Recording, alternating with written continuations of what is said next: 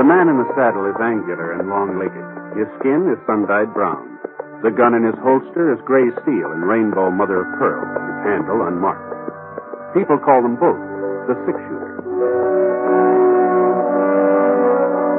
Coleman, America's leader in modern automatic home heating equipment, and the National Broadcasting Company present James Stewart as the six-shooter, a transcribed series of dramas based on the life of Britt Ponset, the Texas plainsman who wandered through the Western Territories, leaving behind a trail of still-remembered legends.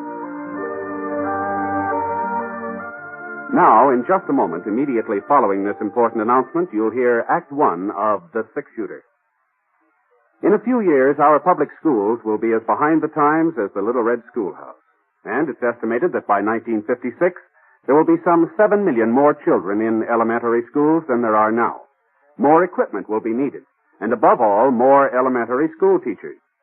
To help assure your child a proper education, join and work with local groups and school boards. And for free information about how people in other communities are improving their schools, write to this address. National Citizens Commission for the Public Schools, 2 West 45th Street, New York 19, New York. Now, Act One of The Six-Shooter, starring James Stewart.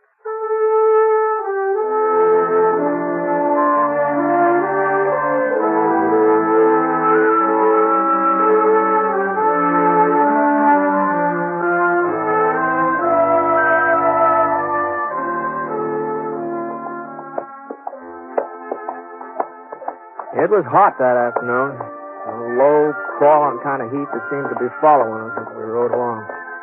The sun hadn't come out in the morning, but about noon it pushed through the clouds. Boy, it was hot. By 4 o'clock, when it should have been cooling off, it just seemed hotter than ever. We still had about 15 miles to go before we'd hit Lead Creek. That was where I figured on getting a job helping lay track on that new spur line to Salt Lake City. I nudged Scar on the flank, and we headed down a little gully. His ears pricked up, and he jerked his head. I wasn't sure whether he'd heard something or just sensed it. You know, with a horse, it's pretty hard to tell where hearing leads off and sensing begins. What's the matter, boy? Hey. And then I heard it, too. I wheeled Scar off the trail. I went about 20 yards before I saw him. He was lying in the shade of a yellow boulder in a clump of mesquite. A young fella, just lying there. He looked comfortable and relaxed like he was taking a siesta. But he couldn't have been enjoying himself too much, not with a big red stain like that across the front of his shirt.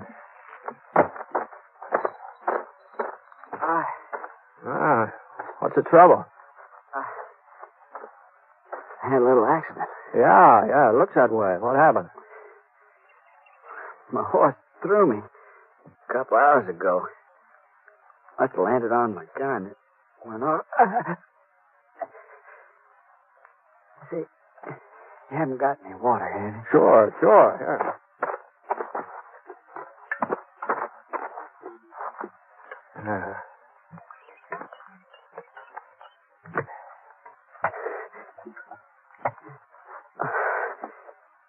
Thanks. Lucky you came by, mister. You're a stranger, ain't you? I'm just passing through. Yeah, I'm not much of a doc. Maybe I can fix a bandage for you for the time being. I already fixed one. Just my shirt tail. Don't seem to be doing much good. Oh, yeah, let me see if I can tighten it. Hold on now. You think you can ride? I don't know. You ain't seen my pony yet. With a half moon on his flank? No, I can't say I have. I'll have to run off. Oh, now, just don't worry about him. My horse will get us into Lead Creek. Lead Creek? Yeah, it's close to town, isn't it? Yeah, I guess it is. Yeah, all right, now, let me give you a hand here. It ain't no use, mister. No, you gotta try. Now, just lean your weight on me. I'll never make it. Okay. That's it. There's a cabin a past a mile or so west. I might be able to ride that far. Oh, that'd be better than staying here.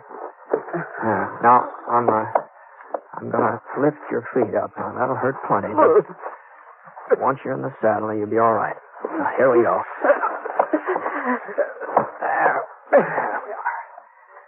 I'll take it real slow. I'll walk alongside. There you are. Was it west, you said, huh? Yeah. I sure do appreciate this, mister. I sure... He keeled over in the saddle. I managed to keep from sliding out, and we started off. About 15 minutes later, I saw the cabin he'd been talking about, and it wasn't much more than a shack, only 2-3 rooms, and a couple of acres of fenced-in pasture and a barn. I led Scar up to the front stoop and lifted the young fellow off. He was still unconscious, which was all of it good, of course. I carried him up to the front door and gave it a couple of kicks. Kicked again, and he sprung open. Anybody home? Hello?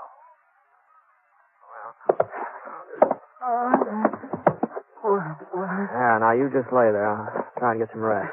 I'll look around. Where?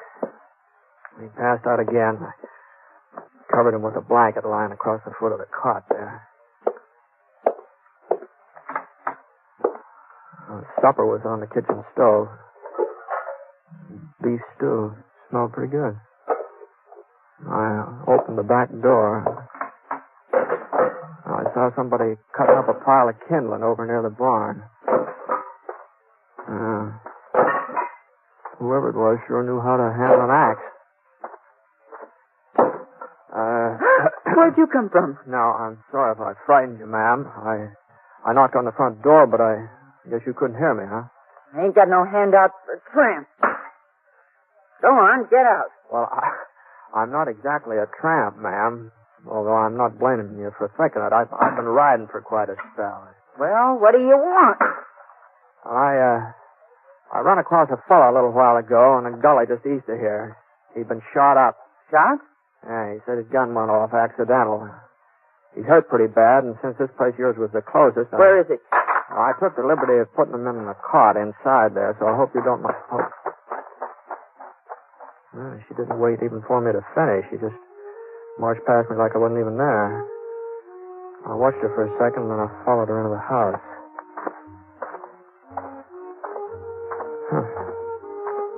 I'd never run into a woman exactly like her before. At first, I thought she was a man. You know, the pants, the checkered shirt she was wearing, and the way she chopped up kindling, they fooled me. She walked like a man, too. Stiff, square-shouldered. But her eyes, they were a woman's eyes, all right. Kind of soft and young and frightened. Yeah. The rest of her had been pretty as her eyes. She'd been a real fine-looking girl.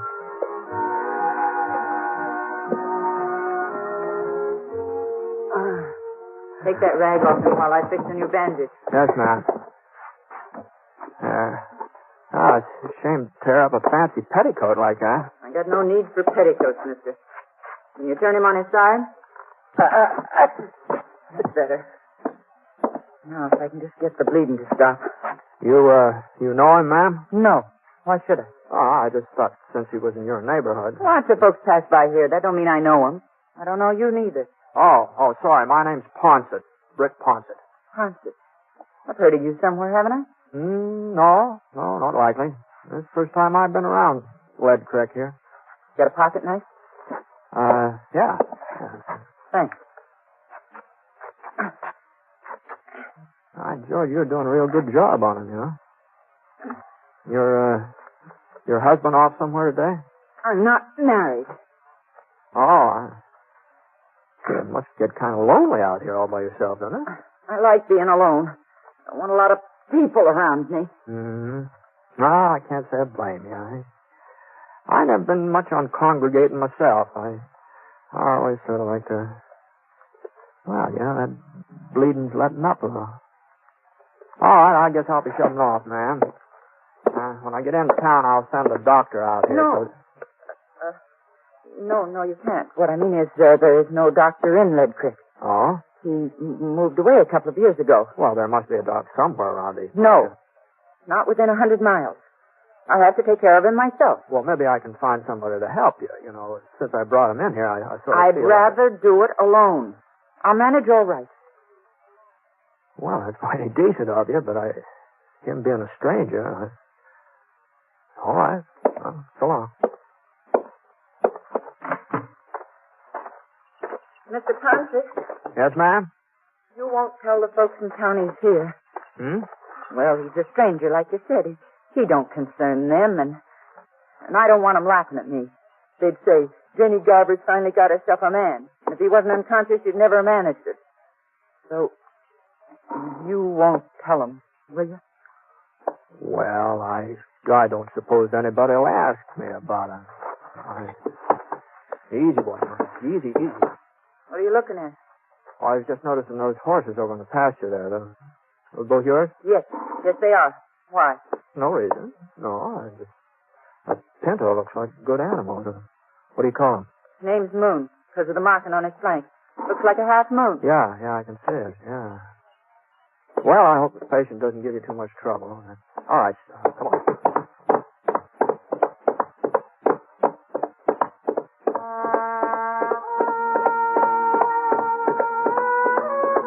The sun went down, but it didn't cool off much. Maybe when the moon came out, there'd be a little breeze. I've been riding for a couple hours since I left the cabin. Still had 5 or 6 miles to go before I hit Lead Creek. We were coming through a narrow canyon when I heard a little rustling sound. First I thought maybe it was that breeze I'd been waiting for. The next thing I knew, I was behind a rock. I wasn't quite sure how I got there. I guess my legs sort of took over without me having to tell them what to do. You ain't got a chance, Ned. We're all around you. Come out from behind those rocks and keep your hands up. Well, I'd be glad to oblige, but I ain't Ned. Whoever he is. Hold it a minute, Sheriff. Oh. Well, looks like they made a little mistake, boys. You all right, mister? No serious damage, I guess. Well, sorry to bother you, but what are you doing out here anyway? I was heading for town. I heard there might be some work on the new railroad, thought I might sign up for a spell. Well, I guess they can always use another man. My name's York. Sheriff Jim York. I'm pleased to meet you, Sheriff. I'm Britt Ponset. Ponset? The fellow they call six-shooter? I didn't know you were in these parts. Boys, meet Britt Ponset. Britt, this is Sam Norval, Howdy. Tom Jackson, Harry Potter. Howdy. Britt's the man who brought in the Phoenix Kid. Kid had the drop on him, too, but he never got a chance to pull a trigger. At least, that's the way folks tell it. Yeah, well, between the doing and the telling, you know, there's apt to be some exaggeration. Well, anyway, I'm sure glad we run into you tonight. That 6-gun of yours may come in handy. Oh? Yeah, we're looking for Ned Landy. That's who we thought you was at first. I figured something like that. Now, what's this Landy been up to? Trouble for the last 3 months. Hold up, couple of shooting sprees. Broke into Harry's bank last night and killed Harry's brother. I see. I've taken a posse after him before, but we always seem to lose him in these hills. We'll get him tonight, though. Picked up his trail this morning. Even spotted him for a minute or two on the far side of Devil's Canyon over in the trees. I got off a shot. Thought I'd hit him for sure. But I guess my aim was off. Anyway, he gave us a slip again. Well, what's he look like? Oh, he's young, about 23, I'd say. Short, wiry, black hair, rides a pinto. Pinto, huh? Mm-hmm. You ain't seen him. Yeah, I guess I have. Yeah? Well, where was he? I left him at a cabin about 9 miles back. And, your aim was all right this morning, Sheriff. He's carrying a bullet in his stomach. Of course, he said he'd shot himself by accident. The only cabin out this way is Jenny Garber's. That's the woman. That's the woman who lived there. You know? Well, come on, boys. Let's go. Ain't you coming too, Britt? Oh, no, you won't need any help, Sheriff.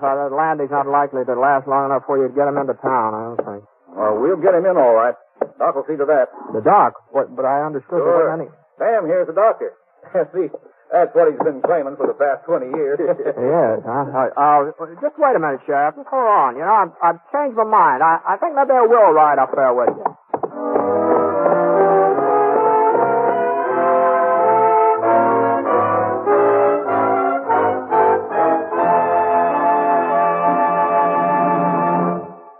We'll return to James Stewart as the six-shooter in a moment. First, a word from Coleman, America's leader in modern automatic home heating equipment. You'll be glad this winter you bought a Coleman heater this fall.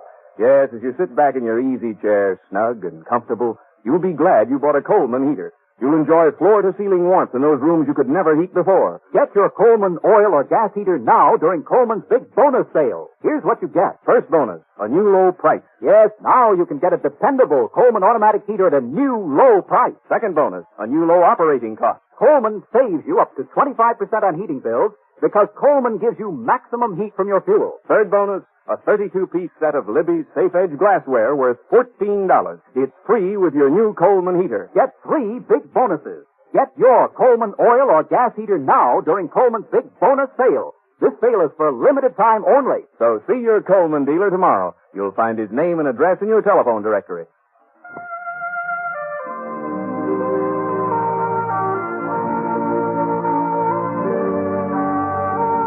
Now, Act Two of The Six-Shooter, starring James Stewart.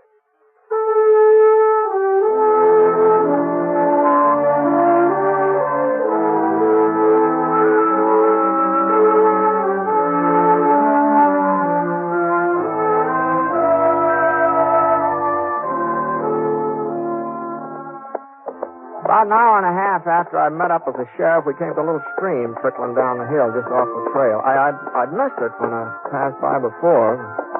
I hadn't known there was any water around, and Scar hadn't smelled it either. The air being so quiet and everything. Well, we pulled up and gave the horses a chance to get a drink. Well, I guess there ain't no rush. And that's as bad off as you say. Yeah. Yeah. Was something funny, Sheriff? Well, I was just thinking about Jenny Garber. Oh? Yep, she's finally got herself a man. He's going to be real temporary, though. I can tell you that. Yeah, and if he didn't have a bullet in him, I'll bet he'd take off the first time he got a look at her. Well, it'd take more than a bullet to keep me there. Me too, Sheriff. What is there something wrong with Jenny?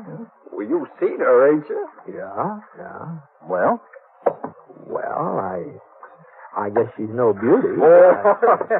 Now, that's giving her the benefit of the doubt, Ponset. Now, if you ask me, my horse is better looking. No, you know, Sheriff, now a lot of plain women seem to get along all right. Better than some of the pretty ones, you know. Well, it ain't just that Jenny's ugly, but she's so darn awkward and big. Yes. Why, even when she was a little girl living in town, she was always a head taller than any boy her age. And stronger, too. Well, I guess they've had enough to drink. Yeah, the thing was, her folks were peculiar about Jenny. Wouldn't admit she was any different from the other girls. Hey, you remember how they used to dress her? All those fancy clothes with frills and ribbons. What made her look twice as foolish as she would have otherwise. No? Her father used to take her to parties, too, in the square dances, but he was the only one who ever danced with her. No, sir, I don't think a single boy in town courted her. Not one. You're forgetting Willie Franklin. Oh, sure, sure. Who is Will Franklin? Yeah. He's quite a cut-up. Made a bet one night with some of the fellas. He said he'd get Jenny to agree to marry him. He took her out in his wagon and proposed. Of course, she said yes. But he didn't know that Willie's friends was all hidden in the back of the wagon. Leastwise, he didn't know it until they all busted out laughing. It was right after that her folks died, wasn't it, Sheriff? Yeah. That's when she bought this cabin. About 5 years ago, come to think of it. Well, Jenny can't be more than 25 or 6. Looks a whole lot older, though. Wouldn't you say so, Britt? Oh, I don't know. I'm not much good at judging ages, especially a woman. There's her place, up ahead. Lamp's still on. She must be up. Sure, she's up all right. First time she ever had a man within touching distance, ain't it? Ooh. What's the matter? Yeah, we better leave the horses here and go the rest of the way on foot. Oh, no. Landy's not apt to give you any trouble. Oh, you never can tell. You may be feeling better by now. Yeah, but not that much. Hey, he's seen us. Didn't waste no time about it, neither. Guess he wasn't as sick as you thought, Britt. Or else he made a mighty fast recovery. We'll never hit him from down here. What do you suppose happened to Jenny? I don't know. I've forgotten about her. He's probably got her half scared to death. Well, we'll have to rush him. It ain't going to be easy, Sheriff. With this moon, he's sure to spot us. Well, that's all we can do. Sam, you and Harry see if you can make it up to the fence over there. Right. You okay? Okay. Now, I'll fire twice. That'll be the signal to close in. Now, hold on a minute, Sheriff. Just hold up here a minute. Now, if we go plowing up in front of that cabin, somebody's going to get hurt. Well, what's the matter, Ponset? You've been shot at before. Well, that doesn't mean exactly I like the idea. And besides, there's another way of getting in that door around back. And there are a couple of trees back there, too. Oh, no, he'll be watching the back door. That's no fool. I know, but it's worth a try, eh? All right, I'll go with you. Now, wait a minute. Now, you just let me go alone. One man ain't as apt to be seen. Now, you just keep firing. And if I ain't back in 5 minutes, well, we'll take him your way, huh? 5 minutes. We won't wait no longer.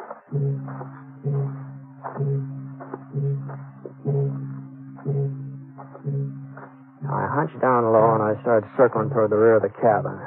And there wasn't much cover, just rocks, a couple of scrub pines. Anyway, nobody was shooting at me yet. So far, nobody'd seen me. I come up along the side of the barn, and the back door was just ahead now. I still had about 20 yards to go. I ran forward, and my foot caught.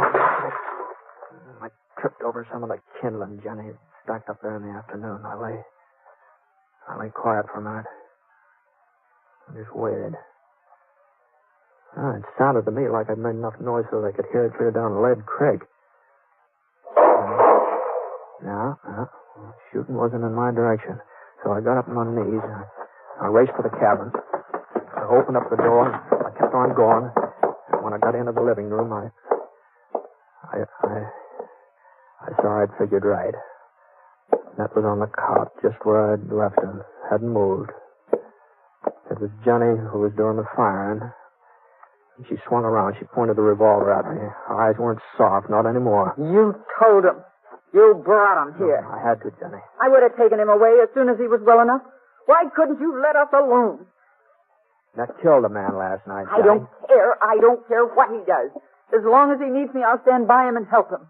He needed a hideout, didn't he? He must have been staying here for some time, or his pony wouldn't have had enough sense to come back here with his own accord. They're going to start closing in, Jenny. You're not going to take him away from me. I won't let you. Ned likes me. He told me he likes me. And he's the first person who ever did. Give me your gun, Jenny. Even if it isn't true. Even if he didn't really mean it. He doesn't laugh at me like the others. He doesn't mind my looks. Everybody said I'd be an old maid. Even my mother said it. But I won't. Not now. Ned'll take me with it. He'll marry me. I know he will. Jenny, listen to me. Don't you understand? I can't let you take him away. No matter what. Not even if I have to. Killing me won't help in that. It's the only way I can keep him. I've got to stop you somehow. You and the others out there. Oh, there's no way you can keep him, Jenny. He's dead. What? Now turn around. Turn around, look. I'm not trying to catch you off guard. Just turn around. He hasn't been breathing, not since I came in. Oh, he loves me. Ned loves me. All right, boys, come on in. You all right? You got him, huh, Britt? Oh, there he is. I might have known you'd take care of him. No, it wasn't me, Sheriff. It was you. Huh? Your bullet from this afternoon. Well, I'll be darned. I told you I was sure I'd hit him. Remember, Tom, I told you. Now, then how come he was able to hold us off just now? Well, he was a tough one to kill. He wouldn't give up.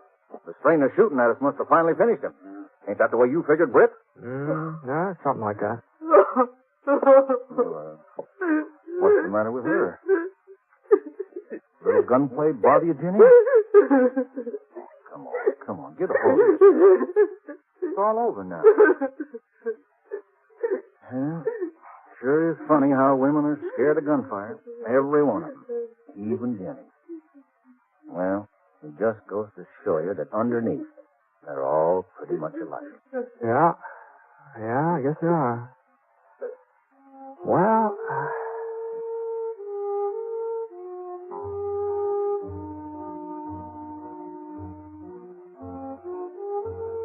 Ned was buried the next day, and there was one bunch of flowers at the funeral, wild daisies.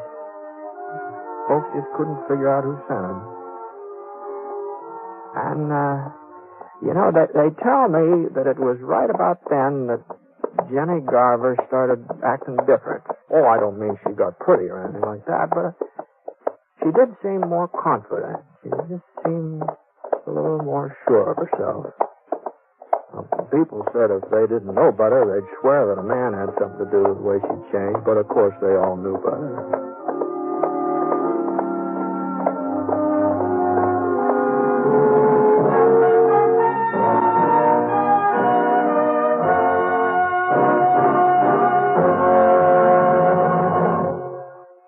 I'd like to take a minute here to remind you about some of the great entertainment in store for you later in the week on NBC Radio.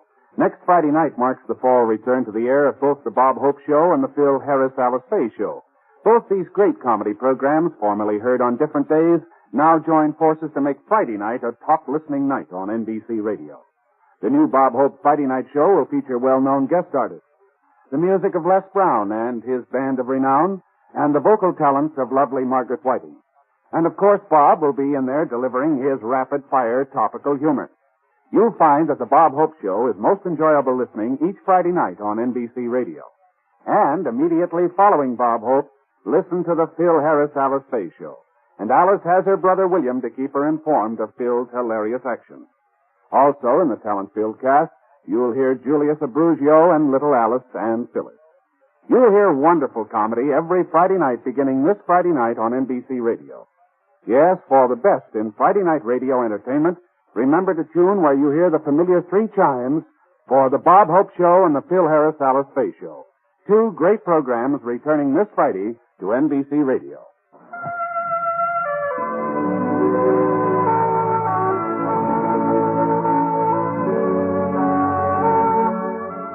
Coleman, America's leader in modern automatic home heating equipment, and the National Broadcasting Company have presented James Stewart as the six-shooter. Mr. Stewart may currently be seen in the Universal International picture Thunder Bay. The Six-Shooter is an NBC Radio Network production in association with Review Productions. It is based on a character created by Frank Burt, and today's transcribed story was written by him. Special music was by Basil Adlam, and heard in the cast were D.J. Thompson, Jeff Kirkpatrick, George Neese, and Harry Bartell. The entire production is under the direction of Jack Johnstone. All characters and incidents were fictitious, and any resemblance to actual characters or incidents is purely coincidental. Hal Gibney speaking. James Stewart as the six-shooter.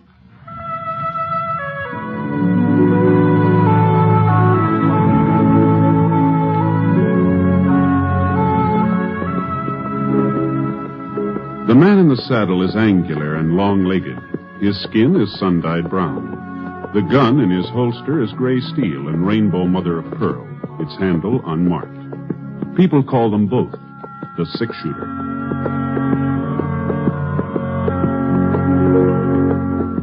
Coleman, America's leader in modern automatic home heating equipment, and the National Broadcasting Company present James Stewart as the six-shooter, a transcribed series of dramas based on the life of Britt Ponset, the Texas plainsman who wandered through the Western Territories, leaving behind a trail of still-remembered legends.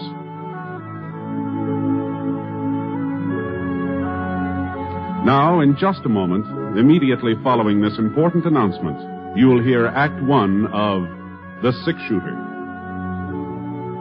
Last year, thousands of Americans who tried to get away with carelessness on the highways were killed or permanently injured in traffic accidents. And remember, accidents don't always happen to the other fellow. Unless you are meticulous in your observance of the rules of highway safety, you and your loved ones are vulnerable to the menace of traffic accidents. Every motorist should take an active role in supporting the safety movement in his or her community. Encourage driver training in your high schools. Teach your children the rules of safety on the highway. Remember, the life you save may be your own. Now, Act One of The Six-Shooter, starring James Stewart.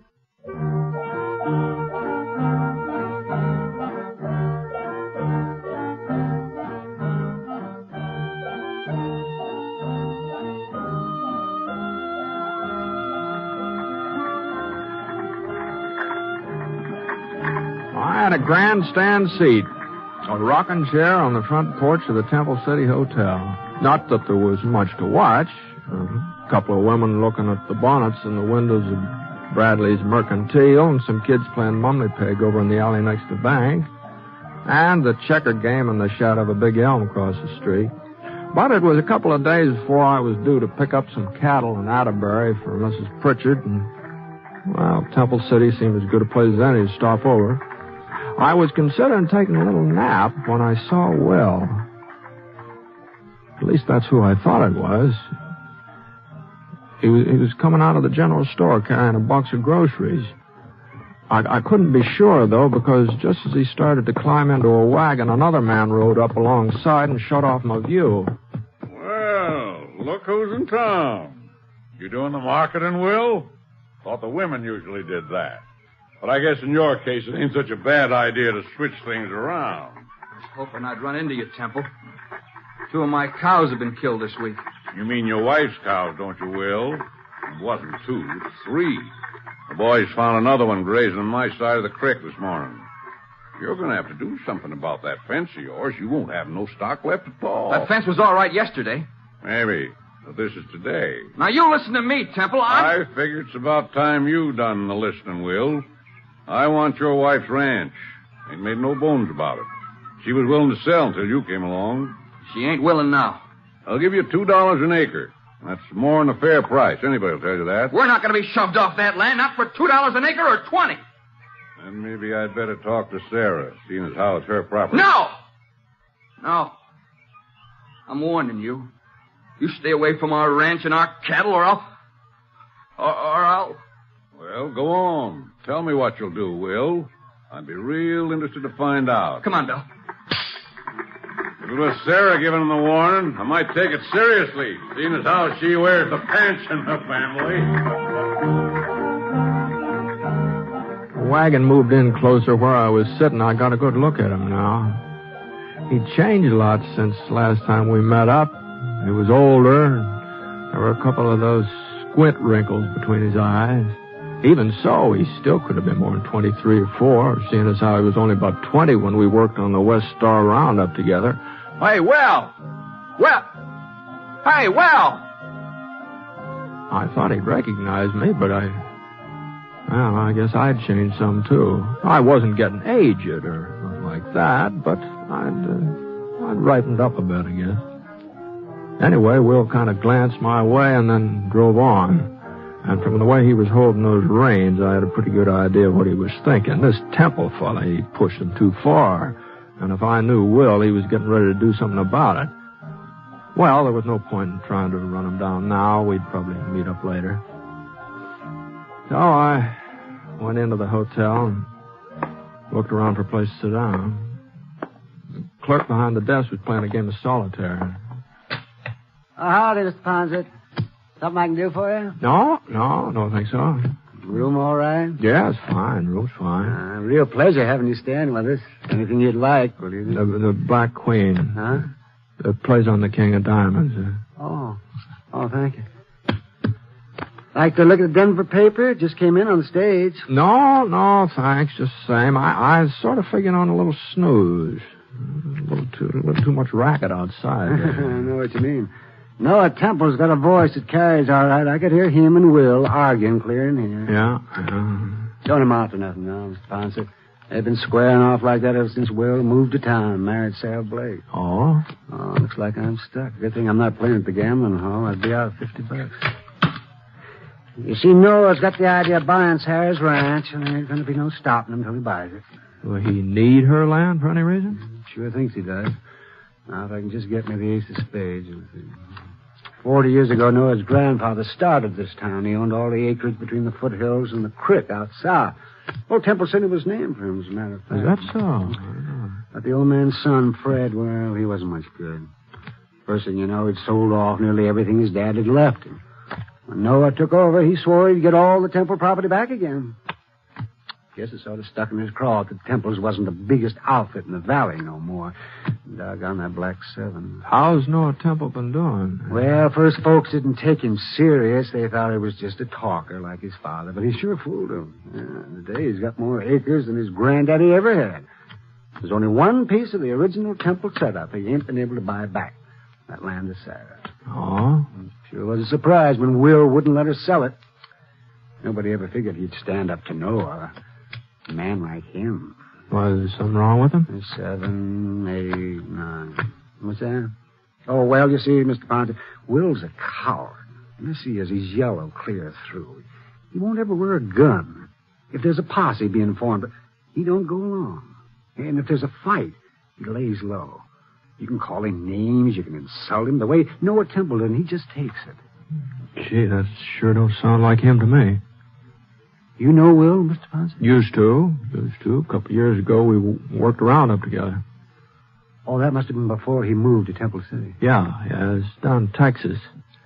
Back there, Willie Techman wasn't afraid of nobody or nothing. And for a youngster, he's mighty fancy with a gun. Techman? That's right, yeah. Oh, but that ain't his name, Mr. Ponset. Will's name is Fetter. Oh? Yeah, Will Fetter. Oh, no wonder you were surprised about him being yellow. You got the wrong man. Uh-huh. Well, they must look alike. This friend of yours and Will Fetter. Yeah. Yeah, I guess I do, yeah.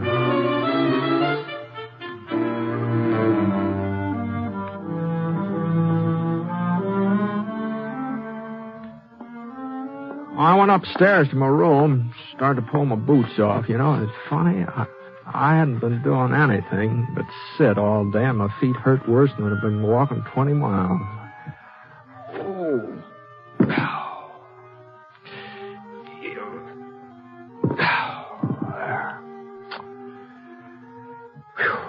I looked out the window. The sun was just about even with the church steeple. It ought to be around 3 o'clock.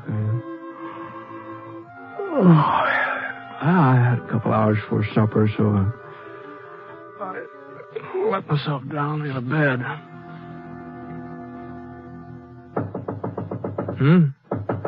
Yeah?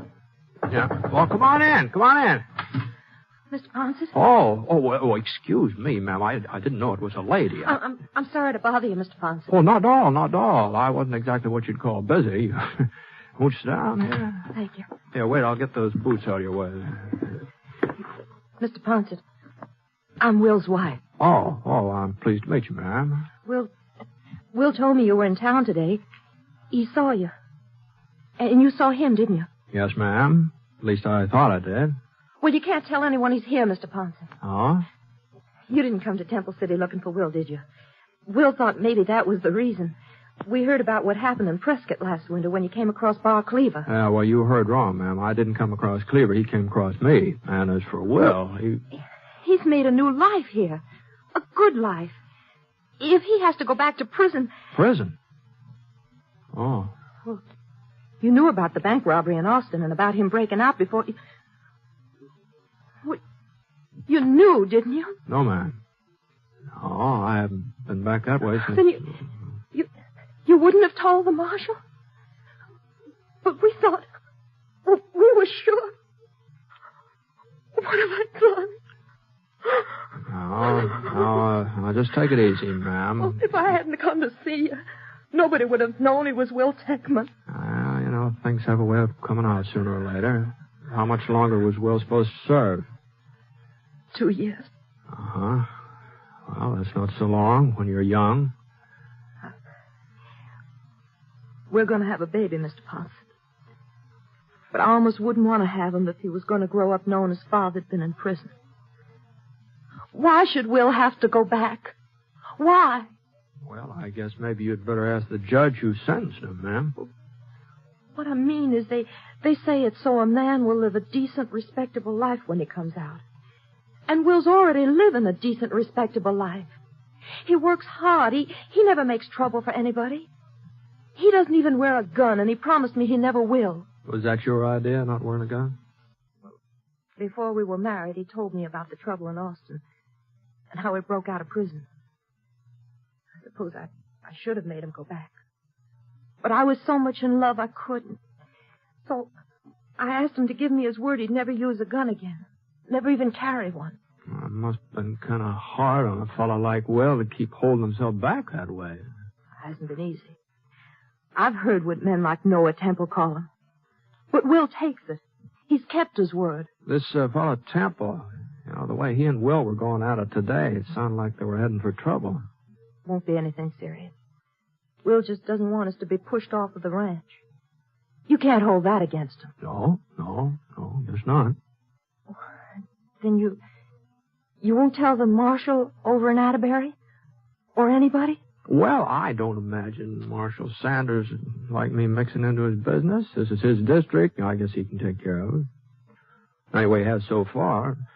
But now, look here, Thank you, Mr. Ponset. Well, Thank you. No, And thanks for Will, too. Wait, wait. Well,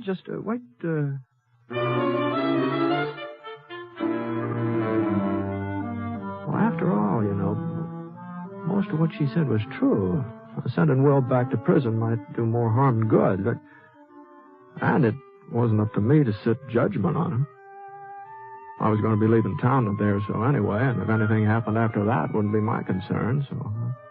Of course, a man does have certain duties even if he's not wearing a badge. A man who spots a wanted criminal, he's supposed to report it. And I always had before.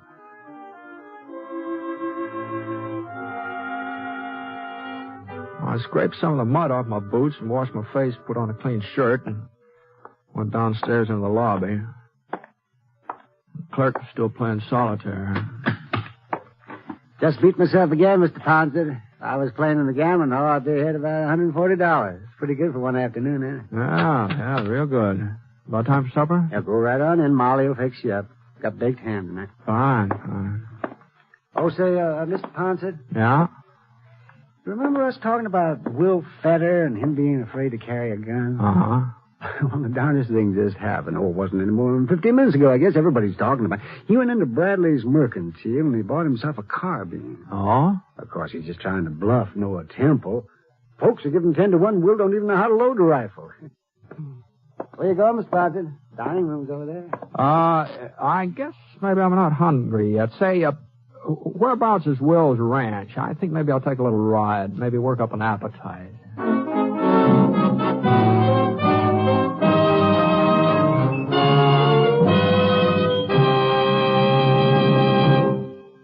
We'll return to James Stewart as the six-shooter in a moment.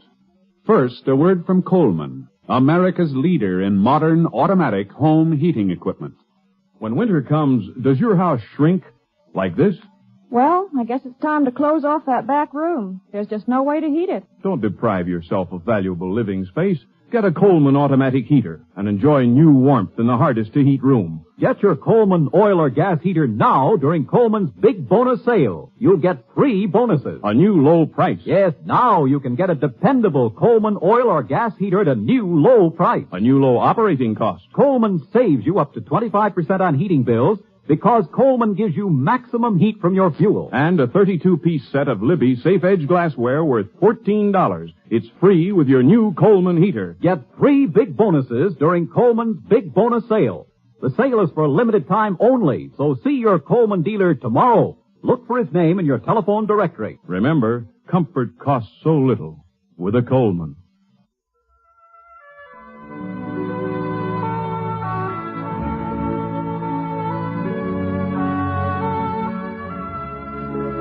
Now, Act 2 of The Six-Shooter, starring James Stewart as Britt Ponset.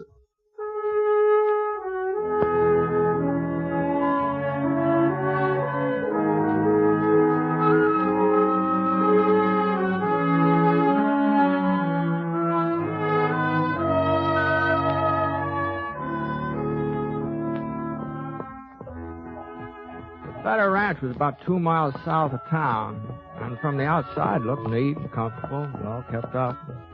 The ground stretching out behind it was good grazing land, though it was worth at least $5 an acre, maybe more. I tied Scar to a cottonwood in the yard and walked up to the door.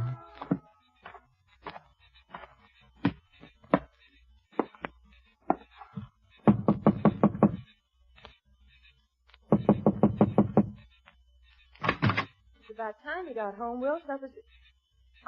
Mr. Ponset. Evening, ma'am. Come on in. Will's not here? No, he was gone when I came back. He must be out tending the stock. Uh-huh. What's wrong, Mr. Ponset? You haven't changed your mind, have you? Where's the Temple Ranch lie from here?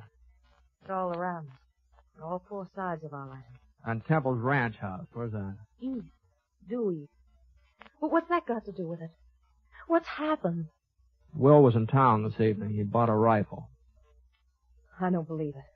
He promised me.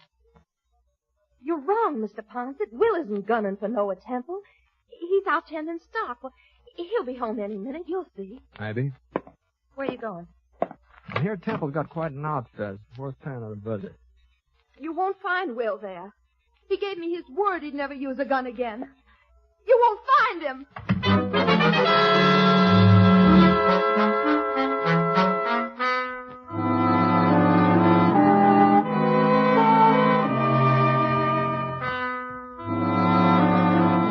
I headed due east for about a quarter of a mile, and when I came to the edge of Will's property, I saw a sorrel tethered to a fence post.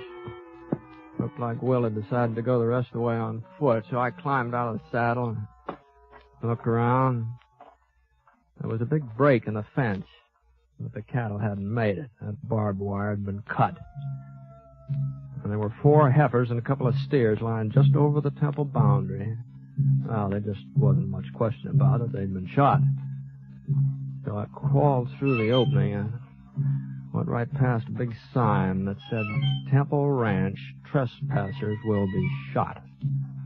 I found some footprints. I figured they were Will's.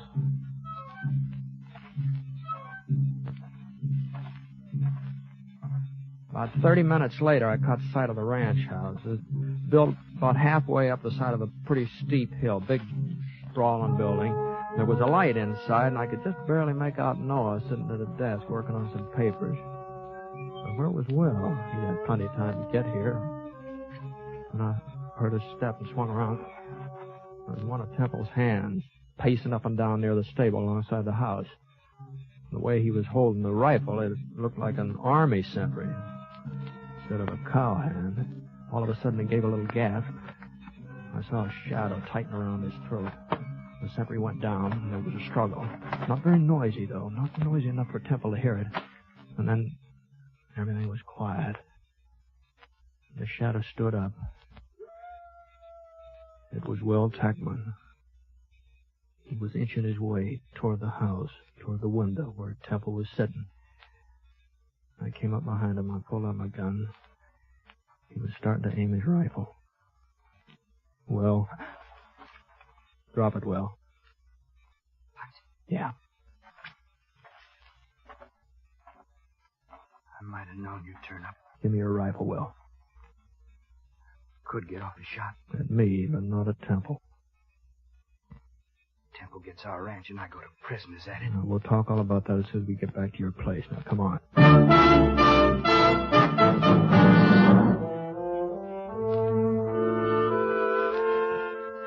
I carried Will's rifle and led the way. About 20 minutes later, we passed another one of Temple's guards. He was dozing, didn't notice it. Still had a couple of miles to go before we'd reach the fence where we'd left the horses. Will was sort of panting for breath. All right, let's rest a minute. Okay. I thought you promised your wife you'd never take up a gun again, Will. Mr. Ponset, You see them dead heifers over by the fence? Yeah? Had a bout wipes I heard of. When I found them, I had to do something. As long as you knew who I was anyway, as long as I was going back to prison, I had to fix it so Sarah wouldn't have the ranch taken away from her. You wouldn't think a piece of land would be worth everybody getting so excited about. I've been shoved around, Britt. Ever since I was a kid, I've been shoved around. Even when I held up the Austin Bank, I wasn't the one who... The one who what? Nothing. Since I married Sarah, well, I've had to take a lot that other men wouldn't put up with because of her and because of her knowing what I was. This thing with Temple got under my skin. I made up my mind to stand up to him. A man's got to take a stand sometime, somewhere. Oh, I'm sorry, Will, but... Hey, what's that? Get down, Will. Yep. We've got you dead to rights, brother. Trespassing. I ain't alone, Temple. Britt Ponset's with me. Ponset? That's right, Temple. I might have known Fenner wouldn't come alone. Well, I guess 4 of us can take care of 2 of you. He won't be much use to you, Ponset. Not enough fight. Okay, boys, move in. I could see one of his boys firing from behind a tree behind him. So I aimed at his arm. And the bullet hit him on the shoulder and he lurched forward. That meant only 3 of them now, but they were closer. Will still didn't say anything. He was waiting for me to make the next move.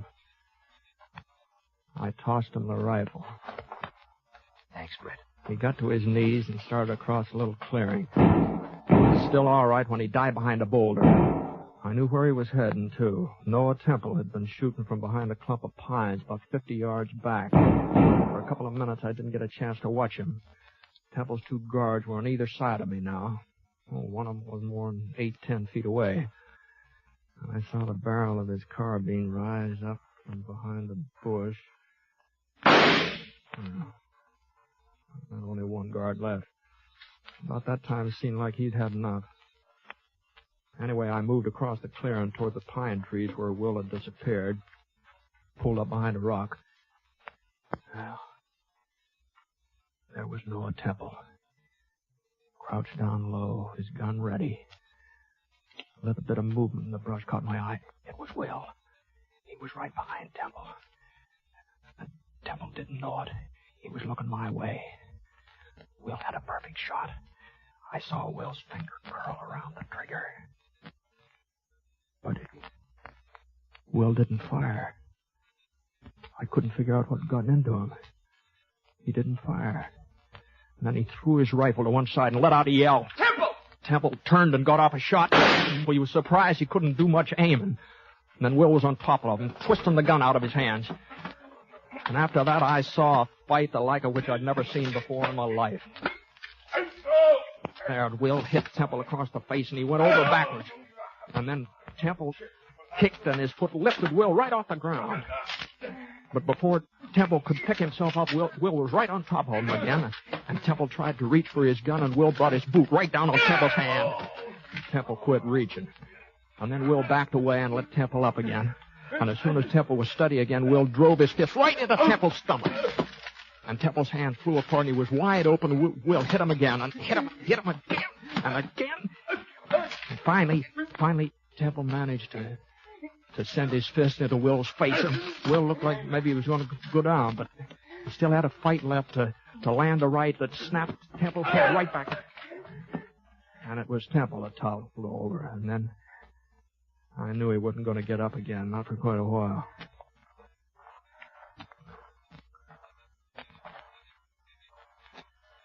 Feel better, Will? Yeah. Yeah, lots better. You had your chance to kill him. You had a perfect shot. You didn't have to fight him this way. It's the only way I could fight him, Britt. Huh? I had him in my sights. Something kept me from pulling the trigger.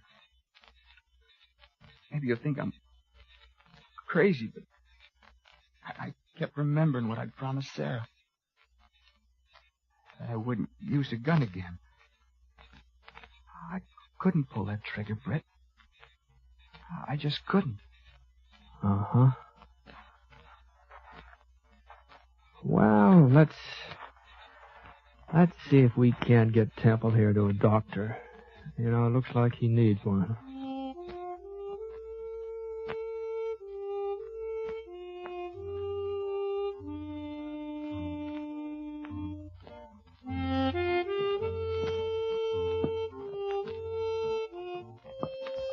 We left Noah with the doc in Temple City, and I started off for Atterbury. I've made up my mind to tell the marshal about Will, all about him. Sarah and Will, they agreed. They think I should, too. But then again, the way I see it right now, the state of Texas is looking for a gun-toting bank robber named Will Techman, and I just don't think Marshal Sanders would be very much interested in a law-abiding rancher who's called Will Fetter.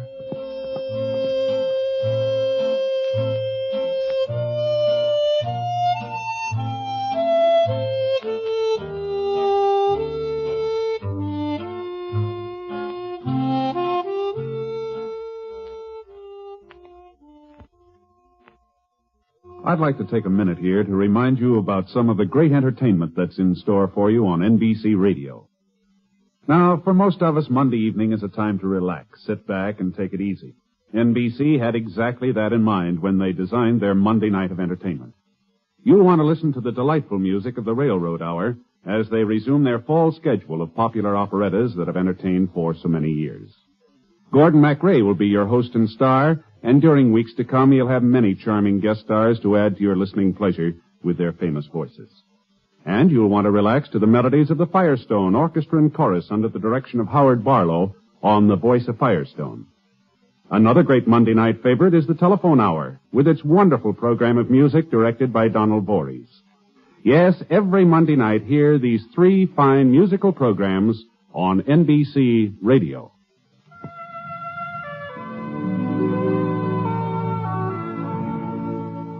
Coleman, America's leader in modern automatic home heating equipment, and the National Broadcasting Company have presented James Stewart as the Six-Shooter. Mr. Stewart may currently be seen in the Universal International picture Thunder Bay. Others in the cast were Michael Ann Barrett, Herb Ellis, Howard McNear, and Will Wright. The Six-Shooter is an NBC Radio Network production in association with Review Productions, and it is based on a character created by Frank Burt. And today's transcribed story was written by him. Special music was by Basil Aslam, and the entire production is under the direction of Jack Johnstone. All characters and incidents were fictitious, and any resemblance to actual characters or incidents is purely coincidental. Hal Gibney speaking.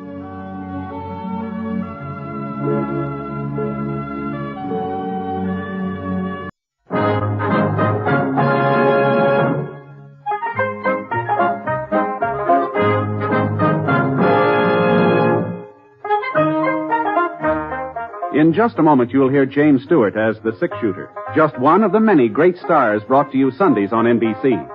Every Sunday, hear Hume Cronin and Jessica Tandy in The Marriage, Sir Laurence Olivier on Theatre Royal, Lawrence Tibbett with the Golden Voices, Helen Hayes, Frederick March, Rex Harrison, and Lily Palmer on the NBC Star Playhouse. All of them heard only on NBC. James Stewart as the Six-Shooter.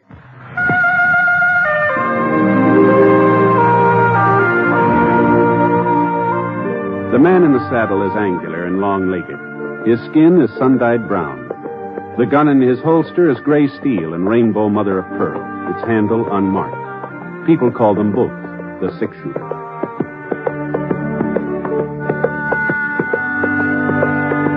Coleman, America's leader in modern automatic home heating equipment, and the National Broadcasting Company present James Stewart as the Six-Shooter. A transcribed series of dramas based on the life of Britt Ponset, the Texas plainsman who wandered through the Western Territories, leaving behind a trail of still-remembered legends.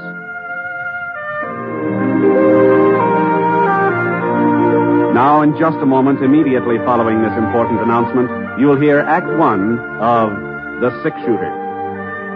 Have you heard about the Joneses? They're going to Europe for 6 weeks. They'll start in England, then visit Holland, Belgium, France, and Italy. It'll be a wonderful trip, a lifelong dream come true. And someday, it can be your turn to do just as they did. Put your money where it will earn $4 for every $3 you invest in United States savings bonds. Start planning today. United States savings bonds can take you to Europe, too. Now, Act One of The Six-Shooter, starring James Stewart.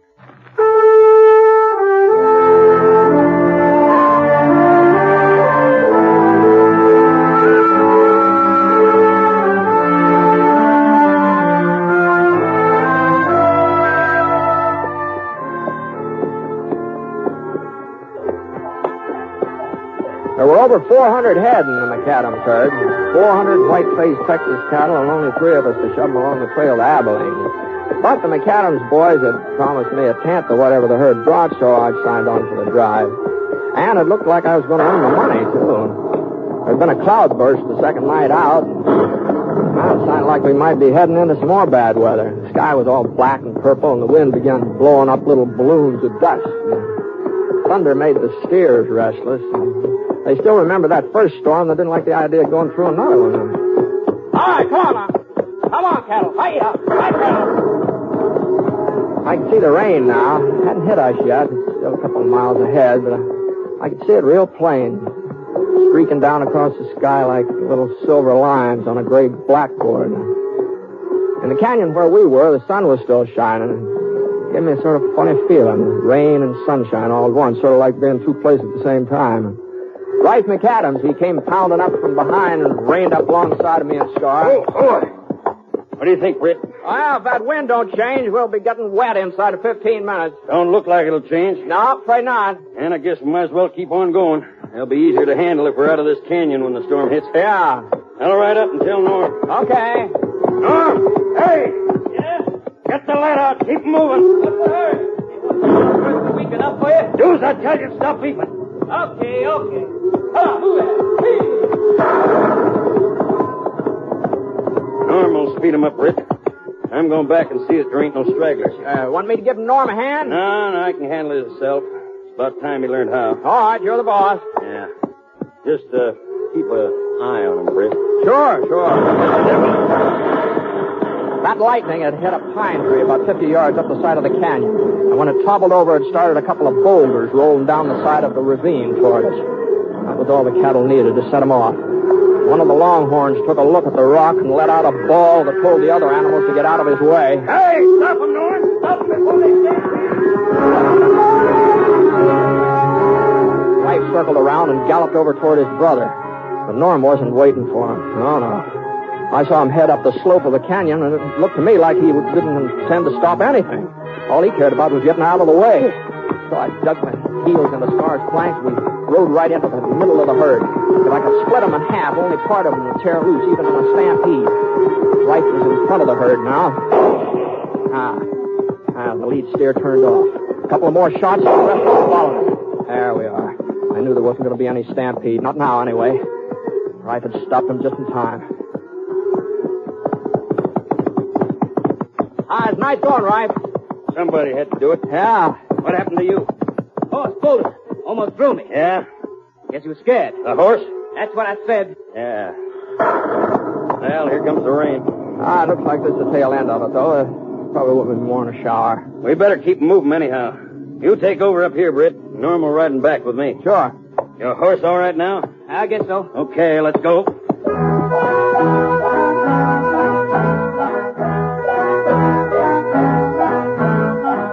About half an hour later, the rain let up. It was nearly sundown, and a green-yellow rainbow arched up over the hills to the east, and Rife decided to make camp for the night.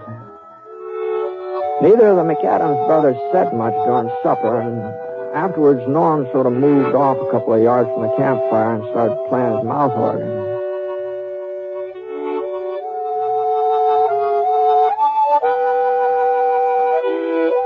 What you staring at, Rife?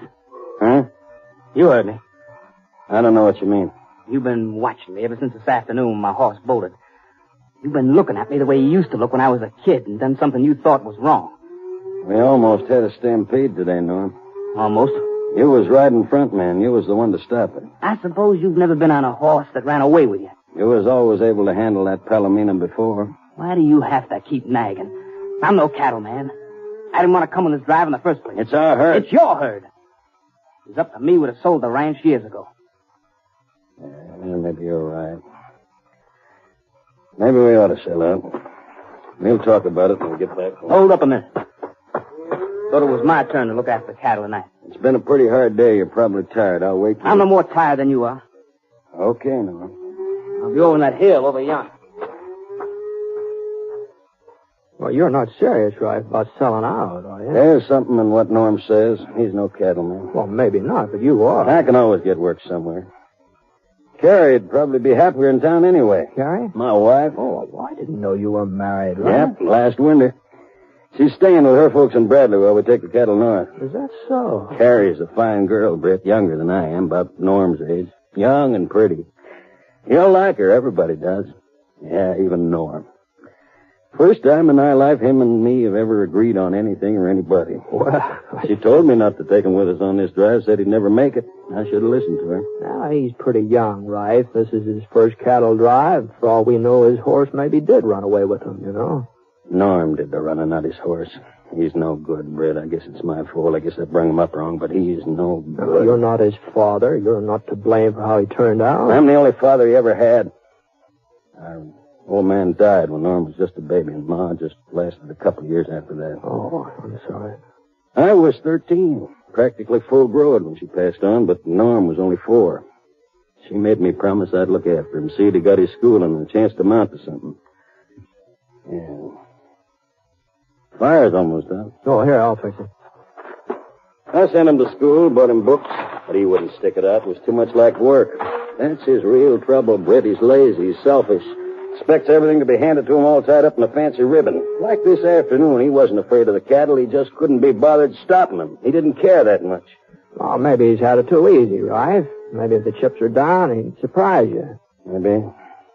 Well, I'm not making the same mistake again. Not with my own kid. With your own? What? Yeah. Carrie's expected. He might be here by now, for all I know. Well, congratulations. Thank you.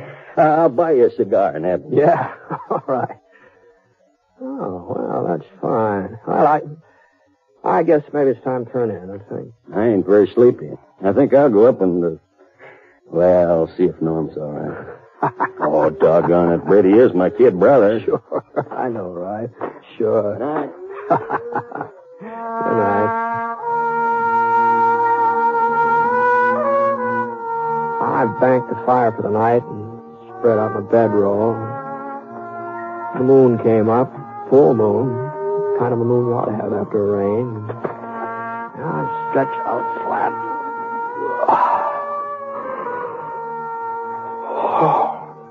Man, except for a couple of rocks right in the small of my back. Well, I felt about as comfortable as a man has a right to feel.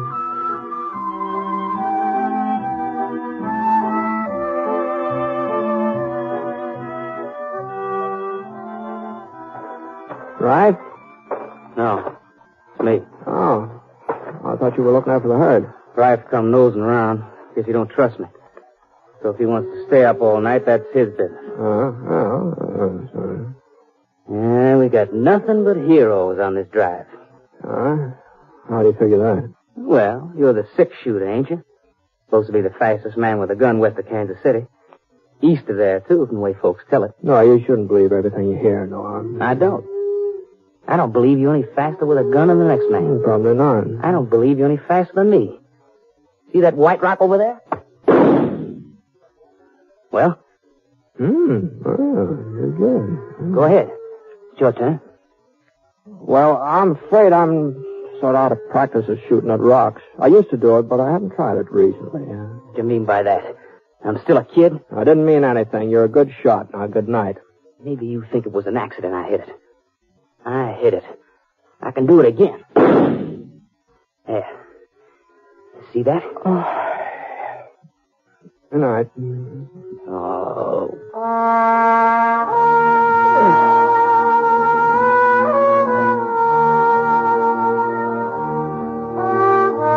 ground was kind of damp and cold all night, but it didn't keep me from sleeping. And when I finally woke up, the sun was just starting to shove the sky away from over my head. A couple of seconds I couldn't quite decide whether to open my eyes or not, but the smell of coffee made me make up my mind. Oh! Morning. Morning. Want some Java? Yeah, thanks. Where's Norm? Taking a bath? Taking a bath? Yeah. Found a water hole the other side of the hill. Oh. He'll be back any minute. Trust Norm to keep himself duded up. Wouldn't surprise me if he showed up wearing a clean shirt. Yeah. Well, you can't blame a fellow for... Yeah, what's this?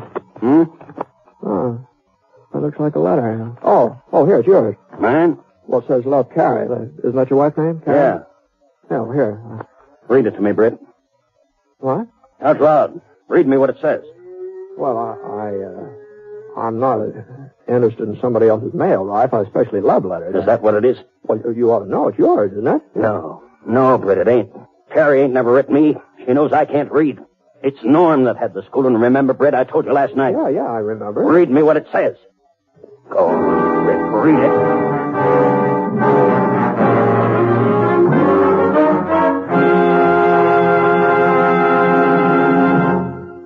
We'll return to James Stewart as the six-shooter in a moment. First, a word from Coleman, America's leader in modern automatic home heating equipment. You'll be glad this winter you bought a Coleman heater this fall. Yes, as you sit back in your easy chair, snug and comfortable, you'll be glad you bought a Coleman heater. You'll enjoy floor-to-ceiling warmth in those rooms you could never heat before. Get your Coleman oil or gas heater now during Coleman's big bonus sale. Here's what you get. First bonus, a new low price. Yes, now you can get a dependable Coleman automatic heater at a new low price. Second bonus, a new low operating cost. Coleman saves you up to 25% on heating bills because Coleman gives you maximum heat from your fuel. Third bonus, a 32-piece set of Libby's Safe Edge glassware worth $14. It's free with your new Coleman heater. Get 3 big bonuses. Get your Coleman oil or gas heater now during Coleman's big bonus sale. This sale is for a limited time only. So see your Coleman dealer tomorrow. You'll find his name and address in your telephone directory.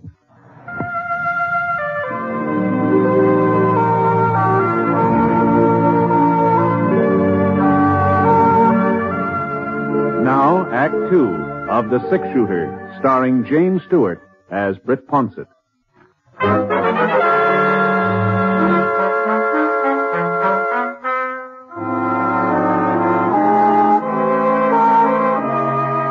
sun was warming the back of my neck as I stood there facing life, holding that piece of lavender paper in my hand. I looked down at the letter and then up at Rife again. He was just standing there, waiting, not moving. Not any part of him moving except the vein in his throat that jumped out a little throbs. I'm waiting, Britt.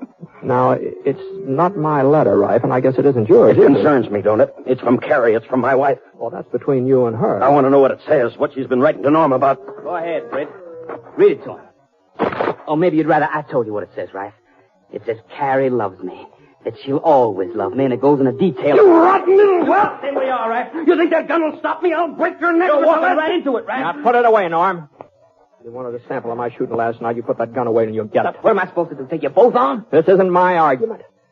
It'll take 3 of us to get that herd to Abilene. I just want to be sure there'll be 3 of us to do it. There ain't going to be 3, Britt. You've taken everything from me.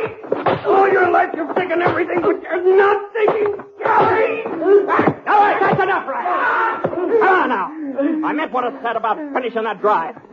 2 men may not make it, and I'm going to be sure I'm not going to lose that money you promised me. Now, come on. Now, straighten up here. What's the matter with you?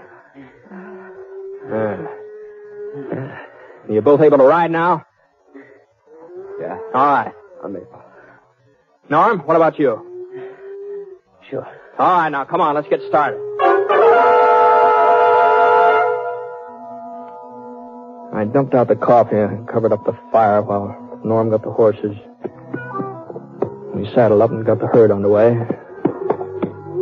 Norm moved out to the front, and I stayed in the middle. Rife brought up the rear. I figured it'd be just as well if I stayed between them. I looked back a couple of times, and whenever I did, I saw Rife staring at Norm, watching every move he made. But he didn't say a word. All day long, he didn't say a word.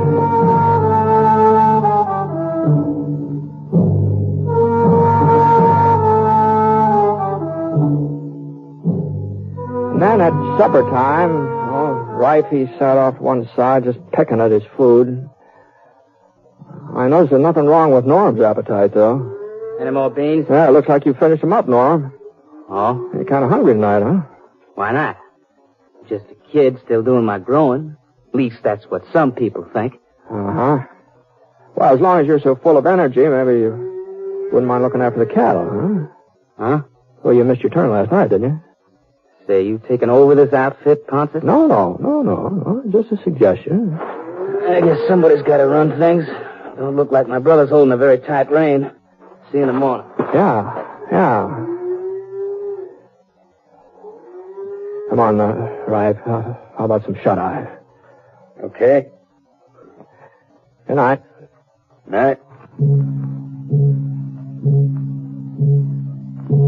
I waited till Rife dropped off, and I closed my eyes.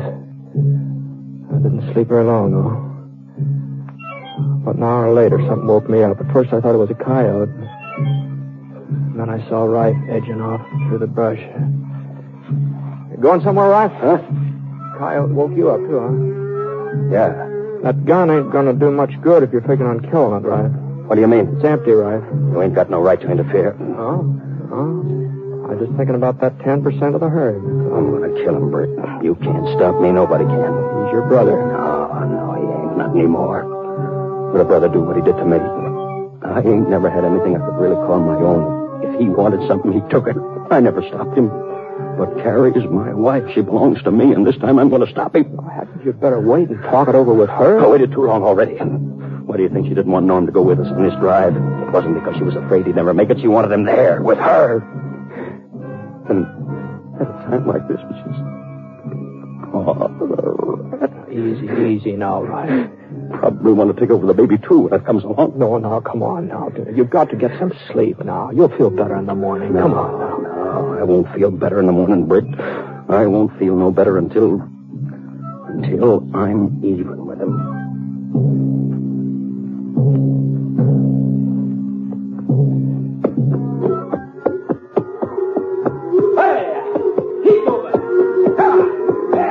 I guess none of the three of us got much sleep that night, and by noontime the next day, that saddle of mine was a little harder than usual.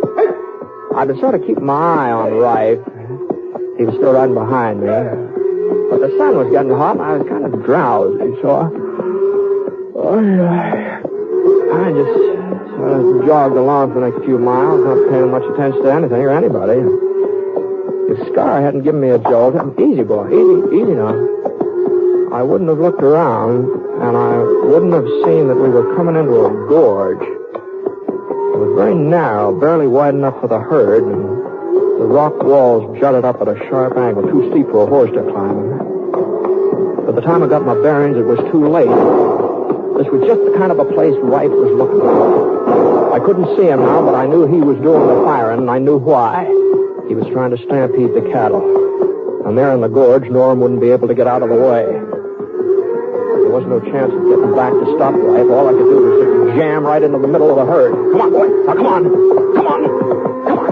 Scar fought his way past a couple of steers. I tried to keep them under control, but the ones from the rear started pressing forward in earnest, and there just wasn't no holding the rest of them. And we was right in it now, a real stampede. This was Rife's way of killing his brother, and I wasn't so sure I was going to fare any better than Norm. A couple of the cows shoved against us, almost toppled us over. Scar was pretty certain to lose his footing before we could get much further, and I jerked out my gun. I cleared us a little path, but the cattle plugged up before we get through. All of my shooting was just making things worse. There was nothing to do now but just give Scar his hit. Let him run with it. I hadn't had time to worry about Norm. I didn't know what had happened to him. I didn't even think about him until it... Hey, that wasn't Rife firing. That wasn't Rife firing. That was from up ahead. Well, the herd was half crazy now. They'd been shot at from all directions. They didn't know where to turn now. I rose up in my stirrups and looked forward. Norm was holding his ground at the mouth of the gorge. He could have gotten away, all right, but he was holding his ground. I hadn't lifted myself up. Maybe I would have been able to hang on when the cattle twisted around and started changing direction. As it was, Scar held his ground, flattened out behind a rock. That was the only thing that saved my neck. I rolled under him. The cattle, as they swung around, started heading back to the water.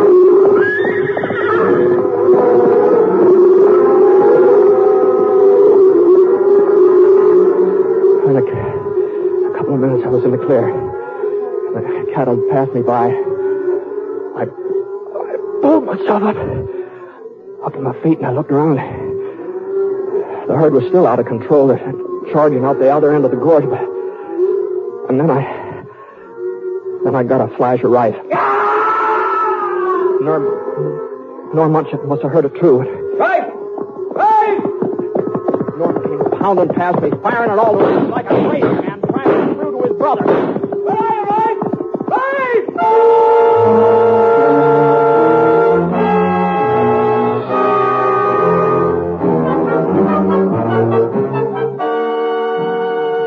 The herd had moved on almost out of sight now before I saw Rife again.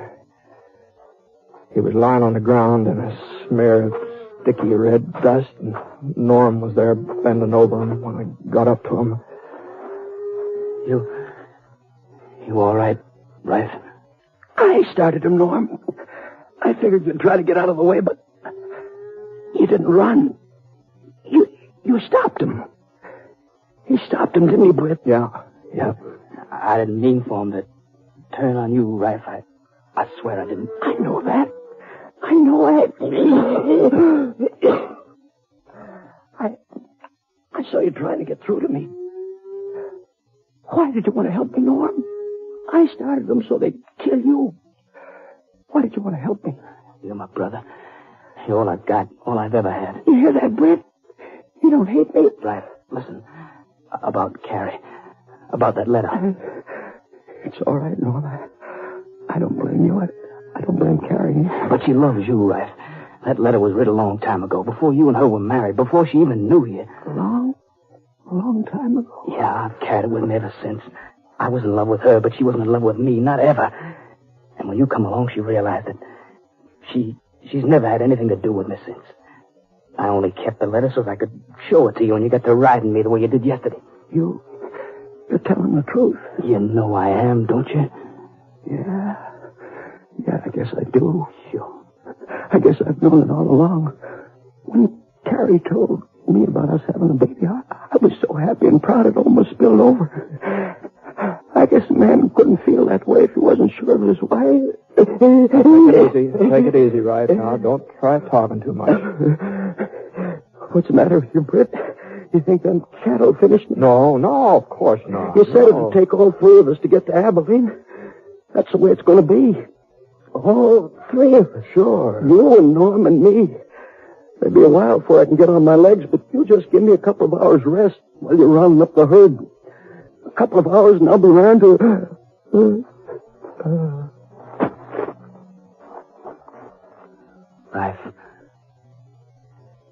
Rife. He's dead, Norm. But he can't be. He was feeling better. You heard him. Well, a man don't always know when he's dying, Norm. Sometimes a man's lucky. Britt,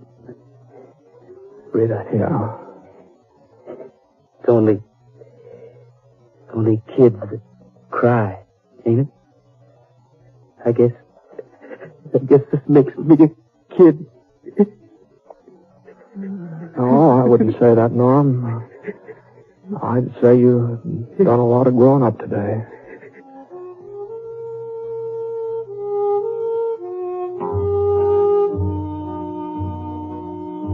We buried Rife there at the mouth of the gorge and went off to round up the cattle again.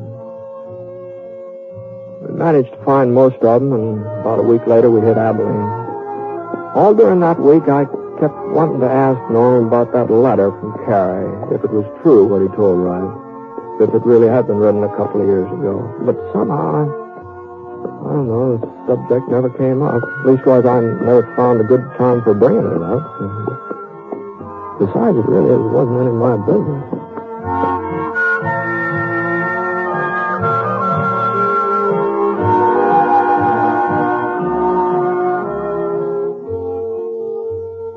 Beginning tomorrow night, Fibber McGee and Molly return to the air in a new series of programs. Yes, beginning tomorrow night, you'll hear those wonderful folks from 79 Wistful Vista, Fibber McGee and Molly, every night, Monday through Friday on NBC.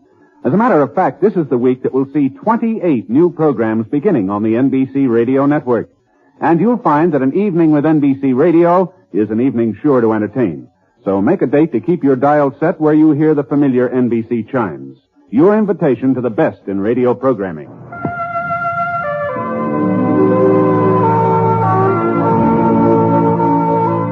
Coleman, America's leader in modern automatic home heating equipment, and the National Broadcasting Company have presented James Stewart as the six-shooter.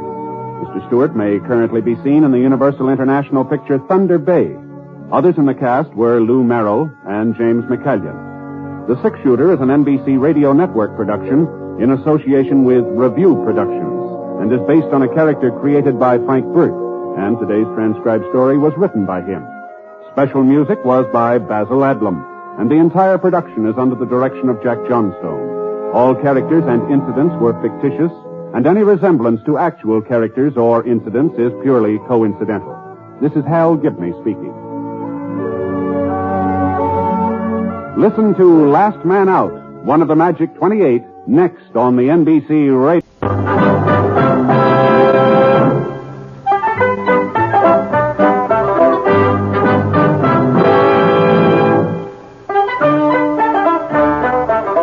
In a moment, you'll hear James Stewart as the six-shooter, just one of the many great stars brought to you on Sundays on NBC. Every Sunday, hear Hume Cronin and Jessica Tandy in The Marriage, Sir Laurence Olivier on Theatre Royal, Lawrence Tibbett with the Golden Voices, Helen Hayes, Frederick March, Rex Harrison, and Lily Palmer on the NBC Star Playhouse. All of them heard only on NBC. James Stewart as the six-shooter.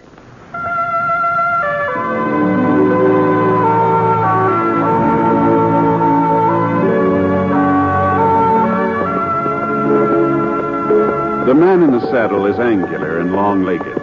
His skin is sun-dyed brown. The gun in his holster is gray steel and rainbow mother of pearl, its handle unmarked. People call them both the six-shooter. Coleman, America's leader in modern automatic home heating equipment, and the National Broadcasting Company present James Stewart as the six-shooter, a transcribed series of dramas based on the life of Britt Ponset, the Texas plainsman who wandered through the Western Territories, leaving behind a trail of still-remembered legends. Now, in just a moment, immediately following this important announcement, you'll hear Act One of The Six-Shooter. The Red Cross trains millions of Americans each year in first aid, water safety, home nursing, and as volunteer nurses' aides. Volunteer nurses' aides assist professional nurses in hospitals and clinics. This help requires skill. It is through the Red Cross that you and your neighbor can get that skill, can get that training.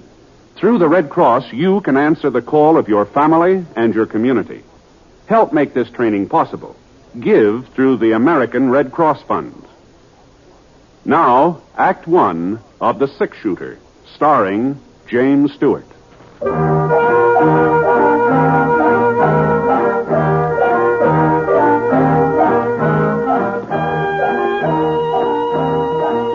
trail to Virtue City was over the crest of Bear Neck Mountain and then down the northern slope.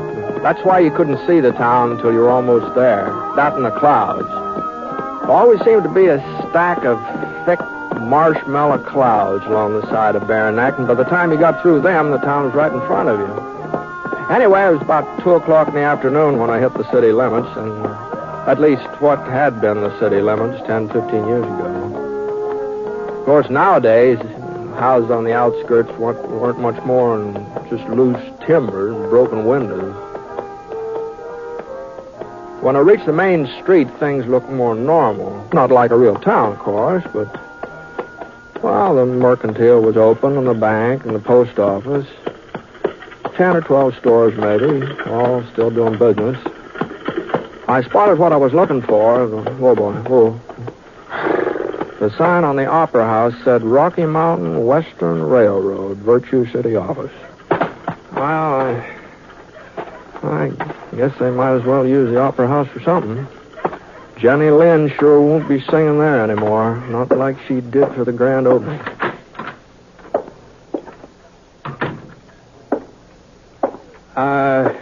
Howdy. Afternoon. Excuse me. Oh, sure. Mind handing me that box? Hmm? That one there on the desk. Oh, this one, yeah. Yeah, I want to put these papers in it. Yeah, thanks. You're cleaning out the office, That's huh? right. I see. Yes. Moving to another place. Yeah. Well, I guess there's plenty of vacancies in Virtue City, isn't there? Yeah, there'll soon be one more. Oh, wait a minute. What? You leaving town? I sure am, mister. In 3 weeks. That's what I wasted here. 3 weeks. Well, I'm not wasting any more time. Tomorrow night, that's the deadline. Then I take the stage. Virtue City doesn't deserve a railroad, and they're not getting one. Well, what's on your mind? Well, under the circumstances, I'm not exactly sure. That's no surprise. Nobody's sure of anything around here. No, what I mean is I was figuring on signing up with the railroad. I've laid track before, and I thought that I heard the new line was going through Virtue City. You heard wrong, mister. Uh-huh. Well, I'm sorry to have troubled you. There's other folks who should be sorry. Gave me their word. Said they'd have the right of way free and clear. Ought to sue them. That's what we ought to do.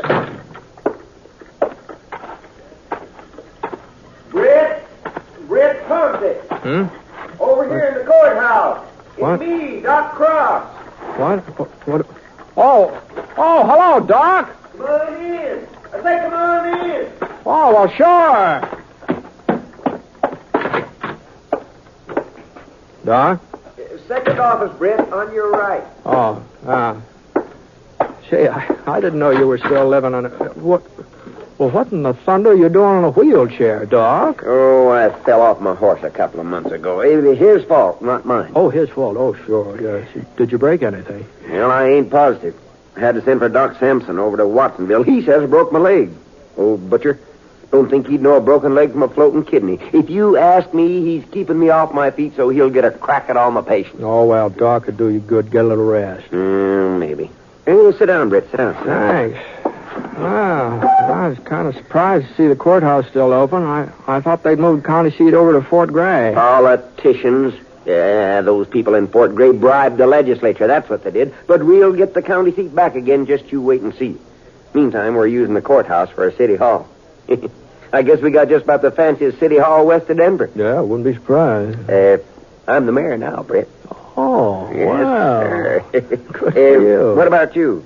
What brought you to Virtue City after all this time? I hope you ain't just passing through. No, I'm afraid so, Doc. I was aiming to sign up at the railroad, but since they ain't coming this way... Not coming this way, but who told you that? Well, that fellow over at the Opera House. Oh, that's Nelson. Thad Nelson. Don't pay no attention to him. Well, he works for the railroad, doesn't he? Well, yes, he does. But he ain't never wanted the line to go through Virtue City anyhow. He'd rather it went by way of Watsonville. If you ask me, Watsonville is paying him off. Oh? That's the reason he's been looking for an excuse to get out of our contract. He figures this trouble with Annie will let him off the hook. Annie? The Silver Annie. You remember her, Britt. Annie Huxley. Annie Huxley. Oh, sure. Well, I thought she'd moved away. No such luck. She's still sitting on the old Huxley mine like a hen hatching eggs. Only thing is, there ain't no eggs in that mine, not anymore. Well, what's she got to do with the railroad, though? Well, Britt, the route's been surveyed to go through her property. Town agreed to secure all the right-of-ways the railroad would need.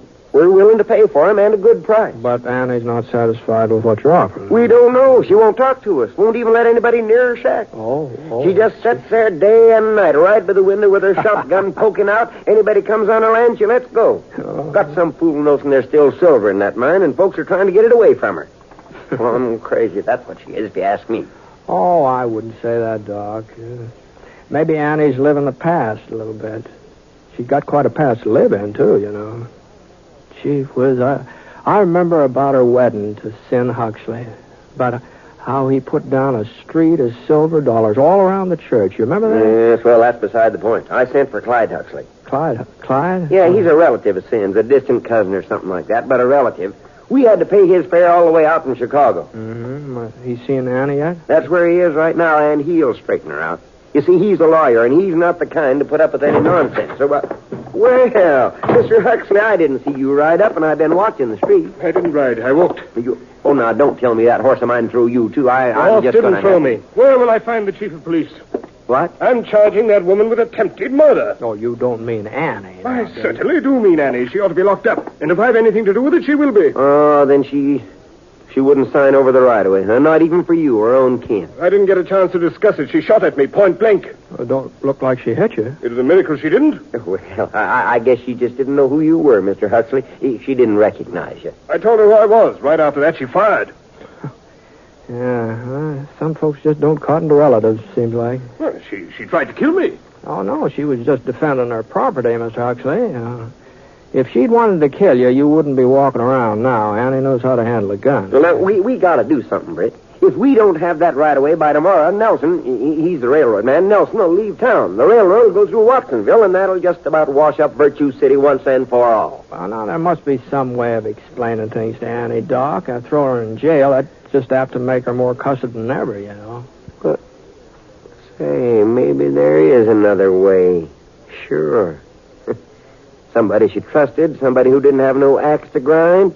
She'd listen to him. Now, Doc. You got those papers all ready for her to sign, Mr. Huxley? Doc. Well, then give them to Britt. Doc, now, this ain't my affair, Doc. Now, I don't want to get mixed up with this. Oh, I know you, Britt. No, you but wouldn't let us down, not at a time like this. Go on, Huxley, give him the papers. Now, wait a minute. We'll never forget what you're doing, Britt. The whole town will be in your debt. Just get her to sign them. The places are marked with an X. Doc.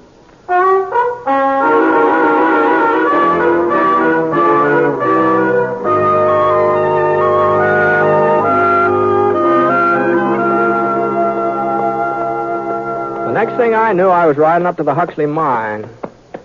Annie's shack was next to the main shaft, about 100 yards off the road. I slid down out of the saddle and tried the gate. Holy smokes. Padlock big enough to protect the Denver Mint was chained around the post. Well, there was nothing else to do but climb over the fence. Getting on toward dusk. Now, I didn't know whether to sneak up on Annie unawares or just walk up to the front door in plain sight and take my chances. While I was making up my mind, I flattened down behind a pile of wooden boxes. Wow. At least one thing was certain. I wasn't going to sneak up on her unawares. Go on! Beat it! Next time I won't miss.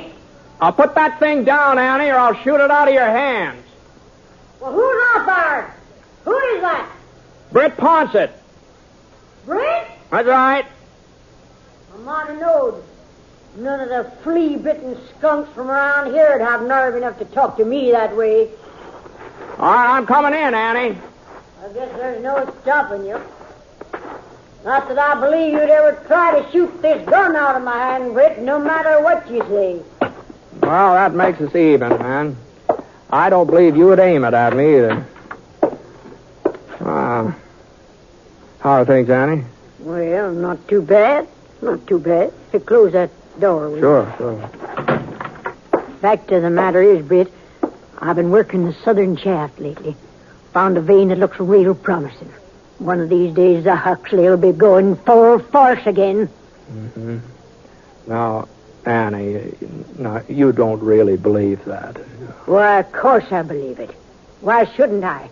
We took $250,000 out of this mine, Sin and me, and there's plenty more. It's just a question of finding it. Here, you want some coffee? Yeah, thanks. Now, these hills have been worked dry, Annie. There's no silver in them, not anymore. And that's why I came up to talk to you. Here. Drink your coffee. Thanks. It's about the right of way for the railroad. You're just wasting your breath. No, but Doc Cross said you didn't know anything about the railroad, that nobody had been able to explain it to you. Oh, nobody had to explain it. There's nothing goes on in Virtue City that I don't get wind of. I ain't lived here 35 years for nothing. Doc says the town needs the railroad, needs it bad. Why, I got no objection to a railroad into Virtue City. Probably need it myself to haul the ore out when I strike a rich vein. But the line don't have to go through my property. Mm-hmm. A mountain country like this, railroads don't have much choice. I asked Doc Cross. The only other route would cost a whole lot more money, more than the Rocky Mountain Western's willing to pay. Well, that ain't my problem. All I care about is the Huxley. And they not laying any tracks across it. All right, Annie. All right. That's the way you feel. Thanks for the coffee. Oh, I guess maybe I ought to warn you. Your cousin's talking about putting you in jail. He ain't my cousin. He's Sin's, and Sin never had no use for him neither. Well, whoever he is, he's And as for putting me in jail, he'll have to find somebody to come out here and arrest me first.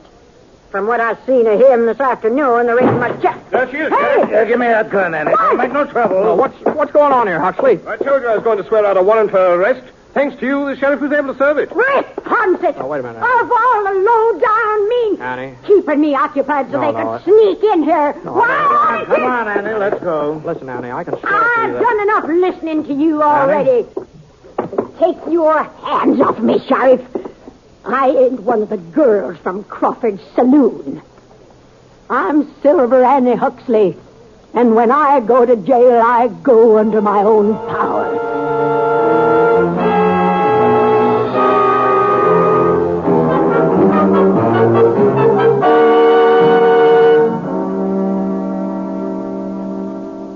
We'll return to James Stewart as the six-shooter in a moment. First, a word from Coleman, America's leader in modern automatic home heating equipment. When winter comes, does your house shrink like this? Well, I guess it's time to close off the 2 back rooms. There's just no way to heat them. Don't deprive yourself of valuable living space. Get a Coleman floor furnace or wall heater and enjoy new warmth and comfort in the hardest to heat rooms. A Coleman floor furnace or wall heater takes up a minimum of space, yet it gives you constant circulation of fresh, warm air, just as a big basement furnace does. You'll be snug and comfortable all winter long. And if you're interested in economy as well as comfort, listen to this. Coleman floor furnaces and wall heaters are low in price, low in operating cost, because Coleman gives you maximum heat from the fuel you use, either gas or LP gas. See your Coleman dealer tomorrow. You'll find his name and address in your telephone directory. Remember, comfort costs so little with a Coleman.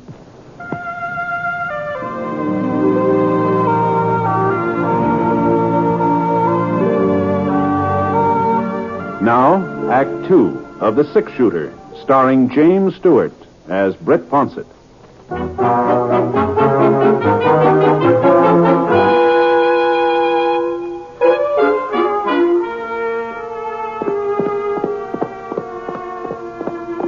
Well, they put Annie in a buckboard and started out for town. I rode alongside for half a mile or so and tried to tell her I wasn't part of getting her arrested, but she wasn't listening. So I gave Scarry's head. It was about 9 o'clock when I got back to Virtue City. The place looked even stranger by night than by day.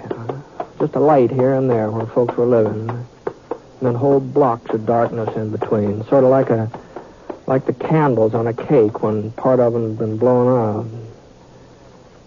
I stopped off at the Mansion Hotel long enough to get me a room, then I headed over to Doc Cross's house. He was sitting in the living room eating a box of hard candy when I got there. Come on in, Britt. Come on in. How'd you make out? Get her to sign on the dotted line? No. Sorry to hear that. Oh, my gosh. I ought to know better than to eat this stuff with my teeth. Sure is good, though. Have a piece? No, thanks. Well, now, you mustn't feel too bad, Britt. I was afraid you wouldn't have much luck with her. So was Mr. Huxley. He went ahead and got that warrant drawn up. Yeah, I know. Uh-huh. Yeah. I was there when the sheriff arrested her. She thinks I was in cahoots with him and Huxley. Oh, well, now that's a shame. But don't you worry. I'll see she finds out the truth. No, I guess it served me right for getting mixed up in her affairs. No, you wasn't mixing, Britt. You was just doing us a favor, and we're all much obliged. Mm-hmm. You know, sending for Clyde Huxley was just about the smartest stunt I ever pulled. Maybe so, but you haven't got the right of way yet. We'll get it, Britt. We'll get it. Mm-hmm. Well, I don't think jailing is the answer. Besides, you'll have to turn her loose anyway. Huxley can't make that charge of attempted murder stake. No, he's not charging her with anything, Britt. What? It's just a question of whether she's got all her faculties or not. That's what the hearing will be about. You mean he's claiming she's crazy? Well, you said yourself she was peculiar. I said she lived in the past, that's all. Everybody's got something to remember, does that, more or less? Well, in her case, it's more, not less. Of course, it's up to Judge Drayton to decide. Well, hasn't there got to be medical testimony and a sanity hearing? Yep. Huxley subpoenaed me this evening. Oh, doggone it, Doc. Now, this just isn't right. Huxley's her only relative. He looked up our state law. It says the nearest relative can demand a sanity hearing if there's sufficient cause. You take that mine away from her, you'll break her heart. Now, wait a minute, Britt. You said yourself this wasn't none of your business, that you were sorry you mixed into it. Sure, but it just looks like I got mixed up in it. All right, good night, Doc. I'll see you later. Now,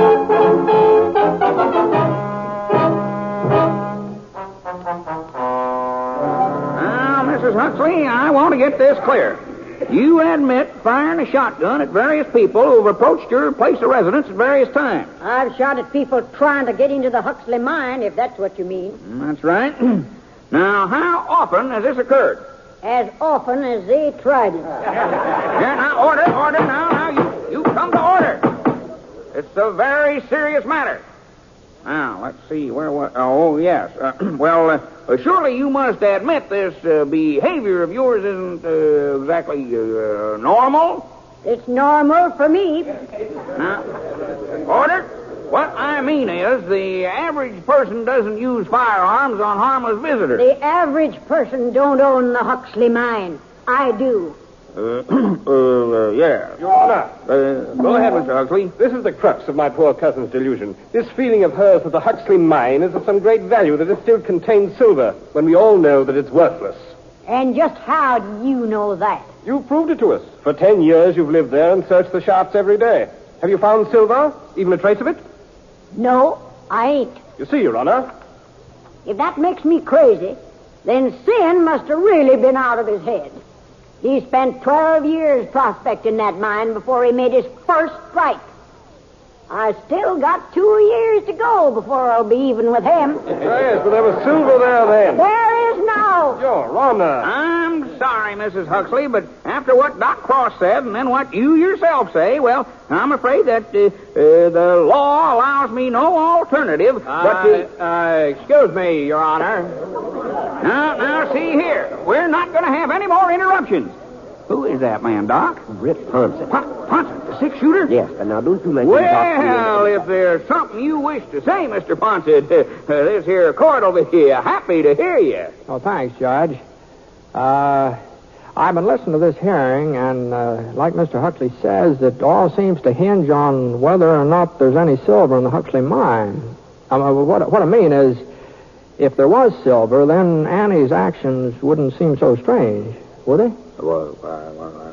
No, I suppose not. She'd be protecting a valuable piece of land. But... Yeah, I think maybe you ought to see this report here. You see, I took some ore samples from the Huxley mine over to this assay office this morning. And, here's one of them. I'm afraid I don't quite follow you, Mr. Ponset. Well, if you'll just read that report, Your Honor. Let's see now. Samples tested show a value of approximately $125 a ton. What? 125? Yeah, I figured they'd run a little higher, but I guess here. The assay Let me see that, Judge. I can't believe it. Well, that's what it says, all right. 120. Britt, this all come from the Huxley? Yeah, that's where it came from. Listen, everybody. Everybody, Annie's found silver again. For all we know, the whole town's just sitting on it, just like in the old days. Silver! Yeah, but what about the railroad? You got a contract with my company. We don't need your railroad, Nelson. We've got silver.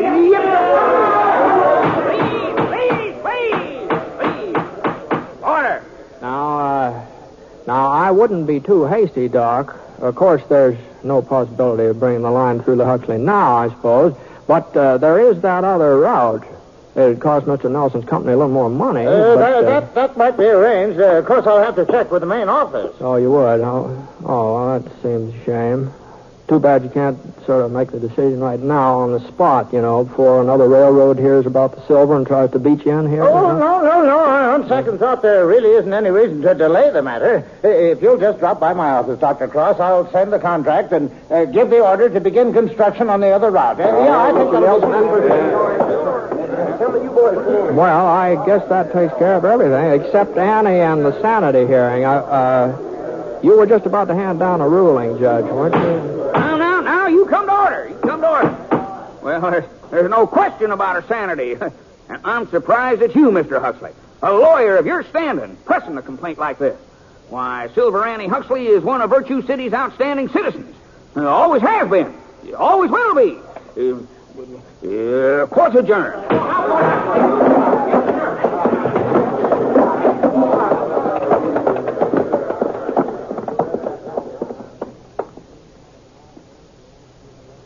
Well, inside of 5 minutes, the only people left in that courtroom were me and Annie. It's a funny thing, you know. She was the only person who hadn't been excited about the silver. She just kind of stared at me without budging. And then the corners of her lips sort of wrinkled up into a smile. Britt Ponset? Yes, ma'am. You better get out of town before they find out. They'd tar and feather you for sure. Well, what are you talking about, Annie? Why? You think I didn't recognize that piece of ore? I ought to. I've been looking at it for 30 years. Them samples have been sitting on my dresser ever since Sin found them in his first strike. No. You saw them last night. You knew they were souvenirs from the old days. Well, they could have been something that you dug up recently, couldn't they? I'm not saying you lied, Britt. All you told them was that the ore was from the Huxley. That's true enough. It's just a good thing they didn't ask you when. Yes, I guess it is. Yeah. Well, anybody can make a mistake, you know. You knew what you were doing. And you knew the railroad would be coming through the other route before they got wise. No, I wouldn't exactly say that, but under the circumstances, I kind of think maybe I'd better leave town. Don't you think that would be...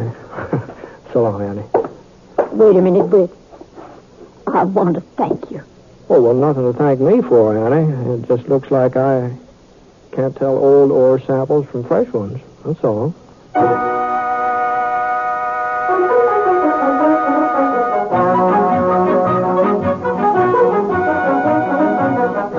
It was a month or two later before I heard about Virtue City again. Bumped into a fellow in Idaho Springs who was heading up that way. Said there'd been a big silver strike near the town. I tried to talk him out of going over there. I told him it's probably just a false alarm. He wouldn't listen. He said there'd been a false strike 3 or 4 weeks ago, and everybody went out prospecting. And the first thing you knew, somebody found silver. The real thing. Fellow had a newspaper from Virtue City to prove it.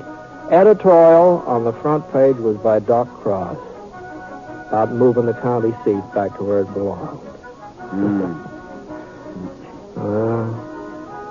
Things sure have a funny way of working out, don't they?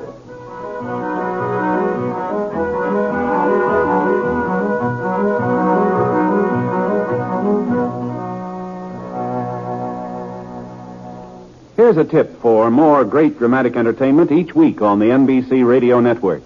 Direct from his great hit in From Here to Eternity comes a new dramatic Frank Sinatra to play the hard-hitting adventure role of Rocky Fortune every Tuesday evening.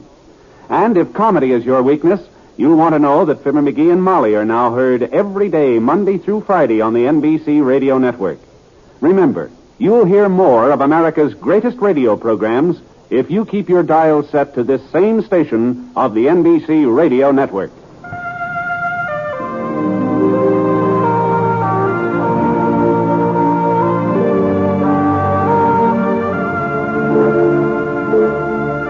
Coleman, America's leader in modern automatic home heating equipment, and the National Broadcasting Company have presented James Stewart as the six-shooter. Mr. Stewart may currently be seen in the Universal International picture Thunder Bay. Others in the cast were Jeanette Nolan, Dan O'Herlihy, Herb Vigran, Robert Griffin, and Parley Bear. The Six-Shooter is an NBC Radio Network production in association with Review Productions and is based on a character created by Frank Bird, and the transcribed story is written by him.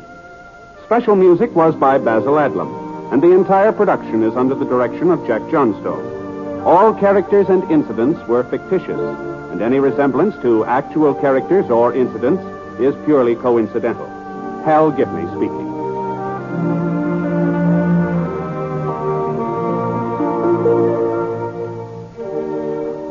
Listen to Last Man Out, next on the NBC.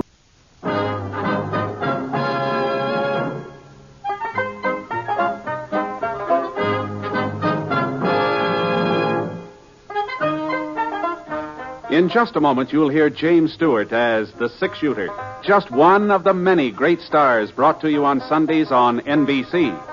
Every Sunday, hear Hume Cronin and Jessica Tandy in The Marriage, Sir Laurence Olivier on Theatre Royal, and Lawrence Tippett with the Golden Voices, Helen Hayes, Frederick March, Rex Harrison, and Lily Palmer on the NBC Star Playhouse. All of them heard only on NBC. James Stewart as the six-shooter.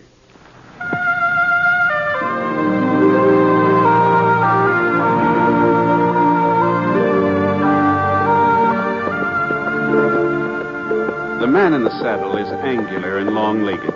His skin is sun-dyed brown. The gun in his holster is gray steel and rainbow mother of pearl, its handle unmarked. People call them both the six-shooter. The NBC Radio Network presents James Stewart as the six-shooter, a transcribed series of radio dramas based on the life of Britt Ponset, the Texas plainsman who wandered through the Western Territories, leaving behind a trail of still-remembered legends.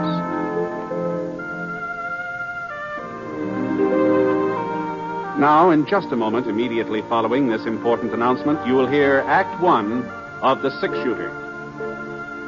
A lot of vacations start as a daydream and end as a daydream for lack of money.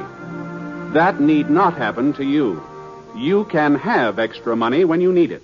Simply join the payroll savings plan for buying United States savings bonds. When your bonds mature, you'll get back $4 for every $3 you invest. And there's your extra money, your vacation, both guaranteed. Ask your employer about buying United States savings bonds through the payroll savings plan, and then join. Now, Act One of The Six-Shooter, starring James Stewart.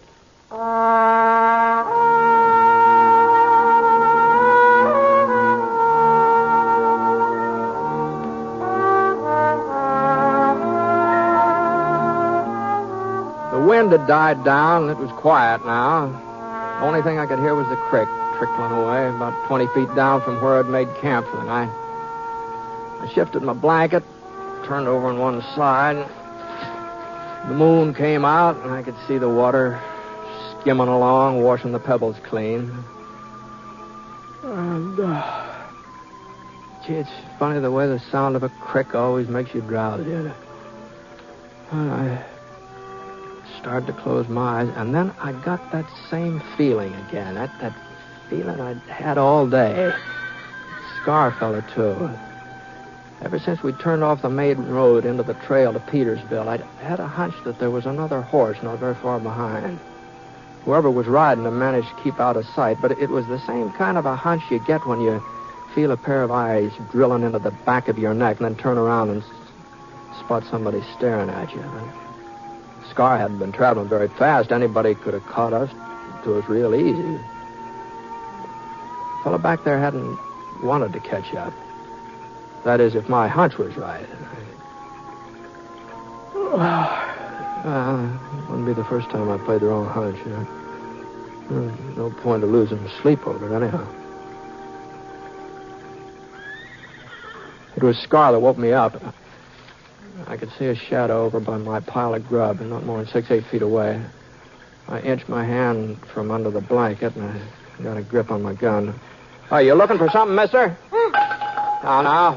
Hold on. Oh, just a minute. Hold on now. There. That's better. I'd kind of like to find out why you're pretty young to be roaming around this country, aren't you, son? I'm 11. Ah. You the fellow's been following me all day? It's a free trail, ain't it? Yeah, yes it is. Then you ain't got no right to interfere with my riding over it. Oh, that's true enough. But, you haven't got much right stealing my grub, either. I didn't steal any. Well, that's what you were fixing to do, isn't it? Maybe. Ah. Now, if you're hungry, you're welcome to it. I got plenty of grub here, but you just didn't have to come sneaking around to... I didn't know who you was. I was afraid you might try to send me back home. Uh-huh. Well, just where is home? Crescent. Oh. Well, if you'll stir up the fire, I'll see what I can do about heating up some beans. How's that sound? I'd appreciate it. Good. All right. Hand me that pan over there, will you? There we are. You won't tell nobody you ran into me, will you, mister? You won't tell them you seen me. Well, You're not taking me back to Crescent. No matter what happens, I'm not going back there. You understand that? I'll take it easy now.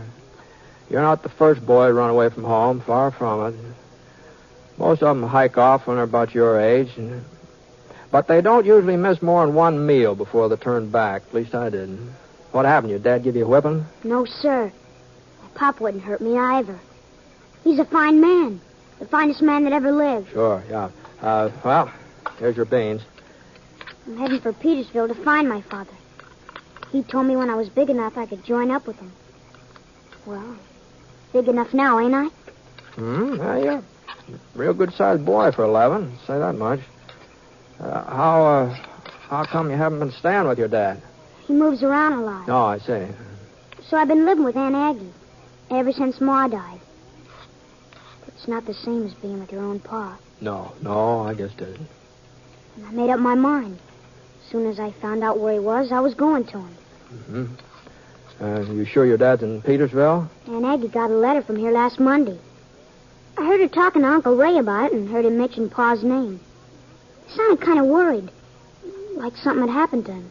Uh-huh. Then when they saw me, they shut up. You reckon Pa's sick? You reckon that's what they were talking about? Oh, I don't know, son. It could be that. I asked them what was in the letter, but they wouldn't tell me. Now I'm going to find out for myself. Well, seeing how I'm heading for Petersville, too, I guess there's no reason why we shouldn't ride along together. And if we're going to be traveling companions, we ought to introduce ourselves, don't you think? My name's Larkin. Rink Larkin. Oh, pleased to meet you, Rank. I'm Britt Ponset. Britt Ponset? That's right. Fellow they call a six-shooter? Gee whiz, Mr. Ponset. I didn't mean to talk back to you the way I did. If I'd known who you was... Say, would you mind showing me your gun? Heard folks talk about that gun of yours ever since I was a kid. Sure. Here, catch. Boy. Ain't near as heavy as it looks. Well, you know about guns, Rank? Some. Want to see me give it a twirl? Sure, let's see. Oh, hey, that's fine. Whoop, whoop, whoop. Of course, it ain't the way you do it, though. But here, Mr. Ponset. Thanks for showing it to me. Sure. Well, I guess we still got a couple hours before sunup. Why don't you bring your horse over here by the fire? Maybe we can get some shut-eye. Good idea. Oh, Mr. Ponset. Yeah? I'm right pleased I bumped into you tonight. So am I, Rank. So am I.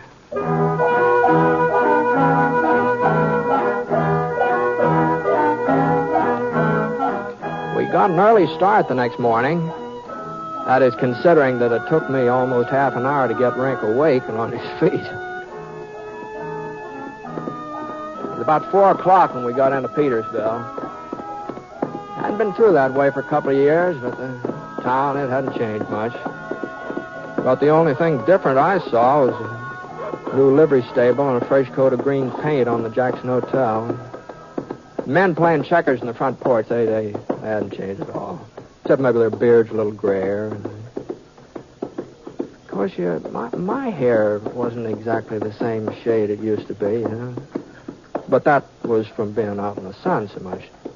At least that's how I figured it. Well, we pulled up beside a yellow adobe building right next door to the hotel and climbed off our horses. Now, come on, Rank. Let's go inside and see what we can find out about your father. That's the sheriff's office. Mm-hmm. Sure, he'll know where he is if any... What's the matter, Rank? I don't like sheriffs, that's all. Huh. Haven't been giving you trouble, have they? I don't like him neither. Heard him say so once. He was talking to a friend of his and heard him say how he hated some sheriff. Oh, well, I don't imagine he was talking about Sheriff Jay. There's good sheriffs and bad sheriffs, like everything else. But most of them are good. Come on now, come on. Britt Ponset. Hello, Sheriff. Hi. What in thunderation you doing in Petersville? Well, the widow Jenkins is going east for her daughter's wedding. She asked me to look after her place while she's away. Well, it sure is good to see you. Say, who's your friend here? No, this is Rink, Sheriff. He was coming to Petersville, too, so we decided to ride along together. Pleased to meet you, son. Howdy. Matter of fact, that's why we stopped in to talk to you. Rink wants to find out about his father. I'd be glad to help out if I can. What's his name, son? Larkin. Earl Larkin. Oh, I see.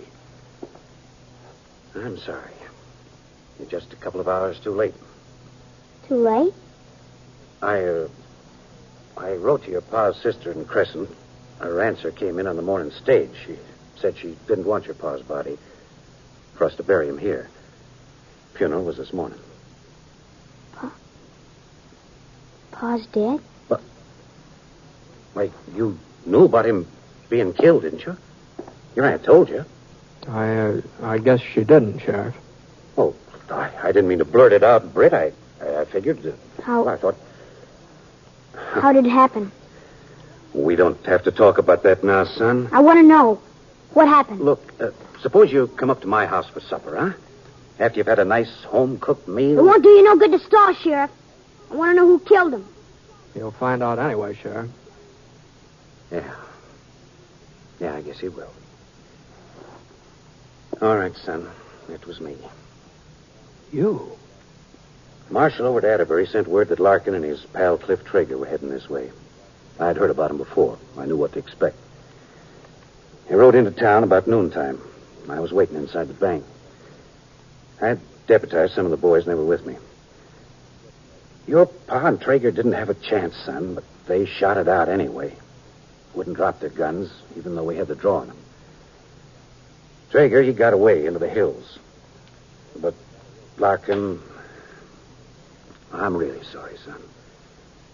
Sorry I had to be the one to do it. And even sorrier, I had to tell you about it. You're a liar. A dirty, stinking liar. My pa never tried to rob no bank. You take it back, what you said about him. I'll make you take it back, every word. Now, you... Dirty, rotten... Now, Rink, here, get a hold of yourself here now. Go on me. You killed my pa. He's a murderer. Now, Rink. I didn't want to hit you, Rink, but I... Why shouldn't you hit me? You're his friend, ain't you? He killed my pa, and you're his friend. I think I ought to go after him, Britt. Try to explain. No, I expect it's best to leave him by himself for a while. But this wasn't the first holdup Larkin and Traeger tried to pull, not by a long shot. I didn't have no chance. Yeah. Well, someday the boy will understand. Someday when he's older. Yeah. Well, the trouble is, things don't wait for a person to reach the understanding age. They happen anyway, whether a person's ready for them or not. It doesn't look like Rink's ready. Not for this, anyway.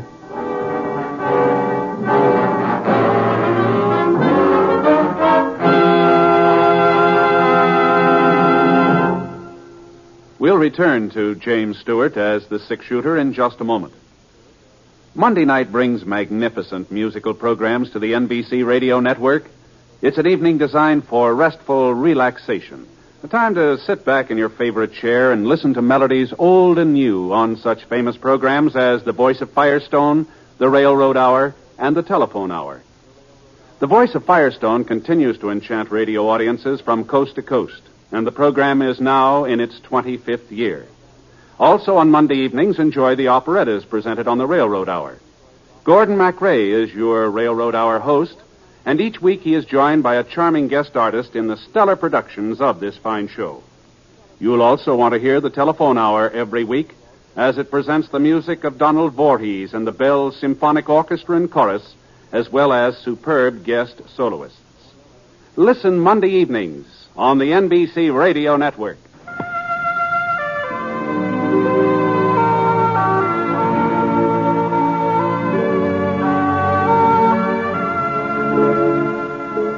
Now, Act Two of The Six-Shooter, starring James Stewart as Britt Ponset.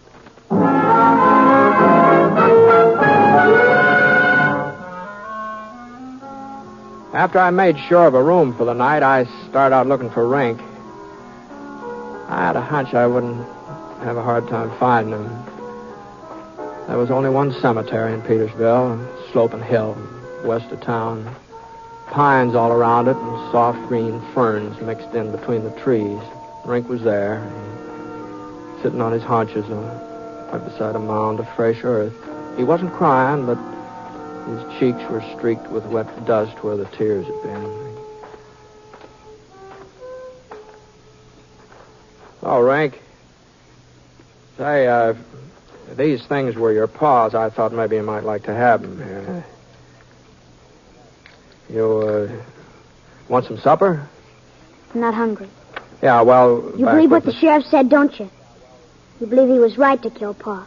Well, I wasn't there. I didn't see how it happened. But you're on his side anyway. Oh, people don't have sides, Rink, not on a thing like this. I do. I'm on Pa's side. He was a good man. Never did anybody harm, never. No matter what that lying sheriff says. Well, maybe you saw your dad different from other folks. And that doesn't mean you're wrong. Maybe with you, he was different. I want to make it up for him, Mr. Ponset. I'm going to get even with that sheriff. I will, so help me. Now, you listen to me. Let me alone, Mr. Ponset. Just stop, John, and let me alone. All right. All right, Rink. Now, if you change your mind, you know where the hotel is, huh? Good night. I thought he would change his mind. I thought it'd get cold out there in a couple hours and he'd come sneaking into the hotel room, but he didn't. He didn't change his mind. I had the room all to myself. I didn't sleep very much, though. You know how it is when you're expecting something to happen. You sort of keep thinking about it in spite of yourself, and you just don't sleep very sound. Anyway, Yeah? Who is it? Me, Britt. Sheriff J. Oh, come on in, Sheriff. Oh, morning. Hope I didn't wake you. No, I wasn't asleep. I should have been up a long time ago, but hand me my boots, sir, will you? Hmm? Oh, sure. Thanks. Thanks. Hey, boy's not with you? No. No, I haven't seen him since last night. Don't know where he went. Oh? Something the matter? Thompson's hardware store was robbed about 3 a.m. No money missing. Just a revolver and some bullets, as far as Brad Thompson can tell. Oh, I see. Got in through the back window. Found some boot prints outside. Small boots. Size a boy'd be wearing.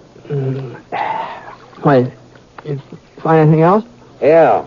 There's a pretty clear trail leading away from behind the store. Be real easy to follow.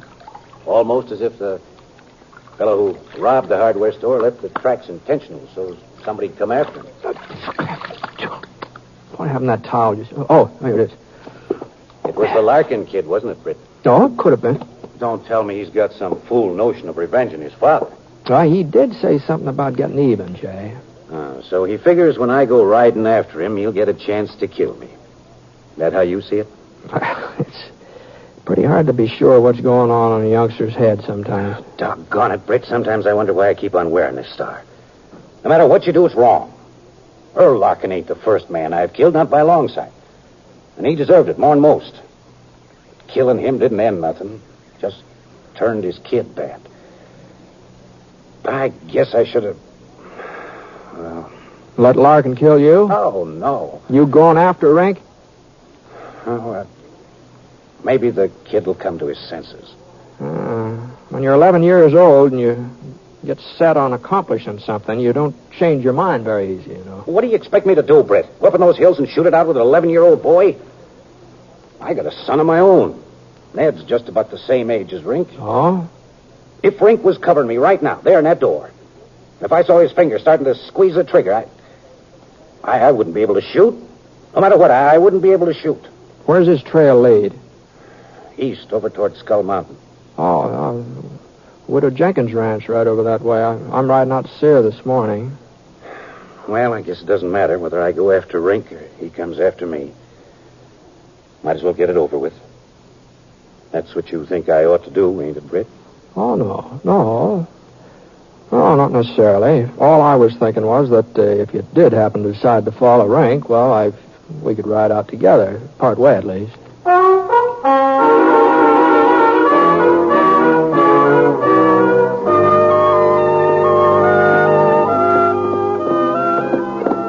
We're getting pretty close to Black Canyon, aren't we? Yeah, it's only about half a mile. Yeah. If somebody wanted to set up an ambush, that canyon would be a good place, wouldn't it? Yeah. Well, here's the turnoff to the Jenkins Ranch. Huh? Oh, yes, yeah. That's right. Well,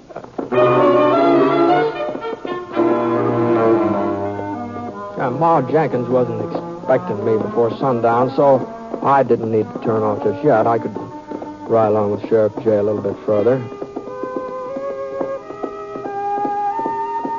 We were moving through Black Canyon now, rocks on both sides, plenty of cover for a person who wanted it. Rink's trail went right straight ahead, and that's why we didn't pay much attention to what was happening behind us. Not enough attention, anyway. I did hear something, a little scratching noise. By the time I turned my head, the barrel of a revolver was poked out through a crevice between two boulders. And it wasn't Rink who was holding the gun. All right, boys. What? And don't reach. Traeger!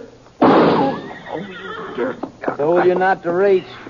Next time won't be your hand. Who are you? My name's Ponset. Britt Ponset. Oh. Sure took your time coming after me, Sheriff. Or were you waiting for somebody like the 6-shooter to give you a hand? I never thought you'd be fool enough to hang around. I give you credit for having good sense. I'd have been glad to move on, but my horse went lame on me. Besides, you put a bullet through my shoulder, remember? Just hold still, Sheriff. The wound is healed now. Okay, climb out of the saddle. But don't hurry things. Come down slow, one at a time. You first, Ponset. Your turn, Sheriff. Now, walk forward a couple of steps. Away from your horses. Hold it. Oh. Why, forget it. What happened to Larkin? I said... He died a couple of hours after you and him held up the bank. Well, that's the way it goes. All right, now let's... You haven't seen his kid, have you? What? Larkin's kid? Yeah, a boy about 11 years old. And what would I be...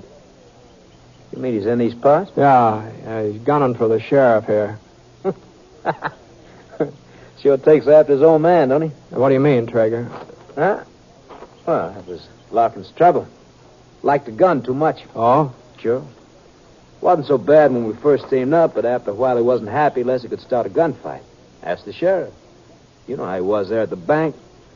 Now, if it had been up to me, we'd have given up when we saw he had us cornered, but not Earl. Anyhow... You might have been better off if you'd given up. No, not me, Ponset. Earl, maybe, but not me.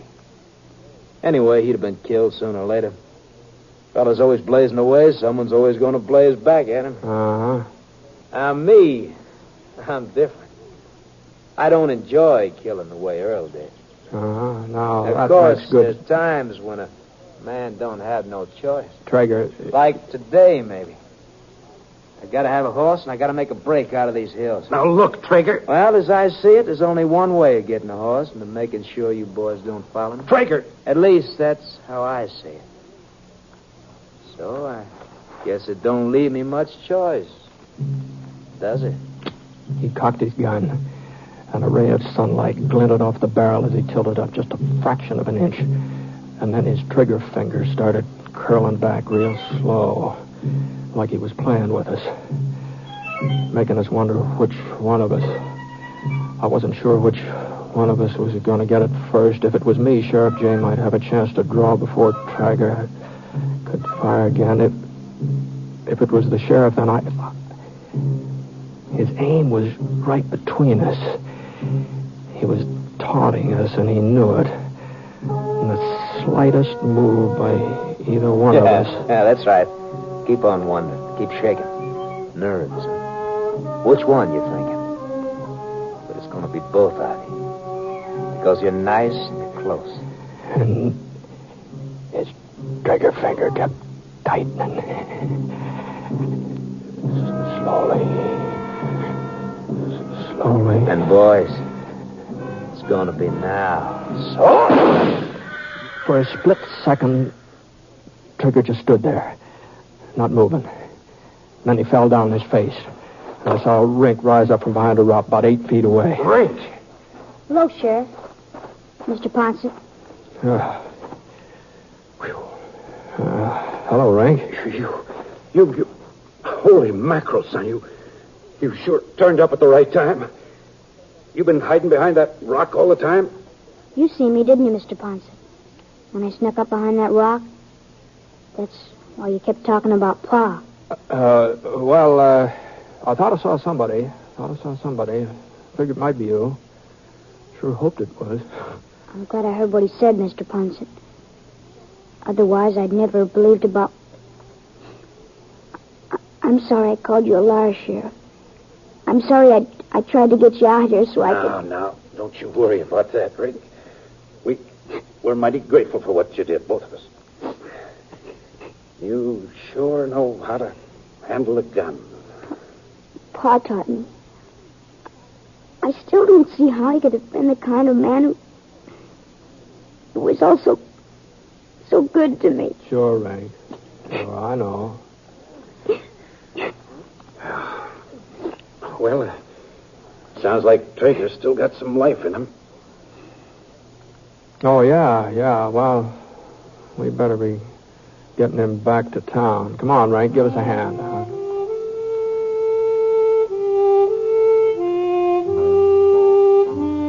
Well, since I was going to be alone on the Jenkins place while Ma Jenkins went east, there didn't seem to be any good reason why Rink couldn't stay along there for a while, too. At least until the time for school to take up again. So I wrote a letter back to his aunt explaining things. She wrote back. She didn't seem to have any objections. But somehow, reading between the lines, I got the feeling she kind of missed that boy, Rink. And, well, it wasn't very long before he began to miss her, too.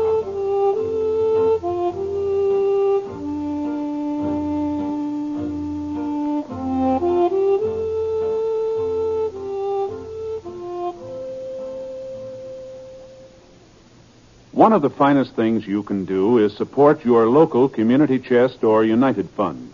Through them, you can make just one yearly contribution that takes care of many needs. Since only one campaign is staged, much time and effort are saved. Your money is collected and administered honestly and efficiently. So give generously to your community chest or your local United Fund.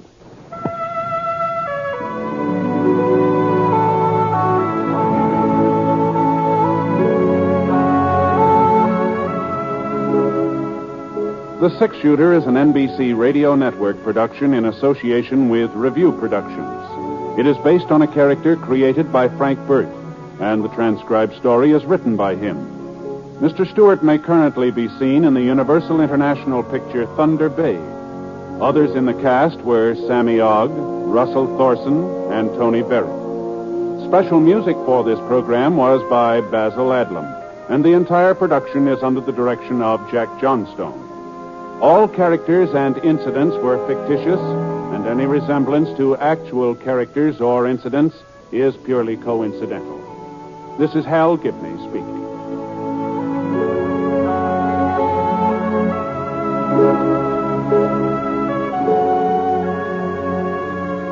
Here's Stroke of Fate next on the NBC Radio Network.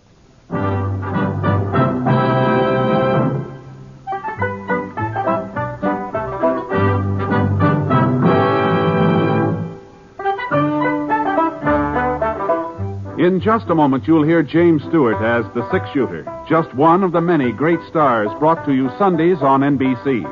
Every Sunday, hear Hume Cronin and Jessica Tandy in The Marriage, Sir Laurence Olivier on Theatre Royal, Lawrence Tibbett with the Golden Voices, Helen Hayes, Frederick March, Rex Harrison, and Lily Palmer on the NBC Star Playhouse.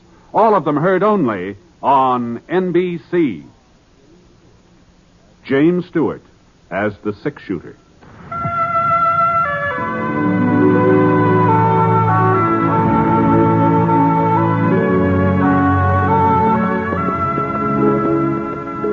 The man in the saddle is angular and long-legged.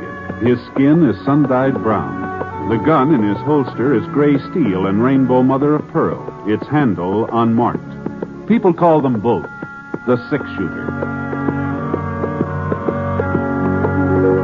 The NBC Radio Network presents James Stewart as the six-shooter, a transcribed series of radio dramas based on the life of Britt Ponset, the Texas plainsman who wandered through the Western Territories, leaving behind a trail of still remembered legends. Now, in just a moment, immediately following this important announcement, you'll hear Act One of The Six-Shooter. Meet the safe driver. If you know what makes him stay alive on the highways, you may be able to follow his good example. He always keeps his car in A1 mechanical condition. He shows courtesy for other drivers. He knows that speed is his greatest enemy. And most important, he knows and obeys the laws. Remember, few accidents happen with safe drivers. Are you one of them? Now, Act One of The Six-Shooter, starring James Stewart.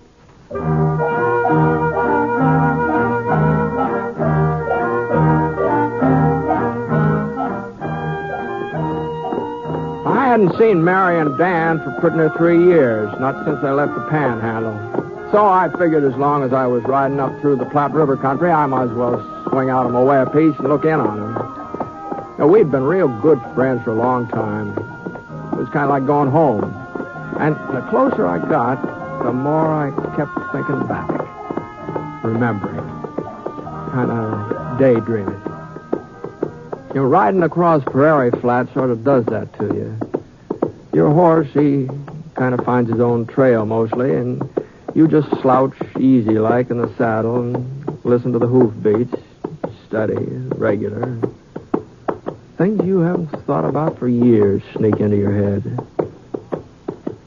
Anyhow, I still had a day to go, and I was watching out for a good spot to bed down when I saw this campfire up ahead. Well, the way I figure, human beings are always better company than coyotes, so I gave Scar a flick with the reins and headed up toward it. Whoa, easy now, boy. There we are. Easy. Ah, howdy. Hiya. You'd rather camp private? Well, climb down. Pour yourself some java. Oh, thanks. Easy, boy. Hold up. Hey, whiz, that smells good. Yeah. You, any notion about how far it is Walnut Creek? 20 miles so, I reckon. That where you're going? Yeah, I stopped over there. A couple of friends there I haven't seen in quite a while. Uh-huh. Yeah, a fellow there I ain't seen for a while, neither. That's all. Hey, by George, there's good coffee. I've been hunting him for over 3 years. Finally located him. I'm going to kill him. Uh-huh. How come? He murdered my kid brother 4 years ago in Laredo. Shot him down in the street. Yeah. Well, another killing won't bring him back. Oh, nothing will bring him back. After I killed Dan Mailer, nothing will bring him back neither. Dan Mailer? That's right, Ponset. Huh? Yeah, I knew who you was. As soon as you rode up to that fire and I got a look at that gun of yours. Britt Ponset. The fellow they call the six-shooter. Well, you must have known I was a friend of Dan's. How come you told me all this? Well, I figure you'll warn him. And that's fine with me. I want him to know. Have time to get scared, maybe try to run away. I like it if he runs a while first. I'll catch up with him. You tell him that, Ponset. You tell him Red Lawson's coming to kill him. And there's nothing he can do about it. Well, thanks for the coffee. Easy, boy. Now, Lawson, I reckon Dan won't run. I'll be seeing you. Come on, boy. Come on.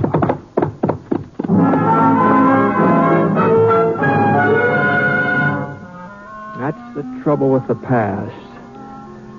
There wasn't only good things in it. It got some bad ones, too. And one of the bad ones was reaching out for Dan and Mary. I didn't know this fellow Lawson. I didn't know what he was talking about, but I did know Dan. And I knew if he'd killed somebody back there in Texas, it hadn't been murder.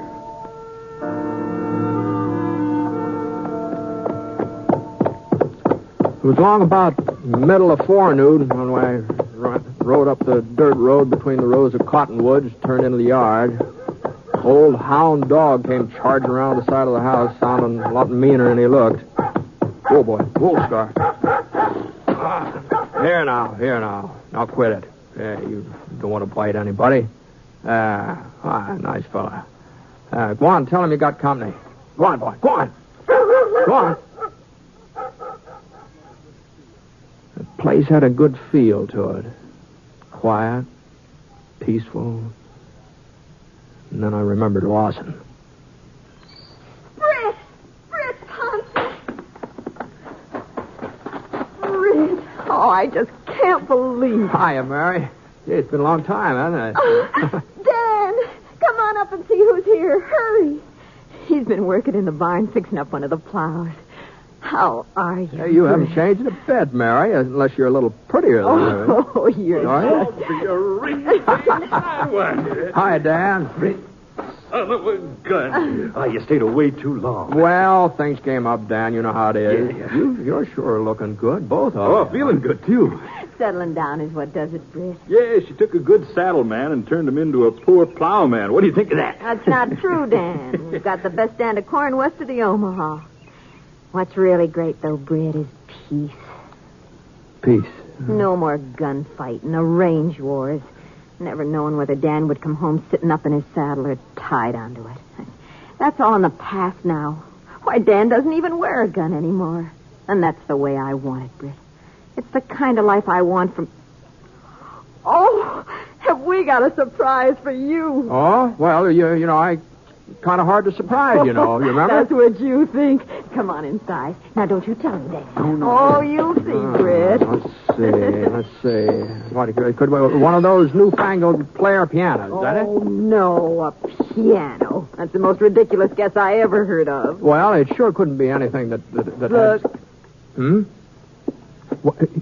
Well, I'll be darned. I'll be doggone. It's a baby. Well, which kind is it, Mary? Not it. He. Oh. That's young Britt. He'll be a year and a half old next month. That name was Mary's idea, Britt. I sure wouldn't have wished it on him. Well, I'll be doggone. Oh, he's all upset. Hasn't had his nap out. Britt, you'll have to look him over later. You and Dan go on outside now and let me quiet him down. Oh, sure, Mary. I can't have my namesake all upset. Are you hungry, Britt? Oh, I'm always hungry. You know that, Mary. Good. Got some buttermilk cornbread in the oven. Be ready in a minute. You know, Britt, Mary is right. This is a good life. I never thought I'd settle down and like it, but I sure have done it. Yeah, Dan. I guess Mary can't hear us out here, can she? No, she can't hear us. Why, what's the matter, Britt?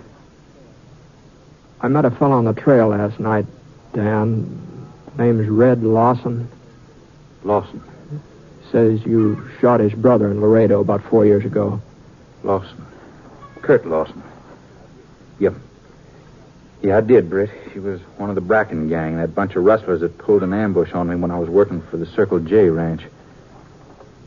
Well, I guess I better dig out the shooting irons and go after him. No, wait a minute, Dan. Wait nothing. He's probably holed up in town. The odds will be better if I go after him instead of waiting for him to come to me. Yeah, but what about Mary? Well, that's just it. If I catch him in town, it'll keep him from coming out here.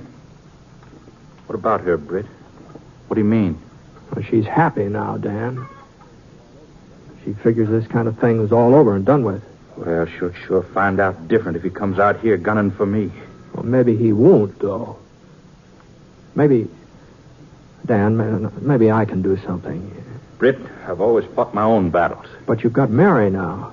You've got the baby. And you're a lot faster with a gun than I am. Is that what you're trying to say? No, Dan. There are just other answers besides killing, that's all. Or maybe we can find one. Anyway, we can try, can't we?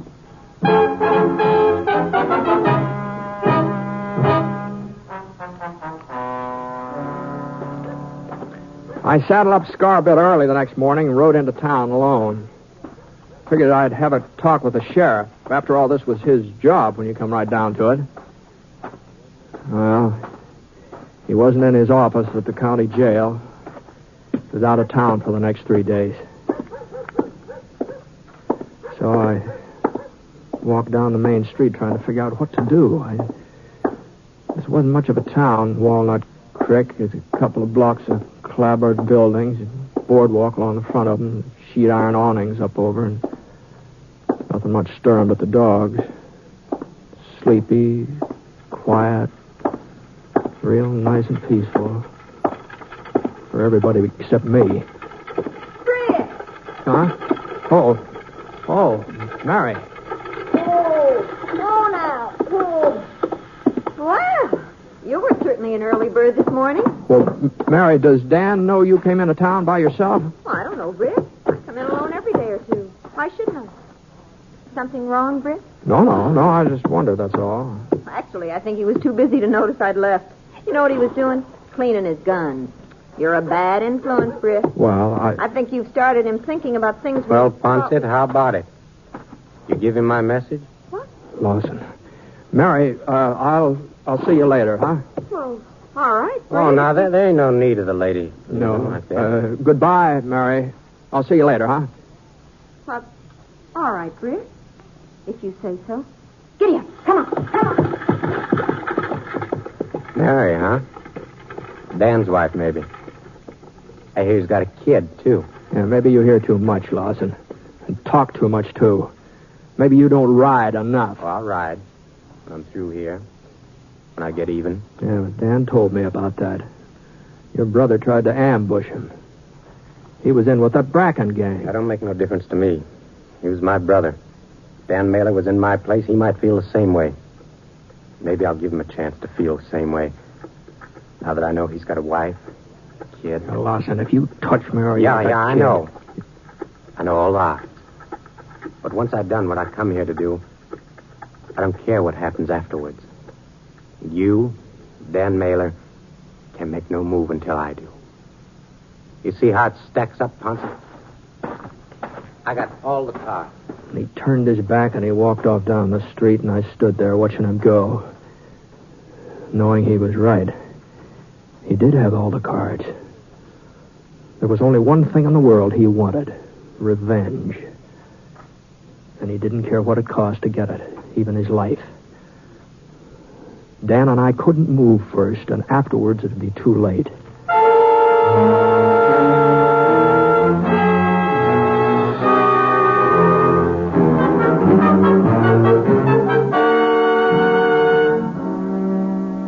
We'll return to James Stewart as the six-shooter in just a moment. When it's entertainment you're after, you'll find the very best on this station of the NBC radio network. Thursday night, for example, you'll hear Robert Young, Roy Rogers, Ralph Edwards, and Eddie Cantor, each with a great program for your listening pleasure. Robert Young on Father Knows Best, a program based on the assumption that the man of the family can put one over on the wife and youngsters. And Truth or Consequences with Ralph Edwards. When Ralph sends a contestant off on a consequence, it usually ends up as one of radio's funniest stunts. And if you like Western songs and adventures, you'll find none better than the ones you hear on the Roy Rogers Show. Then, to top it all off, hear the little-known stories of show business that Eddie Cantor tells on Show Business Show each Thursday on the NBC Radio Network.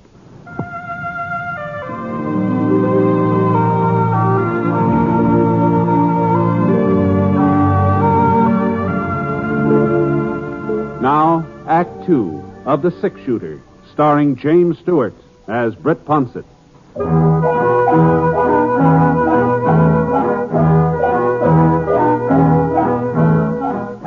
I found Mary finally at the general store, and I stayed with her while she bought some things, and we headed back for the farm. Just like a woman, she was curious about the fellow I'd stopped to talk with, wondered why I hadn't introduced her. And I had a real hard time stalling her off, but I managed to. With Dan, it was different.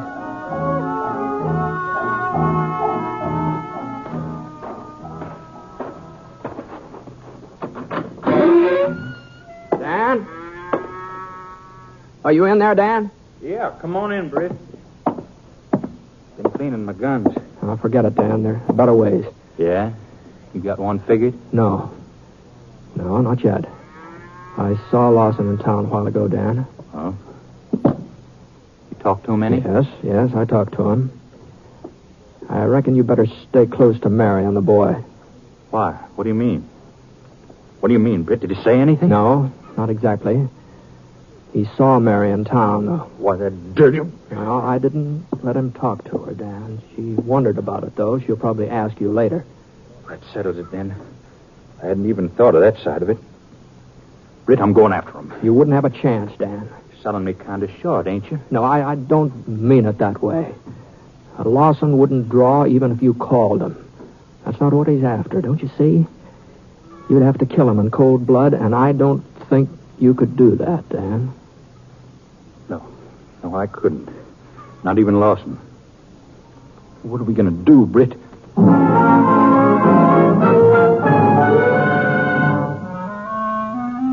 We waited and watched. The day passed, no sign of Lawson. Nothing happened. But instead of feeling easier, we just got more keyed up. Mary didn't seem to catch on anything was wrong. And then supper was over and the night started to come on. And we just sat around talking while Mary got the baby off to sleep, singing to him and rocking him. The katydids start chirping close. Way off toward the hills, the coyotes took up and answered them.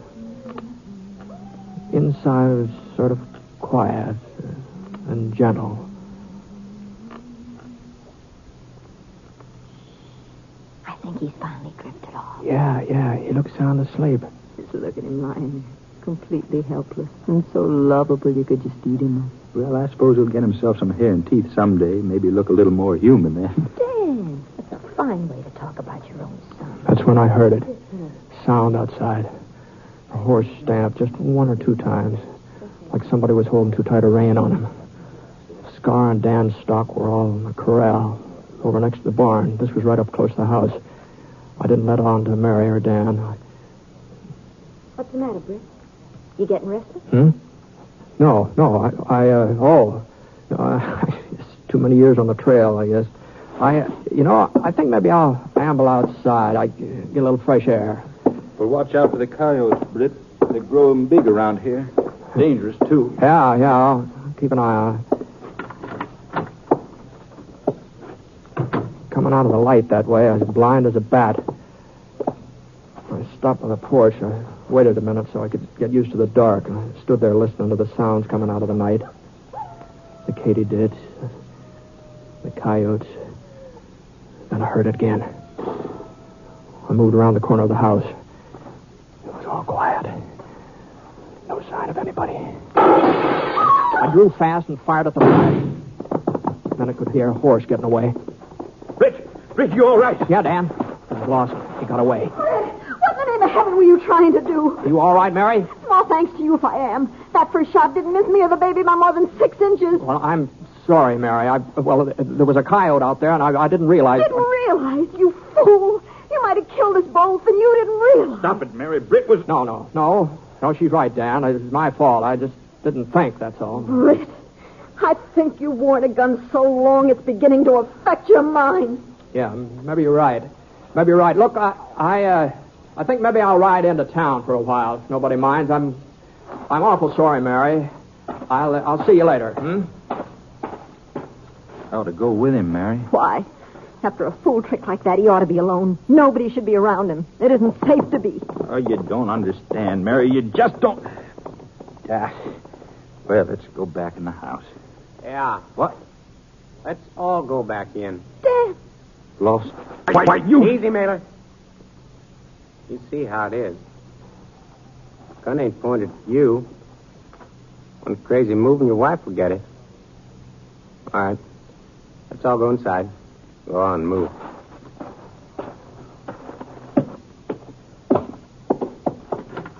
Oh. A nice place. Yes, sir. Real nice place. Got a storeroom over there? Mailer. Yes. All right. Get inside, both of you. I said get inside. Come on, Mary.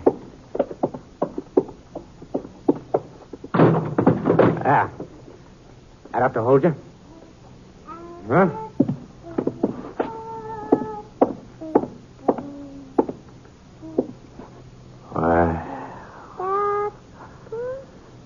Now.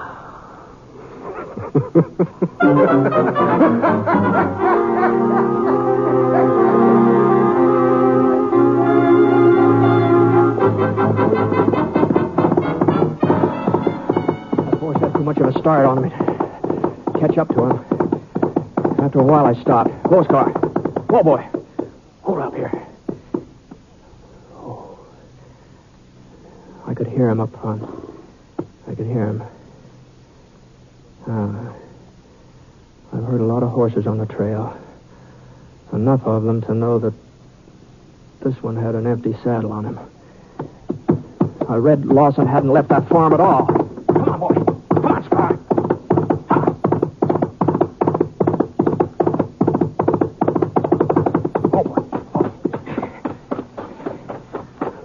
Anywhere around here. Dan? Where's this? Where's that? Dan? What? Oh, the storeroom. Oh, all right, just a second. Wait till I get this. I'll try and get this door open.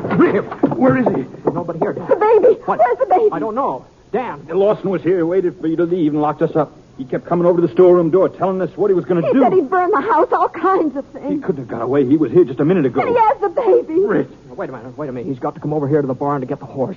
Grab your gun. Come on, Dan. Stay here, Mary. Don't come out of the house.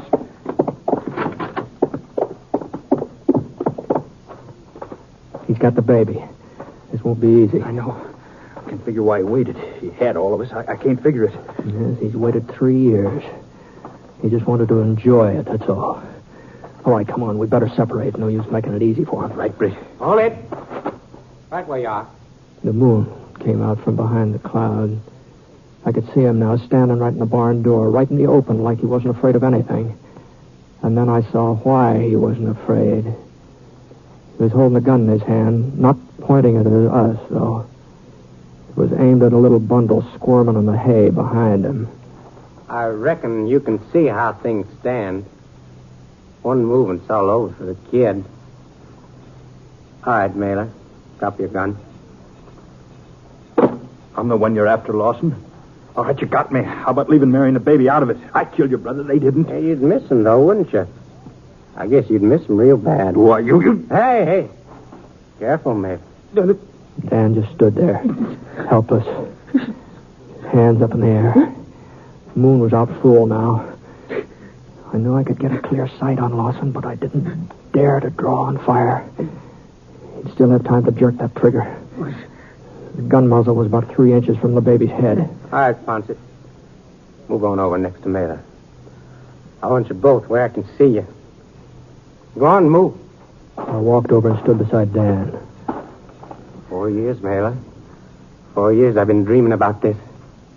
Now it's even better than I thought. I didn't know you'd have a family.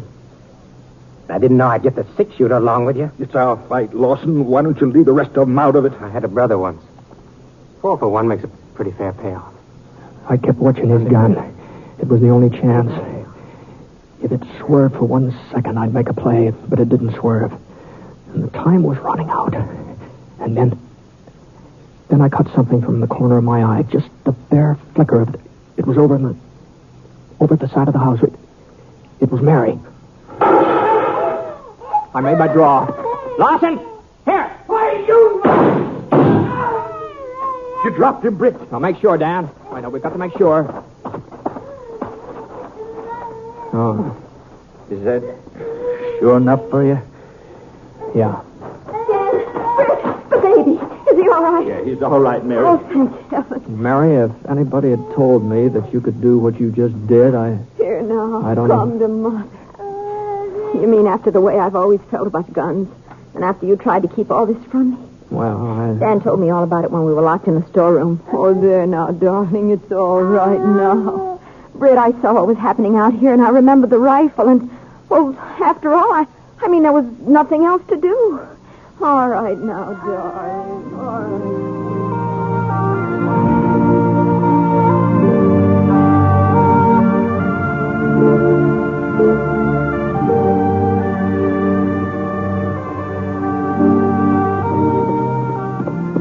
About 3 days later, I said goodbye. But I knew I'd be coming back that way someday. Dan and Mary aren't just the kind of friends a man forgets. Dan is a tough cowpoke from the range country, all settled down and liking it.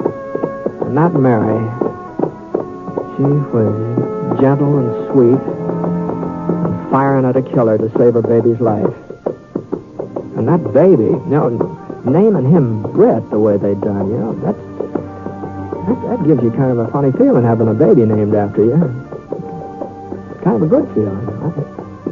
I figured I'd probably be telling the boys all about that when I got to Wyoming.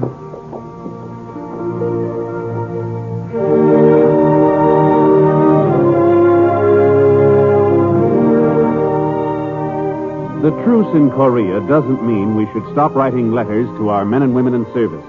Mail from home is just as important now as it ever was. In some respects, it's even more important. The action, the strain, the anxieties of war can keep a soldier's mind occupied. But when the letdown comes, the time to relax, that's when morale needs a shot in the arm. Your soldier knows the shooting is over. He's done his big job, and now he wants to get home. But unfortunately, there's still a lot to keep him for a while. So don't let him down. Help keep up his morale. Write that letter today.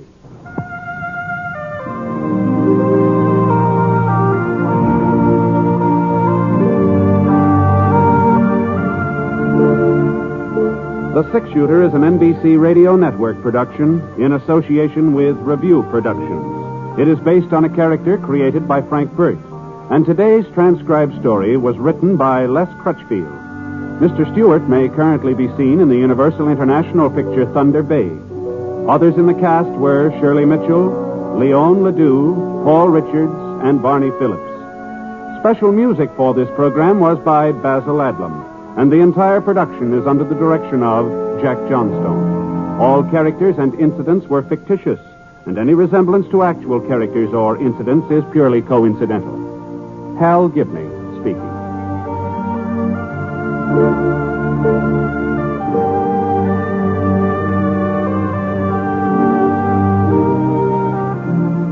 Enjoy thrilling historical adventure in Stroke of Fate tonight on the NBC.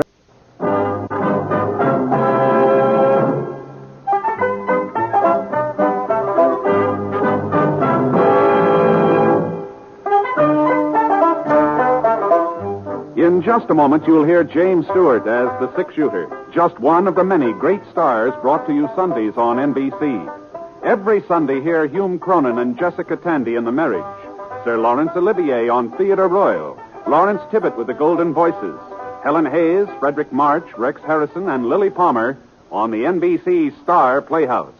All of them heard only on NBC. James Stewart as the Six Shooter.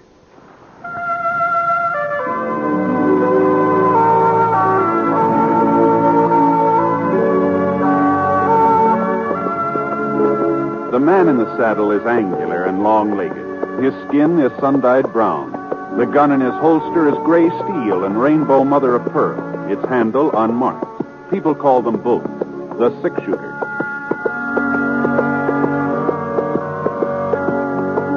The NBC Radio Network presents James Stewart as the Six Shooter, a transcribed series of radio dramas based on the life of Britt Ponset, the Texas plainsman who wandered through the Western Territories, leaving behind a trail of still-remembered legends.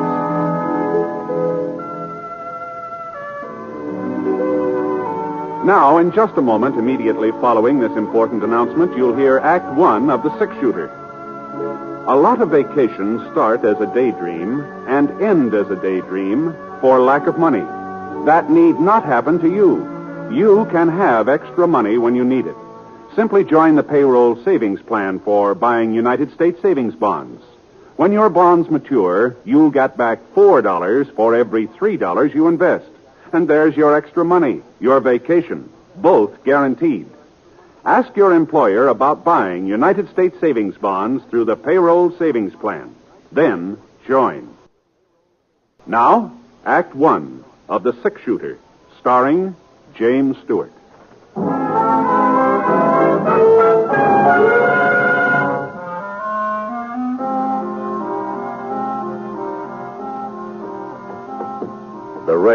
stopped, but the wind still carried slivers of moisture that cut into the boy's face as he rode along the edge of the creek. When he saw the yellow light from the back of the office, he pulled up and slid out of the saddle. Then tied a wet bandana under his eyes and walked slowly, quietly to the door. All right. Put him up over your heads. Reach. What's that? Way up, both of you. Stay away from that shotgun. Now, look here, young fella. You, get over to the safe. Better hurry it up, mister. Open it. I said open it. That's better. Now toss me that sack. Okay. Don't try to follow. Thanks a lot. I see you. You dirty young. I'll show you. I'll show you. Rotten little.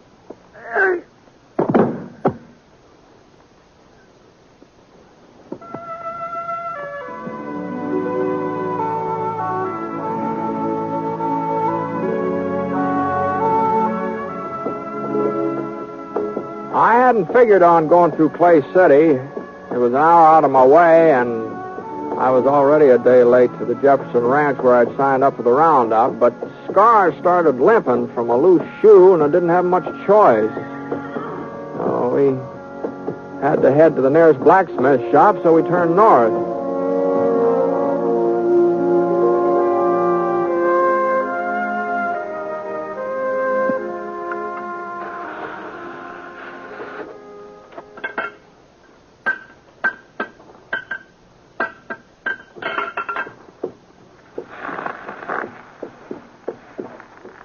Mister. What's the trouble? Well, the horse is losing a shoe here. Let's have a look. Raise it up, fella. Come on, boy. Yeah, that's split, mister. Needs a new one. Okay, boy. Can you take care of it, you think? Sure. Bring him over here. Say, what happened to Red? Fella used to own this shop. Oh, he went to Nevada chasing silver. I bought him out a few months ago. Is that so? Ah. You know, you don't look very much like a blacksmith. I'm stronger than I look.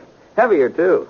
Yes, sir. Well, what do you think I weigh, mister? Oh, I don't know. Hey, why don't you take a guess? Say 120? 30? Oh, well, not more than that, I wouldn't say.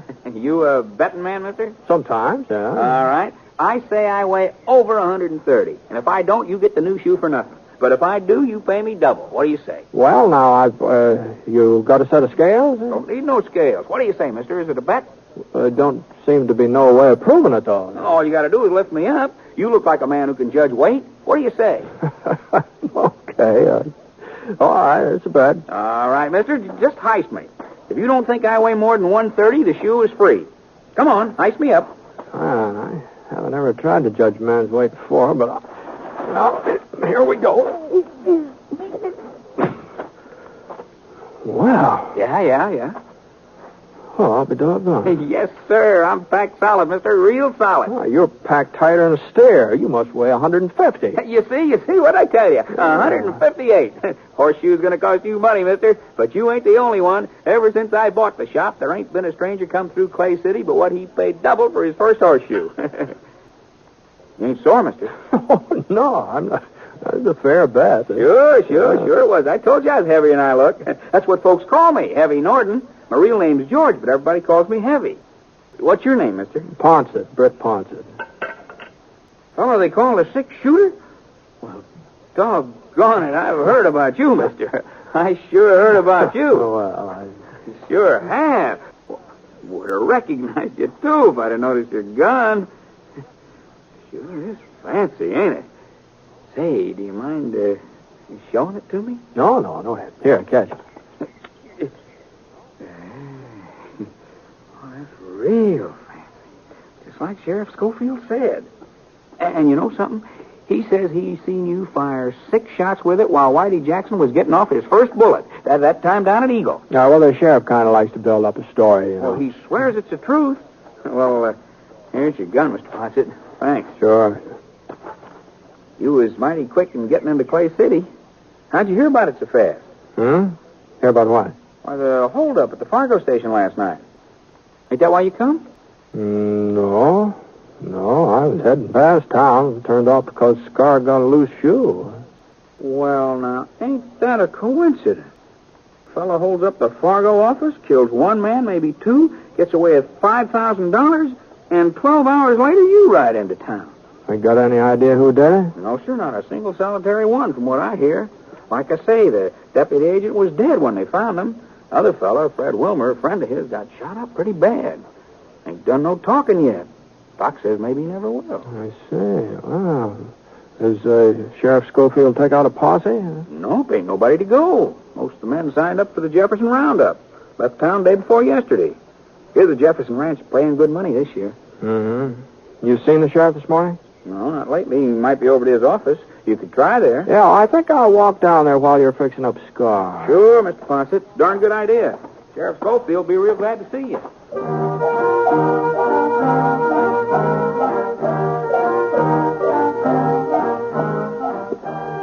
A couple of doors this side of the sheriff's office, I saw the Wells Fargo sign nailed up next to the window.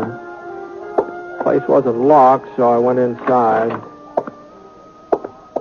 One of the chairs was upset, and there were some damp stains on the floor.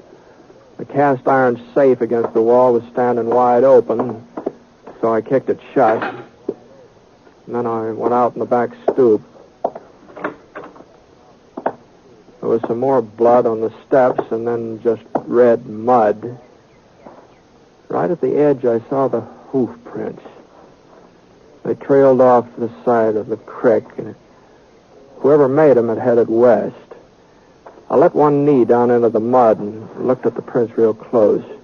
The horse had been wearing one shoe different from the other three. A sharp rock must have cut into it somewhere or another.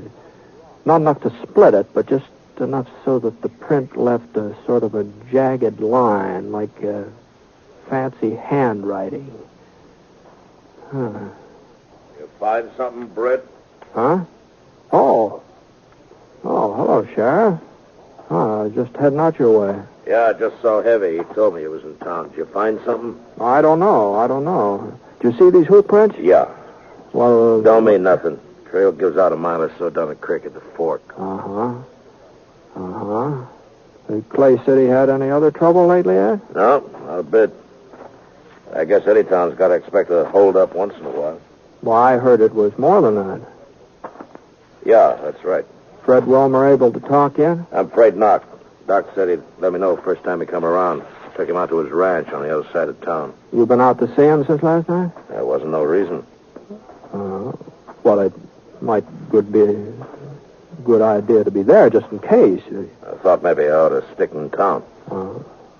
Well, it don't look like anything more is going to happen here. Why don't I'll get Scar and meet you out at Fred's place, huh? I can handle this alone, Britt. Well, sure. I was just offering to keep you company, Ed. I'll meet you there.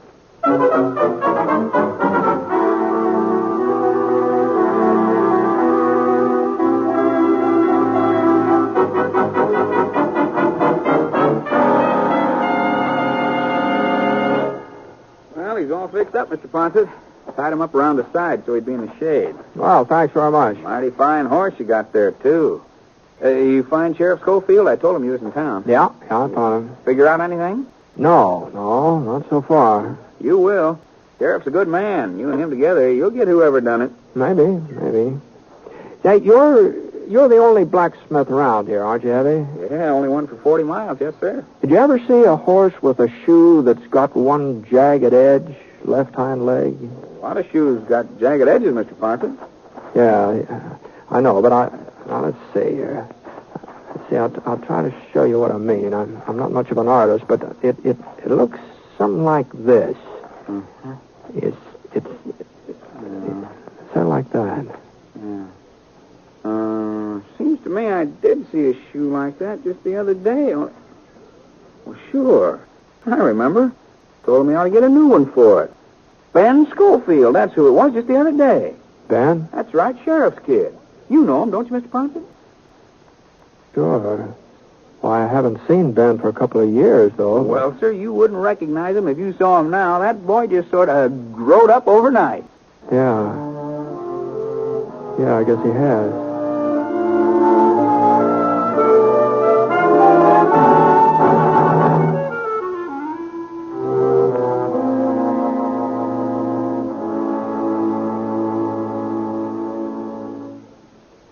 We'll return to James Stewart as the six-shooter in just a moment. Here's a reminder about some of the wonderful entertainment that's yours for the listening each Wednesday evening on the NBC Radio Network. There's comedy for everyone when you set your dial to NBC for such programs as You Bet Your Life with Groucho Marx and The Great Gildersleeve starring Willard Waterman. The Great Gildersleeve provides 30 minutes of top-flight entertainment that your whole family will enjoy. Then, when it's time for Groucho Marx, watch out. Groucho throws a mean ad lib, and there's a barb at the end of every one of them. Listen and laugh as this marksman trades quips with his contestants from the studio audience. It's a riot of fun from top to bottom when Groucho Marx plays You Bet Your Life. Also on Wednesdays, listen to more quiz fun on Walk a Mile with your genial quizmaster, Bill Cullen. That's Wednesday night on the NBC Radio Network. Be sure to listen.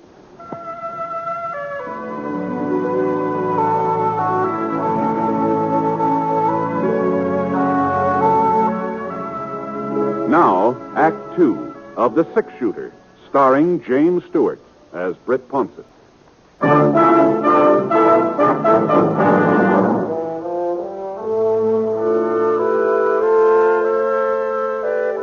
It wasn't much of a ride, and Sheriff Scofield was sitting on Fred Wilmer's porch swing when I got there. He told me Doc was inside with Fred, so I squatted down on the stoop and waited. About half an hour later, Doc came out. Told us we could go inside and see Fred.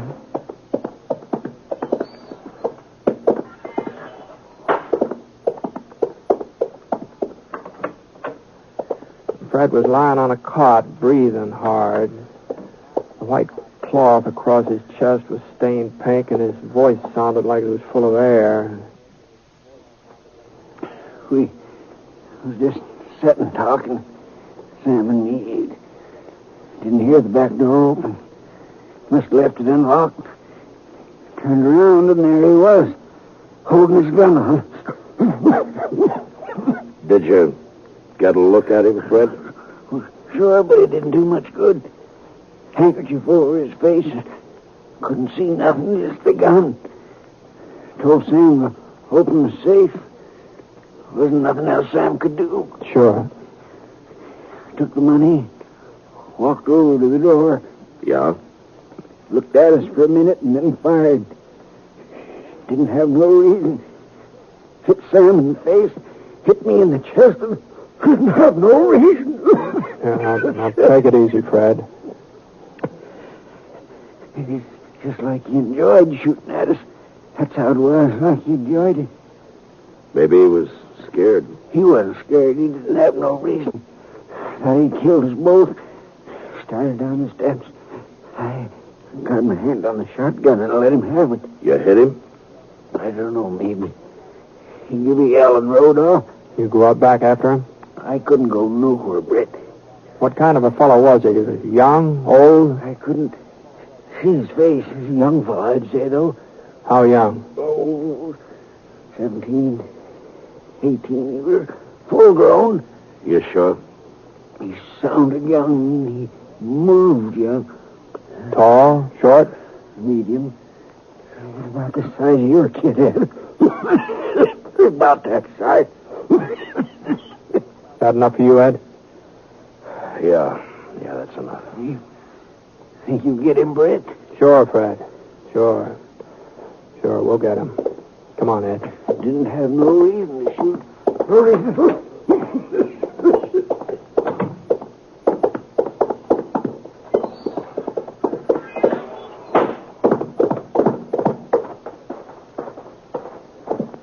Let's go, Ed. We're wasting our time, Brett. He's got a day's head start. He'll be 40 miles from here. Not if he's shot up. Well, you go on if you want to. Well, you're the sheriff. You've got to make the arrest. You ain't never been so particular before.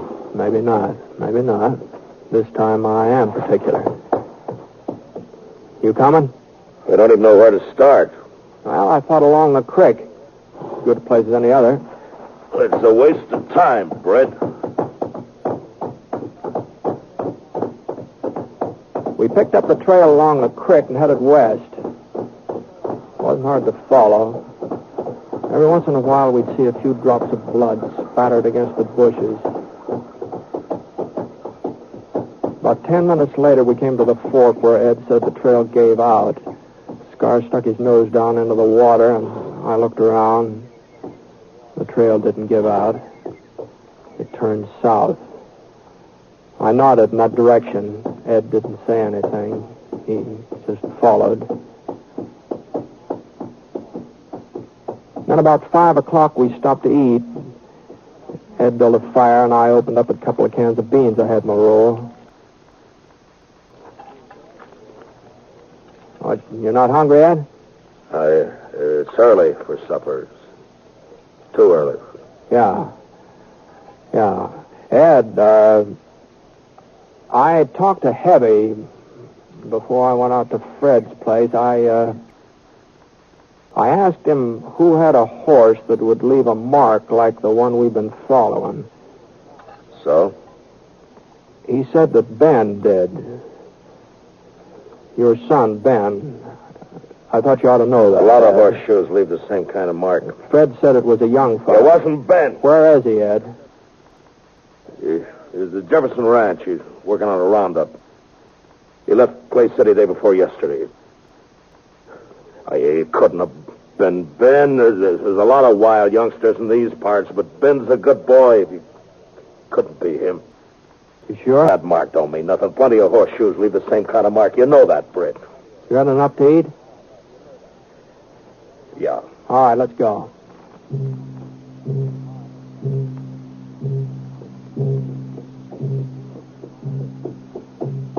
The moon came out, thin, yellow.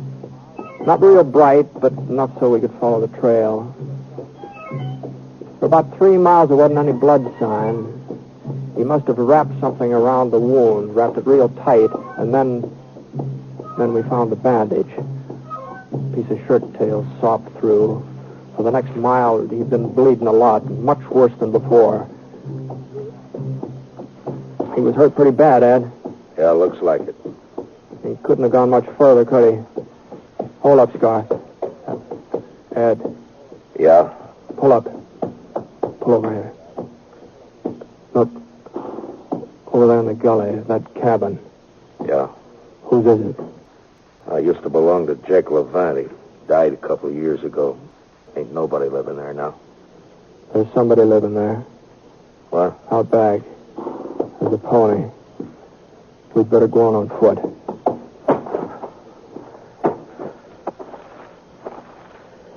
Britt? Yeah? We're gonna take him alive, ain't we? If we can. We gotta take him alive, Britt. It's Ben, isn't it? I don't know, not for sure. It could be Ben? It could be. Where's he been the last couple of days? I don't know that either. I had an argument with him 2 nights ago. He needed some money. He'd been playing poker. He lost a lot. Now, the $5,000 that was taken out of that safe is a lot. I wouldn't give him none. He got mad. He said he'd get it himself. And I hit him. I hit him hard across the face. Hit him twice. He started to hit me back, and then he walked out of the house, and I ain't seen him since. I wish he had hit me back. Now, we've got to get across this clearing, Ed. Over to that clump of trees. Well, he may see us. We'll have to take that chance. You ready? Yeah.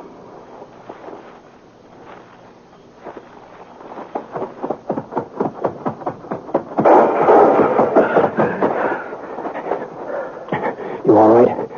Yeah, sure. We'll stay in these trees for a couple of minutes. Okay. And then we'll rush him. It's not going to be easy to take him, Ed. Now that he's spotted us. Britt, you ain't going to kill him. I'm not going to let him kill me. It ain't his fault, Britt. It's mine. You know that's not so. No, it's the truth. It's my fault. I broke him. I broke him like you break a wild horse. Tried to take all the fight out of him fast. You know what happens when you do that to a horse? He gets tame, but the fight's still there, and someday he turns wild again. He ain't really broke at all. I'm going to rush him alone, Ed. No, stay here. Sam Norton's dead. Maybe Fred Wilmer, too, by now. Killing Ben won't bring him back. He's my son. I'm sorry, Ed. No, we're going back to town. Not without him. We're going back.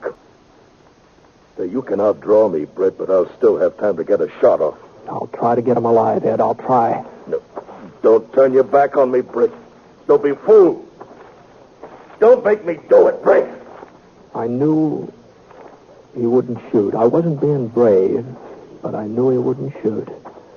A man like Ed Scofield just don't change overnight. You can figure a man like Ed. But I hadn't figured on what happened next. Ben! It's me, Ben, your dad! Can you hear me, Ben? Britt Ponset's coming after you. Throw out your gun, Ben. Britt Ponset's coming. No, listen to me, Ben! I saw him go down, real slow, like his legs had buckled under him. I pushed myself past a couple of rocks and edged over toward the back door. The kid was in the kitchen. I couldn't see him, but I could hear him moving around, going from window to window, looking out, waiting for me. I slid past another rock. I could run for the door now or wait. The kid made up my mind for me. He knew right where I was. I took out my gun and waited. I knew he'd get nervous first. Young fellas always do. I wasn't so young. I could wait. It wasn't more than 5 minutes before the door started to open. His pony knew he was coming, too. He started for his horse. I aimed at his leg. For a second, he just stopped moving, just hung there in midair like a hawk. And then he sprawled forward out of sight behind a log. Everything was quiet now. Even his pony. And then the moon went behind a thick cloud. And I came around the corner of the cabin. And then suddenly the moon came out again, and just in time for me to see his .45 coming up over the top of the log. His revolver slipped out of his fingers, and I saw him try to reach for it. But he couldn't make it. I stood up and I walked over to the log. I turned him over with my foot, and I looked at his face.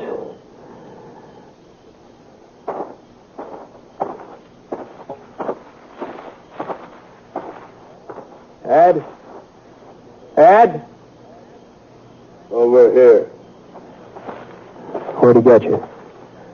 The shoulder. But I'll be all right. Is he... Did you have to... Britt? No, he's not dead. Thanks. I guess he didn't hear me calling to him. Didn't know who I was. It isn't Ben. What? It isn't Ben, Ed. You sure, Britt? Yeah. This kid's got red hair. There ain't no reason to lie to me, Britt. I ain't shot up bad. I'm not lying, Ed. I knew it wasn't Ben. While I was going up there after him, I knew it. What are you talking about? Well, it just came to me. I don't know. A man don't change overnight.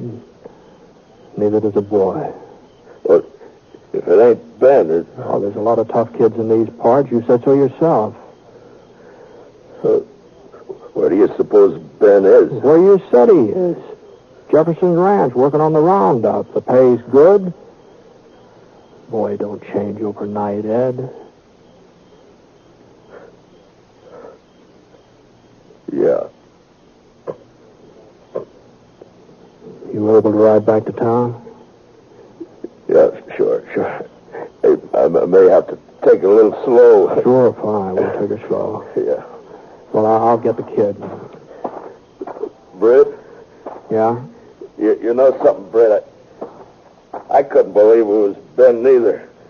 Not when he shot me. I just couldn't believe it. You know that, Britt? I know. Sure, I know, Ed.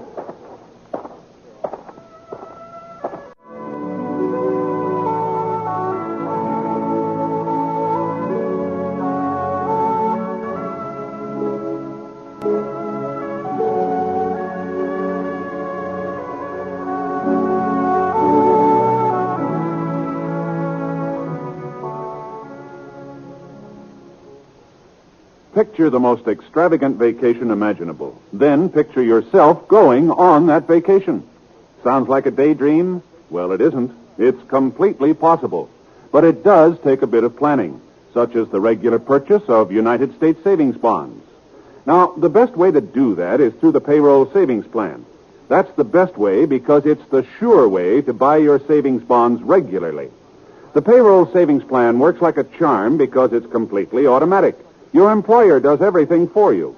It's especially easy on you because money is saved from your paychecks before you have a chance to miss it. And when those bonds mature, you can pack your bags for that extravagant vacation because United States savings bonds pay back $4 for every $3 you put in. Join the payroll savings plan where you work. That's the way to save money regularly. Earn extra money regularly through United States savings bonds.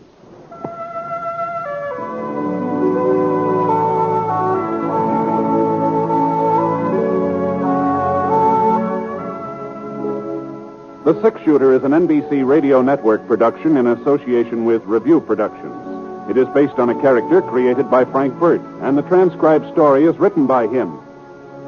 Mr. Stewart may currently be seen in the Universal International picture Thunder Bay. Others in the cast were Parley Bear, Jimmy McCallion, Herb Bygren, and Bill Conrad. Special music for this program was by Basil Adlam, and the entire production is under the direction of Jack Johnstone. All characters and incidents were fictitious, and any resemblance to actual characters or incidents is purely coincidental. Hal Gibney speaking. Hear Exciting Stroke of Fate tonight on the NBC Radio. James Stewart as the Six Shooter.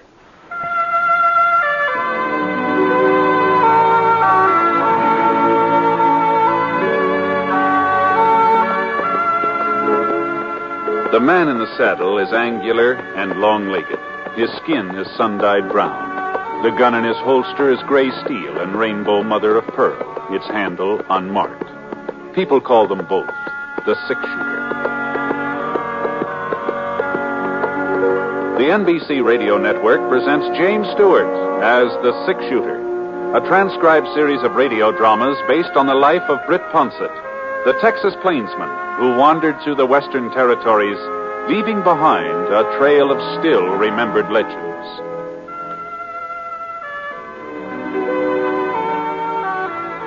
Now, in just a moment, immediately following this important announcement, you'll hear Act One of The Six Shooter. Meet the safe driver. If you know what makes him stay alive on the highways, you may be able to follow his good example. He always keeps his car in A1 mechanical condition. He shows courtesy for other drivers. He knows that speed is his greatest enemy. And most important, he knows and obeys the laws. Remember, few accidents happen with safe drivers. Are you one of them? Now, Act One of The Six Shooter, starring James Stewart.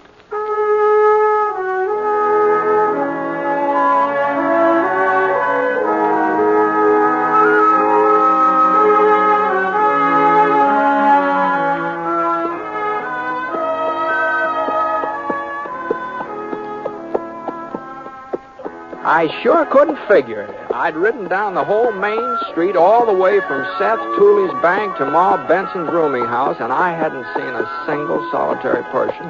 The stores were closed, shut tight. There wasn't even a wagon or a horse out in front of them. It looked like the town of Elk Point had just up and gone to sleep, but that didn't make sense either. Not at 5 o'clock in the afternoon. Whoa, Scar. Whoa. Well, Ma Benson didn't know what the trouble was. She always had a pretty good notion about everything that went on in Jackson County. You know, folks always used to say that's why the Elk Point Gazette kept going broke. You know, old Sadie Benson was too much competition.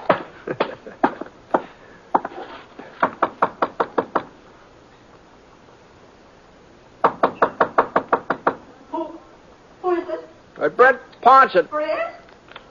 Yeah. Well, how do I know it's you? Well, opening the door might be one way of finding out. Does sound like you're all right. But if it ain't, I'm just a poor widow woman without a cent to my your name. I don't think you're going to Oh, get come on now. Come on, Ma. Open up the door. Oh, Britt, thank goodness. Thank goodness. Well, don't just stand there. Get inside, quick, so I can lock up again. Oh, sure. All right. You can't imagine what a fright you gave me when I heard you knocking out there. Oh, but I must say there ain't anybody I'd rather see today. Well, now, that's a very flattering greeting, Ma, but what's behind that? Oh, now stop joshing me, Britt. At a time like this when we all might be murdered any minute. Murdered? Stacy Gault is headed this way. Don't tell me you didn't know. Gault? That's what I said. Stacy Gault. Stacy Gault. Oh, I hadn't heard he was in these parts. You hadn't heard? No. Then what on earth brought you to Elk Point? Oh, I was just passing through on my way to White River. I thought I might stop off long enough to have one of those fine home-cooked meals of yours. Isn't that reason enough? Well, you're heaven sent, Britt Ponset. That's what you are. Heaven sent. Come on out in the kitchen with me while I give you the news. Sure. I was fixing a batch of cornbread. I had to do something to keep myself from thinking about what might happen. Oh, you can draw up that stool there if you like. Oh, thanks. Before you sit down, hand me them eggs, will you? Eggs? Oh, sure. Here they are. Here you are.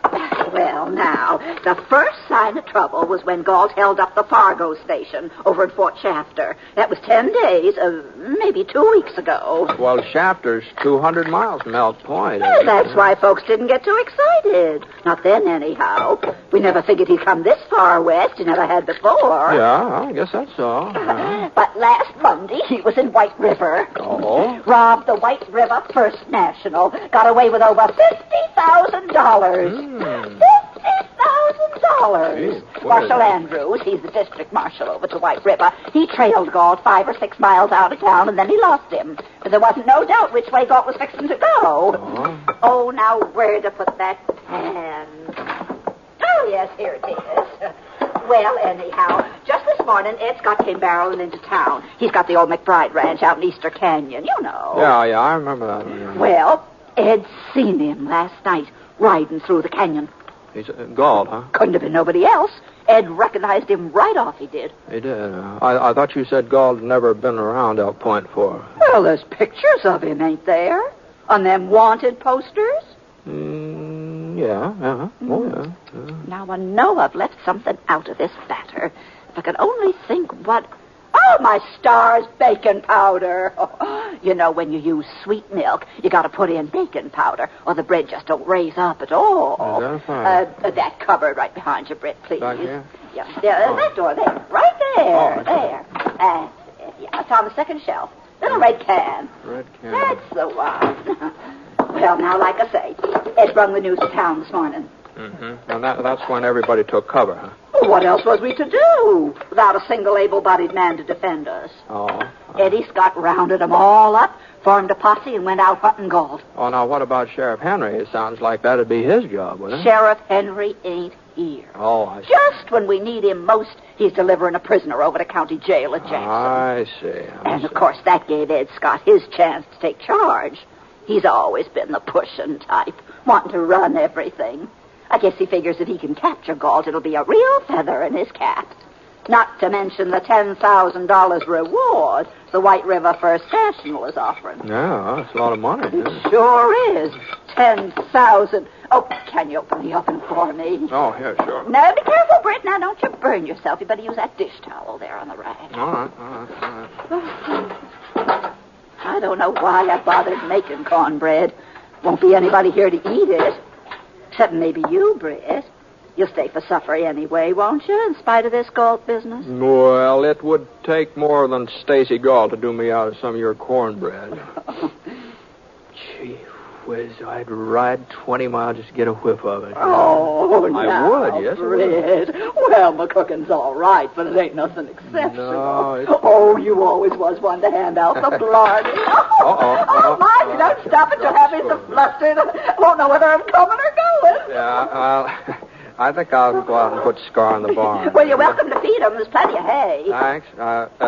Ma. Yeah? Now, you weren't serious about there only being 2 of us for supper, weren't you? Well, I sure was. Well, but they used to have plenty of boarders, more than you could take care of. Oh, I've still got my boarders, Britt.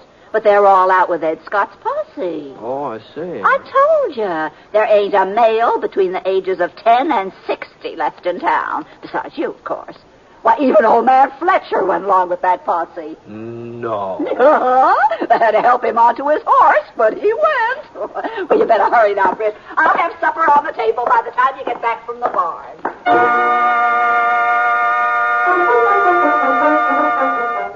It is quite a supper, too. Baked ham with brown sugar dripping down the sides, and mashed potatoes swimming in gravy, nut green lima beans to feed the whole population of Elk Point, and that cornbread, gee whiz, it just light yellow and fluffy with homemade maple syrup to pour over it. I tell you, when I started eating it, I figured I'd have a hard time making a dent in the plate Ma put before me, but the next thing I knew, I was asking for seconds. No, just a thin slice, Ma. No, that's too much. That's too much. Now, I'll only have to throw it away. No, just go easy on it. No, I don't know, though. There. A few more potatoes? No, I don't want any more potatoes. All right, Britt, just a few. No, beans? No, I don't want any more beans. Now, you can't eat ham with nothing to go with it. No, I don't want any. Goodness. Here you are. Well, gee. Well, how about you, Ma? You've hardly touched any of your food. Oh, what you cook yourself don't taste as good somehow. Mm-hmm. Oh, you're not still worrying about Stacy Gault. Oh, certainly am not. Not since you showed up. If he come into town now, you'd take care of him. No, I don't imagine he'll get past Ed Scott's posse. And you don't know Ed Scott very good. Why, he'll have that posse running around in circles. I'll bet you could drive a herd of cattle right through the middle of them men, and they wouldn't even notice. No. You want me to answer it? No, I'll see who it is. You might keep your right hand free, though, just in case. Who's there? Who's there? It's Seth Tooley. Yes. Seth. What are you doing back? You ain't caught Gault, have you? No, we ain't caught him. Is Britt Ponset in town? My wife thought she seen him going into your place this afternoon. Yeah, he's here, but get out of the way. Oh, I gotta talk to Britt. Hello there, Seth. Britt, he's in Elk Point. Stacy Gault is in Elk Point. No. Yes, he is. I saw him not 5 minutes ago riding over the South Creek Bridge. He means to rob my bank. I know he does. That's the only thing he could have come for. Well, you've got more than enough men to take care of him, haven't you, Seth? The posse's still out combing the hills, away out in the hills, yeah. What? Well, my rheumatism started acting up. It was paining me something terrible. I had to drop out and come back alone. That rheumatism of yours is sure a convenient sickness sometimes, Seth. Well, you can be mighty thankful for it tonight. Otherwise, Gault might have got by unnoticed. Oh, we got to move fast, Britt, before he reaches the bank. I brought him 44. I figured the two of us together. Now, just hold on, Seth. What makes you so sure the man you saw was Gault? Oh, it's got to be him. Fits his description to a T, to a T. Pretty dark out there, you know. He was on the trail from White River. There's nowhere else could come from. Britt, we all know Gault was headed this way. What did I tell you? He got through Ed Scott's posse just like I said he would. Yeah, he might have at that. There was a couple of times when we sort of lost our whereabouts. Well, come on, Britt. You ain't going to leave me to take care of Gault all alone, are you? Not that I'd be afraid to try it, of course. All right, Seth. I'm coming. I wasn't quite finished my supper, but Well, now who on earth? Now, wait a minute. Wait. Don't answer it, Ma. Why, that might be Stacy Gault. Oh, now, why would Gault be coming here to Ma's place? Now, I'll see who it is. Well, I'll cover you, Britt. While you open the door, you ain't got a thing to worry about. I'll cover you. Howdy. Sign out front says rooms. I'm looking for a place to stay. It's him, Ma. It's him. Well, come on in. Here, this is Ma Benson. This is her rooming house. Evening, ma'am. I'm sorry. I'm full up. Oh? Well, that's too bad. I was only going to be here one night. Any place else I might stop over? No, that is not that I know of. Well? Before you go, mister. Yeah? We don't mean to be nosy or anything like that, but would you mind telling us what you're doing here in Elk Point? I got some business at the bank tomorrow. The bank? Oh. That's right. What are you doing with that gun, mister? What? Oh. Here, let me pick it up for you. No. Never mind. Just leave it there. Just leave it. Laying on the floor? Well, it ain't loaded anyway. A man's a fool to carry an unloaded gun. Say, what time's the bank open up in the morning? It ain't open tomorrow. Tomorrow's a holiday. That's so? Funny, I didn't know. Well, it's kind of a special holiday just here in Elk Point. Oh. You came from White River, didn't you, mister? That's right. How did you... Oh, you heard about me. I was on my way here, huh? News sure travels fast, don't it? Yes, it sure does. Well, if you haven't got a vacant room, I'd... You sure you can't squeeze them in somewhere? Yes. You know, since some of your regulars won't be back tonight anyway, you could... How about it, Ma? Well, I guess I could find a place for him if you really think... I'd appreciate it, man. Well, just follow me upstairs, and I'll see what I can do. Thanks, mister. No trouble. Well, what's the matter with you, Britt? Get Ma to let him stay here. Well, if he's Gault, why, this way we'll be able to keep an eye on him, don't you think? If he's... You seen that satchel he was carrying, didn't you? Yeah. Well, don't you see? That's where he's got the stolen money. You can bet your bottom dollar on it. Mm-hmm. No. And, Britt, you heard what he said about my bank. He was telling us plain as day that he means to rob it. That's the way Gault is. Everybody says so. You better stop that, Eden, and listen to me. He comes right out and announces what he aims to do. Don't make no bones about it. That's a fact. Mm-hmm. Well, no, I didn't hear him mention anything about robbing you, Seth. You didn't. How much plainer could he make it? Yeah, well. And you, Britt, I'm surprised at you. He was standing there wide open. Why, you could have outdawed him without even half trying. Well, I guess either of us could have done that, Seth, seeing as how he wasn't wearing a gun. What? Pass me that cornbread, will you?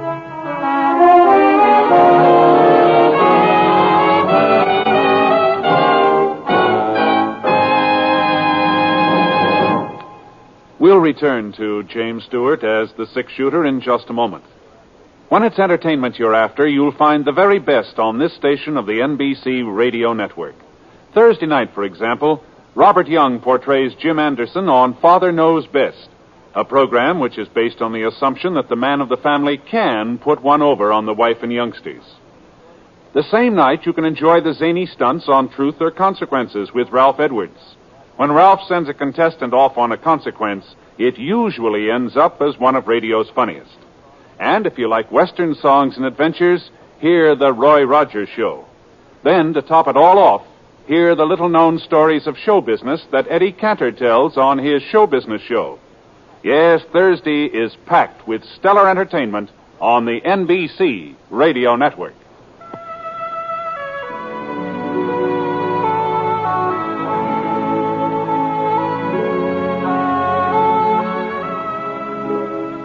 Now, Act Two of The Six-Shooter, starring James Stewart as Britt Ponset.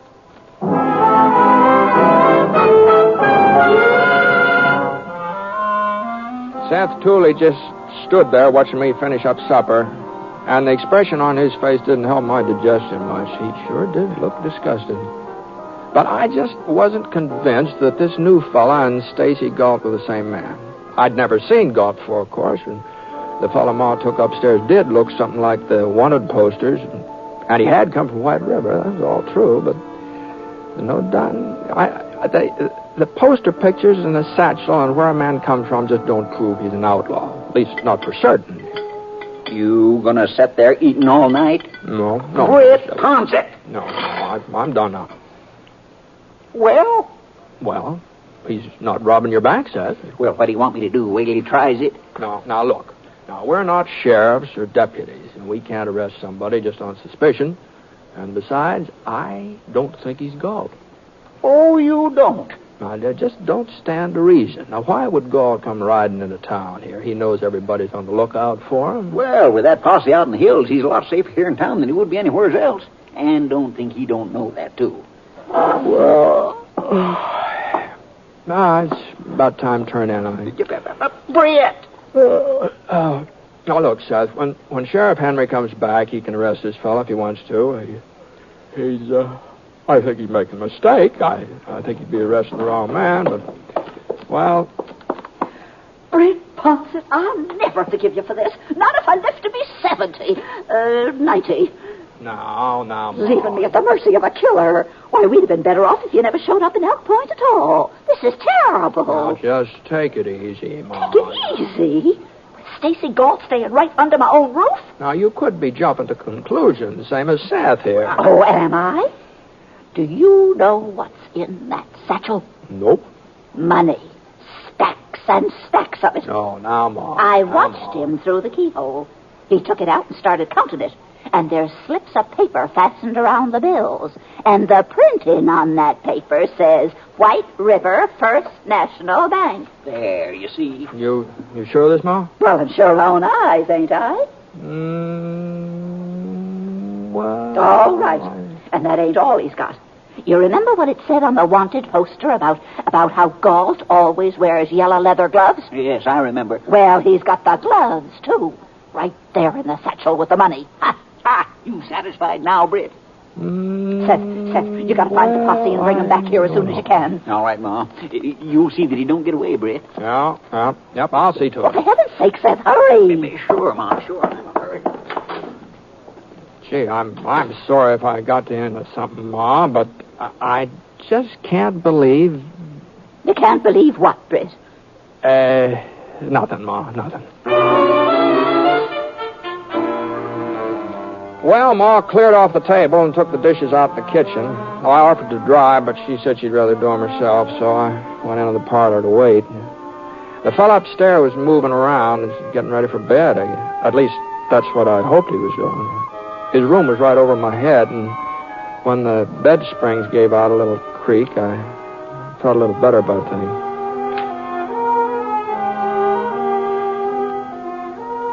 About 20 minutes later, Ma came out and sat down in her rocker beside the fireplace. She was crocheting one of those doodads you put in the arm of a chair, you know. We didn't do much talking. Not for the next couple of hours, we didn't. And then about 11 o'clock, the posse came riding up.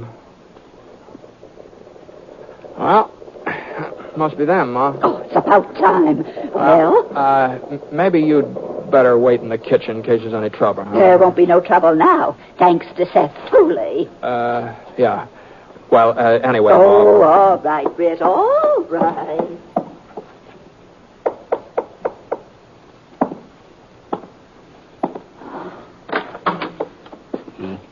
He's still here, Britt? Yeah, he's asleep. Oh, you know Britt Ponset, don't you, Ed? Yeah, sure. Now, here's the plan. The rest of the boys have got the house surrounded. Whole house surrounded. Gault couldn't get out no matter what happened. Uh-huh. All right, now. The three of us will go upstairs. Come on. Yeah. Now, as soon as we get to his room, I'll kick the door open, then we all blaze away at the bed. No. Just hold on here a minute. Just hold on. Yeah? Well, what's the matter, Now, what you're talking about is cold-blooded murder. Oh, just giving him a dose of his own medicine, that's all. That's all? Yeah. Now, Ed... Now, don't tell me you still ain't satisfied that he's Gault. Maybe he is. That doesn't matter. He's entitled to a trial just like everybody else. Oh, use your head, Britt. If we try taking him alive, he's bound to get one or two of us first. Uh-huh. Well, that's the way we're going to take him, anyway. Now, Britt. Now, you wait here, both of you. I'll bring him down to you. And I want your word that he goes to jail in one piece, huh? I can't promise nothing like that. The boys outside are pretty mad about it. Maybe the boys would like to shoot it out with both Gault and me. Britt, you don't... What do you say, Scott? Well, all right, Britt. He goes to jail. But so help me... Seth, how about it? Sure, Britt, sure. But if anything happens to you, you got nobody but yourself to blame. Only yourself. Upstairs hall was pitch dark. I moved along quiet as I could. I trying to remember where the doors were. It's been a couple of years since I'd stayed at Benson's. I wasn't just sure which room. I pressed my ear against the door and listened. I couldn't hear anybody breathing inside, so I headed for the next door. Right there, now. I had my hand on the knob when I hooked my leg on the hall table, and I reached out to catch him. Oh, he'd be awake now, so I had to move fast. I swung the door open and brought up my gun. Who's there? What do you want? Now, stay where you are, and don't reach for anything. What? Huh? What are you talking The lamp right beside his bed gave off enough light so I could see him. I leaned over and turned it up. He hadn't moved. He just sat there, eyes wide open, blinking. What's going on here, mister? I think you better put your clothes on. Oh, sure. Whatever you say. But why? What's all this about? Well, there's some boys downstairs want to talk to you. To me? That's right. What? I don't know anybody in these parts. Well, they know you. At least they think they do. Oh? Yeah, they claim you're Stacy Gault. Gault? That's right. Why, they're crazy, plumb crazy. They are? Ain't they heard? How could I be Gault? What do you mean? Gault's in jail, White River. He was captured, locked up the day before yesterday. You sure that? I ought to be. I captured him. You? The proof's right there in my satchel. Reward money. White River First National paid it to me yesterday. No. And Marshal Andrews gave me Gault's yellow gloves as a sort of memento of the occasion, along with a letter of congratulations. Yeah. You see him? You captured Stacy Gault? Well, it was kind of accidental. You see, I'm a drummer. Travel around selling gadgets and things. I didn't know the cabin was Gault's hideout. Looked like any other cabin to me. Thought there might be some kids living there. So I was getting up my samples when the door opened. Guess he thought the six-shooter I was holding was a real thing. Of course, it did look mighty genuine for an imitation. You sure make realistic-looking toys these days. And he didn't try to shoot it out with you or anything? No. All he said was, okay, you got the drop on me. I didn't know what he was talking about, but I was too surprised to say so. Yeah. Next thing, he handed me his gun, and, well, it was about then Marshal Andrews come riding up. Marshal was real nice about giving me all the credit. Want to see the letter he wrote? No. But you bring that down along with you, will you? What I want to see is Ed Scott's face when you show him that letter. That's what I want to see.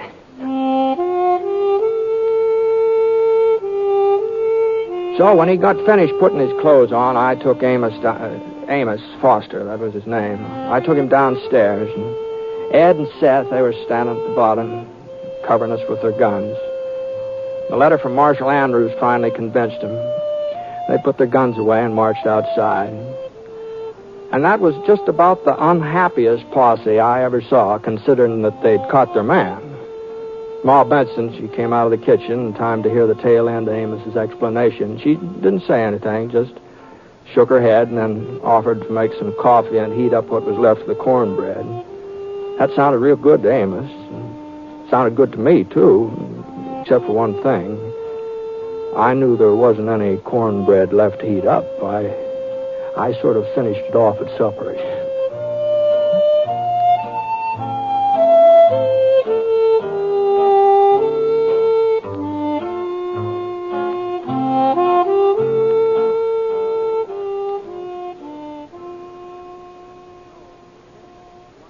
You know, defense is one job we can't put off. Because if we want security for our home and country tomorrow, we've got to do something about it today. How? By investing in United States savings bonds. You'll get a return of $4 for every $3 you put in, and in less than 10 years. In addition, you can hold your bonds beyond maturity and earn further interest. 3% interest compounded semi-annually for as long as 10 additional years. Sign up today for freedom.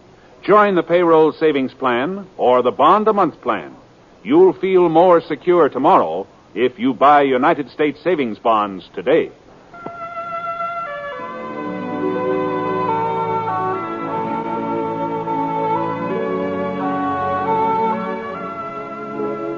The Six Shooter is an NBC Radio Network production in association with Review Productions. It is based on a character created by Frank Burt, and the transcribed story is written by him. Mr. Stewart may currently be seen in the Universal International picture Thunder Bay.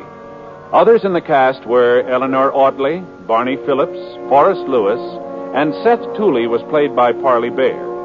Special music for this program was by Basil Adlam, and the entire production is under the direction of Jack Johnstone. All characters and incidents were fictitious, and any resemblance to actual characters or incidents is purely coincidental. Hal Gibney speaking. Hear Exciting Stroke of Fate tonight on the NBC Radio Network.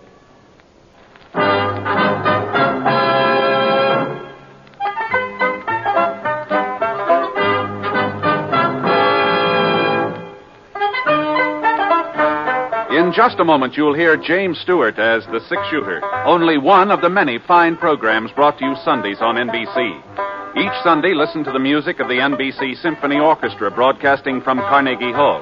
Hear the amusing adventures of Hume Cronin and Jessica Tandy in The Marriage, and tune to the NBC Star Playhouse for the nation's greatest stars. It's a lineup of wonderful programs, all of them heard only on NBC. James Stewart as the Six Shooter.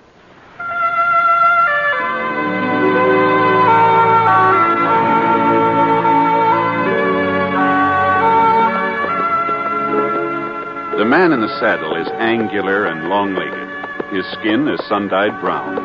The gun in his holster is gray steel and rainbow mother of pearl, its handle unmarked. People call them both the Six Shooter. The NBC Radio Network presents James Stewart as the Six Shooter, a transcribed series of radio dramas based on the life of Britt Ponset, the Texas plainsman who wandered through the Western Territories, leaving behind a trail of still-remembered legends. Now, in just a moment, immediately following this important announcement, you'll hear Act One of The Six Shooter. A Christmas gift with a future. That's how everyone feels about a gift of United States savings bonds. Because when those bonds mature, they pay back $4 for every $3 invested. What's more, they can be held as long as 10 years beyond maturity and earn even further interest. Give a gift of United States savings bonds.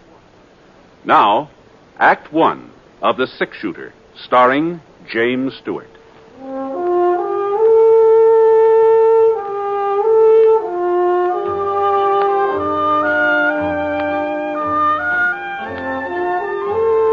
Expected to stay over in Smoke Falls, but when I stopped off to see old Dad Somerset and found him all crippled up with lumbago, well, of course, he didn't ask me to look after his stock, but I could see he sure wanted me to, so...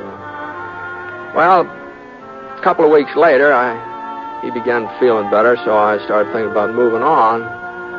It was nearly 5 o'clock in the afternoon that day. The sun just spilled over the top of Eagle Mountain when the buckboard pulled into the yard.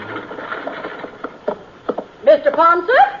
Oh, evening, ma'am. Mr. Ponset, I'm Grace Proudly. Oh, pleased to meet you, Miss Proudly. I've been meaning to come out and see how Mr. Somerset's been getting along, but I just never have a minute's free time. It's canning season, you know. Yes, ma'am. Well, Dad's feeling much better. If you'd like to talk to him, he's right in. No, just say that I asked for him. As a matter of fact, it's you I want to talk to, Mr. Ponset. Oh? You see, I'm president of the Ladies' Aid Society of Smoke Falls. Uh-huh. We're affiliated with the church and do lots of charity work, Christmas baskets and things like that, you know. All the best ladies in town are members, and we don't just take in everybody either. Well, Now, this is what I'm getting at, Mr. Ponset. Tonight's our box supper and square dance. It's an annual event.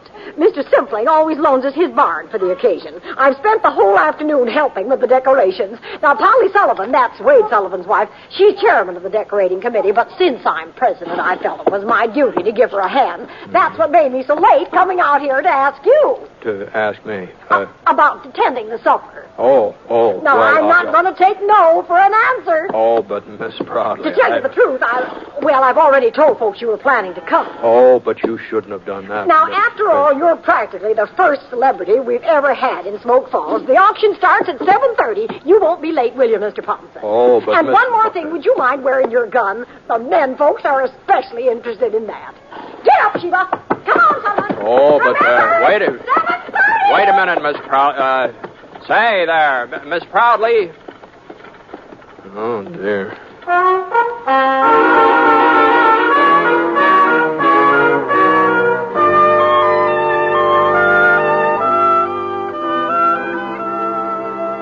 Well, after I gave Dad his supper, I washed my face and wet down my hair and started off for old man Simpling's barn. When I got there, Miss Proudly met me at the door and introduced me around. The only name that sank in was her daughter, Ellen. Pretty girl. I figured that when the box supper sheet pack was put up for sale, the bidding would be mighty serious. All right, everybody, we're ready to begin the auction. We don't want the music now, Wilbur. Wilbur! Now, just gather around the table here so you can get a good look at what you're buying. But remember, you can't judge a book by its cover. Now, which one shall we start with? Oh, my, look at this one. Pretty pink ribbon and white tissue paper. Why, I'll just bet you there's a whole fried chicken inside this box. Now, who's going to make the first bid? $1.50. Don't forget, gentlemen, a pretty lady's company goes with the supper. I'll give a nickel. Now, Spud Hooker, you stop joshing. You know we don't take any bid less than a quarter. Now, who'll offer a quarter just to get things underway? Look at this lovely box. Just think some nice young lady spent the whole day fixing it up. Then she'll be too tired to dance. Come on, somebody. 25 cents. Why, it costs more than that. The auction was kind of slow in picking up momentum. But when Mrs. Proudly started in to make the third sale, well, there wasn't much doubt whose supper she was selling. Ellen Proudly sort of reddened in the cheeks and tried to look unconcerned. I saw her give somebody a glance on the other side of the room, almost like a signal. Couldn't tell who it was intended for, but there were two fellas standing over there. Spud Hooker is one, tall, husky, about 25. He'd been cracking jokes and acting sort of like he owned the place. The other boy was kind of a different sort. He's thinner, shorter. He hadn't opened his mouth since I got there. Now, let's see if you can't do a little better this time, gentlemen. Here's the next supper. Oh, boy. My, it looks familiar. Oh, I guess I shouldn't have said anything, should I? Ellen will just about murder me when I get home. Oh! Well, as long as the cat's out of the bag, I might as well go ahead with the sale. 50 cents. Bud Hooker bids 50 cents. A supper like this ought to be worth more than $50. A little bird told me there's a chocolate cake inside. 75 cents, ma'am. I've got 75. Now, what about it, Spud? You're not going to let Tom Leverett outbid you? $1. $1. I'm bid $1 silver dollar. Who'll give $1.25? $1.25. Don't forget, gentlemen, it's all for charity. $1.50. Now we're getting somewhere. I'm bid $1.50. Spud Hooker offers $1.50. Are there any more bids? $2. You're bidding $2, Tom? Yes, ma'am. $3. Oh, 3? That's what I said. Well, now, we all appreciate your enthusiasm, boys. But remember, this isn't the only supper you can buy. It's the only one I'm buying, and I'll take it right... $4. Huh? Well, all right. Going once, going twice, and it's sold... $5. Now, Spud, are you sure? $6, Miss Proudly. You're making a fool of yourself, Leverett. Ellen wants to eat with me. My bid's $6. 7. Now, boys!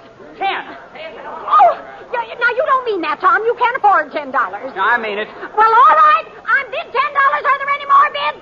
Going once, going twice? Go ahead, sell it to him. It ain't going to do him no good. Now, we don't want any trouble, Spud. Ellen's my girl, and she's eating with me.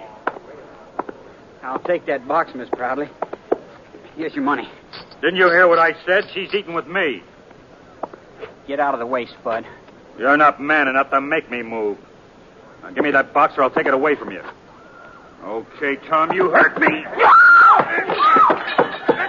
Hold on there. Now, just a minute here. Now, hold on. Don't concern you, Ponset. No, maybe it doesn't. Maybe it doesn't concern me. It just seems to me that there ought to be a better place for settling things, that's all. Mr. Ponset's right, Spud. Let's go out. Hey, where's Britt Ponset? Dad Somerset said he was over here. Yeah, I'm Ponset. Mr. Ponset, Sheriff Tinsmith told me to find you. What's the matter, Jake? Dink Falk just broke out of jail. Yes. He shot the sheriff in the back while he was getting away. Oh, he did? Yeah, well, we took him over to Doc Foster's, and he's bleeding pretty bad. He wants to talk to Mr. Ponset before he... I'll get my horse.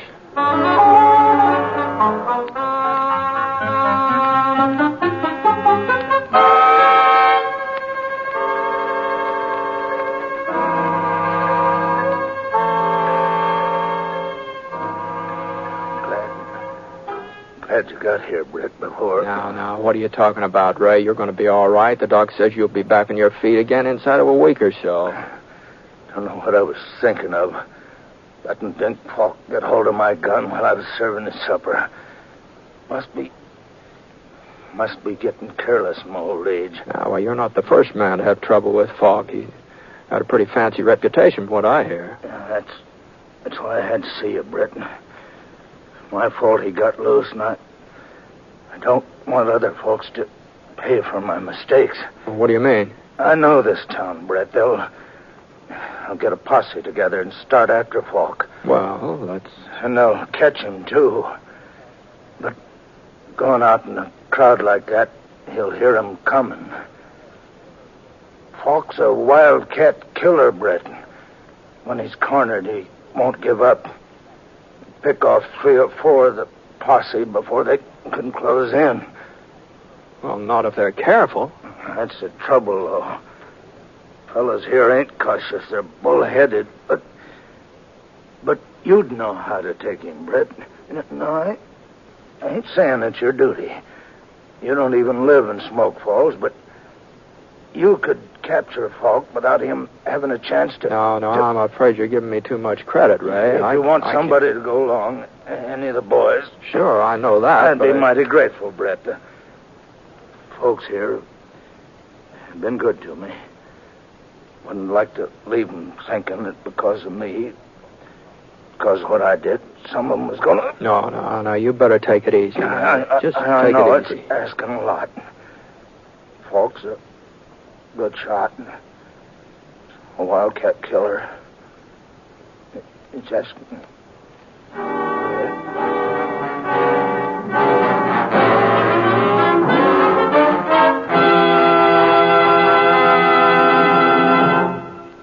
We'll return to James Stewart as the six-shooter in just a moment. Recently, the American Red Cross was called on for immediate and dramatic expansion of its part in the National Blood Program, was asked to make available all the gamma globulin possible for the prevention of paralysis from polio. Experiments conducted over the past 2 years have demonstrated the effectiveness of this treatment. It takes approximately 1 pint of blood to make an average dose of gamma globulin as used for polio. And 1 injection protects a child for a period of 1 to 5 weeks. Therefore, there is a tremendous need for blood donations now, so that we may be able to do our utmost to safeguard our children during the epidemic period next summer. At the same time, there has been no let-up in the need for blood for use overseas and for the thousands of wounded men in our military hospitals who are still fighting for a chance to live. If you are an adult, call your local Red Cross chapter right away. Get an appointment to make a donation of your blood for the National Blood Program, which aims to supply the total blood needs of the country. Join the thousands of Americans who are rolling up their sleeves. Take pride in having helped save a life.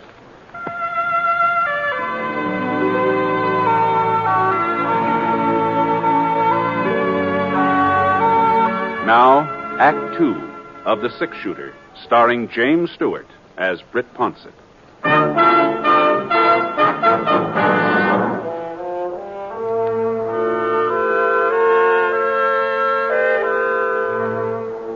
Sheriff Tinsmith had been right about the town foreman of posse. They hadn't lost any time. Spud Hooker was taking charge. I was kind of surprised to see that Tom Leverett was along. But I figured he and Hooker sort of joined forces for the time being. How is he, Ponset? Well, he passed out a few minutes ago. Maybe it's just as well. At least he's getting some rest. Yeah, well, we're going after Falk. The other boys are waiting behind the mercantile. Looks like you got quite a gang. I ain't got no objections to having you go along, too. Not that we need you understand? Yeah. Well, you coming? Well, I had a little talk with the sheriff just before he lost consciousness. He seemed to think that taking out a posse after Falk wasn't such a good idea. What's he want us to do? Let him go scot-free? No. Sheriff Tinsmith sort of suggested maybe 1 or 2 men would have a better chance of catching him. They can make faster time, maybe sneak up on Falk unaware. Oh, yeah? Yeah. Well, it's okay with me. You going to be one of the boys who goes after him, Ponset? Well, I hadn't exactly made up my mind. You better make it up faster. I'll take somebody else. Oh, I see. Well, in that case, Whoa, boy. Whoa. Say, your name's Leverett, isn't it? That's right, Mr. Ponset. Tom Leverett. Mm-hmm. You want to ride along with me? Why, sure. Wait a minute here. I thought you said 1 or 2 men. Mm-hmm, I did. Well, we don't need Leverett then. Well, I tell you, I sort of figured maybe you ought to stay in town, Hooker. So if Tom and I get into trouble, well, you could bring the posse out later. You're trying to make a fool out of me, Ponset? No, I'm not. Everybody knows I'm twice the man Leverett is. I can ride better and shoot faster, and I'll fight him 2 to 1. Mm-hmm. You want the credit for catching Falk yourself, don't you? Well, it ain't going to work out that way. Come on, boy. I'll find Falk myself, and I'll bring him in alone. That's all right. Hey! Well, Tom, let's go, huh?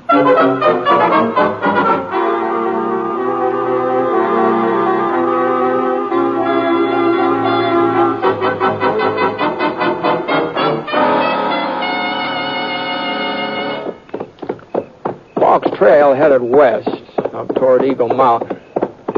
And the moon was out, sort of a half moon, but it gave us enough light so we could follow the hoof prints Falk's horse had left. Along about midnight, we spotted another trail, fresher. It couldn't have been more than a couple of minutes old. It cut in from one side and then went on ahead in the same direction Falk was riding.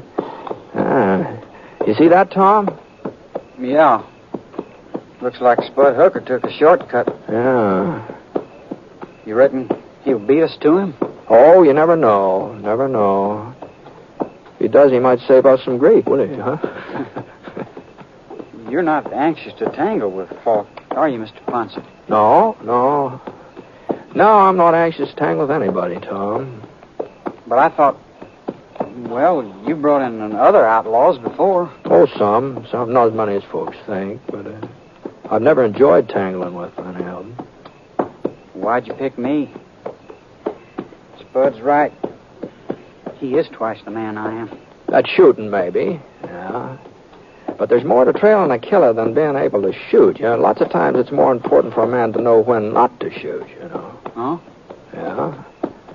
Fellow's itching to pull a trigger like Spud. Well, he's apt to pull it too soon. And, hey, look at that. The moon's going down. Yeah. We might as well get some shut-eye. Whoa, boy. Oscar. You couldn't see the trail anyway. Spud won't be stopping for sleep. No, don't suppose he will. That's another reason I picked you. I kind of figured he'd want to keep pushing on all night. Doggone it, God, along about this time, I just get tired.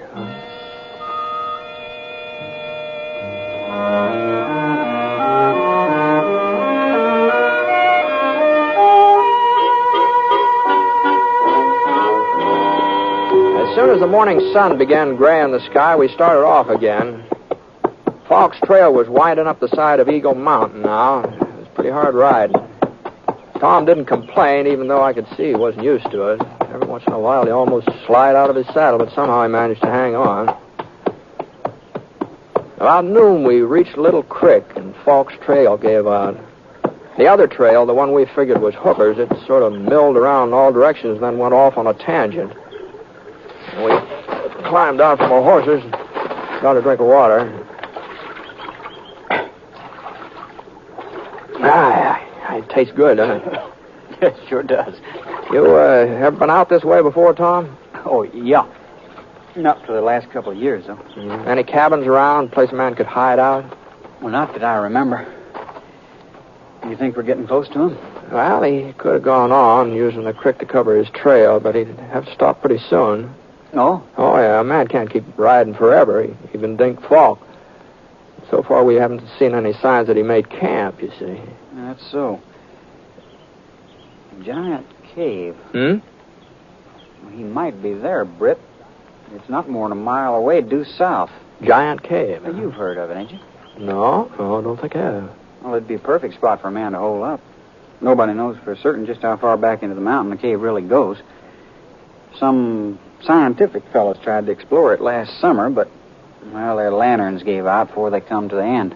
Well, it sounds like something we ought to see even if Falk isn't there. Come on, let's go and have a look.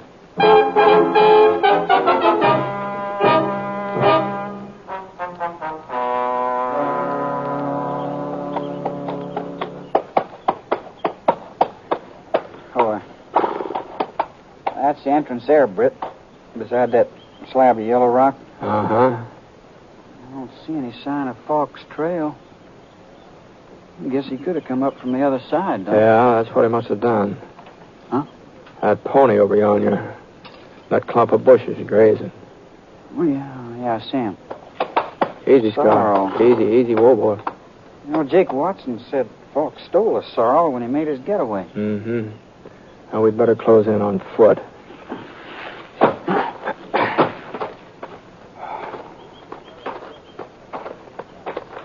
We tethered our horses on a couple of spruce saplings, moved into the cave entrance. It wasn't a very big hole. We had to sort of bend over and crawl through it. But the room on the other side, it must have been 100 feet long, 50 feet wide. The walls were sheer rock, sort of rainbow-colored, so smooth you'd have thought somebody had been polishing them. And then the light behind us got down to a pinpoint.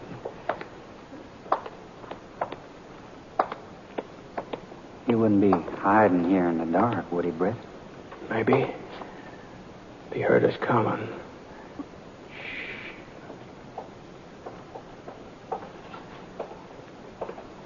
Somebody up ahead. Yeah. You got your gun ready? Uh-huh. Now, don't use it unless you're pretty sure of hitting something. If we start shooting, it'll just help his aim. Okay. All right, now back up against the wall here behind you.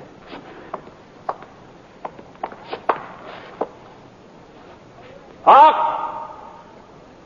We know you're in here, Falk.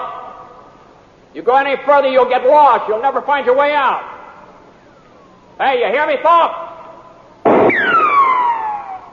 You're wasting lead. You can't see us. We know that. You can't see me neither. We don't have to. You've got to come out sooner or later, and we'll be waiting. All right, we're going to leave you now, Falk. We're going outside and wait. Hey, where you are? You giving up? No, I ain't. And I ain't alone. What? I got somebody with me. Friend of yours, I reckon. We're coming out together. And if you try to stop me, I'll kill him. What's he talking about? He ain't lying, Britt. It's me, Spud Hooker. Spud? I caught up with him last night, but he got the draw on me. Hold your fire, Britt. He means what he says. He'll kill me if you don't hold your fire. You gotta do what he told you, Britt. You gotta. All right, Falk, come on. Start backing up towards the entrance. I don't hear you moving.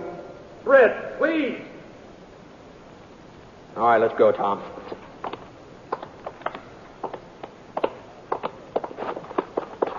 We backed out into the daylight, Tom and me, and waited for them. About a minute later, Spud Hooker marched through the mouth of the cave, half scared to death. Dink Falk was right behind him, holding a .45 aimed at the small of Spud's back. I was pretty sure he wouldn't hesitate to pull the trigger either. Sheriff Tinsmith was right. He's just a wildcat killer. He had that stampede look in his eyes as he stood there blinking against the sun. Same kind of a look you see in a steer when the herd's shoving him along. You can't stop or be trampled to death. Hang off your guns. Both of you. Take him off, or I'll fix your friend here. Falk gave Spud a shove with his gun, and he jumped forward. There was an opening now between him and Falk. The next thing I knew, Tom dived forward. Get out, Spud! Tom tackled Spud, and he rolled over. The bullet missed him, but Tom was in range, and he took it. Falk aimed to fire again, and I managed to get my gun out. Bullet hit his thigh and spun him around. Then his leg buckled, and he fell face down. He hadn't let go of the pistol yet. He started to bring it up. Drop it, Falk! For a second, his finger went right on squeezing the trigger, but no, he just didn't have the strength. Tom? Tom, you all right? Sure. Yeah, it's hardly bleeding. I should have let Falk alone. I should have let you handle him, Britt. Well, I don't know. Looks to me like Tom did most of the handling around here. I mean, if it hadn't been for him, you know, I guess I had you figured wrong, Tom. I never thought you'd be the one to save me, but... I wasn't saving you, Spud. Huh? I don't like you. I never did. And nothing's going to change that. Then why? I like Ellen. I like her a lot, but... Well, she's in love with you. If you got yourself killed, it would just hurt her and wouldn't do me no good. Ellen, tell you she's in love with me? She didn't have to. When she finds out what happened today... She ain't gonna find out. I'm gonna tell her. I'm gonna tell her myself. I don't want her to know. It's for me to decide. Now listen here, Spud Hooker. You do the listening for a change. No, I thought you I taught you a lesson loud last mouth. night, but it looks like... Now, hold on now. Now, I think we ought to get Tom to a doctor, don't you? If we don't, Ellen won't have no way of choosing him, even if she wanted to. Now, come on, Spud. Come on, give me a hand.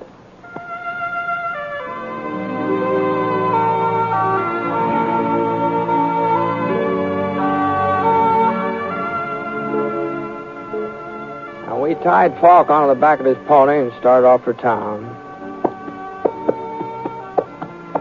I sure didn't know what Ellen was going to do about Spud and Tom. Oh, you never know what a woman's going to do when it comes to, you know, falling in love and marrying and all that sort of thing. But I did know one thing. That picking Tom to go along with me, I'd been a pretty good choice. Ellen probably could do a whole lot worse, you know.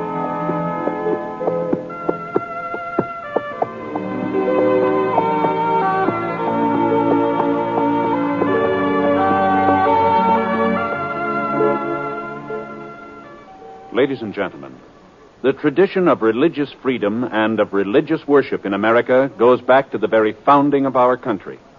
So, in these days of world crisis, when our nation and all its citizens need spiritual strength and guidance, all of us should think again of what religion means to us and to our country. For it's religious faith that makes our way of life possible. During November, people of many faiths are joining in a great Religion in American Life campaign. So, whatever your faith may be, you are asked to join in this campaign. Be sure to attend and support the church or synagogue of your choice. And if you have children, by all means, light their life with faith. Bring them to worship this week.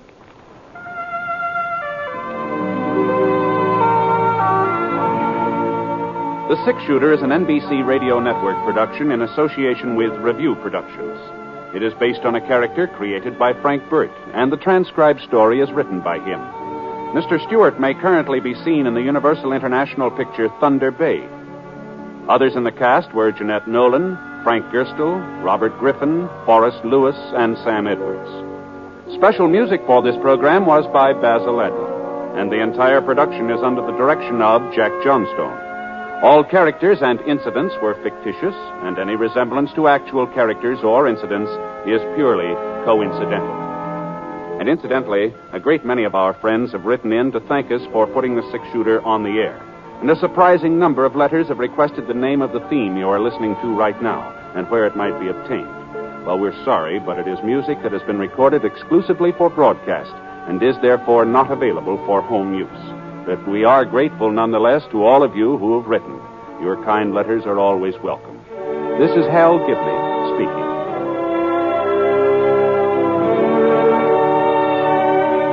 tonight, here's Celeste Holm in the NBC Star Playhouse on the NBC Radio.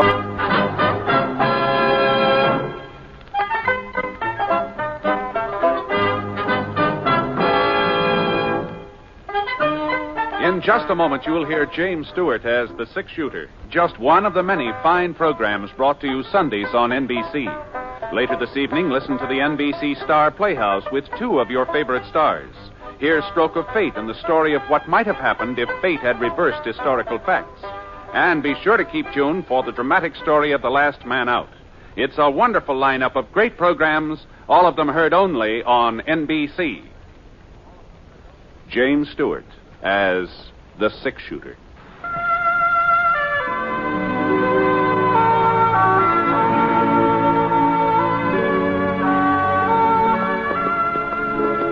The man in the saddle is angular and long-legged. His skin is sun-dyed brown. The gun in his holster is gray steel and rainbow mother of pearl, its handle unmarked. People call them both the six-shooter.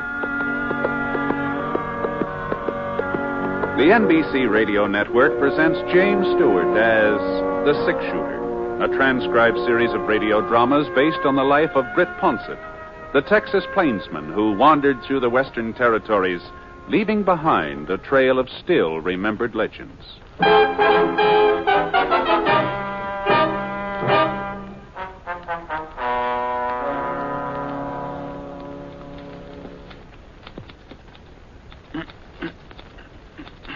How's that, Alf? Short enough for you?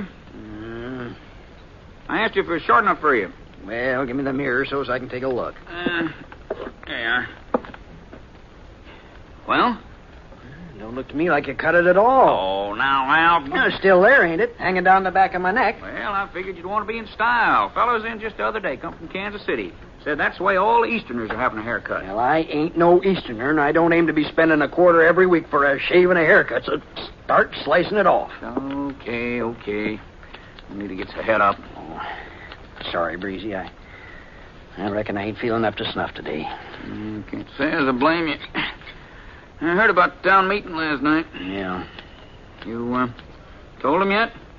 I don't see why everybody's in such a rush all of a sudden. They waited 40 years. A couple more hours ain't gonna make no difference. You're, gonna do it today then, huh? Yeah, I'm gonna do it today. Poor old Gabe. Wonder how he'll take it. I'm sure glad it ain't me that has to break the news. Stop talking about it, Breezy, and finish my hair. Well, Gabe's a sensible man. He's not gonna hold it again you, Alf, seeing as how the whole town's agreed. Well, the whole town don't know him like I do. I was here when he first come to Yellow Crest. I don't know if it wasn't for Gabe Starbuck, there wouldn't be Howdy, mister. Oh, you're next. It'll be a couple of minutes. Dodge City papers there if you'd like to read it while you're waiting. Thank you. Nice. Britt. Now, you sit still. Britt Ponset. Huh? Don't you remember me, Britt? Why, Alf Crandall? Alf? Alf Crandall? Oh, sure, I remember you. Well, what happened to your beard? Breezy here shaved it off 3 years ago. Oh, he did? Yeah. A couple of the boys paid him to do it while I was asleep in the chair. Is that so? I ain't never forgiven you for that, Breezy. You could have growed it back, Alf. Well, it wouldn't have been the same. Took me 25 years to get that stand of whiskers.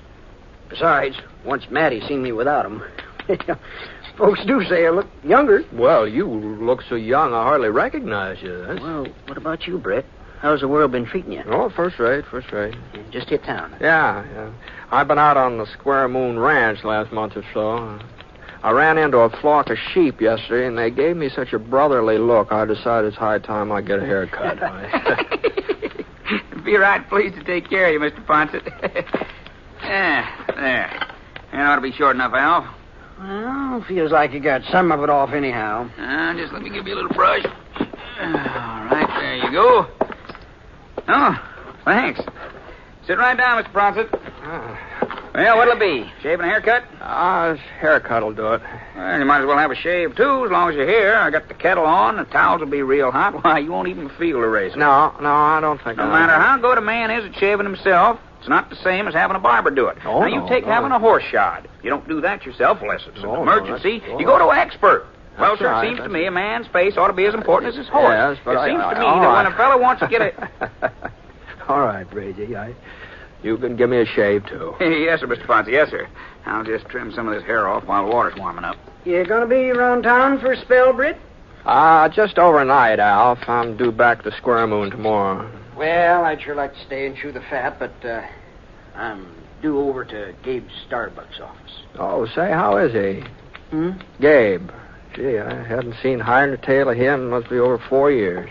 Oh, that's right. You and him used to be real good friends, didn't you? Oh, Britt? we sure did. It was Gabe Starbuck gave me my first pony. Well, as a matter of fact, he's aging, Britt. He's aging fast. Oh, I'm sorry to hear that. He's not down sick, is he? No, Gabe wouldn't let himself get down no matter how he felt. Uh-huh. What's he up to nowadays? Same as ever. Well, you mean he's still sheriff? Yeah, he's still sheriff. At least he is today. Oh? Truth is, we had a meeting just last night. Decided the town's got to have a new sheriff. And that's what I'm going over to talk to Gabe about now. Uh-huh. You don't want it too short, do you, Mr. Ponset? Fellow's in from Kansas City the other day. Says back there folks ain't cutting their hair so short anymore. Well, He says you better trim it pretty close, Breezy. I may not be in a barbershop again for quite some time. Whatever you say. Appears to me people around here don't want to be in style. Nobody wants to get rid of old Gabe, Britt. But the town's changed. Well, we got near 700 people living here now. That many? Yeah, there's a new bank, too. Maybe you saw it. Yes, I did, yes. Not doing very good, though. Folks are afraid their money won't be safe. Oh, we haven't had any robberies, not for quite a spell. And as long as Gabe's sheriff, well, there's not much he could do to stop an outlaw if one did happen to come our way. You know, old Gabe being so old and all. Mm-hmm, yeah. Doggone it, Britt. We all realize that we owe him an awful lot. He cleaned up Yellowcrest. Made it possible for decent people to live here. Of course, that was 40 years ago. Things are a lot different now. We gotta have us a new sheriff, that's all. Mm-hmm. Does Gabe know you're planning on replacing him? No, he ain't told him yet, but can't put it off much longer. I see. It's gonna hurt him pretty bad, isn't it? Well, how would you feel if it was in your place?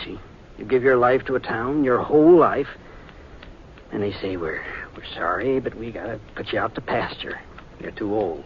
Mm-hmm. Well, maybe if he was to have a deputy. Well, we talked about that. Town ain't rich enough to afford 2 salaries. Mm-hmm. Well, Gabe's got a good, sensible head on his shoulders. That's what I said, Mr. Ponset. That's just what I said. He probably won't like the idea of losing his job, not at first, but he'll see that you don't have much choice in the thing. Now, you just lean back. That's better. And be sure and tell me if this towel's too hot. Ooh. Little warm? I guess I can stand it. I'm real glad you don't think we're being too hard on Gabe, Britt. Say, that gives me an idea. Well, seeing as how you understand the predicament we're in, about Gabe, I mean, maybe you wouldn't mind sort of preparing him? No, wait, just a minute, Alf. Now, you're old friends. You said so yourself. It'll be different having the news come from you. No, it's none of my concern. Here's another towel, Mr. Ponset. Now, just lean back. You're going to be seeing him anyway, Britt. Now, all you have to do is kind of lead the conversation around to him retiring, lay the foundation, and then later on, when everything's getting... I won't do it, Al. I won't do it. Now, you're just wasting your breath. You just... How in thunder am I going to get this lather on, Mr. Ponset, if you keep moving around like that? I'm only asking you to talk to Gabe because, well, I'm apt to say the wrong thing. You know me, Britt, always putting my foot in my mouth. And I'll hold still. Now, Al, I tell you, you're not going to put... Your own fault, Mr. Ponset. Now, I told you to keep quiet. Please, he's right. Just sort of take it easy, Britt, while I sort of explain what I had in mind. And then if you still aren't willing...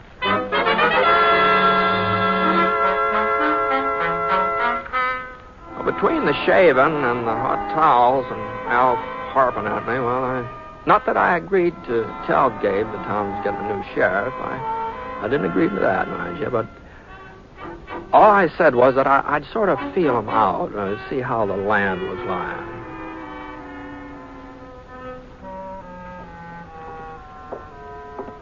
Anyway, about 20 minutes later, I was coming along the boardwalk heading for Gabe's office. Huh. Well, it sure sounded like shooting to me. When I looked around, nobody seemed to be paying any attention. That's not right. The fellows arguing politics over the post office steps, they didn't even stop to take a breath. And the ladies in Johnson's Mercantile, they went right on measuring yardage like they hadn't even heard it. Well, I was pretty sure where it was coming from now. It was right behind the sheriff's office. I opened the front door. No sign of Gabe. No sign of anybody, for that matter. And, then I saw him. Right through the back window. And I saw why folks hadn't been very upset about the gunfire.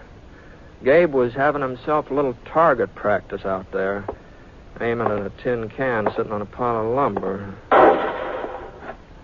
It had just been 4 years since I'd seen him last, but, he looked good 10 years older.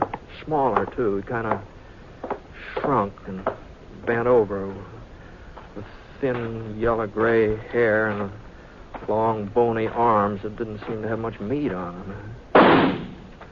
Yeah, he sure wasn't having much luck hitting that tin can, either. Hello, Gabe. Hmm? Who? No, it's Britt Ponset. I'll be doggone. Well, it's sure good to see you. Yeah, for a second there, I didn't recognize you. The sun got my eyes. I blinded me, the sun. Sure. How are you, Gabe? Well, never better. Never felt better in my life. Glad to hear it. Well, I was just doing a little shooting. Yeah, I saw you. Oh, not that I need any practice, you understand, Britt. But I was worried about one of my guns. I think it throws a little to the left. I say. Yeah, that's why I missed my last shot. I guess you saw me miss it. Oh, well, a man can't hit anything if his gun's not working. Yeah. Well, let's go inside where we can sit down and have us a talk. Fine. Yeah. Well, you're looking good, Britt. Real good. Oh, well, a little older, maybe. But I guess that happens to all of us, doesn't it? Oh, I don't know. Man's only as old as he feels. Uh-huh. Yeah. Just take that chair, Britt, over there. Oh, thanks. Yeah. I'll sit by the window here, where I can keep an eye out on the street. Yeah, I was kind of surprised to hear that you're still sheriff, Gabe. Don't see why it should have surprised you. Well, you must be getting along, Gabe. Oh, I'm 64, Britt. 64 last spring. Now, Gabe. Well, might be 65. The family never kept no records. But I ain't no older than that. No. Don't look no older. No. Do I? Oh, no. Huh. You still living alone? Well, of course I'm still living alone. You think I need a keeper or something? Oh, no. I was just wondering if you ever got a hold of that ranch you used to talk about. That's all. You remember? Ranch? Yeah, don't you remember that? When I was a kid, you always said someday you're going to have a ranch. After you'd retired from being sheriff, of course. Oh, I still aim to do it. When the time comes, of course, there ain't no sense in thinking about it now. Oh? No. Yellowcrest is growing, Britt. Growing fast. That's when the town needs law and order the most. When it's busting its britches. And seeing as how I'm the only experienced lawman in these parts, well, it's my duty to stay on the job. I owe it to the folks here. Why, if I was even to think about retiring, well, they just wouldn't know what to do. They'd be plumb helpless. Well, I ain't got no choice, Britt. You know how it is. Sure, Gabe. I know.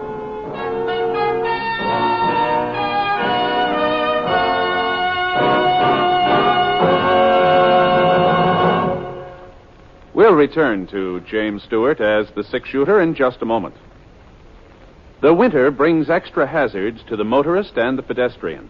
Longer hours of darkness, poor visibility caused by snow, rain, and fog, and slippery streets call for extra caution.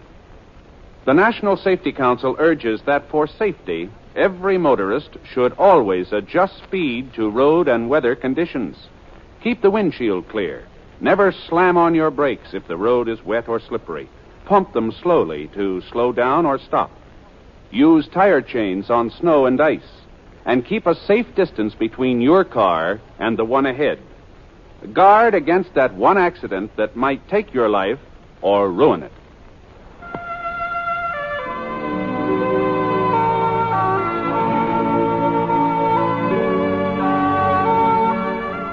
Now, Act 2. of The Six-Shooter, starring James Stewart as Britt Ponset.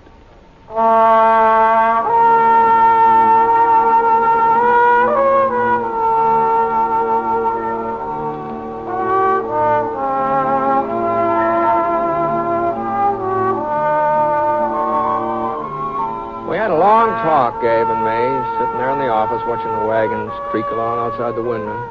I guess we about covered everything.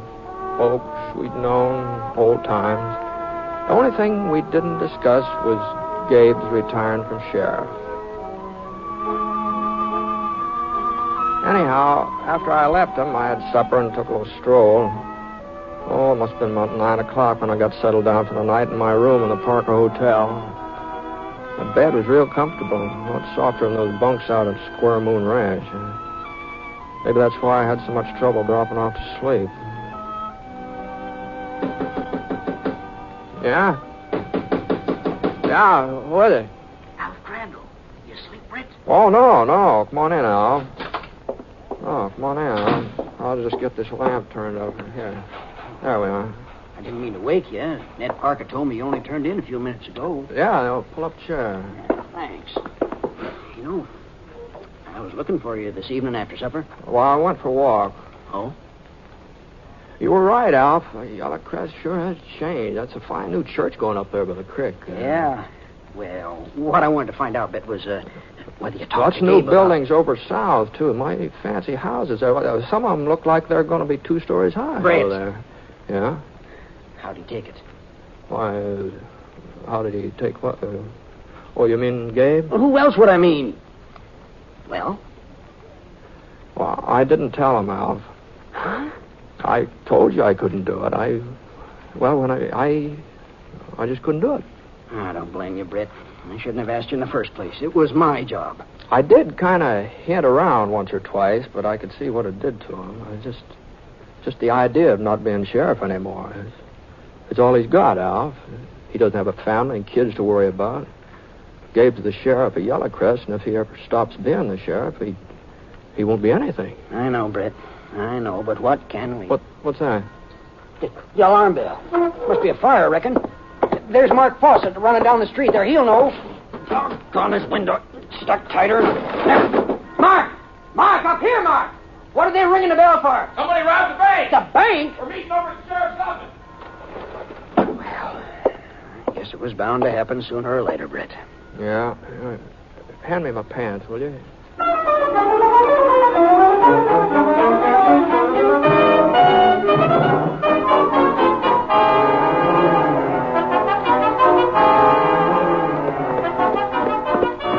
bell was still ringing when Alf and I rode up to Gabe's office. Everybody in town must have heard of it by now. There were 10 or 12 men standing around the streets, others coming up from all directions. Gabe was standing right by his horse, right in the middle of things, taking charge. There wasn't much doubt about it. He was still sheriff of Yellow Crest. Britt, you boys know Britt Ponset, don't you? Yeah, what happened, Gabe? Well, it was just an accident. I seen him. An accident, pure and simple. They was riding out of the alley from behind the bank, giving the horses a spur. Couldn't get a look at their faces, but the way they was riding, that made me suspicious. Uh-huh. So I thought maybe I ought to see if everything was all right at the bank. Went around to check. Back door was broke open, wide open. People scattered around inside. Jim Waterby's over there now trying to find out how much they took. You can try to follow them, the outlaws. Well, they was gone before I knew they was outlaws. Before I knew for certain, that is. But I seen which way they headed. East. That don't make sense, Gabe. They'd have to cross the Salt Flats if they went east. Sure they would. That's the way they went. Right toward the flats. Well, you must have been seeing things. Man, to be a fool to strike out that way. 200 miles without a water hole. Oh, I bet they turned off, went up in them hills. Well, I'm the one who seen them, ain't I? Yeah, sure. $2,500, Gabe. That's what they stole. Oh, that's so, Jim. Sack of gold and a sack of currency. 2,500 as close as I can figure it. Well, boys, let's see if we can pick up the trail. Easy, Rusty, easy. They'll determine to chase him out onto them flats. Yeah, we want to catch him, don't we? If we do, we got to use our heads, Gabe. Men smart enough to rob that bank ain't going to take a chance on dying out there in that salt. They'd go for the hills. Mark is right, Gabe. You tell me I can't believe my own eyes. Well, it was pretty dark. Maybe you got confused. Maybe it looked like they was heading east. Now, we're only wasting time arguing with him. Let's go. I'm the sheriff of Yellow Crest. I'm running this posse, ain't I? Gabe, we're riding toward the ridge. All right. Come on, Rusty. Come on. Gabe! Hey, Gabe! You can't stop him, Britt. When he gets his mind set, nobody can stop him. Guess this just proves we was right about Gabe. He ain't up to the job of being sheriff no more. I guess you're right, sure. Okay, boys, I'll lead the way. Come on, this Britt. No, you got enough man without me. Search yourself. I watched them wind along toward the rise of the purple hills west of town. After a couple of minutes, the night swallowed them up, and the hoofbeats trickled off into silence. All right, Scar, come on. I turned Scar east. It wasn't like Gabe to be stubborn about something as important as a bank robbery. Oh, I'll grant you, it didn't seem very sensible for a couple of bandits to take off across the salt flats. And Gabe's eyesight wasn't what it had been once, of course, but I just couldn't believe he'd be dead wrong. Scar threw up his head when the smell of salt hit his nose. He sure didn't like the idea of walking out into it. Easy, boy, easy now. We're not going very far. Come on now. Nothing but white as far as you could see. Stretched out taut like a cavalry blanket. White salt picking up the moonlight and bouncing along ahead of us. The funny thing, though, there was only one set of hoof prints out there on the flats.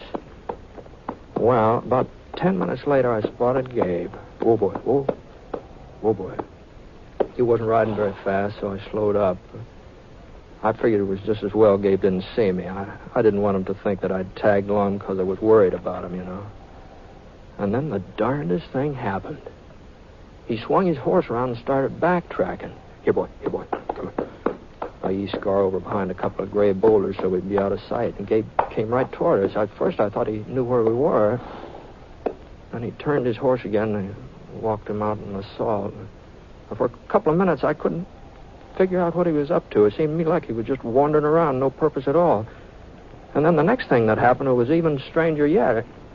Gabe jerked his gun out of his holster and he began firing. But he wasn't aiming at anything. As far as I could see, he was just shooting up into the sky. He left off 2 or 3 more shots and wheeled around and galloped past me on his way back to town. And I saw him reach in his saddlebags and bring out a couple of cloth sacks and hook them over his saddle horn. They were the kind of sacks banks used for carrying money. Well, there just wasn't any doubt about it now. The story of that bank robbery was something Gabe had made up out of whole cloth.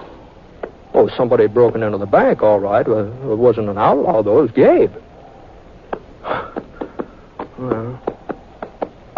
Well, I waited maybe 15 minutes. Then I heard the alarm bell start off again.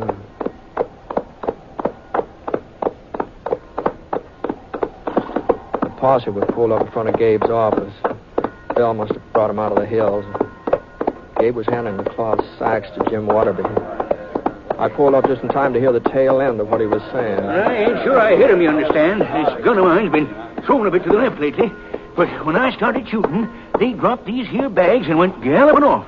By the time I stopped to pick up the money, I reckon that's what's in them, well, them outlaws was just plumb out of sight.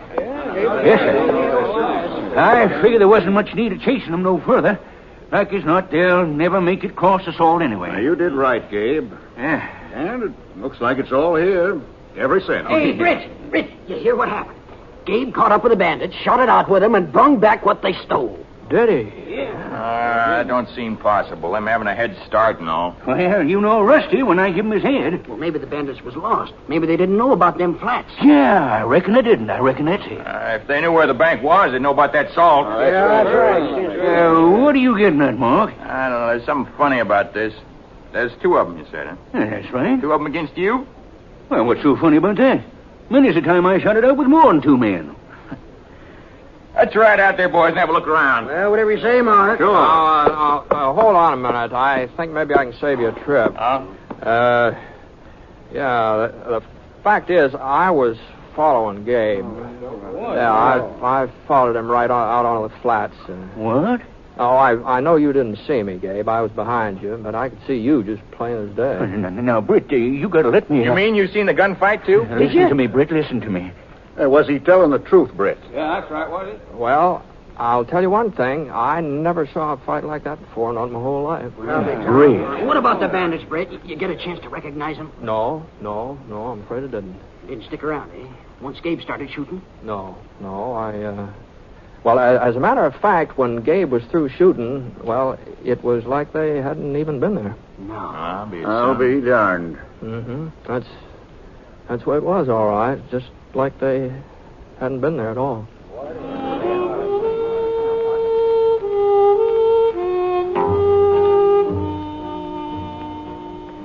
I don't know how Gabe had found out that the town was talking about having a new sheriff. I guess he sort of sensed it, the way folks have been acting. Of course, after this hold-up, well, they figured out maybe they could afford giving him a deputy. Jim Waterby, that's the banker. He put up part of the money, and then they didn't have much trouble raising the rest.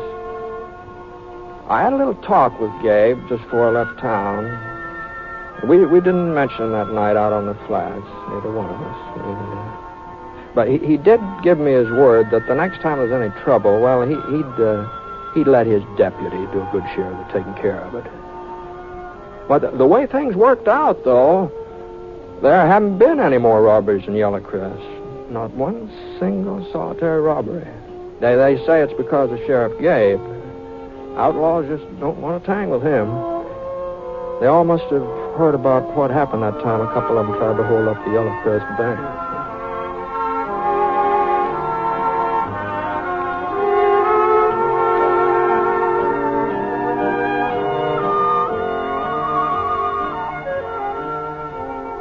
I wonder if you really know how much good you're doing every time you buy Christmas seals. Well, let me tell you something. Something I think will amaze you. It's simply this. Over 6 million lives have been saved in the fight against tuberculosis since the first Christmas seal was sold.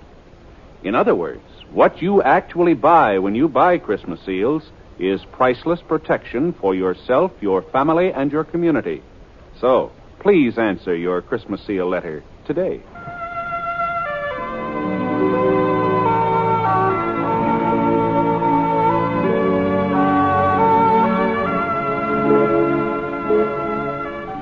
The Six Shooter is an NBC Radio Network production in association with Review Productions. It is based on a character created by Frank Burt, and the transcribed story is written by him. Mr. Stewart may currently be seen in the Universal International picture, The Glenn Miller Story. Others in the cast were Herb Vigran, John Stevenson, Lamont Johnson, Dal McKinnon, and Old Gabe was played by Bill Johnstone. Special music for this program was by Basil Adlam, and the entire production is under the direction of Jack Johnstone. All characters and incidents were fictitious, and any resemblance to actual characters or incidents is purely coincidental. And now, from all of us who each week bring you the Six Shooter, a special salute to NBC-affiliated station WGBF, Evansville, Indiana, on the occasion of their 30th anniversary. Happy anniversary, WGBF, and best wishes to all of your listeners. This is Hal Gibney speaking.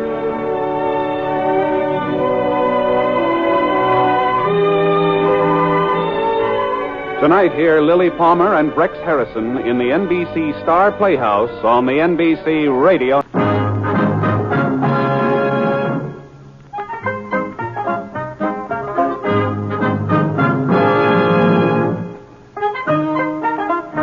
In a moment, you'll hear James Stewart as the Six Shooter, just one of the many fine programs brought to you Sundays on NBC. Listen to the NBC Star Playhouse with Frederick March and Florence Eldridge.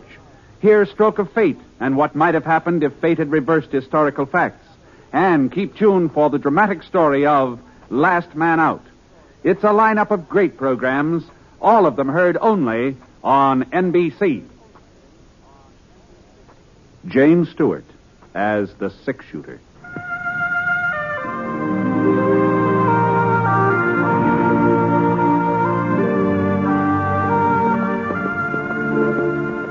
The man in the saddle is angular and long-legged. His skin is sun-dyed brown. The gun in his holster is gray steel and rainbow mother of pearl, its handle unmarked. People call them both the six-shooter. The NBC Radio Network presents James Stewart as the Six-Shooter, a transcribed series of radio dramas based on the life of Britt Ponset, the Texas plainsman who wandered through the Western Territories, leaving behind a trail of still-remembered legends.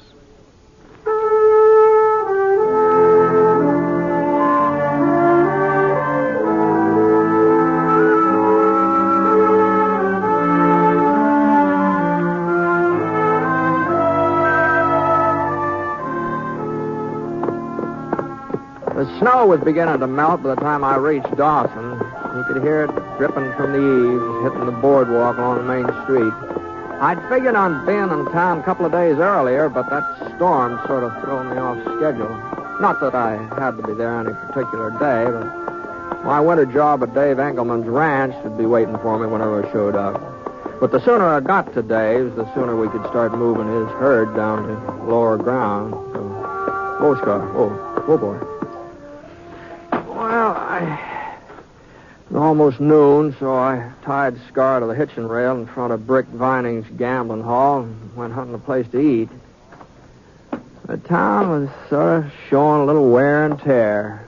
Of course, Dawson never had been a rich place, and I guess the drought last summer hadn't helped much.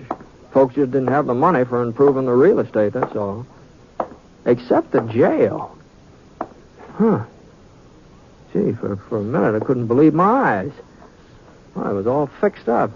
Fresh green paint on the outside, new wooden steps leading up to the front door. Real honest-to-goodness bars in the cell windows. It sure was a different jail, all right. But the face grinning out at me from behind those cast-iron bars, well, that face hadn't changed a bit since the last time I was in Dawson. Howdy, Britt. Hello, Milt. I heard you was coming to town. Dave Engelman said you signed up with him. Yeah, that's right. You in for something, Milt? Oh, there's a little ruckus over at Brick Vining's place last night. Some folks said I started it. Uh-huh. Reckon they're right. You do. It seems to me like you were in jail when I left Dawson a couple of years back. Is that? Was it Saturday night or Sunday morning? Could have been. I don't remember exactly. Well, if it was a Saturday night or Sunday morning, like as not, I was here. I ain't missed being thrown in more than 2 Saturday nights since they first built the place. Mm-hmm. Well, at least you're living in style. George, this jail looks a lot fancier than it used to be. Yes, yeah. New sheriff fixed it all up. New sheriff, huh? Sure.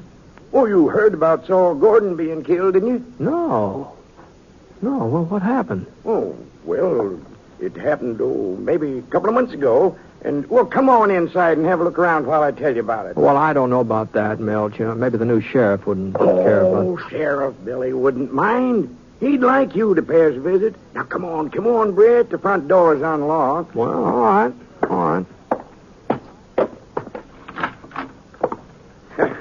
That's some desk, ain't it? Solid mahogany.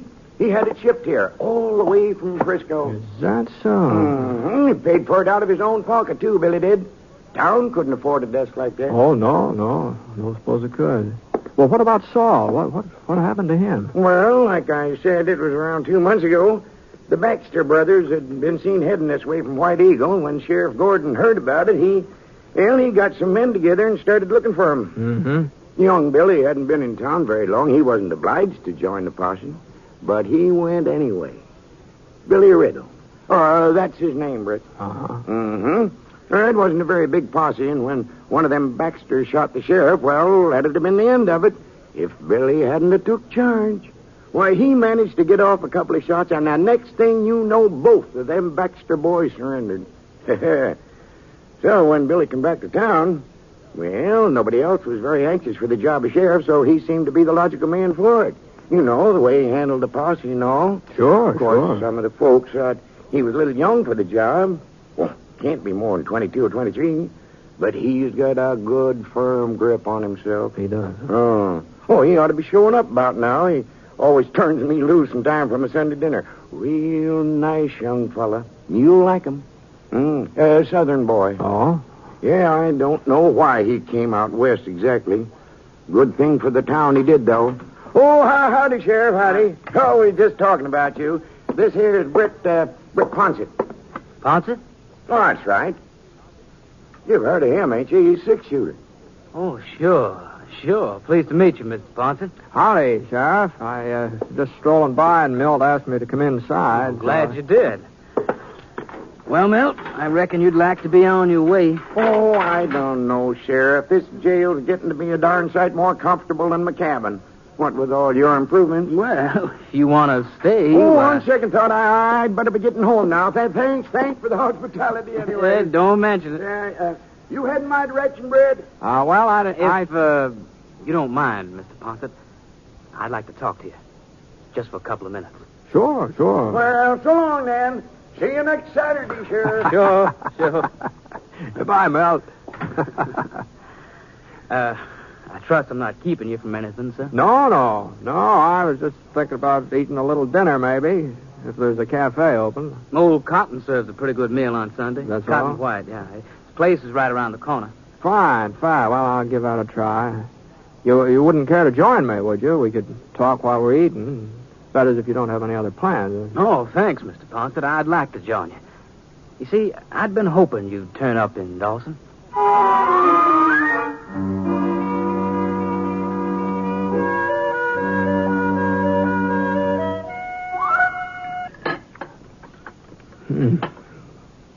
My George, I sure was a nice tender pot roast, wasn't it? Mm-hmm. Oh, boy, I ate too much, though. Oh? My belt's cutting into me like a cinch here. Wait till What was it you had in your mind, Billy? My name's Riddle, Mr. Ponset. Bill Riddle. Uh-huh, yeah. Milt told me. The name doesn't mean anything to you? No, not offhand. I heard a lot about you, Mr. Ponset, since I came to Dawson. Folks say you've traveled a lot around this part of the country. Covered it all, from one end to the other. Boy, I've done my share of moving about. What I wanted to know was if you ever ran into anybody else with the same last name as me. Riddle? Blake Riddle. That's the full name. Relative? My father. Oh. It's not a very common name. If you heard it, you'd be likely to remember it. Yes. Here's your pie, Sheriff. But what's that plate, though? It's hot. Thanks, God. No, I don't think I ever heard that name before. Well, I wanted to be sure. Was your father in these parts? I don't know. I know he was once. Not here in Dawson, but somewhere in this territory. Mm-hmm. You haven't heard from him lately? No, I've never heard from him. Oh? Fact of the matter is, I've never even seen him.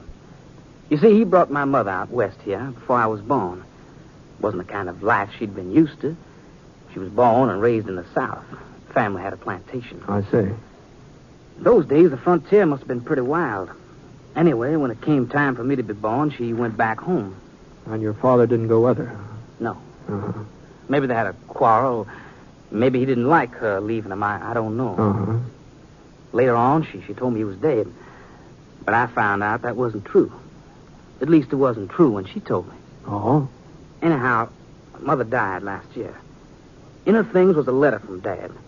It had been mailed from Denver about 15 years ago. Said he was going to buy a ranch somewhere around Phoenix. He asked Mother to bring me along and meet him. From the way it was written, you could kind of tell he didn't expect her to come. Yeah. Well, some folks don't bear up very well when they're transplanted, you know. They take root in one place, and there's no point in trying to move. Yeah, I reckon they just weren't suited.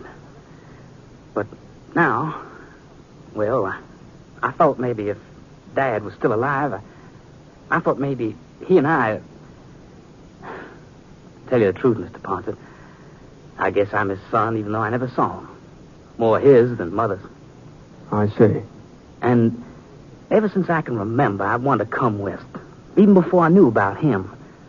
And I've been happy out here, too, happier than I've ever been in my life. Of course, I didn't figure on being sheriff. That was just an accident.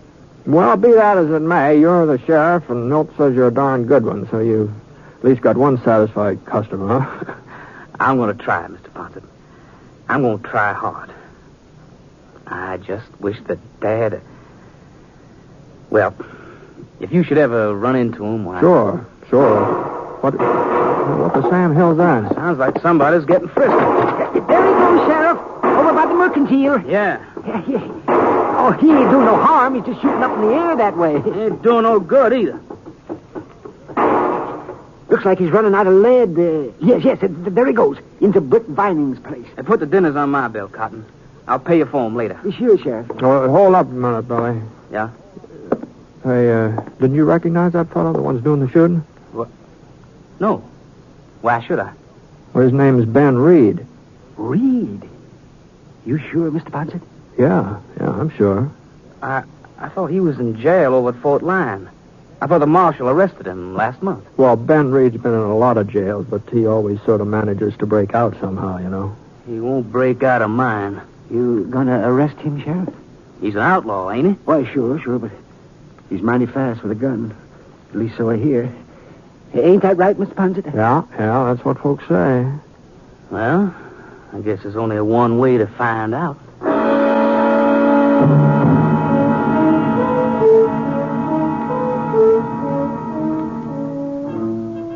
Sheriff Billy was young, all right, but he didn't walk young, and he didn't swagger. He just moved ahead like a man who knew where he was going.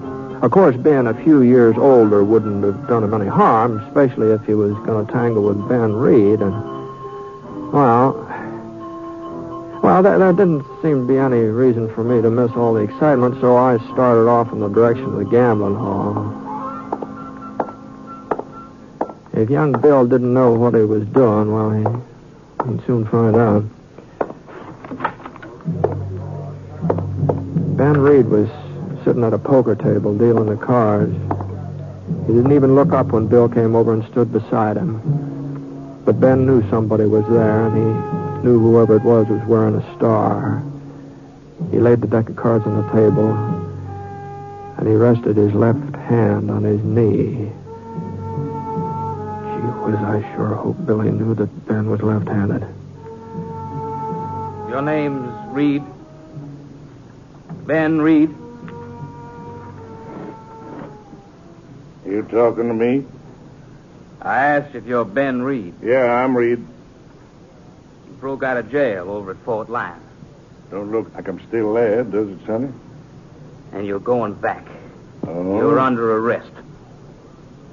I heard this town got themselves a new sheriff.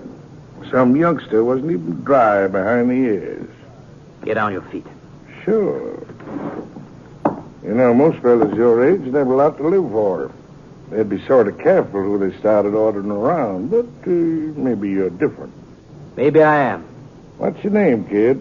Just for the record, I always like to know a man's name before there's any trouble. Bill Riddle. Sheriff Bill Riddle. Give me your gun, Reed. I said, give me your gun. For a couple of minutes, they stood there, not moving, staring at each other. And Ben Reed's left hand slid down his hip a couple of inches. And in spite of myself, I found my own hand going for my holster. And then Ben's fingers stopped. And I couldn't believe my eyes. He unbuckled his gun belt and let it drop on the floor.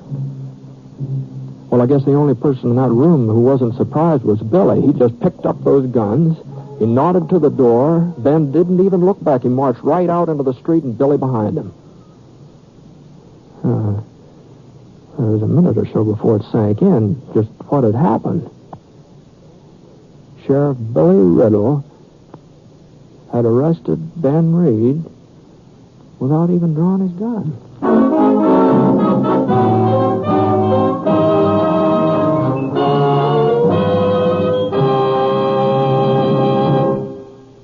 We'll return to James Stewart as the six-shooter in just a moment. Ladies and gentlemen, your attention, please. I've got $100, 100 genuine United States dollars, and they're yours for a mere $75. Oh, friends, suppose you heard an offer like that. You'd jump at it fast, wouldn't you? Well, that's the very offer I'm making you today. I'm promising a guaranteed return of $4 for every $3 you invest. And all you do is buy United States savings bonds. So sign up today for the payroll savings plan where you work or the bond-a-month plan where you bank. You'll feel more secure tomorrow if you buy United States savings bonds today.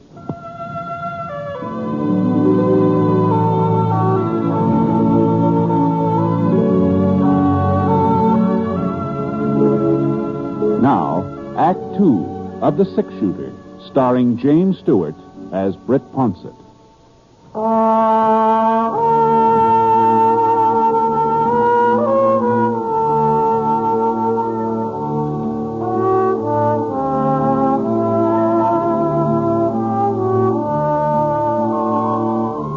About 2 o'clock that Sunday afternoon, the snow started coming down again. Big, real big, heavy snow.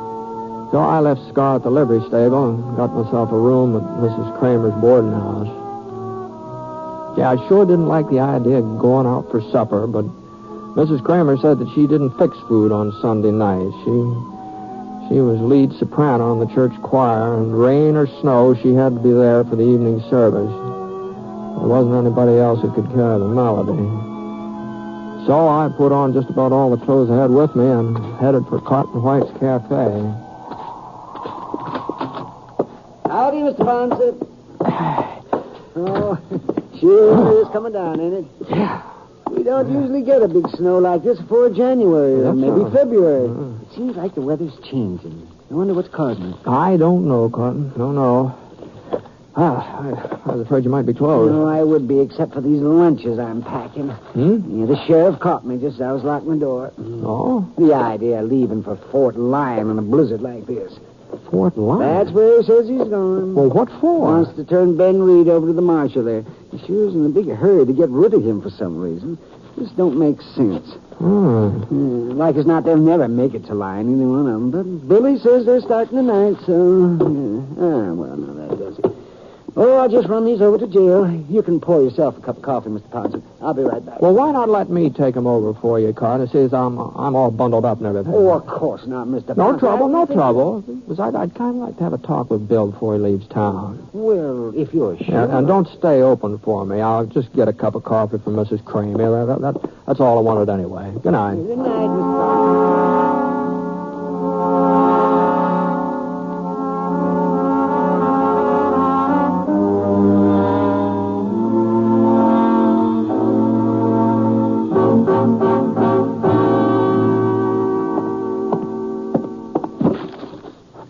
Oh, thanks for bringing them over, Mr. Ponset.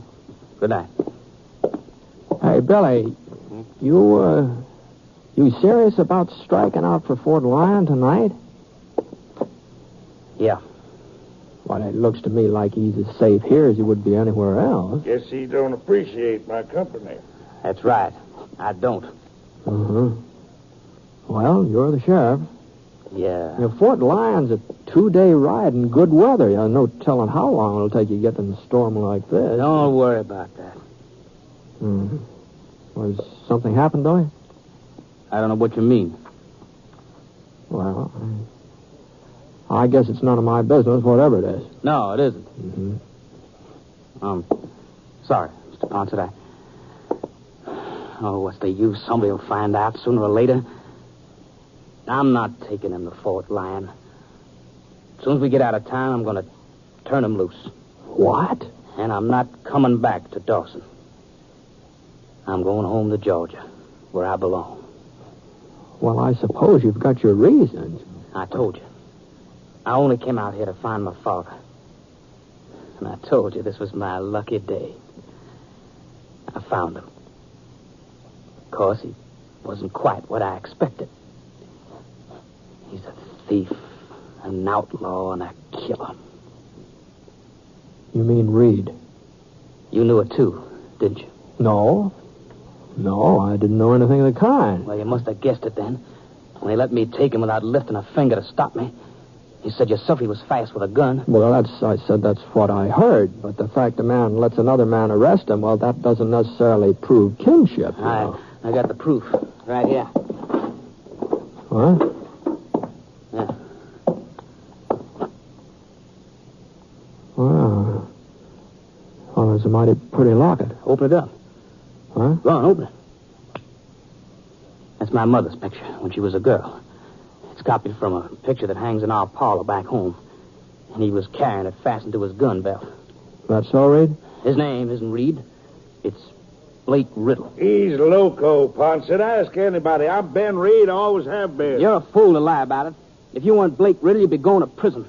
I've been in prison before. And because you think he's your father, you're going to turn him loose. Is that it, Billy? I don't care about him or anything that happens to him. But she loved him once. At least she must have thought she did. And afterwards, you're getting out of town, huh? I don't reckon Dawson would have much use for a sheriff who was Ben Reed's kid. Well, they wouldn't have to know. I'd know it. I'd always know it. Even if they didn't. Well, the town was mighty proud of you, Billy. Well, at least I won't be the first lawman who couldn't hang on to Ben Reed. No, that's true enough. It just seems to me you're acting on mighty flimsy evidence. It seems to me there's a lot of ways a man could get a hold of a locket like this one. It wouldn't necessarily follow that he really belongs to him. Of course, if Reed says it's his... I ain't said that. He never asked me. I didn't have to ask. Well, what about it, Reed? Where'd you get it? I had it so long I almost forgot. Yeah. But it all come back to me when you was making such a fuss. Never thought a piece of junk like that would cause so much stir. Go on. I found it. Well, it must be about 15 years ago now, maybe more. I was down around Phoenix, a little town named Court City. There were some other boys with me, and folks sort of got the idea we'd held up the bank. Come looking for us with a posse.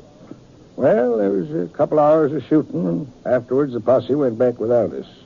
Those that were still alive, that is. What's all this got to do with Well, let him finish, Bill. Well, we went out to look at the bodies, just to make sure the fellas were dead. One of them was carrying that locket, so Are you trying to say you killed my father? I don't know who killed him, not for certain. We was all shooting. I suppose it could have been me. You're lying. Well, why should he lie? If it's the truth, why did they keep that locket? Wasn't worth anything. Didn't have any value. Well, why'd they keep it? I'll tell you, kid. When I opened it up and looked at it, I said to myself, now, she's pretty nice looking. So I thought, seeing as how the fellow who was carrying the locket was sort of out of action, and maybe someday I might run into the woman in person having her picture, it'd sort of give me an excuse. You filthy rotten! I'd kill you with my bare hands. Get hold of yourself. How could I ever have thought that a dirty, rotten killer would be my own? I must have been crazy, plumb crazy. You sure were. The idea of a kid of mine turning out to be a sheriff. It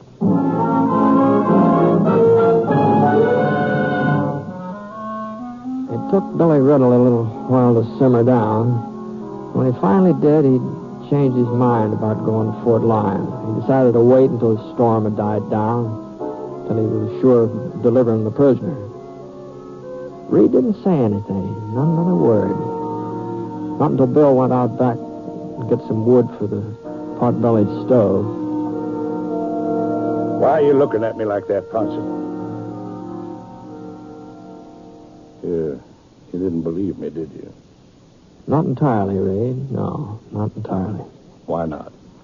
Well, for one thing, I was in Court City when you robbed that bank, and it wasn't 15 years ago. It was about 4 years ago. And the posse that went out after you, well, they didn't even get close to you. They came back, and all of them hadn't fired a shot. Well... And there was another, I think you would call it discrepancy. What's that? I knew all those boys in that posse, and none of them was named Riddle. Well, one thing was true enough. The important thing. Oh? His father is dead. And I killed him. What? 20 years ago, when his mother went off and left me, when she wouldn't come back, when she wouldn't even answer my letters, That's when I killed the man his father had been. I didn't think I had anything to live for. I didn't think I'd ever see Billy. I didn't think I'd ever see him as long as I lived. That's when I turned outlaw and became Ben Reed. That's when I killed Blake Riddle. Hmm. Yeah, maybe so. Maybe so. But as far as I'm concerned, there's a lot more of Blake Riddle here tonight than there is of Ben Reed. At least that's the way it appears to me.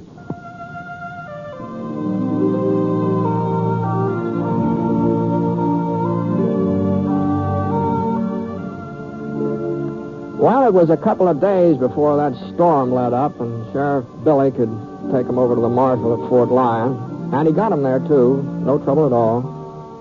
Of course, a lot of folks said that afterwards Ben Reed would just break out of jail again like he always had before, but, you know, so far he hasn't even tried to. People just don't understand it. He's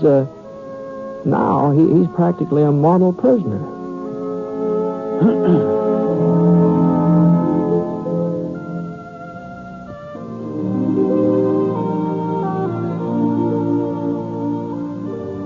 Within the next 5 years, millions of additional children will crowd the elementary schools.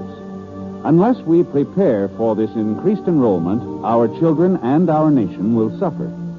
If America is to provide enough teachers and enough classrooms so that our children can receive a decent education, we must take immediate steps to improve some of our local school systems. Join and work with local civic groups and school boards, actively seeking to improve educational conditions, won't you? Because better schools make better communities.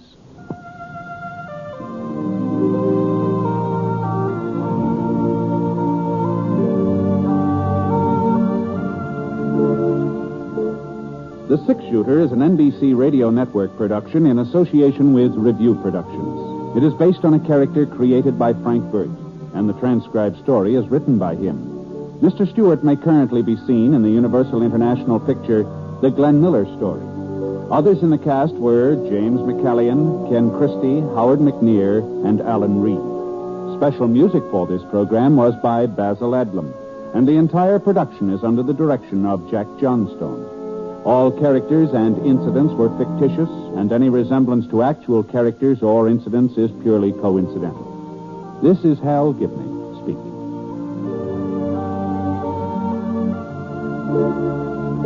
Tonight, hear Frederick March and Florence Eldridge in the NBC Star Playhouse on the NBC Radio Network. James Stewart as the Six Shooter.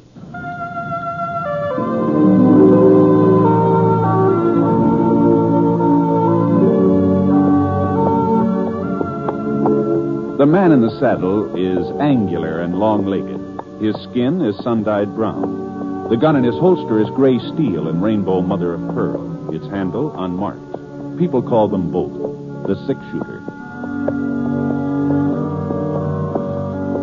The NBC Radio Network presents James Stewart as the Six Shooter, a transcribed series of radio dramas based on the life of Britt Ponset, the Texas plainsman who wandered through the Western Territories, leaving behind a trail of still-remembered legends.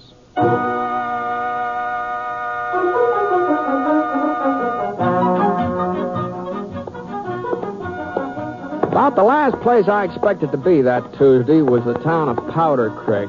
The Double G ranch where I'd been working was clear on the other side of the territory, about 200 miles away. But when Sam Griffith, he's the owner of the Double G, when Sam got a chance to buy off Forrest Trent's herd, he sent me over to close the deal. So the next thing I knew, I was walking down the main street on my way to the bank where I was supposed to meet Trent.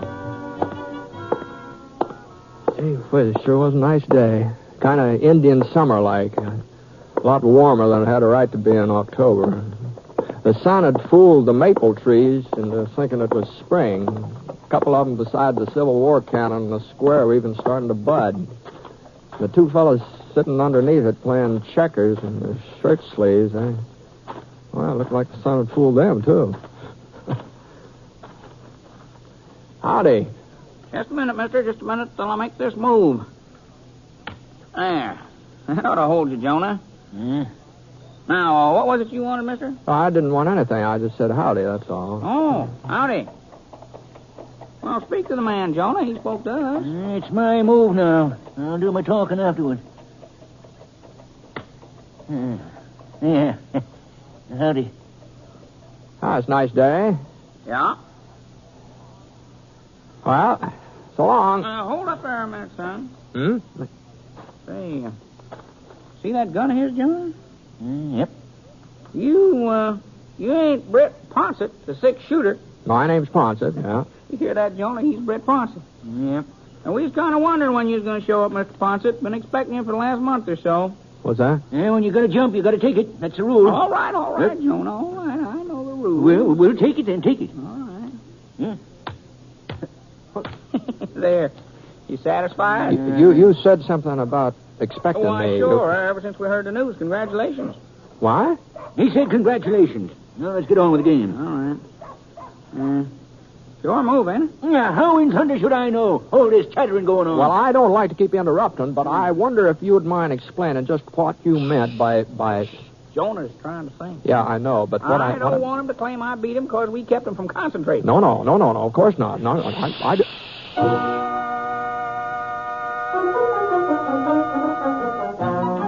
Well, I knew that the Trent cattle would turn out to be good stock.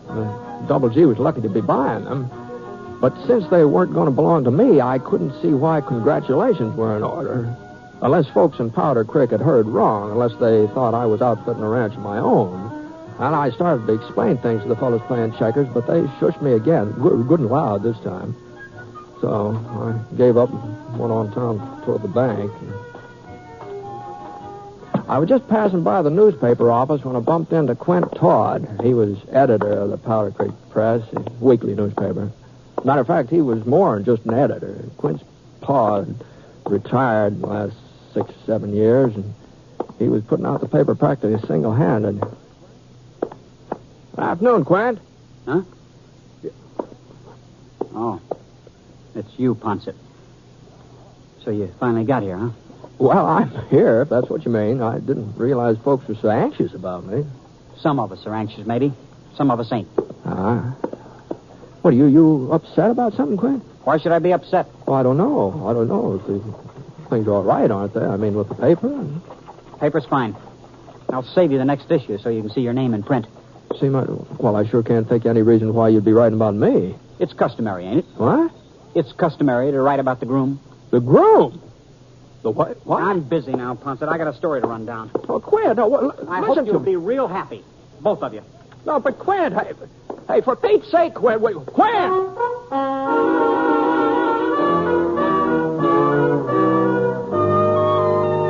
Well, he'd lost his senses. That's the only explanation of that. Quint Todd had just plain lost his senses. That me being a groom. Me? And who in the Sam Hill did he think I was going to marry?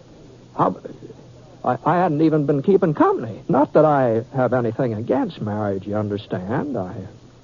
Like people say, it's an institution, a noble institution. Why, some of my best friends are married. And I suppose someday, not right away, of course, not very soon, but someday, maybe I'll...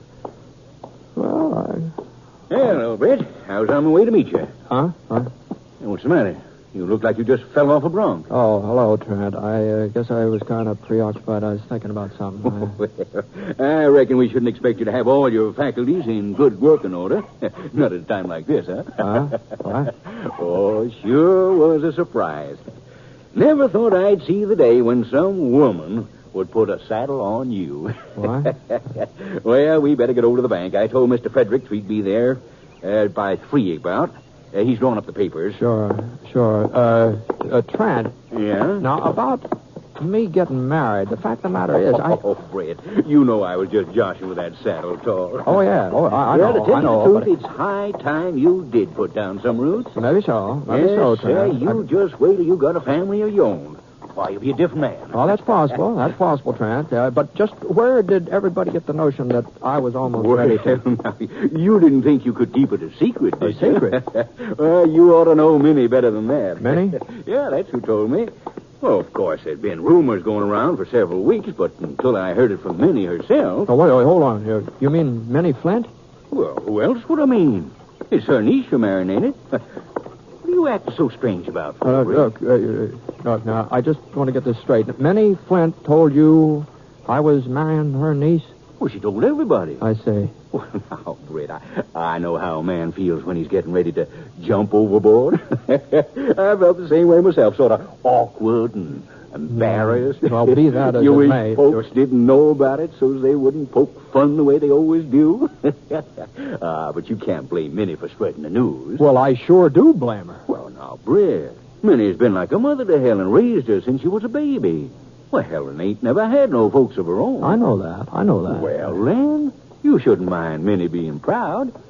Why shouldn't she do a little bragging, huh? Well, of course. The women folks around here seem to think you're quite a catch. Oh, now listen, Diane. Now, Trent, let me tell you something. Here's the bank. I suppose that you'll want to get this business done with pronto so you can get straight over to Minnie's place, huh, Britt? Yeah.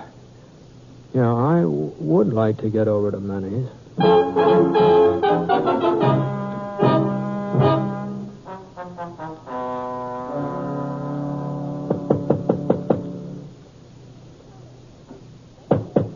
I'm coming.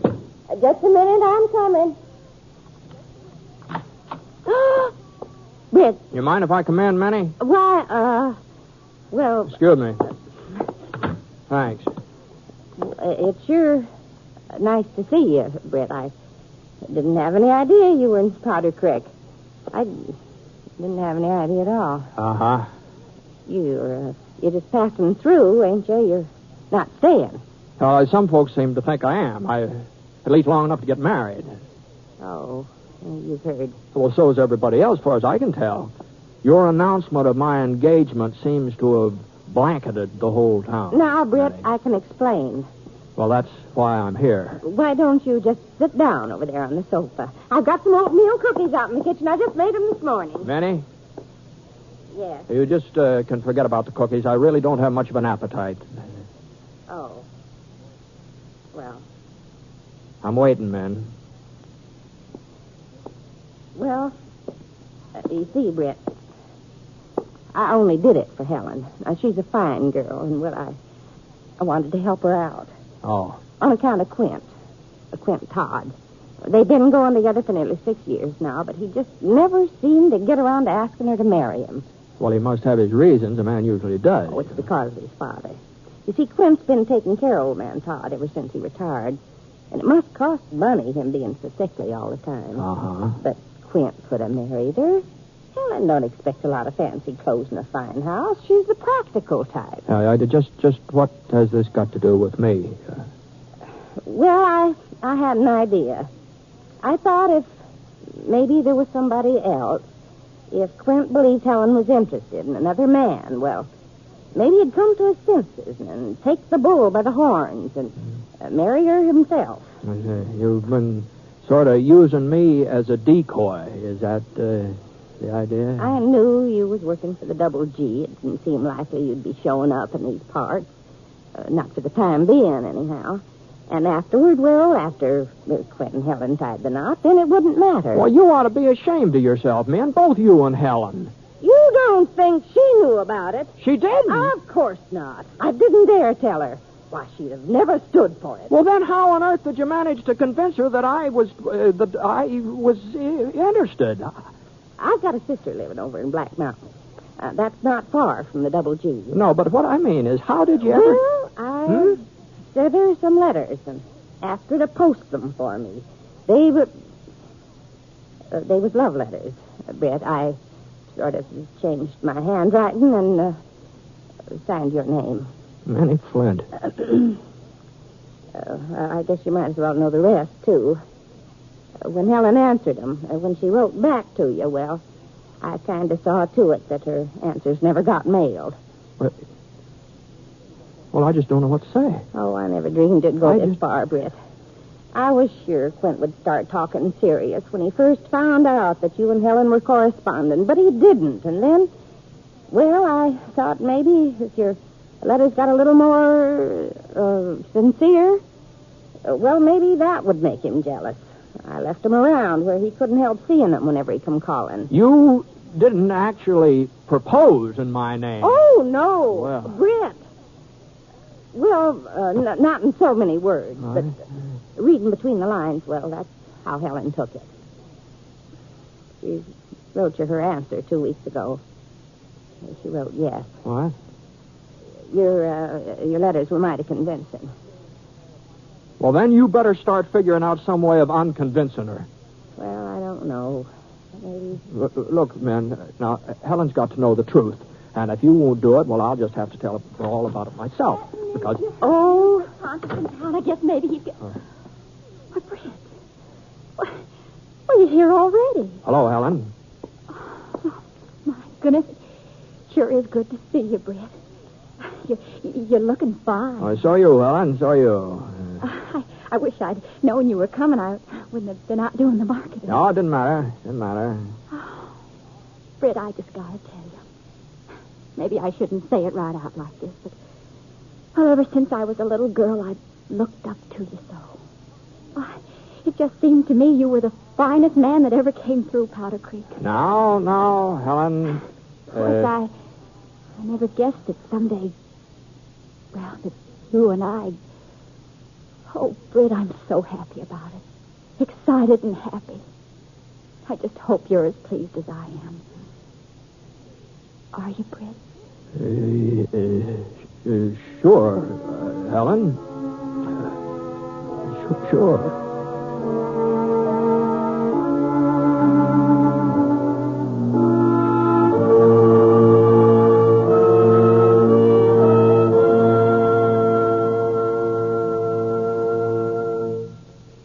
We'll return to James Stewart as the six-shooter in just a moment.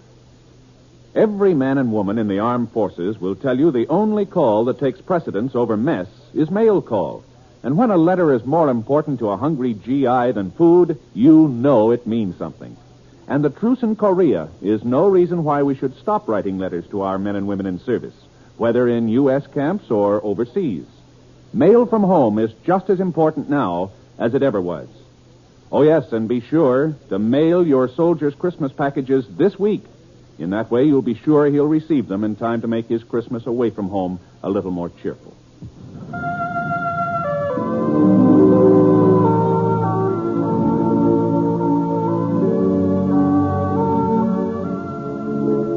Now, Act 2 of The Six-Shooter, starring James Stewart as Britt Ponset.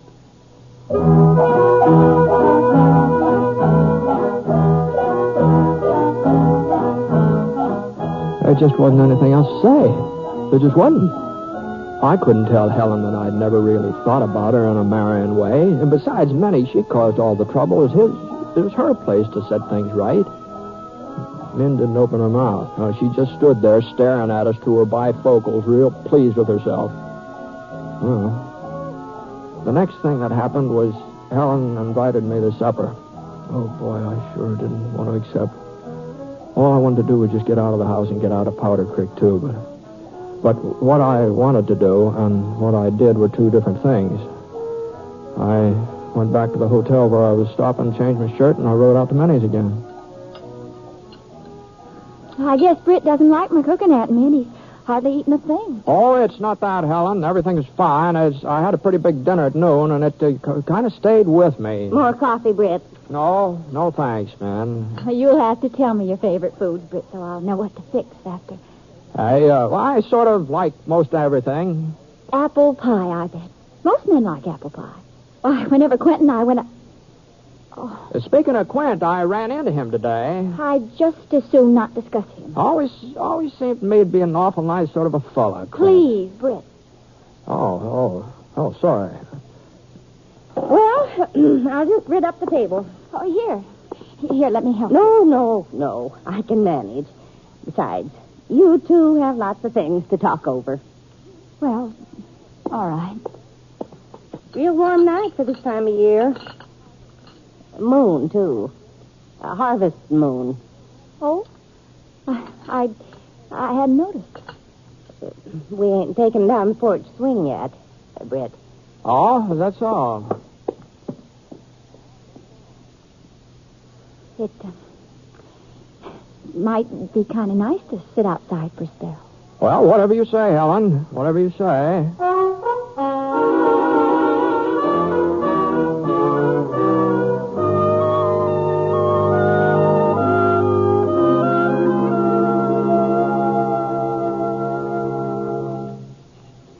You sure you're not too cold out here? Oh, no. No, I'm fine. Besides, if I do get chilly, you could sort of... Helen. Yes, Helen, about us getting married. We may not be able to have the wedding right away. Oh? Well, you see, over at the Double G where I'm working, there's no place we could live. What? You wrote me you had a cabin all to yourself. I did. And you said it would fix up real easy, that there'd be plenty of room for both of us. Well, it would. It would have fixed up easy, Helen. But last week, there was a kind of a fire, and that cabin just burned right down to the ground. Oh, I see. There's nothing left of it now but just a few ashes. And that's one of the reasons I came over here to Powder Creek, to explain about us having to postpone the ceremony, you see. Well, you don't have to stay at the Double G, do you? Yes, I do. Yes, I do. I signed up for all of next year.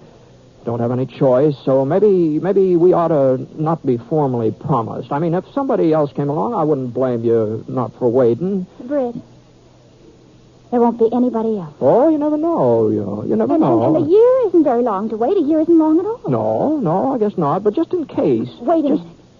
I've got an idea. We don't have to wait. Hey. We can be married right away before you go back to the Double G. Then afterward, I can stay on with Aunt Min. There'd be times when we could be together, when you come over to Powder Creek for a week or so, like now. I never thought of that. You don't seem very anxious, Britt. From the sound of your letters, I thought you wanted to get married. Oh, sure. It's just, Well, looks like somebody's riding up this way. Why, it's Quint Todd. Oh. I'm going in the house, Britt. I don't want to talk to him. Oh, no, I thought you and Quint used to be pretty good friends. That's all we were, just friends. He didn't mean anything to me, not really. Oh, well, you sure start running every time the name's mentioned. I'm not running. Oh, all right, I'll stay. Yeah, well, good evening, Quint. Hello, Ponset. Helen. Good evening. You left word at the press office you wanted to see me. I left word. No, he means me, Helen. What? Well, I figured he'd want to get the details on our plans. The paper comes out tomorrow, doesn't it?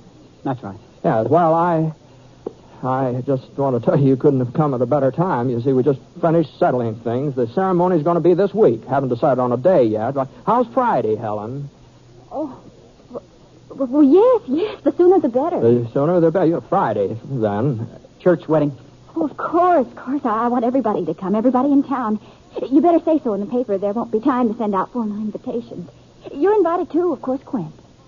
I'll try and make it. There won't be much of a honeymoon. I'm heading back for the Double G first part of next week. Helen's going to stay here with her aunt. She's going to stay in Powder Creek? For the time being, anyway. Don't sound like much of a marriage to me. Well, it's not the way we'd prefer it, but of course, you can't always fix things up perfect. You have to take the bitter with the sweet, Yeah, well, when I get married, I'll have a house for my wife and some money in the bank.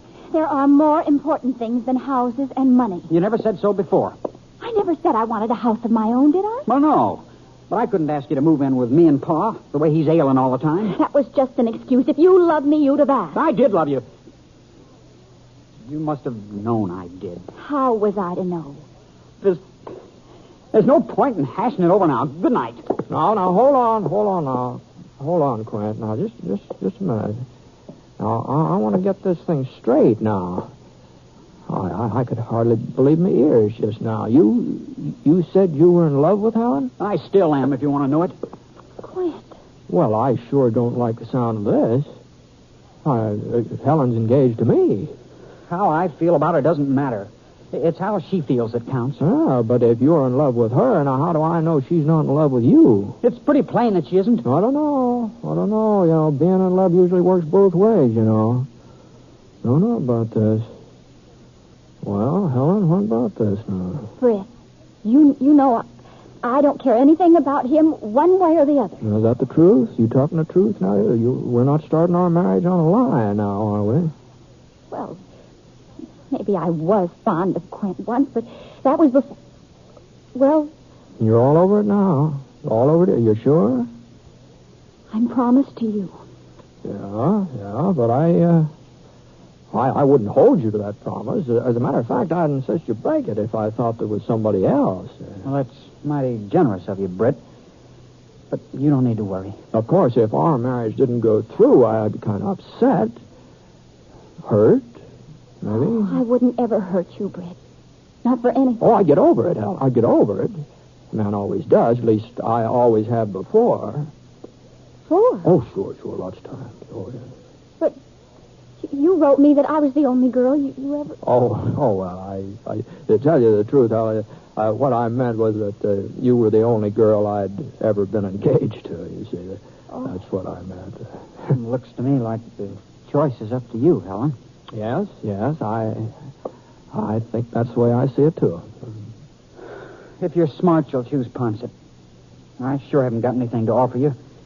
Just a small-town newspaper that wouldn't even give us a decent living. Oh, now stop talking yourself down, Quint. Now, the Powder Creek Press is one of the finest weeklies in this part of the country. Now, you know that. Well, Britt, he's a six-shooter. Why, he's practically famous. All I am is a cowpoke. I'm just an old cowpoke. I don't even know whether I'm going to have a job from year to year. Well, just the same. Just an old cowpoke. Any girl in the territory would be pleased. Oh, be quiet, both of you. I think neither one of you wants me. I know who you are and what you are, and I know which one I... Britt. Uh-huh. You're getting a fine man, Helen. Quint, I told you to be quiet. Britt, I'm sorry. I hope you won't think that I'm fickle or don't know my own mind. But, well, you are the six-shooter. You don't really need a wife. Helen, you don't mean you're going to take me? And Quint, well, he needs somebody to look after him. I've seen that house of his. Well, I'll bet the place hasn't had a good spring house cleaning for the last 4 years. As for Quint's father, he's a nice old man, and with a woman to look after him, maybe he won't be so sickly all the time. Well, you still haven't said that you love Quint. Well, I guess I've been in love with him ever since. You won't think too badly of me, Britt. No, it's kind of a blow, I guess.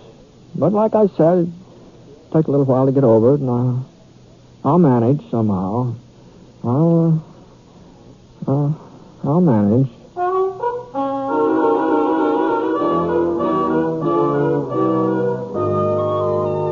Well, I left Quint and Helen standing out there on the porch. I went inside to get my hat. Minnie was hovering by the front window. When she saw me, she shut it real quick and tried to appear innocent. Well, it looks like your scheme finally worked out, man. My scheme? Seems to me it was more yours than mine. Oh, what are you talking about? You know very well that your asking Quint over here tonight was what brought things to a head. Well, I just wanted to make certain he had all the facts about our wedding, that's all. So that the story in the paper would be accurate. Oh, that's sure, Britt, sure, I know. Poor Quint. What? Well, I guess he deserves it after making her wait all this time. Well, what do you mean, Minnie? Well, I was just thinking. He's going to have to toe the line real close, and he's not going to win many family arguments, neither. Well, I don't see why not. Well, I'll tell you why not. Every time Helen has trouble with him, all she'll say is, don't forget I could have married the six-shooter, but I gave him up for you. And Quint will just have to sit there and take it, no matter how often she says it. Oh, now, man, you know.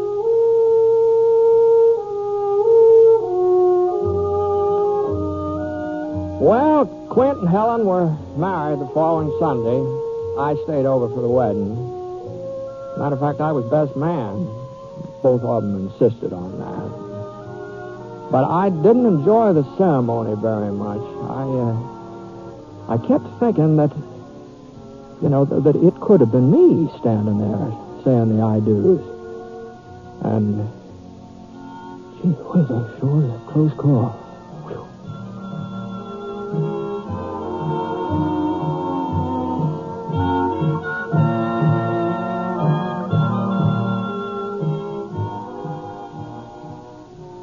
The Six Shooter is an NBC Radio Network production in association with Review Productions. It is based on a character created by Frank Burt, and the transcribed story is written by him. Mr. Stewart may currently be seen in the Universal International picture, The Glenn Miller Story. Others in the cast were Barbara Eiler, Virginia Gregg, Bill Johnstone, Sam Edwards, and Herb Beitler. Special music for this program was by Basil Adlam, and the entire production is under the direction of Jack Johnstone. All characters and incidents were fictitious, and any resemblance to actual characters or incidents is purely coincidental. This is Hal Gibney speaking.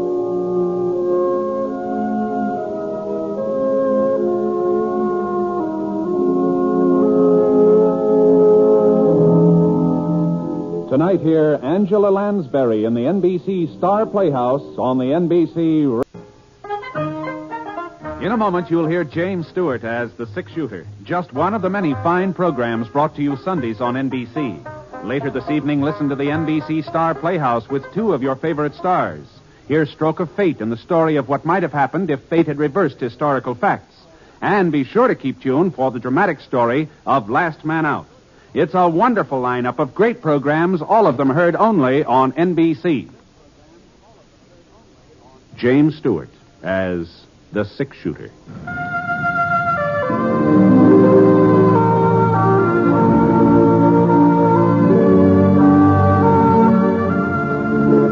The man in the saddle is angular and long-legged. His skin is sun-dyed brown. The gun in his holster is gray steel and rainbow mother of pearl. Its handle unmarked. People call them both the Six Shooter. The NBC Radio Network presents James Stewart as The Six Shooter, a transcribed series of radio dramas based on the life of Britt Ponset, the Texas plainsman who wandered through the Western Territories, leaving behind a trail of still-remembered legends.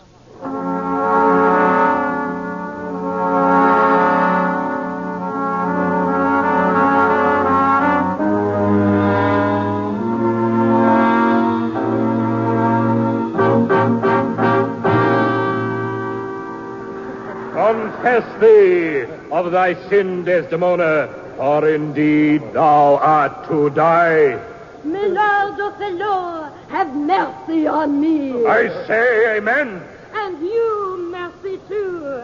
I never did offend you in my life. Oh, perjured woman. Oh. Nay, I speak the truth. I never did offend. You're offending us, lady. Hey, who is this guy Shakespeare anyway? Oh, banish me, my lord, but kill me not. Don't, trumpet.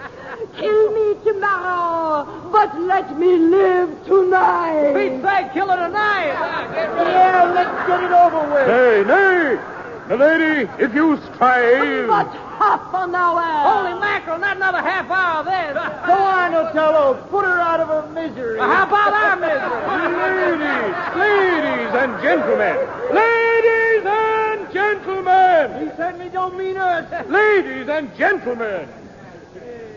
It appears that our thespian efforts do not meet with your approval. Appears? My company and I have played before all the crowned heads of Europe. We thought the enlightened community of Virtue City would welcome an opportunity to witness the works of the immortal bard as performed by Madame de la Seine, the distinguished French actress, and by your humble servant. We were mistaken. To err is human, to forgive divine. I forgive you. The performance is concluded. Good night. Hey, now, just a minute. You mean you ain't going on to the end of this thing? You have understood me correctly, sir. What's Shakespeare gonna think? Yeah, what about the money we paid? Do we get it back? What about... Silence! Silence, please! My company has more than earned the meager pittance. You ain't earned nothing until the show's over. That's right. Either you finish up your acting up there, you give us our dough. Right. This ultimatum is outrageous. I reject it flatly. Just you stay up there on that stage, mister. I said... Please, sir, please, there are ladies present. Someone might be injured. You going on with the show, ain't you? Well... The performance will continue. But under protest, sir. Under severe protest.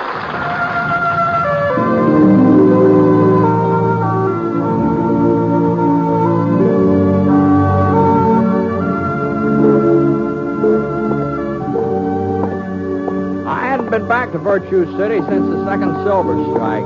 The first mines played out, 10, 15 years ago, and the town had been crumbling away like a stale loaf of bread. But the new strike last spring, for the looks of things, is even bigger than the first one. The old stores all opened up again, and half a dozen new ones being built. The new railroad accounted for some of the prosperity. Anyway, that's why I'd come to town. I was supposed to meet the train from Chicago and pick up some spare parts for the pump at the Round Y Ranch where I was working. The train wasn't due until the next day, so I headed over to the hotel to see about getting a room. The clerk was sitting behind the registration counter looking through some kind of a contraption. I didn't know what it was. Sure had never seen a gadget like that before. Excuse me. Sorry, mister. Didn't know you was there. Well, I like just got me a new set of pictures. I was sort of anxious to try them out, you know. Pictures? My stereoscope. Oh. Why, you seen a stereoscope before, ain't you, mister? No, can't say as I have. Why, it's the newest thing. All the folks back east have got them. Here, just let me show you, huh? Now, you wait a minute. Just wait till I find Niagara Falls. Yeah, here it is. Now, you just look through the front end there, huh? That's right. Well, I'll be doggone. Why, it just looks like that water come right at you, doesn't it? Why, you'd think it was real. You'd think you were right there. Here, just let me show you another one, huh? Now, let me see. Oh, yeah, pyramids. I'm the only fellow in town got the pyramids. The pyramids? Yeah, they're in Egypt, you know. Yeah. There. Now, how's that? Why, just look at... I can't believe it. Why, that fella standing out in front of the pyramids. It's just like you could touch him. You could just reach out and touch him. I've never seen anything like that before in my life. Yeah, you just wait till I find that redskin shooting an arrow. That golly way he's aiming it, well, if you didn't know it was a picture, you'd swear you was looking at the... Key, if you please. Oh, sure, Mr. Plunkett, sure. And you may as well have my bill ready. We'll be checking out this afternoon. Oh, thought you were supposed to give another show tonight. The performance has been canceled. Hey, Arch. Hey, beg your pardon, sir? Arch, well, don't you remember me? You seem to have the advantage, sir. I don't believe that Britt Ponset. Well, what the thunder are you doing in Virtue City, Arch? Why, I haven't seen you since our triumphal tour of Texas, wasn't it, Britt? What? When we were the honored guests of the governor, my company and I. You remember he insisted that we stay at the executive mansion? Now, Arch. I shall never forget the warmth of our reception there. The people of Texas have a true appreciation of the art of the drama, unlike some of our more recent audiences. Audiences? Well, come along, old boy. Come along. You must join us for a spot of tea. Marguerite would be so delighted to see you again. Marguerite? Who's she? My lovely wife. Oh. Don't tell me you've forgotten her. Well, no, I thought her name was... was... We've taken the presidential suite, of course. If you'll just follow me... Well, now, hold on, Arch. I've got to see about a room for myself. Oh, nonsense. The clerk will take care of these trivial details. This way, dear boy. This way.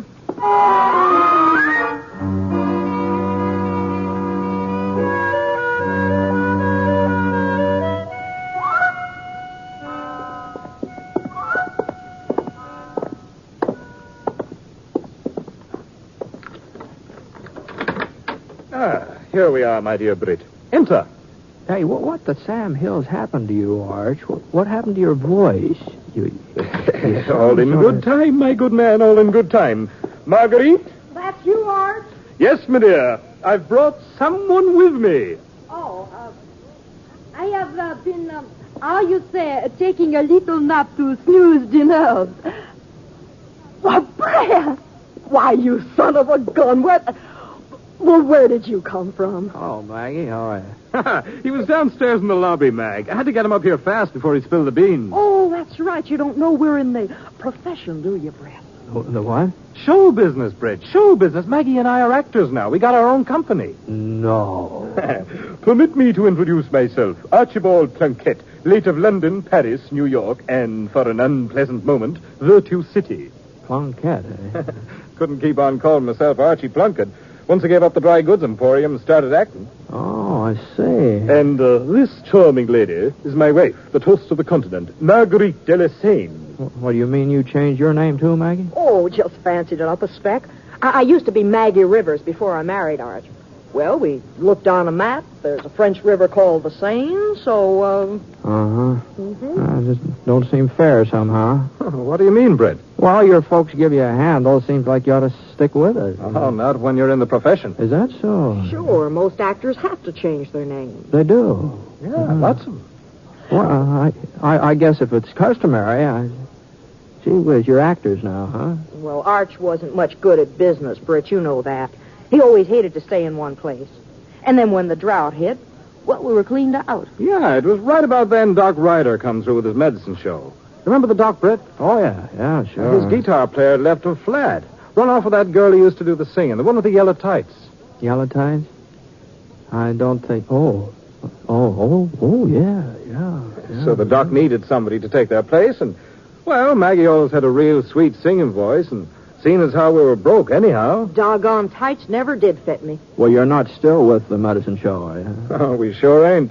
Anyhow, we struck out on our own, started in doing serious acting. You know, Shakespeare. Shakespeare? Oh. To be or not to be, that is the question. I see. Whether 'tis nobler in the mind to suffer the slings and arrows of outrageous fortune, or to take up arms against a sea of troubles, and by opposing. That's pretty good. End them.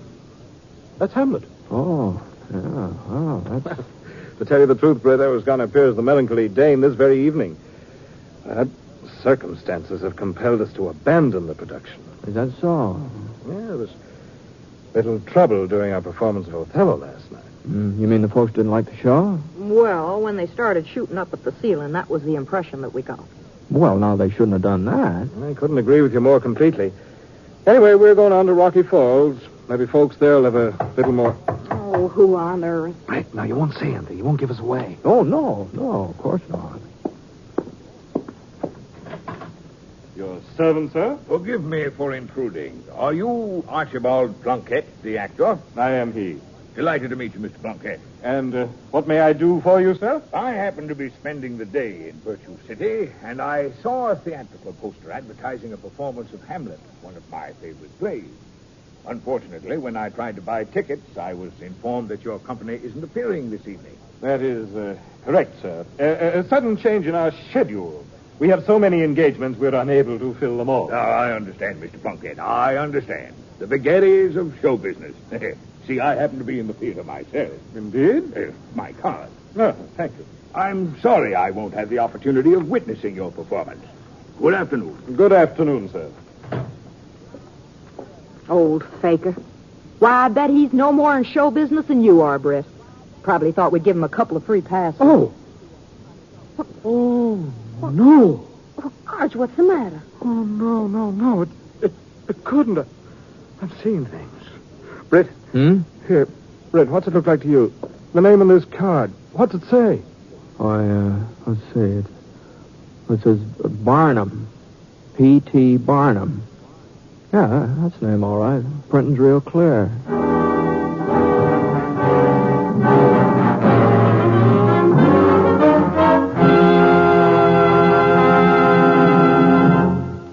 We'll return to James Stewart as the six-shooter in just a moment. Now, during the holiday season, with more cars than usual on the road and adverse weather conditions, think a minute. If a child should dash across an intersection, if a tire should blow out, Could you stop in time to save a life? As always, during a holiday season, you must be more alert than ever in following simple safety rules. Keep your windshield clear of fog and snow. Be certain your headlights and wipers are working properly. In wet weather, never slam on your brakes. It's a sure way to put your car into a skid. And always follow other cars at a safe distance. Don't be one of those unfortunates who will lose his life in a traffic accident this Yuletide. Be careful, friends. Live to have a safe and happy Christmas.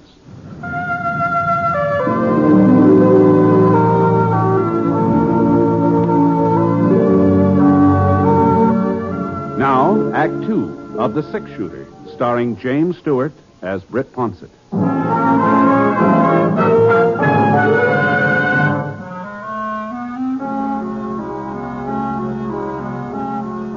For the next couple of minutes or two, Arch and Maggie just stood there, looking at each other.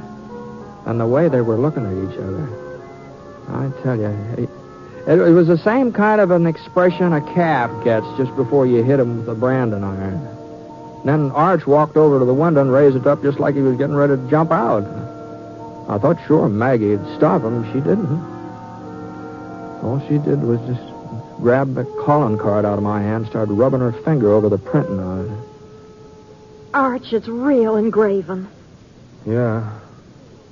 Why can't I do it, Maggie? Why can't I end it all right here and now? Oh, now, what are you talking about, Arch? What's got into you folks, anyhow? P.T. Barnum, Britt. You know who P.T. Barnum is, don't you?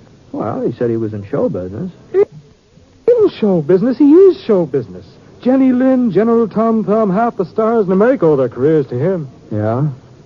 Don't you see, Britt, he was going to come to the theater tonight. He was going to watch us act without us even asking him. Well... And if he liked us, well, there's no telling what would have happened. He might have hired us himself. An actor gets a chance like this only once. To appear before P.T. Barnum. Arch, maybe it's not too late. It is too late. No, listen now. Now, the company is still in town. All we'd have to do is unpack the costumes. The performance has been canceled, Maggie. Then we'll uncancel it. I'll round up the rest of the cast, change your train tickets. Sure, that's it. And you get over to the Opera House. Make sure they haven't let it out to somebody else. Yeah. Oh, no. No, what about an audience? Oh, yes. Well, I tell you, give some of the kids around town passes. They'll spread the word quick enough. Well, now, just don't stand there, Arch. Get moving. Oh, all right, Maggie. Yeah. All right. All right. Well, Maggie, I guess Britt, now you go and find Mr. Barnum. What? He must be staying in the hotel. The clerk will give you the room number. Well, tell him we rearranged our schedule again. We're playing Hamlet tonight. But for heaven's sakes, don't let him know it's because of him. Oh? And tell him he won't need tickets. We're saving him the front box. Well, hurry up, Britt. Hurry up. Before I make some other plans. All right, sure. All right, Maggie.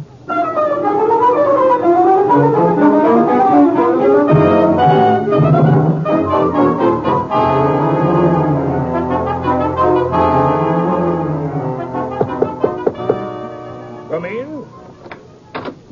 Mr. Barnum? Yes?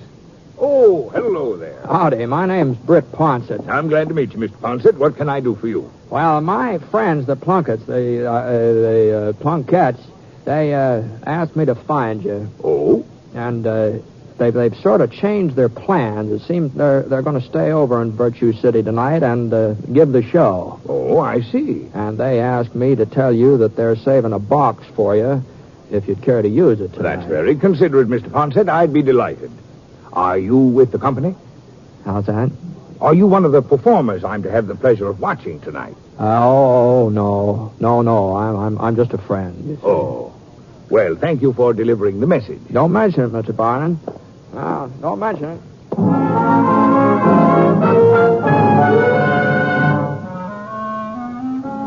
Well, I didn't see any more of Arch and Maggie that afternoon. I figured they'd have plenty to keep them busy. This acting job's about like anything else, I guess. There must be a certain amount of work to it. Anyway, about 7 o'clock, I was up in my room putting on a clean shirt, getting fixed up to go to the theater and watch their play. Hey, man.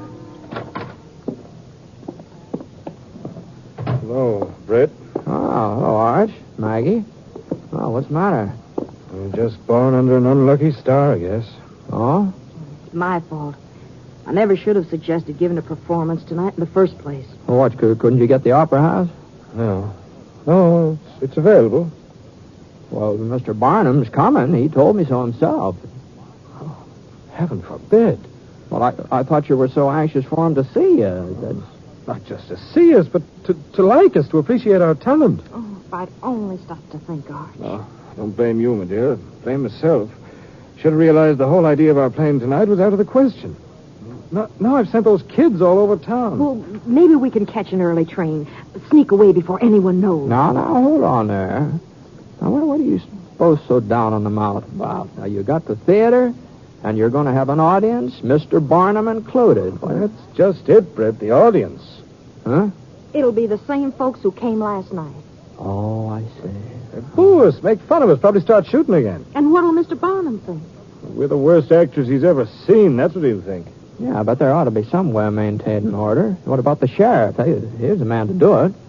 Already seen him. Yeah? Oh, what'd he say? Said we ain't any better than we was last night. He's advising the boys in the audience not to aim at the ceiling. Is that so? One big opportunity, Britt. And it's ruined before we ever got started.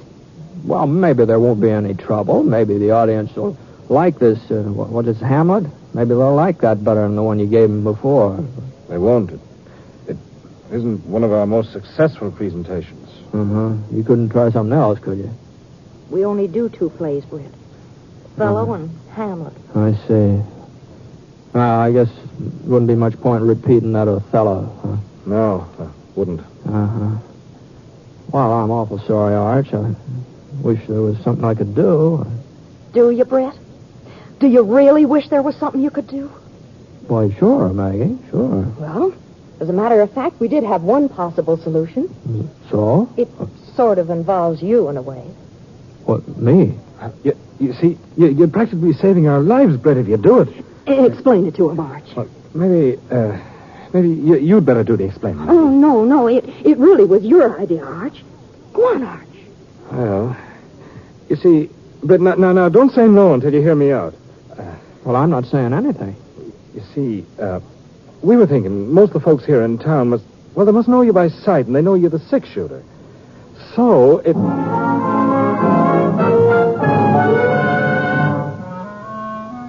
Well, I said no. You can be darn sure of that. And I kept saying it over and over and over again for the next hour and a half. What they were suggesting was just tomfoolishness, that's all. I just had to turn them down, that's all. I just had to do it. And they must have known I wouldn't agree to a thing like that. But no matter how hard I talked, they just talked harder. And being actors, they had strong voices, too, you know. Well, the next thing I knew, somehow they'd managed to drag me along with them to the opera house. Anyhow, after the piano solo by Thelma Featherhill, the curtain went up and the show got underway. Started out all right, too. The audience seemed to be paying attention. Nobody was creating any ruckus or anything, at least not at first. Oh, that this too solid flesh would melt. That it should come to this, but 2 months dead. Oh, frailty, thy name is woman. Oh, Fion, oh, fie. Yes, fie on you, too. Yet the source of most unrighteous tears had left the flushing in her galled eyes. She married. Sounds like old Lady Crandall. She only waited 2 weeks after Jed Crandall kicked the bucket. No, it cannot come too good. But break my heart, for I must hold my tongue. Better get a good grip on it, mister. You see, Britt, you just gotta do it. I can't do it. Oh, look at poor Arch out there. Isn't it just enough to break your heart? How weary, stale, flat, and unprofitable seem to me all the uses of this world. Your acting's a little flat, too, mister. Go on, Britt, that's your cue. What cue? What do you Go on, that's it. Oh, good Horatio, I am glad to see you well. Hail to your lordship, Britt. Hmm? Hail to your lordship. Oh, hail to your lordship. What make you from Wittenberg, Horatio? How's that? A truant disposition. A truant disposition. Can't get to school, kids. Here comes the truant officer. I would not hear your enemy say so. Nor shall you do mine ear that violence to make it faster of your own report against you. No, he's bringing out the report card. Sid, you better take it easy. Huh? Don't you see who that is, that other actor fella? What are you talking about? It's Britt Ponset. Ponset, the six-shooter? You must be crazy. He's staying at the hotel. I seen him this afternoon. Well, what's he doing up there on that stage? He's a friend of them actors. Oh. If I was you, I'd keep my big mouth shut from here on in. That ain't no sword he's wearing under that rig. That's a 6-gun, plain as day. It followed hard upon. Thrift, Horatio. The funeral baked meats did coldly furnish for the marriage table. Would I had met my dearest, oh, in heaven, where I had seen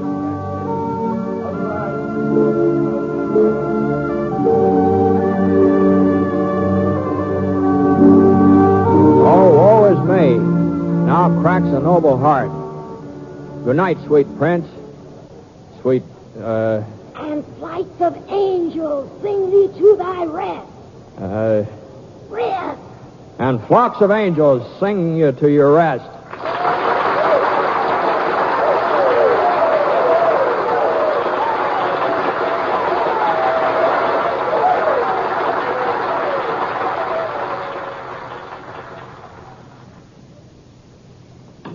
Oh, Britt, golly, we can't ever thank you enough. Why, if it hadn't been for you, I just don't know what would have ever happened. Oh, golly. And did you see? He stayed through to the end. Mr. Barnum did. Right through to the end. Britt, you were great. Arch, I never felt so foolish in my whole life. Do you think he'll come backstage, Arch? Mr. Barnum? Somebody help me get out of this thing, will you? Come in.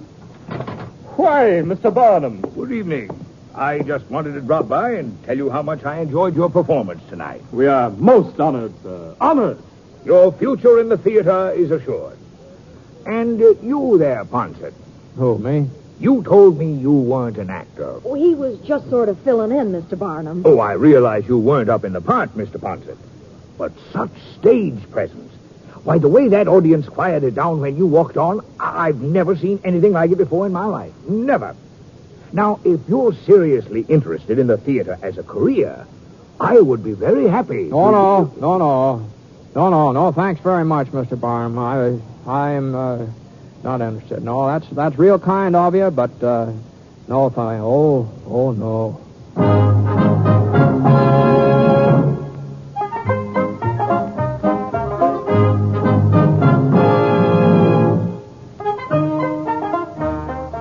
Well, sir, I got out of that theater just as fast as my legs could carry me. Gee, I just don't see how anybody can set out to be an actor. All those people staring at you and that sweat running down the back of your neck. Holy smoke. And worse than any gunfight I'm sure. Of course, that applause, after it was over, that applause, that did sound kind of good. And Mr. Barnum, he's very nice about saying that I had stage presence, whatever that means. I suppose a man could get used to play acting if he had to. It sure is a scary business.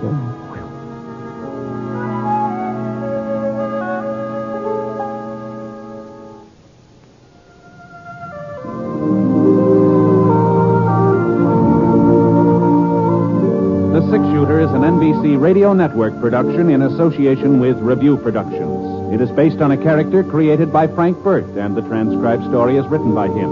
Mr. Stewart may currently be seen in the Universal International picture The Glenn Miller Story. Others in the cast were Michael Ann Barrett, Tony Barrett, Ted Bliss, Marvin Miller, and Dan O'Herlihy.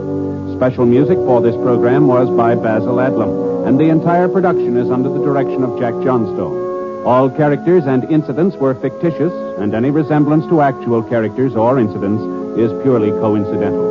This is Hal Gibney speaking. Here's a last-minute Christmas shopping suggestion. Jingle bells, bells of NBC. Oh, what joy to cook and bake while listening merrily. Pots and pans, sink and stove, work goes easily. Kitchens ring with happy chimes when tuned to NBC. What will you hear in your kitchen after Christmas? Bacon sizzling, coffee perking, dishes clinking, and, if you're lucky, a new sound. NBC radio listening on that new set. The perfect gift to lighten Mother's long hours in the kitchen. Kitchens ring with happy chimes when tuned to NBC. James Stewart as the six-shooter.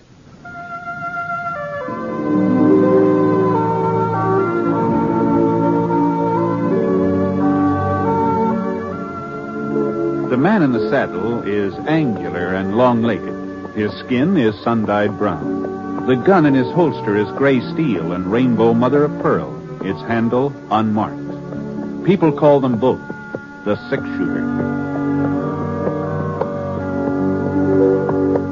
The NBC Radio Network presents James Stewart as the six-shooter, a transcribed series of radio dramas based on the life of Britt Ponset, the Texas plainsman who wandered through the Western Territories, leaving behind a trail of still-remembered legends.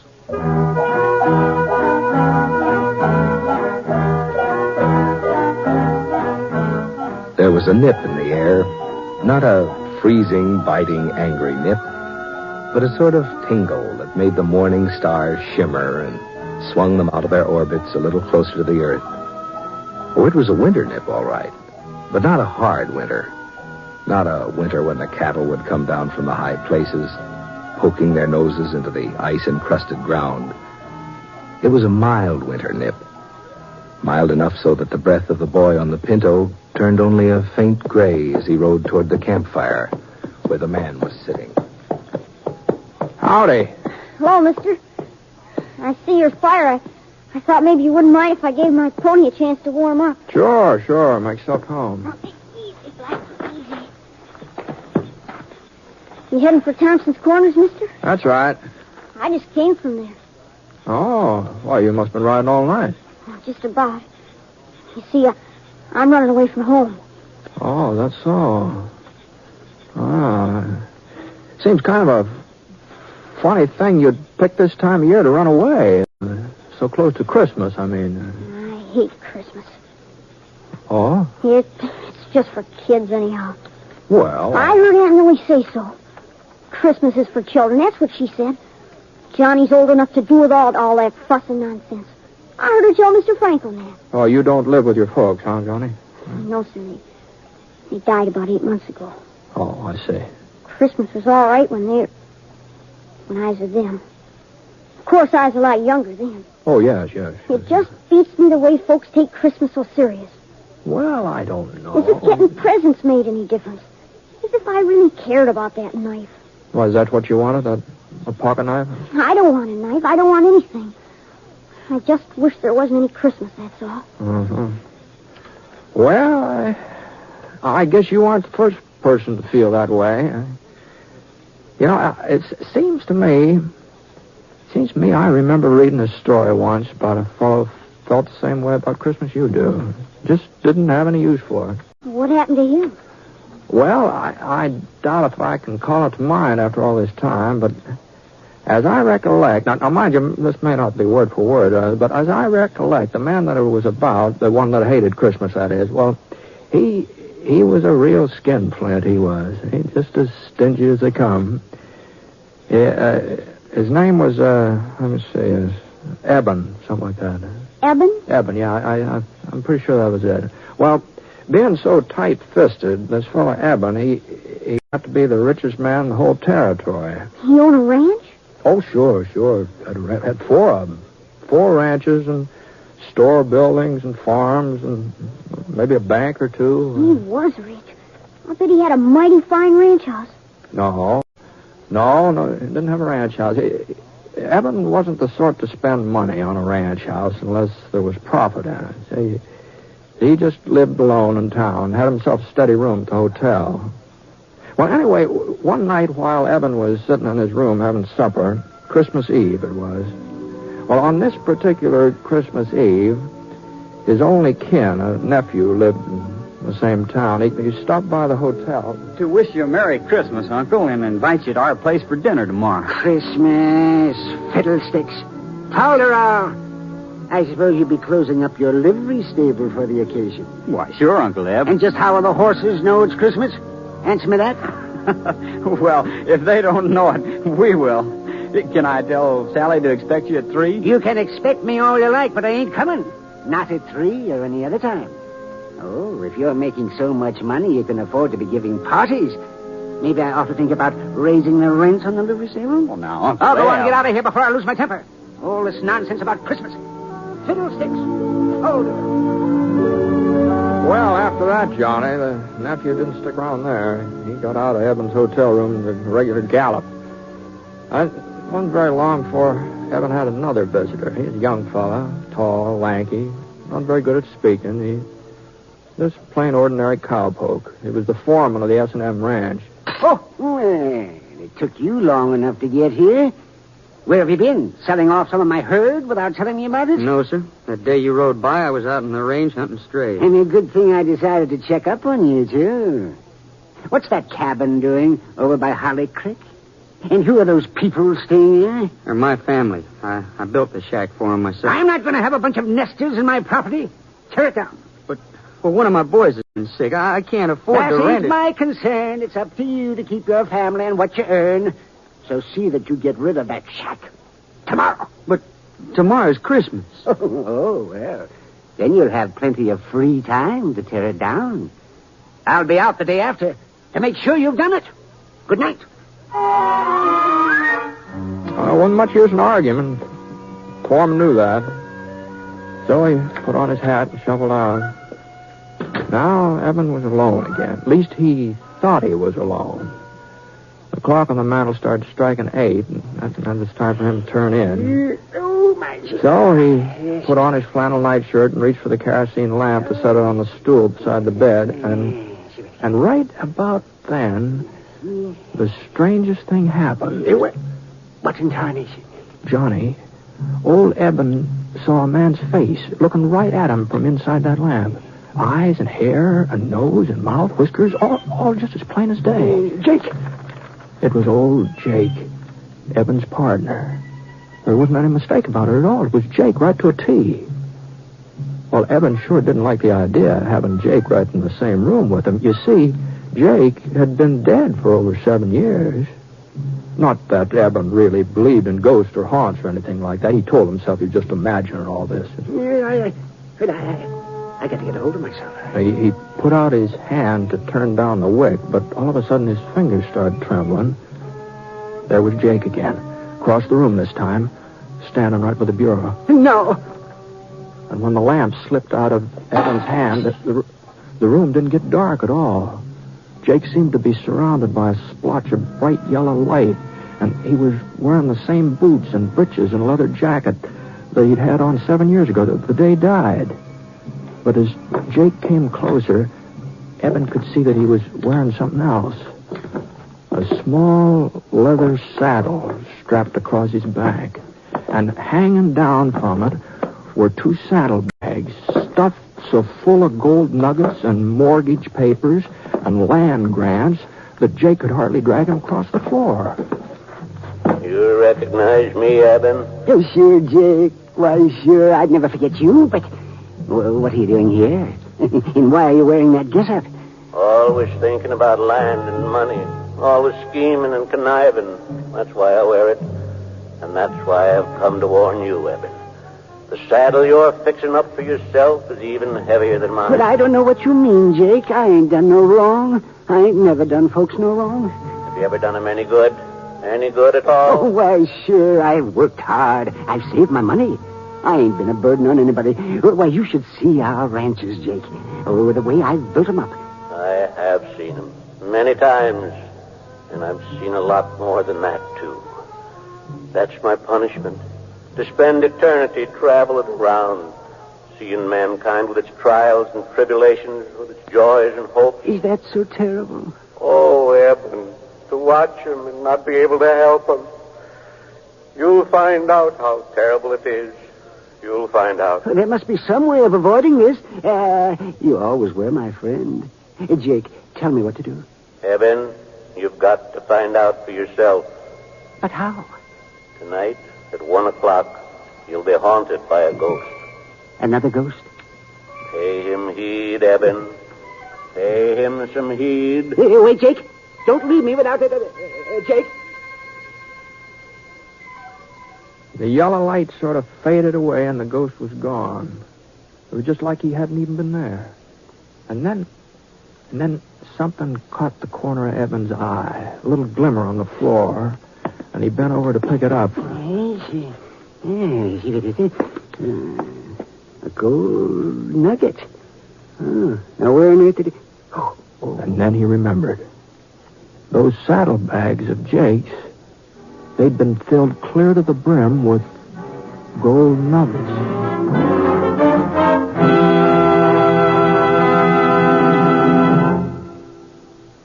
We're interrupting our story for only a moment, and only to tell you, our unseen audience, that you have helped more than you may realize to make this a very Merry Christmas for all of us on this program. Your being with us each week, your many kind letters, have told us that all the work that goes into bringing you the six-shooter has not been in vain, and we're grateful. So, friends, from all of us, Jimmy Stewart and the cast, our writer, our director, engineers, and sound technicians, our best wishes for a happy holiday season.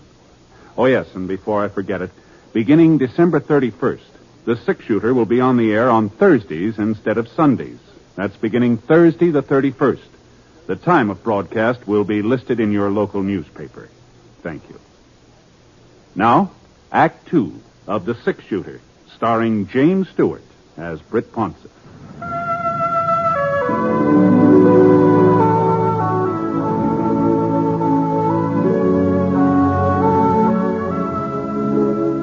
Gee whiz, a gold nugget. Then Jake's ghost really had been there, huh, mister? Yeah, there just wasn't any doubt about it, Johnny. Oh, what happened then? Did the other spook turn up? The one Jake said was coming to see Evan? Oh, sure, Johnny, sure, yeah. He was right on time, too. Evan was lying in bed, wide awake, of course. He hadn't been able to do much sleeping. He was too scared. It was kind of peculiar. Evan was half scared the ghost would come and half scared he wouldn't, you see.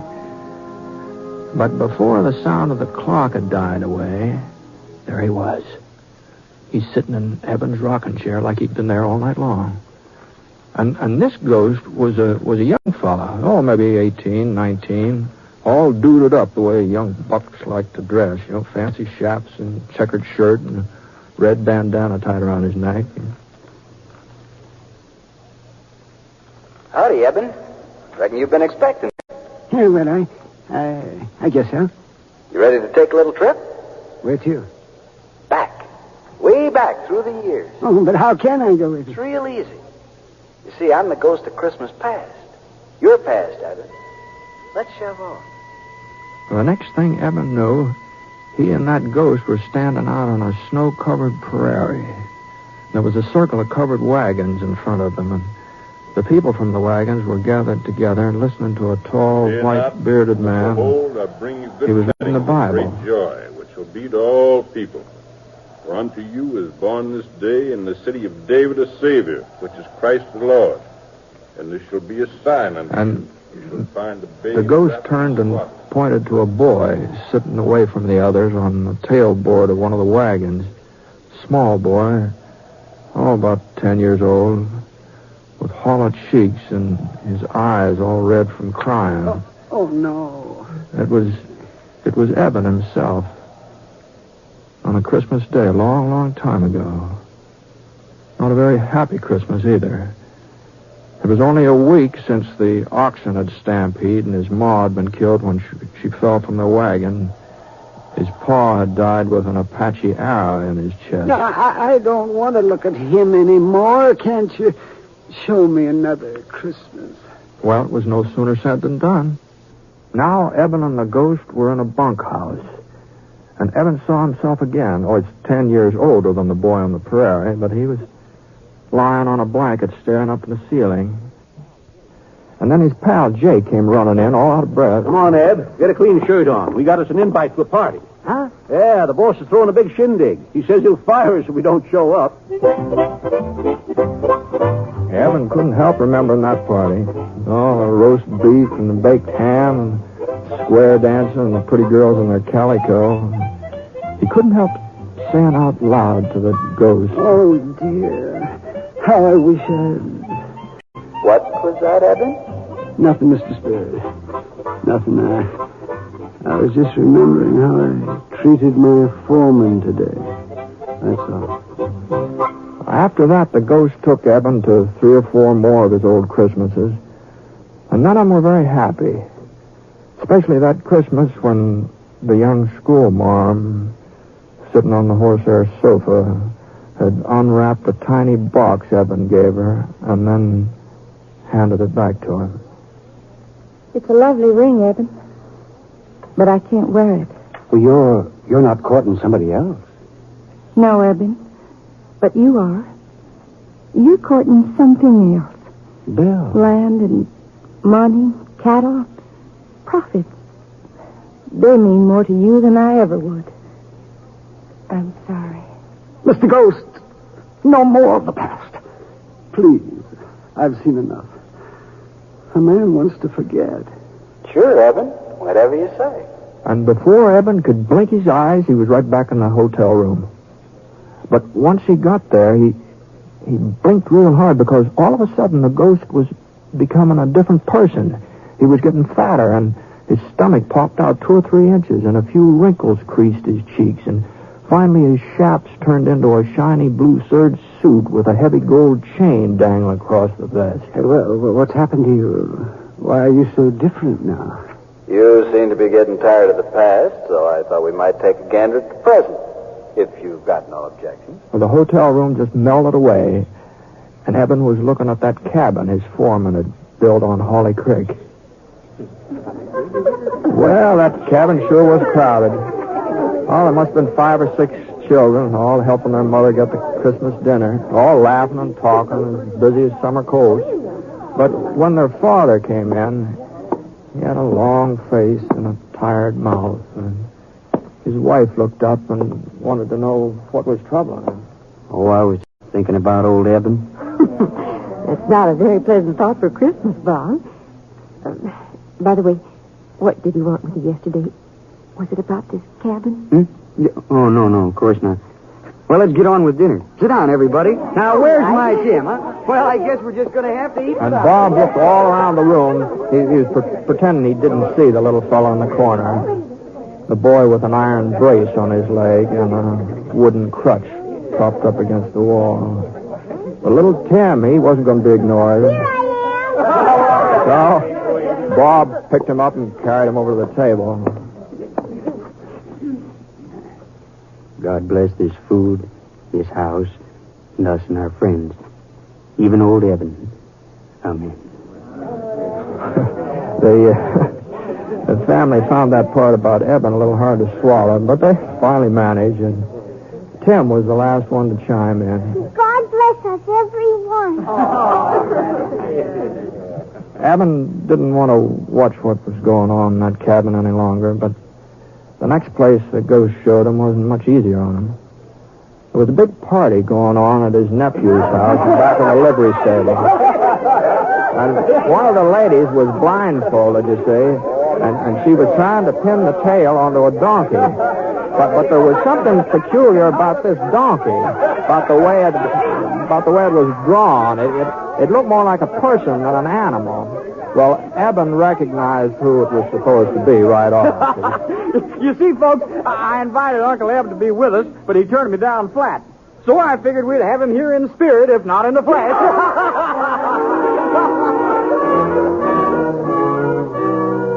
Right back in the hotel room again. That's where Eben found himself.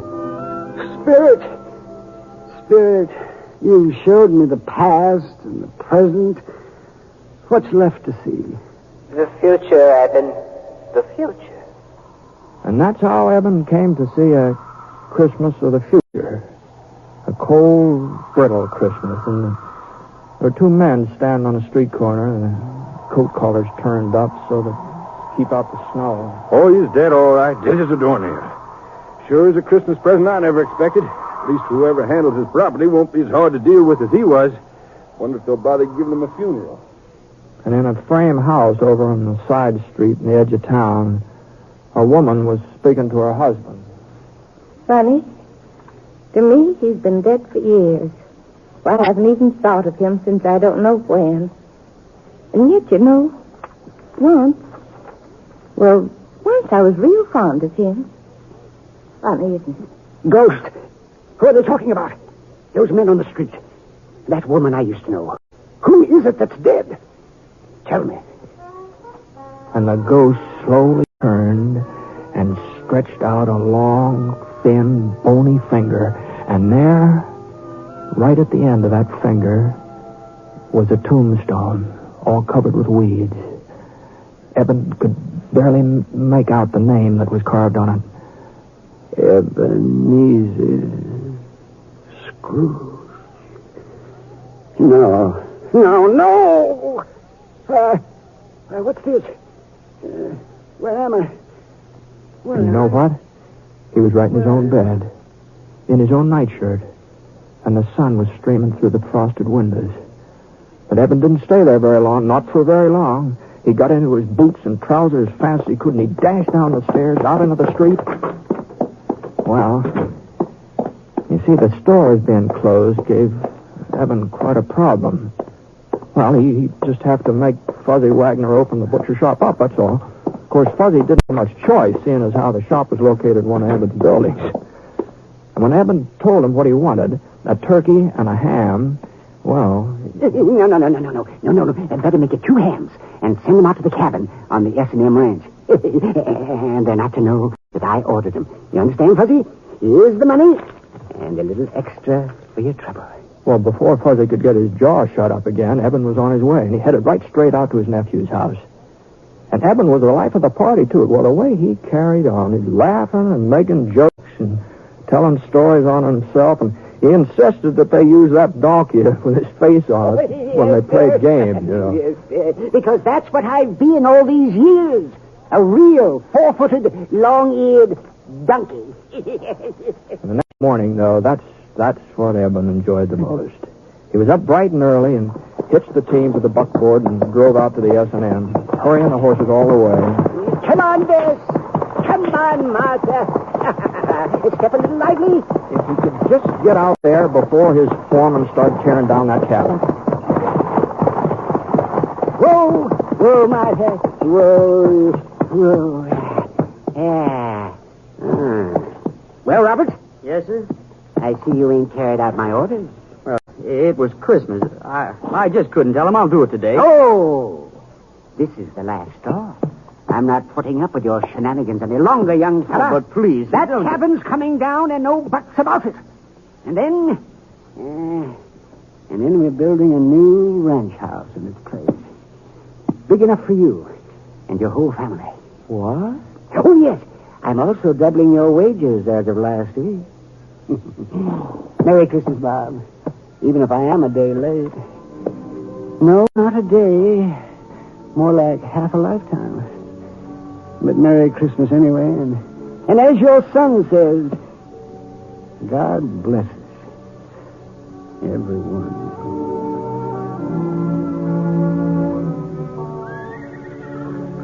Well, that's the way things worked out, Johnny, more or less. Well, that's a fine story, Mr. Real fine. I reckon I know why you told it to me. How's that? So that I'd understand about Christmas and how important it is to do for other people instead of just thinking about yourself. Well, no. I didn't have that in mind especially. The story just happened to come into my head, that's all. Well, maybe if I had to give Aunt Millie something, a present maybe. Oh, shucks, what could I give her? I don't have no money. Well, of course, there are lots of things that don't cost a penny, not a single red cent, you know. Huh? Well, now, let's see. Take that little spruce over there. It'd be real easy to cut that down with a little fixing and maybe a few doodads from around the house. I'll bet you could make a Jim Dandy Christmas tree out of that. I suppose so, but what good's a tree without something to put under it? Oh, yeah, I see what you mean. Johnny, You don't happen to know Jim Bender, do you? In Thompson's Corner and his 3 daughters? He's only got 2, mister. Sarah and Emily. Oh, that's so. That's so. I was spending Christmas with them. It looks like I'm carrying an extra present. It's a real pretty little red bonnet with feathers on it. I couldn't take it, mister. Oh, no. I wasn't thinking of giving it to you, Johnny. But I was sort of hoping that you'd show me the trail from here on in. Of course, it would mean you're turning around going back home, but if I was to cause you changing your plans, I'd feel obligated to pay you back some way, you know. Well, It would be only fair. Trouble is, I haven't got much money, so if you wouldn't mind accepting the bonnet instead, you'd be doing me a real favor, Johnny.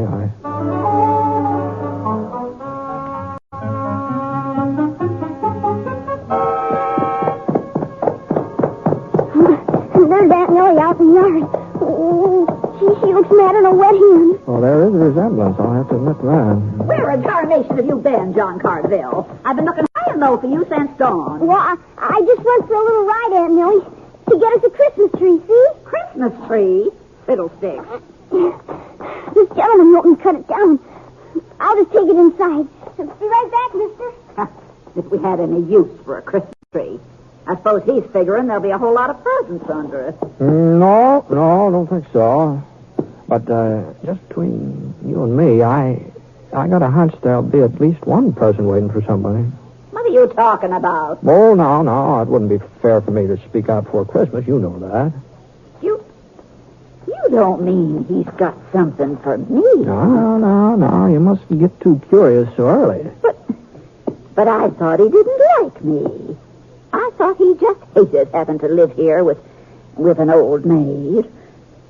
I guess I just don't know nothing about kids. Nothing at all. I don't deserve to get... Well, I think I'd better get moving along. Say goodbye to Johnny for him, will you?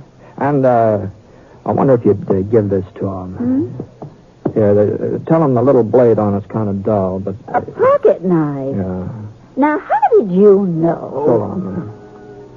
Oh, God bless you, mister. And Merry Christmas. Merry Christmas.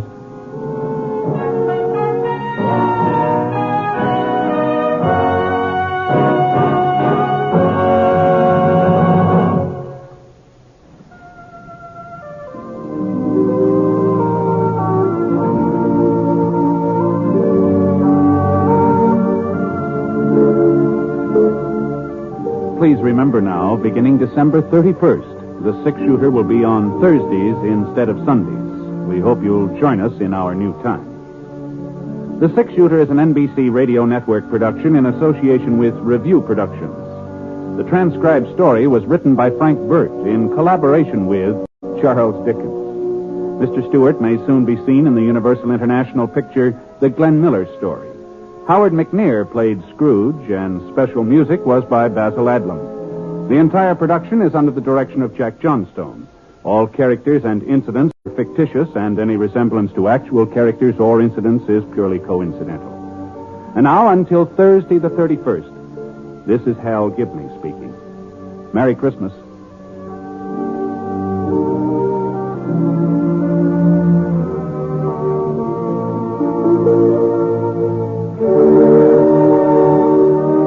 Tonight, hear Rex Harrison and Anna Lee in the NBC Star Playhouse on the NBC...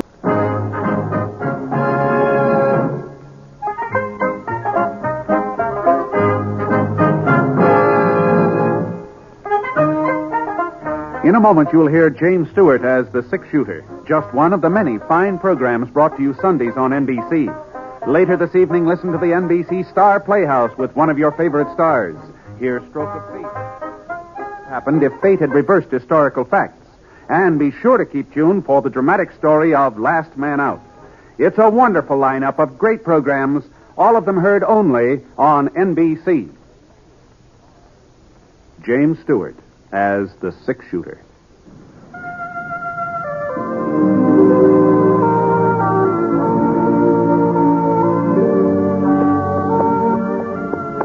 The man in the saddle is angular and long-legged. His skin is sun-dyed brown. The gun in his holster is gray steel and rainbow mother of pearl. Its handle unmarked. People call them both the six-shooter.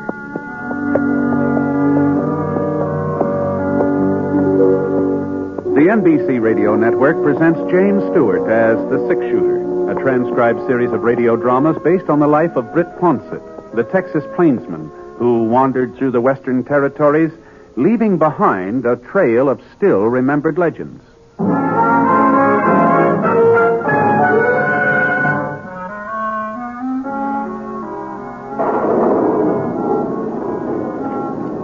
rain sure was coming down that afternoon in Petersville. It had started all of a sudden, too, just after I left Scar at the livery stable and headed up the main street toward Doc Early's office. Real cloudburst. The wind was from the north and strong enough so that the water was beating against the building slantwise. And the way the wheel ruts in the street were turning into puddles. The rain barrels were sloshing over the sides. Well, it was like the whole town had been pushed under a leaky sieve. The closest cover I could spot was the front porch of the Jackson Hotel.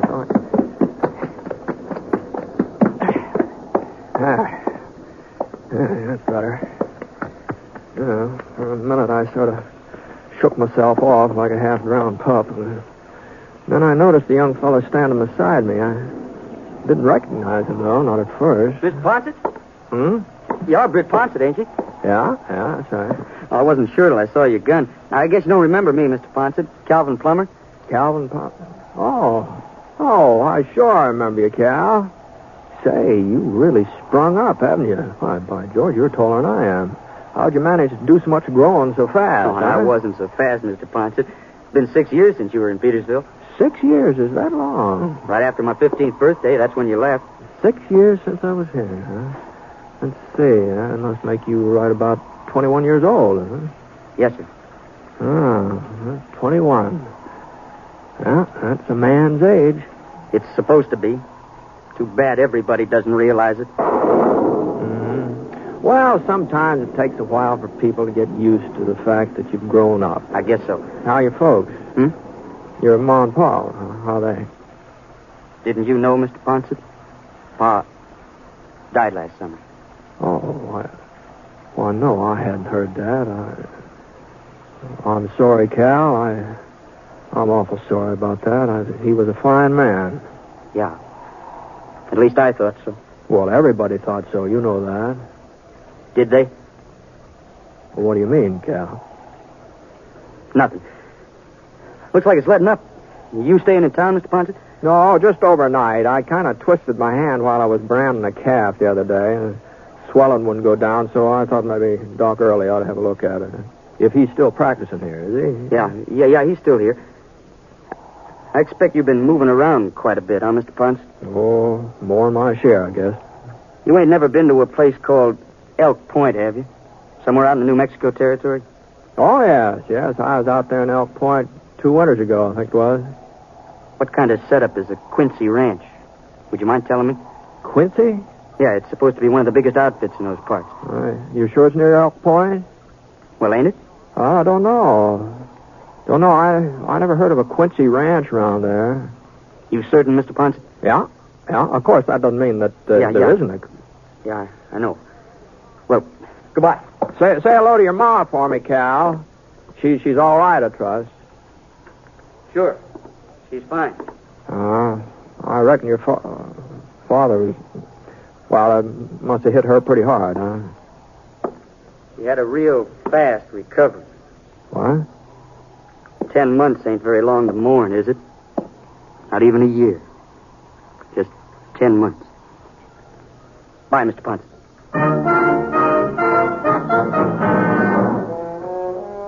Well, Cal Plummer had done a lot more than just grow up since the last time I saw him.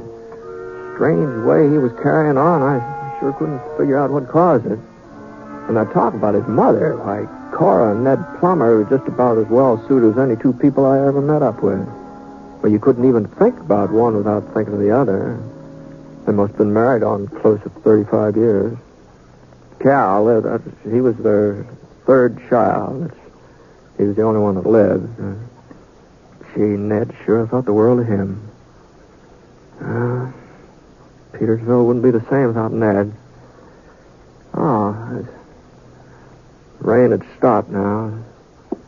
It even started to warm up a little. And the mud puddles out in the street were giving off little whiffs of steam. So I went over to Doc Early's office. It was just around the corner from the hotel.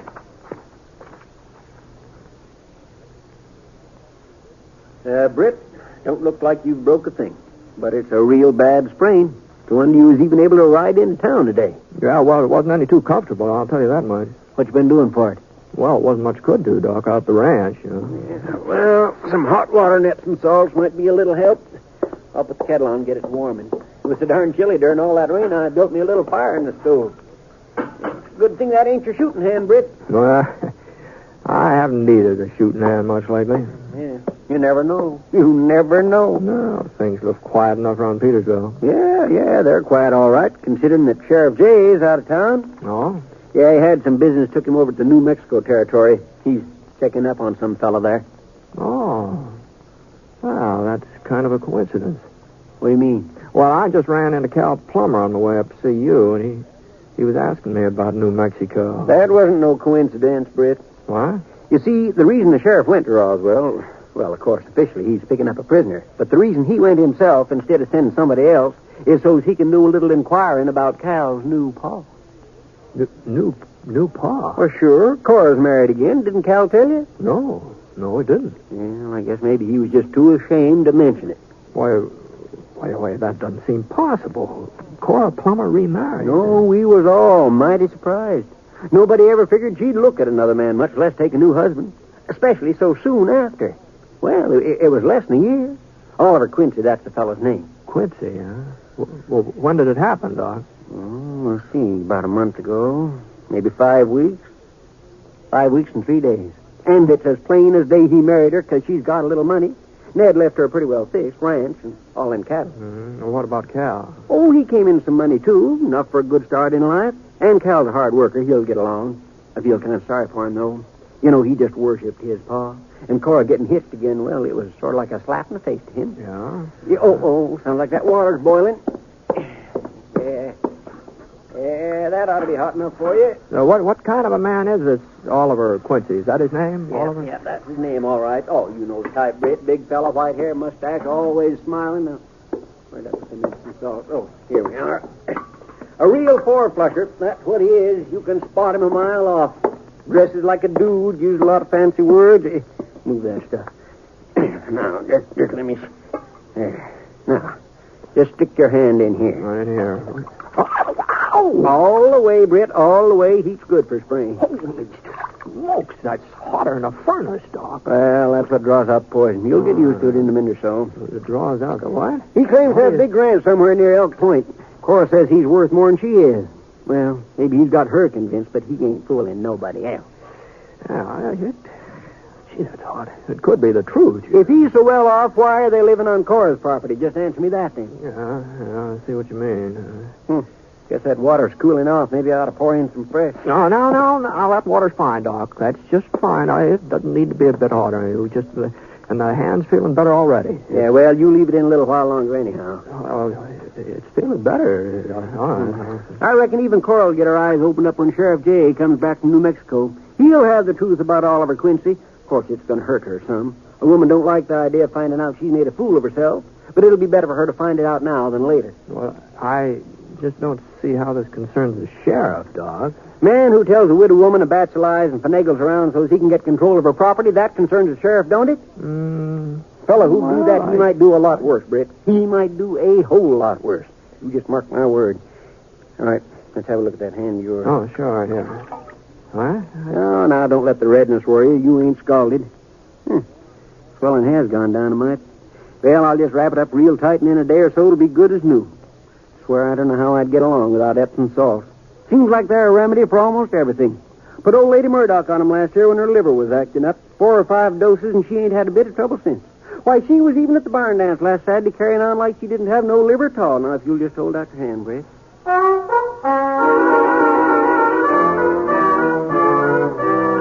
After Doc Early got through with his bandaging, my hand did feel a little better. At least some of the throbbing seemed to go away. So I left his office and I wandered over to the hotel. By the time I got there, they were serving supper in the dining room. Not family style either. They had a real fancy layout.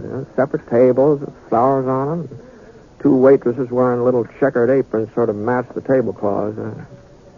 Of course, when a place is all fixed up like that, they always make it up on you.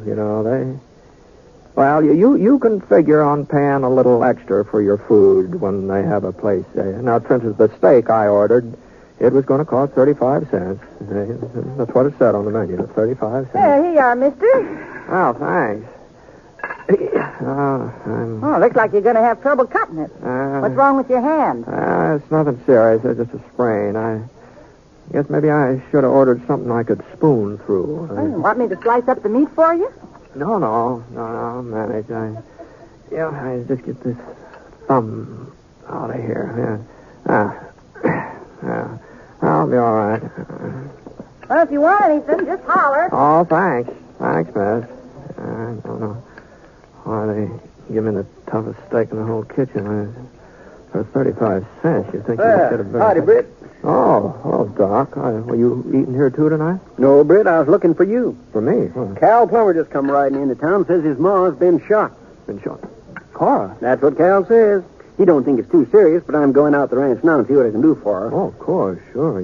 Cal told me to bring you along. Me? What for? I don't know. He just told me to find you if I could and bring you. He did, huh? That's funny. Well, Britt, you coming or not? Well, I sure don't see where I figure in this thing, but if Cal wants me, sorry to drag you away from your supper. Oh, that's all right. That's all right, Doc. I'm afraid I was fighting a losing battle with that steak anyhow.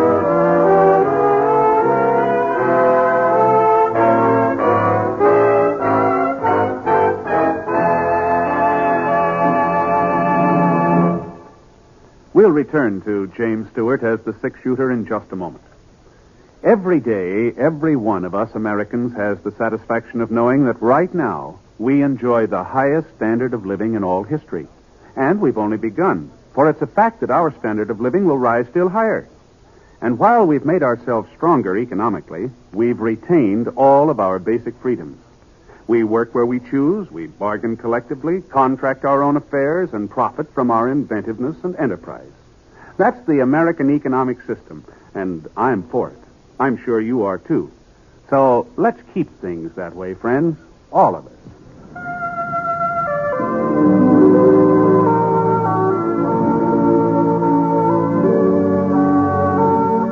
Now, Act 2 of The 6-Shooter, starring James Stewart as Britt Ponset.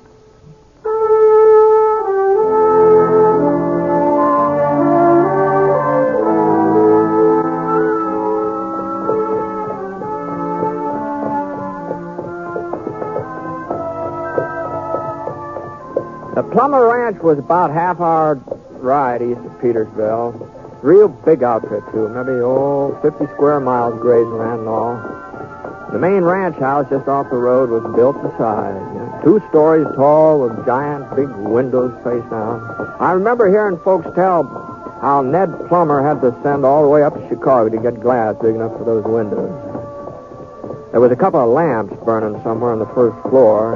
You could see little lights spilling through the draperies. And the rest of the place was dark. Oh, boy. Oh.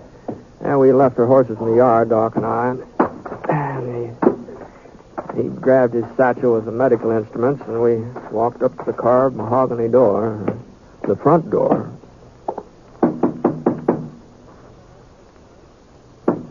Just a minute. Yes? Oh, Doc Early. Evening.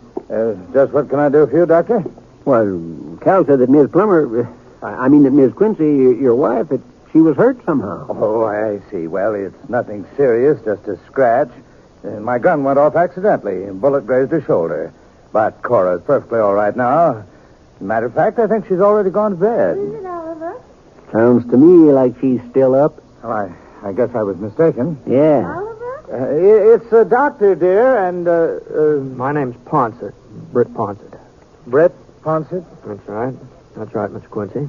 Well, I suppose you might as well come in, Doctor. Mr. Ponset. Hiya. This way.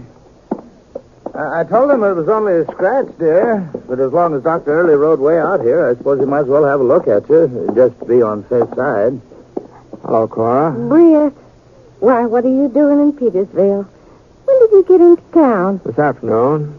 Didn't Cal tell you? Well, no. It must have slipped his mind. Good evening, Cora. Let me see here. Now, Doc, you shouldn't be troubling over me. I'm all right, really. Well, of course you are, my dear. Of course you are. Bullet barely grazed your skin. I'm afraid the good doctor doesn't approve of my bandage. No. It's perfectly satisfactory. At least it appears to be. I'd like to take it off, though. Make certain there's no danger of infection. You mind stepping in the other room, Cora? Well, Go ahead, my dear. Go ahead. I'll see you before you leave, Britt. Oh, sure. I'll wait around till the doc finishes out. Nice of you to ride out Dr. Early, Mr. Ponset. I imagine he appreciates having the company. Well, it wasn't his idea, Mr. Quincy. Oh? No, Cal asked him to bring me along. I'm afraid I don't understand. Mm-hmm. Well, I reckon that makes us even. Whereabouts is he, anyway? Calvin? I don't know. He hasn't been here all evening. He wasn't around when the shooting took place. It was not a shooting, Mr. Ponset. It was an accident. Well, whatever it was. And Calvin was not here. I met up with him while I was riding into town to get the doctor, and he offered to save me the trip. I guess I was under the impression you said Cora didn't need a doctor. No, she doesn't. But at first, I didn't know how serious the wound might be. Then, when I got back to the house, I saw it didn't amount to anything. And by the time you and Dr. Early showed up, I'd forgotten the whole thing. That's why I was surprised to see you. For a moment, I couldn't think what you wanted. Your gun just happened to go off, huh? I was going to clean it. I thought it was empty. I guess I don't know too much about firearms. What make do you carry? Why... He doesn't carry any make, but I do.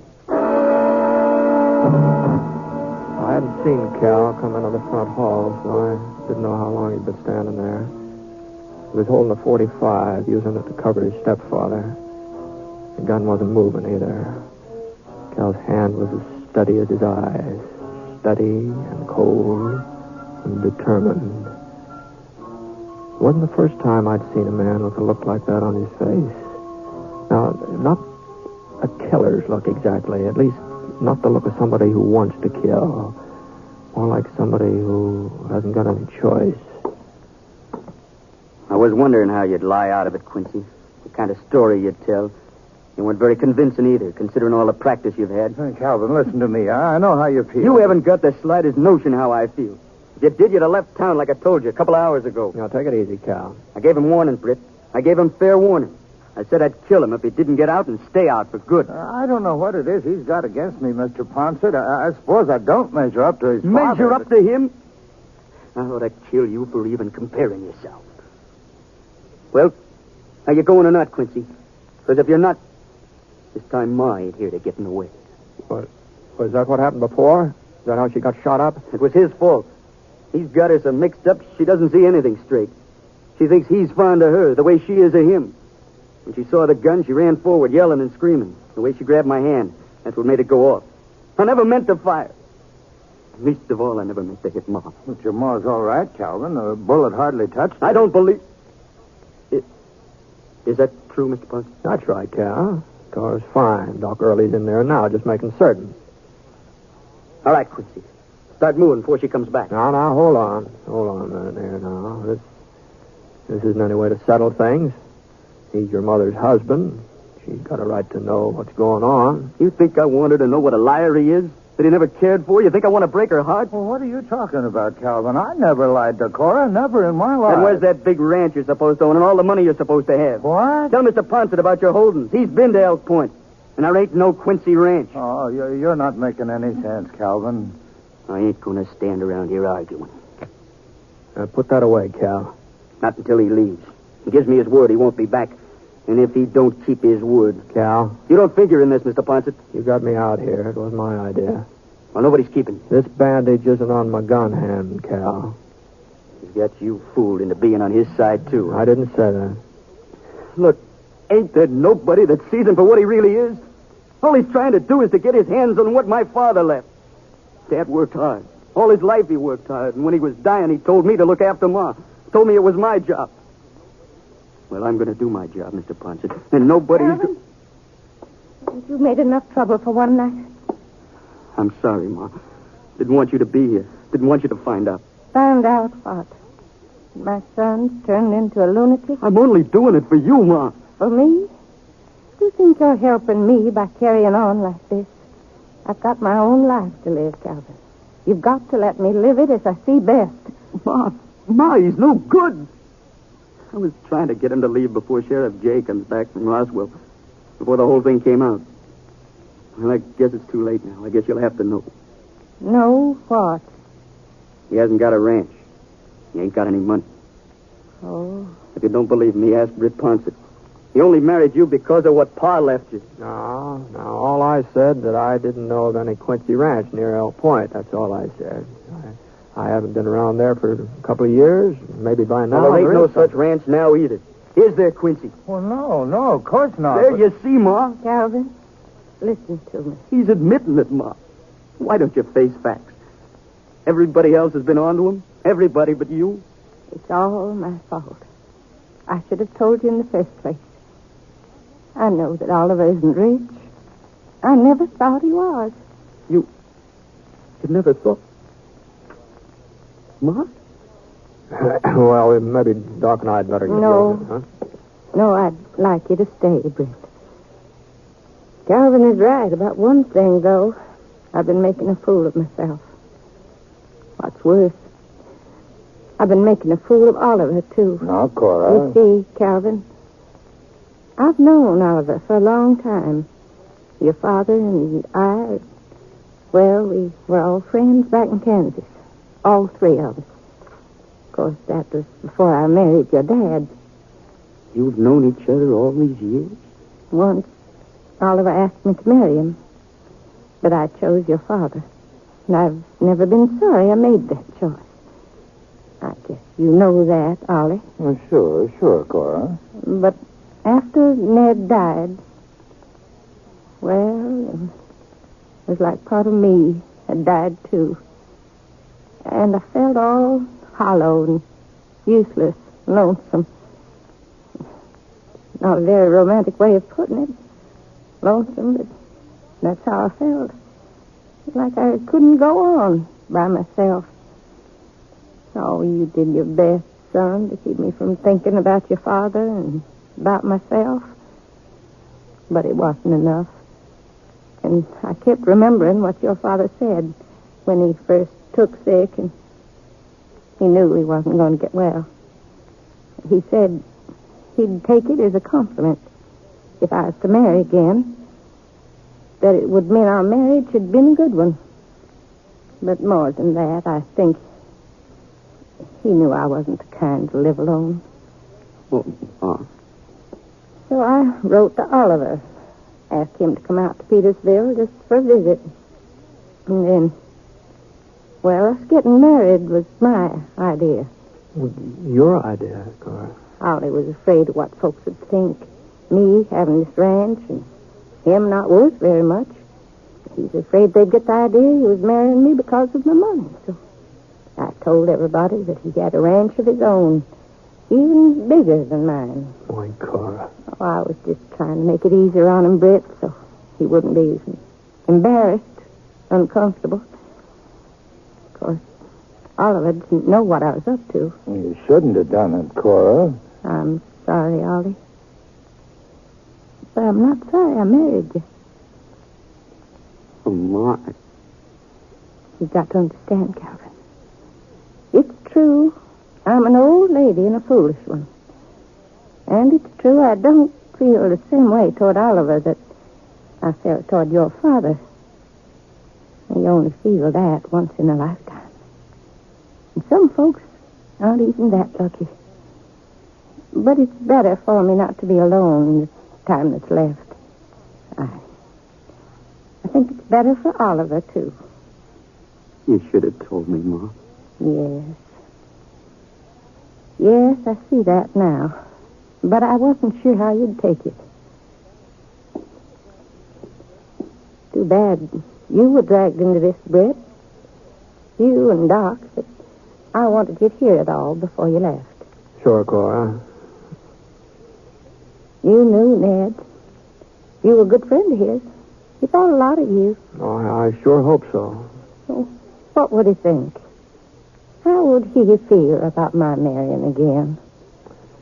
Oh, but Ned loved you. That was plain to everybody. So I guess he'd want you to be happy and content. That's what Ned would want. Thanks, Britt. It's about time we're getting back to town, isn't it?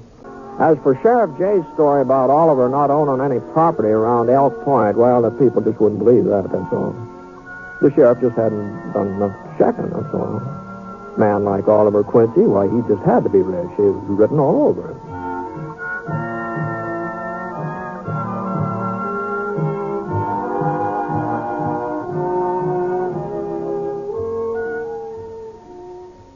The Six-Shooter is a transcribed NBC Radio Network production in association with Review Productions. It is based on a character created by Frank Burt and is written by him. Mr. Stewart may soon be seen in the Universal International picture The Glenn Miller Story. Virginia Gregg and Jean Tatum, Robert Griffin, Parley Bear, and Bert Holland.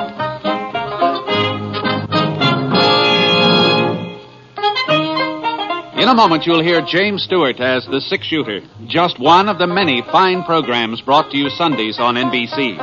Later this evening, listen to the NBC Star Playhouse with one of your favorite stars. Hear Stroke of Fate and the story of what might have happened if fate had reversed historical facts. And be sure to keep tuned for the dramatic story of Last Man Out. It's a wonderful lineup of great programs, all of them heard only on NBC. James Stewart as the Six-Shooter.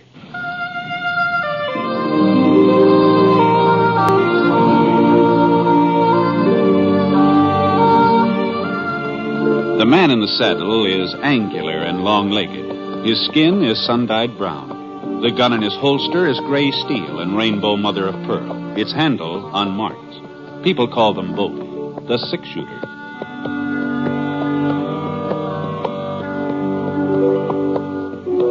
The NBC Radio Network presents James Stewart as the Six-Shooter, a transcribed series of radio dramas based on the life of Britt Ponset, the Texas plainsman who wandered through the Western Territories, leaving behind a trail of still-remembered legends.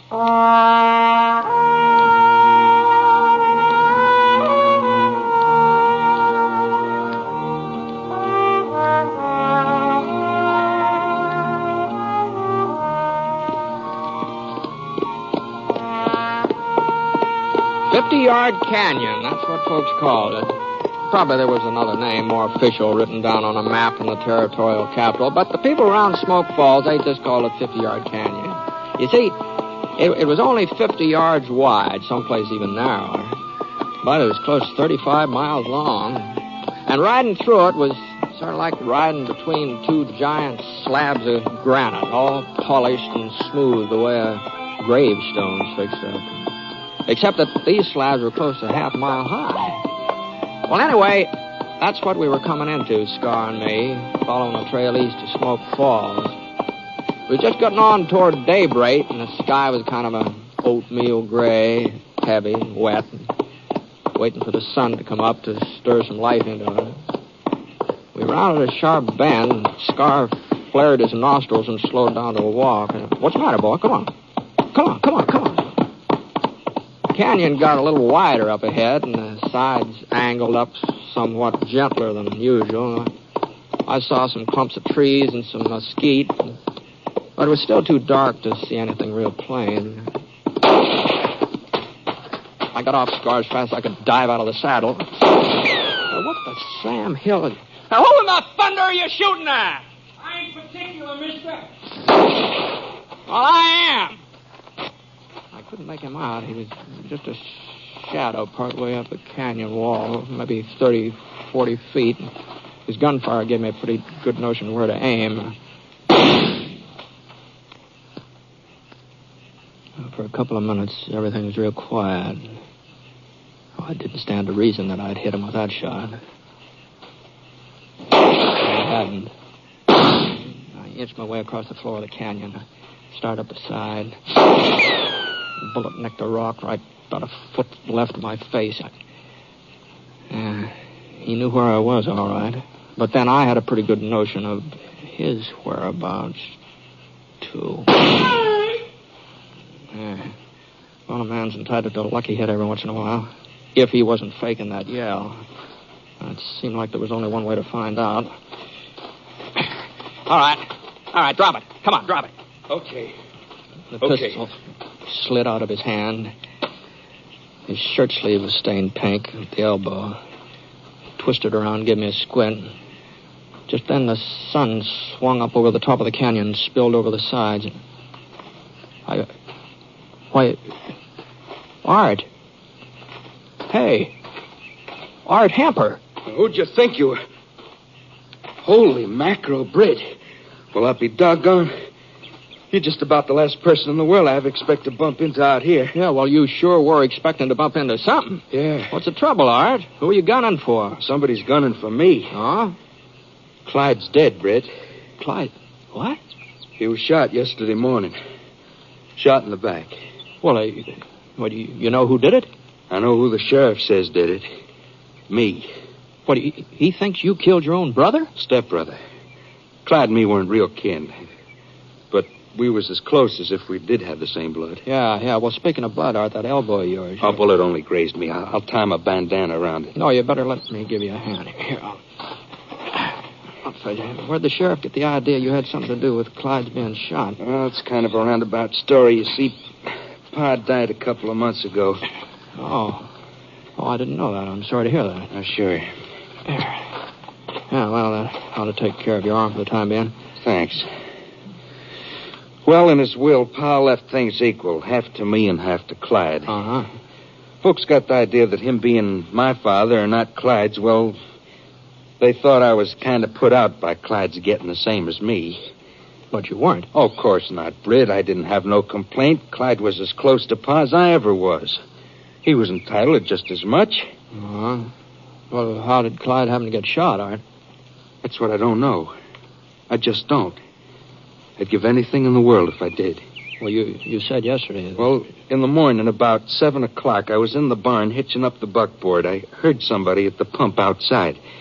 I figured it was Clyde drawing a bucket of water, and then I heard the gun go off. I started for the door, but before I could get there, Clyde stumbled into the barn. He was holding on to his belly, and he fell forward into my arms. That's where he died, Britt. In my arms. He didn't say anything? Oh, he tried to talk, but the words just wouldn't come out. He tried to tell me who shot him, but just couldn't. I'll find out, though, Britt. Someday I'll find out, and I'll get even. I'll take it easy, Art. Instead of blaming me, why ain't Sheriff Vale looking for the guilty man? Why ain't he going after the real killer? Well, you're sure the sheriff does blame you? Well, he arrested me yesterday afternoon. Oh, I see. Tried to take me into town, but I gave him the slip. Rode up into the canyon here. Oh, well, now, you shouldn't have done that, Art. If you're innocent, you'll get a chance to prove it. Running away, it just makes you look guilty. I gotta prove anything dangling from the branch of a tree. What are you talking about? They was gonna lynch me. George Crump and Sam Bitley and the other fellas were the sheriff, and he wasn't gonna do nothing to stop him. He said hanging was better than I deserved. You don't know Sheriff Elbridge. No, he must be new to Smoke Fall. Well, he don't believe in wasting time with trials and juries. I wouldn't be the first man Vale's let the boys take care of. I see. That's why I had to get away. Oh, I knew I couldn't run too far before they'd catch up with me out here in this canyon. Well, you are kind of boxed in. Yeah, but I figured a day or so and the fellas had cooled down, listen to reason. Maybe they'd even pick up the real killer's trail by then. Uh-huh. I thought you was one of Vale's posse when I heard your horse. That's the reason I fired. I wasn't aiming to kill anybody, understand, Britt? I was just hoping to scare you off. Uh-huh. Well, even so, it sort of seems like to me you stand a good chance of making things worse for yourself the way you've been acting.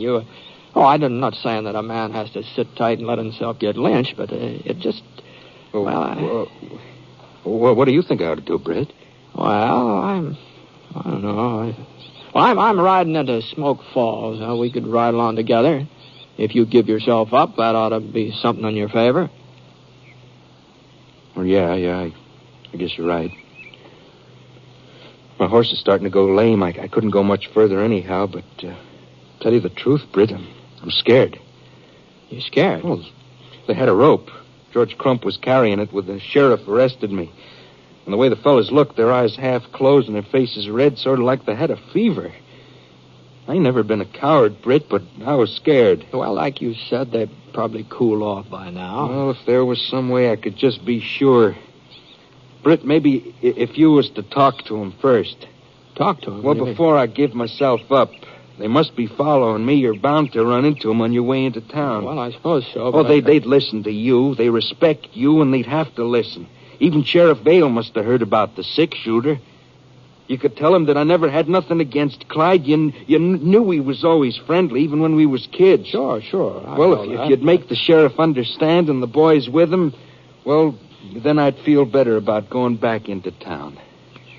Britt, you ride on ahead. They can't be more than an hour or so away. Tell them I'll give myself up. Tell them to wait for me at Squirrel Rock. You know where that is, don't you? Yeah, I guess so. Well, tell them I'll meet them there at noon. I don't know, Art. You don't think I'd run out on you, Britt? You don't think I'd do a thing like that? No, but I... Well, all right, then. Squirrel Rock at noon. That'll give my pony time to rest up. Well, afterwards, after I'm all straightened out with the sheriff, we'll find out who killed Clyde. You'll help me find out, won't you? I'll help if I can, Art. Thanks, Britt. There's just one thing, though. Yeah. Now, suppose I don't meet up with the posse. Well, you couldn't very well miss them here in the canyon. No, maybe they've turned around. Maybe they've gone back. Well, in any case, I'll be at Squirrel Rock at noon. If the posse ain't there, you wait for me just the same. I'll go into Smoke Falls with you. All right, Art. All right. I guess you know what you're doing. All right. I'll be seeing you.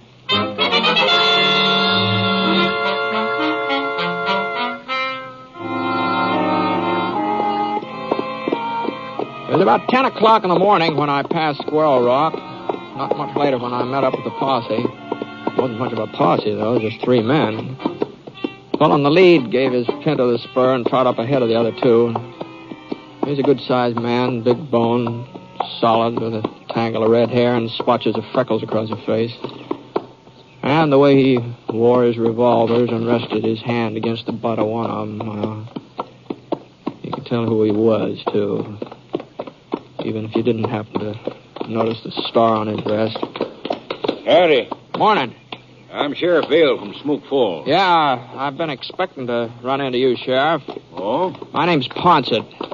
Britt Ponset? It sure is. Well, how are you, Britt? What are you doing around here? Oh, I'm just passing through, George. Hey, Sheriff, ain't you never met up with the six-shooter? No, can't say as I have. Heard about him, though. And this here's Sam Bitley, Britt. Oh, yeah. Howdy. You said something about expecting us, Ponset. Yeah. Art Hemper thought you'd be heading up this canyon. Hemper? What were you... You mean you ran into Art, Britt? Early this morning. Oh, doggone it. That's who we're looking for. Yeah, he told me. Well, did he tell you why? Sure. Yeah, his brother was killed yesterday. You wanted for murder. And you knew all that? You just let him go scot-free? Well, what'd you expect me to do? You could have brought him in, saved us the trouble. Yeah. I'm not a part of your posse, Sheriff. Besides, Art willing to give himself up. Give himself up? Yeah. He says he didn't have anything to do with Clyde's death. The only reason he ran off is because you were talking about lynching him. Say, Britt, how you gone loco? You didn't actually believe him, Ponset. Well, I've known Art for a good many years, Sheriff. Well, looks like we know him a little better than you do. Yeah, I saw it, Britt. The whole thing with my own eyes. I saw the murder. Now, hold on, George. Now, you didn't see I tell you, I saw it. I was riding past the Hemper Ranch, and Clyde and Art were out behind the barn. They didn't notice me. They were too busy arguing and shouting. Then Clyde turned and started to walk towards the house. Well, Art pulled out his gun and shot him in the back. Clyde didn't even have a chance to draw. Well, is that the truth, George? As true as anything in this world. Well, I swung around, and I headed into town to get the sheriff. And that's when Art spotted me. He got off a couple of shots, but I was out of range. The story he told me is entirely different. Well, that shouldn't surprise you too much, Ponset. No, I guess not. What happened when you arrested him, Sheriff? Well, we didn't arrest him. No, we didn't. Why do you think we're out here looking for him? I see. But he took off before I could bring the sheriff back. We picked up his trail and followed him into the canyon here. Yeah, and as for anybody trying to lynch him, well, there'll be no lynch law in Smoke Falls while I'm sheriff. Well, that's good, Sheriff. Yes, sir. And besides, ain't no need in his case. Any jury in the territory will convict him on the evidence. Why, of course. Yeah. Yeah, well, it sure sounds that way, doesn't it?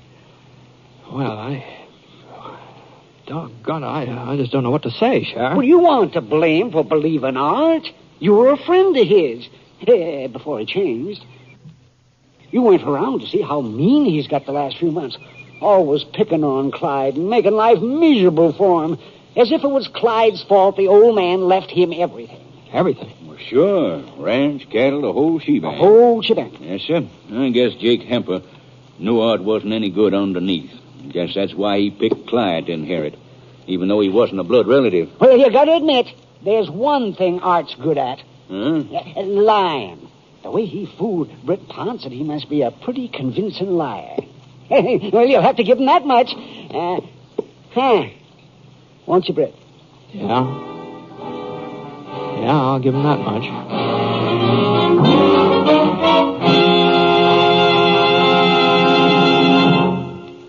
We'll continue with James Stewart as the six-shooter in a moment, because I'd like to answer a question that so many of you have written in to ask.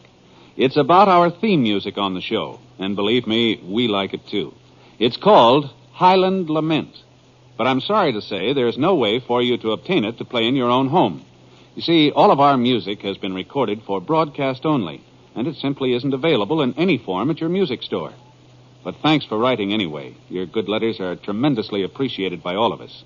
Incidentally, while Jimmy Stewart is kept pretty busy with the six-shooter and his motion picture work, one of his happiest activities is keeping up with his twin daughters, Judy and Kelly, at home. There's a nice picture story of the Stewarts and their twins in the current issue of McCall's Magazine.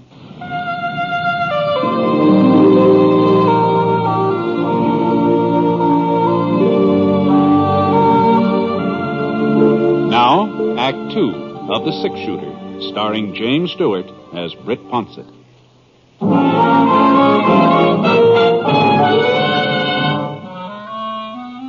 Well, there wasn't anything else I could do but just tell Sheriff Vale the whole cock and bull story just the way Art had given it to me.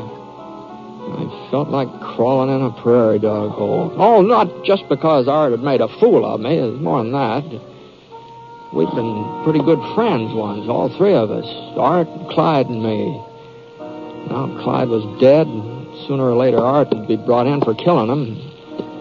If I wasn't so doggone gullible, it might have been a lot sooner.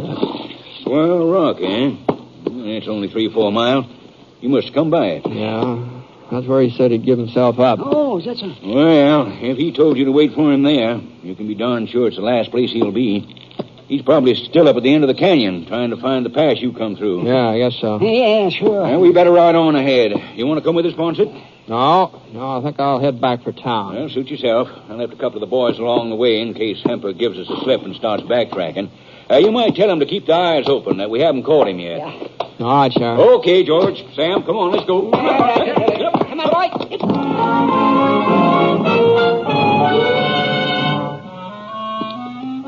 Well, that's what I intended to do.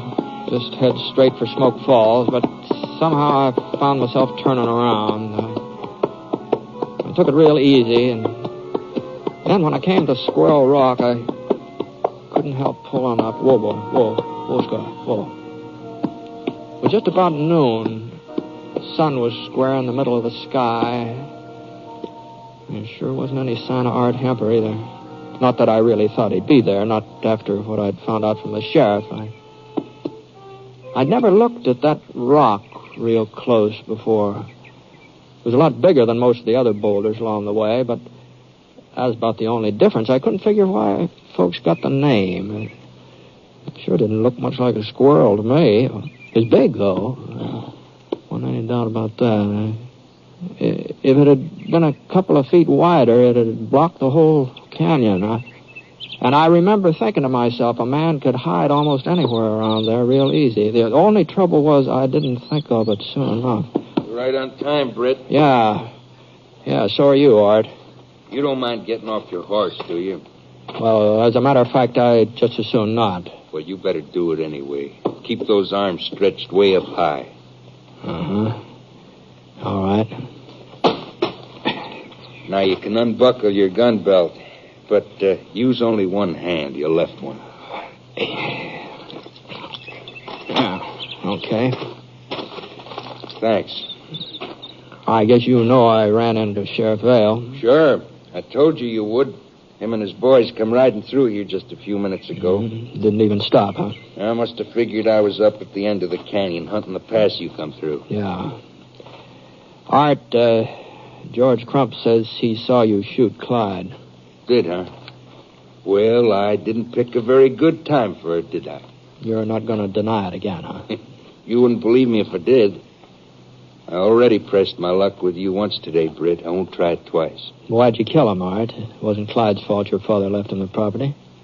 The ranch wasn't the real reason. I guess folks never will believe me, but that wasn't the cause. Well, what was the cause, then?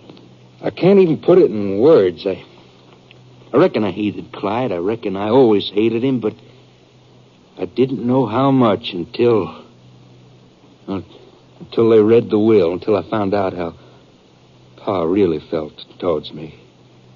You see, I never had no mother. She died when I was born. Oh? It wasn't very long after that Pa married again, and I had me a ready-made family.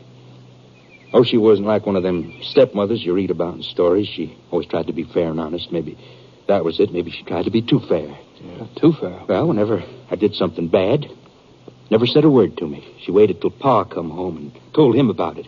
I was his son, she said, and she didn't have no right to punish me. It was up to Pa to take down the razor strop and give me a whaling. Not that she was easy on Clyde. She wasn't. She saw to it that he told the line, but he belonged to her. He was her responsibility. He got plenty of whippings, too, but it was her that give it to him.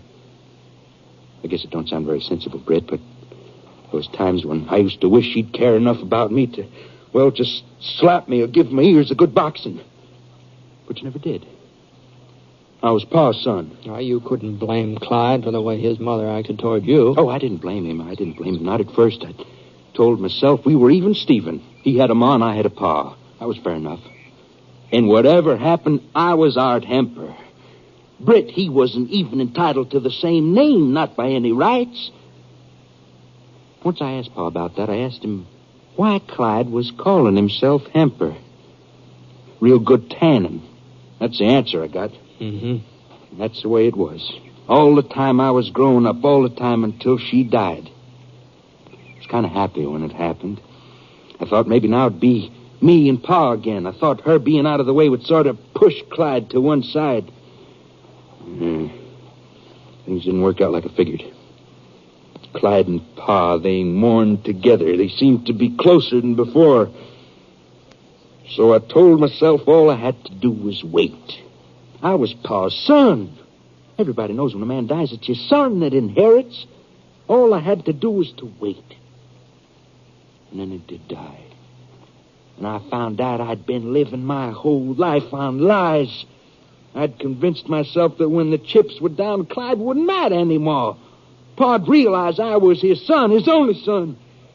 And then the day they read his will, I knew that I hadn't had a ma and I hadn't had a pa either. Clyde had had them both all the time.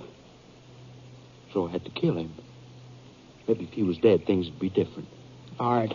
Stay where you are, Ponset. Now listen, Art. Now listen to me. I think I understand what you're trying to tell me. Some of it, anyhow. And maybe you weren't exactly responsible for what you did to Clyde, but you've got to give yourself up. Give myself up! For the first time in my life, I got a reason for living. There's nobody standing in my way, not anymore. There's a posse standing in your way. They're past us now. They've gone up the canyon. I can ride out the Smoke Falls Gap without them even knowing it. Sheriff Vale's no fool, Art. He figured you might slip by him. That's why he left some men behind. Well, they won't stop us, Britt. Us? Sure. You're taking me in town. I'm your prisoner. Of course, this gun of yours won't be loaded, but nobody's going to know that. And nobody's going to know I'm holding my own gun just inside my shirt. That nick you give me on the elbow, it's going to come in real handy. All right, Britt. Here's a 6-shooter. Not that it'll be much use to you now.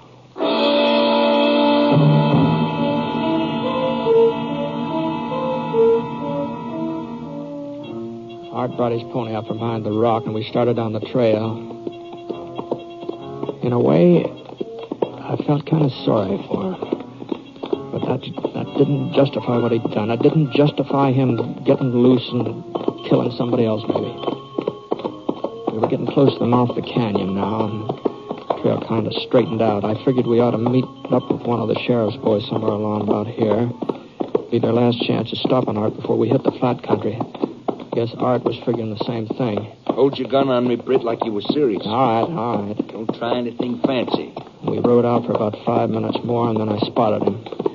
A fellow leaning against the side of the canyon with a carbine across his arm. He must have been dozing, but when he heard us, he came awake fast, and the carbine swung around ready for business. All right, hold up there. So you got him, huh? Yeah, I got him. Who are you, mister? I didn't see you with the posse. My name's Ponset, Britt Ponset. Oh, sure, the six-shooter. Did he give you any trouble, Mr. Ponset? No, not so far. Well, where's the sheriff? He's back a ways. He'll be coming along. Well, maybe you ought to wait up here. We can all ride into town together. Now, the sheriff said Ponset was to go on ahead. Oh? That's so, Mr. Ponset? Yeah, that's what he said. Well, I guess you can take care of him. You ain't going to need no help. Not with that gun of yours. I hear it's about the fastest shooting six-gun ever been turned out. Say, maybe you would like to take a look at it. Wait a minute. Here, catch. Are you crazy, Mr. Ponset, throwing your gun around like that?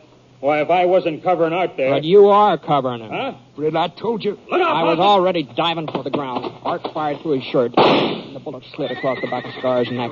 Art didn't get a second chance. The carbine slugs tore into his chest and knocked him off his horse. He just lay there. He was bleeding bad.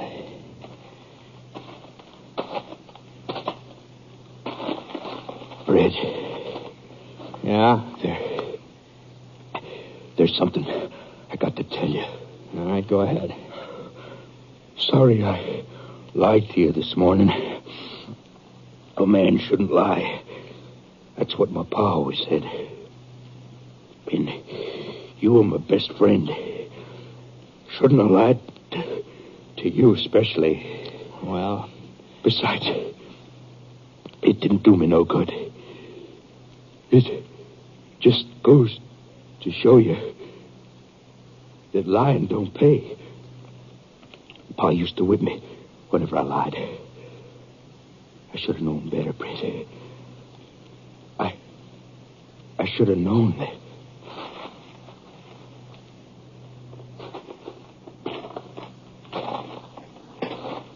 Well, if that don't take the cake. What? Not more than a minute ago, he tried to shoot you down. But now all he said was he was sorry he lied to you. What happens to a man like that, Mr. Ponset? I don't know. I just don't know.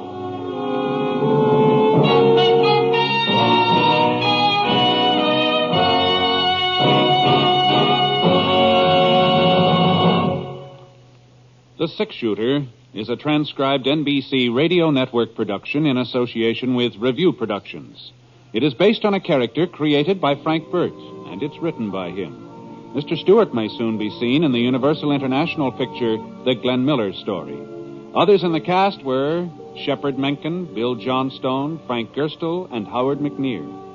Special music for this program was by Basil Adlam, and the entire production is under the direction of Jack Johnstone. All characters and incidents were fictitious, and any resemblance to actual characters or incidents is purely coincidental. This is Hal Gibney speaking.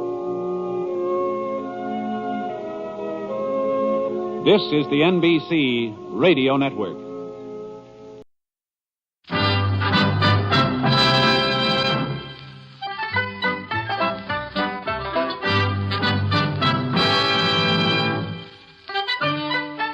In a moment, moment, you will hear James Stewart as the six-shooter, just one of the many fine programs brought to you Sundays on NBC. Later this evening, listen to the NBC Star Playhouse with one of your favorite stars. Here, Meet the Press, America's #1 news-making program, and be sure to keep tuned for the dramatic story of communism in America on Last Man Out. It's a wonderful lineup of great programs, all of them heard only on NBC. James Stewart as the six-shooter.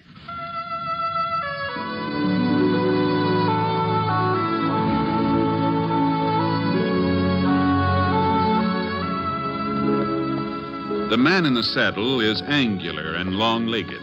His skin is sun-dyed brown. The gun in his holster is gray steel and rainbow mother of pearl.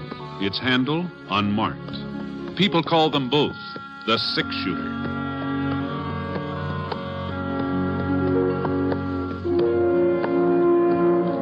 The NBC Radio Network presents James Stewart as the six-shooter, a transcribed series of radio dramas based on the life of Britt Ponset, the Texas plainsman who wandered through the Western Territories, leaving behind a trail of still-remembered legends.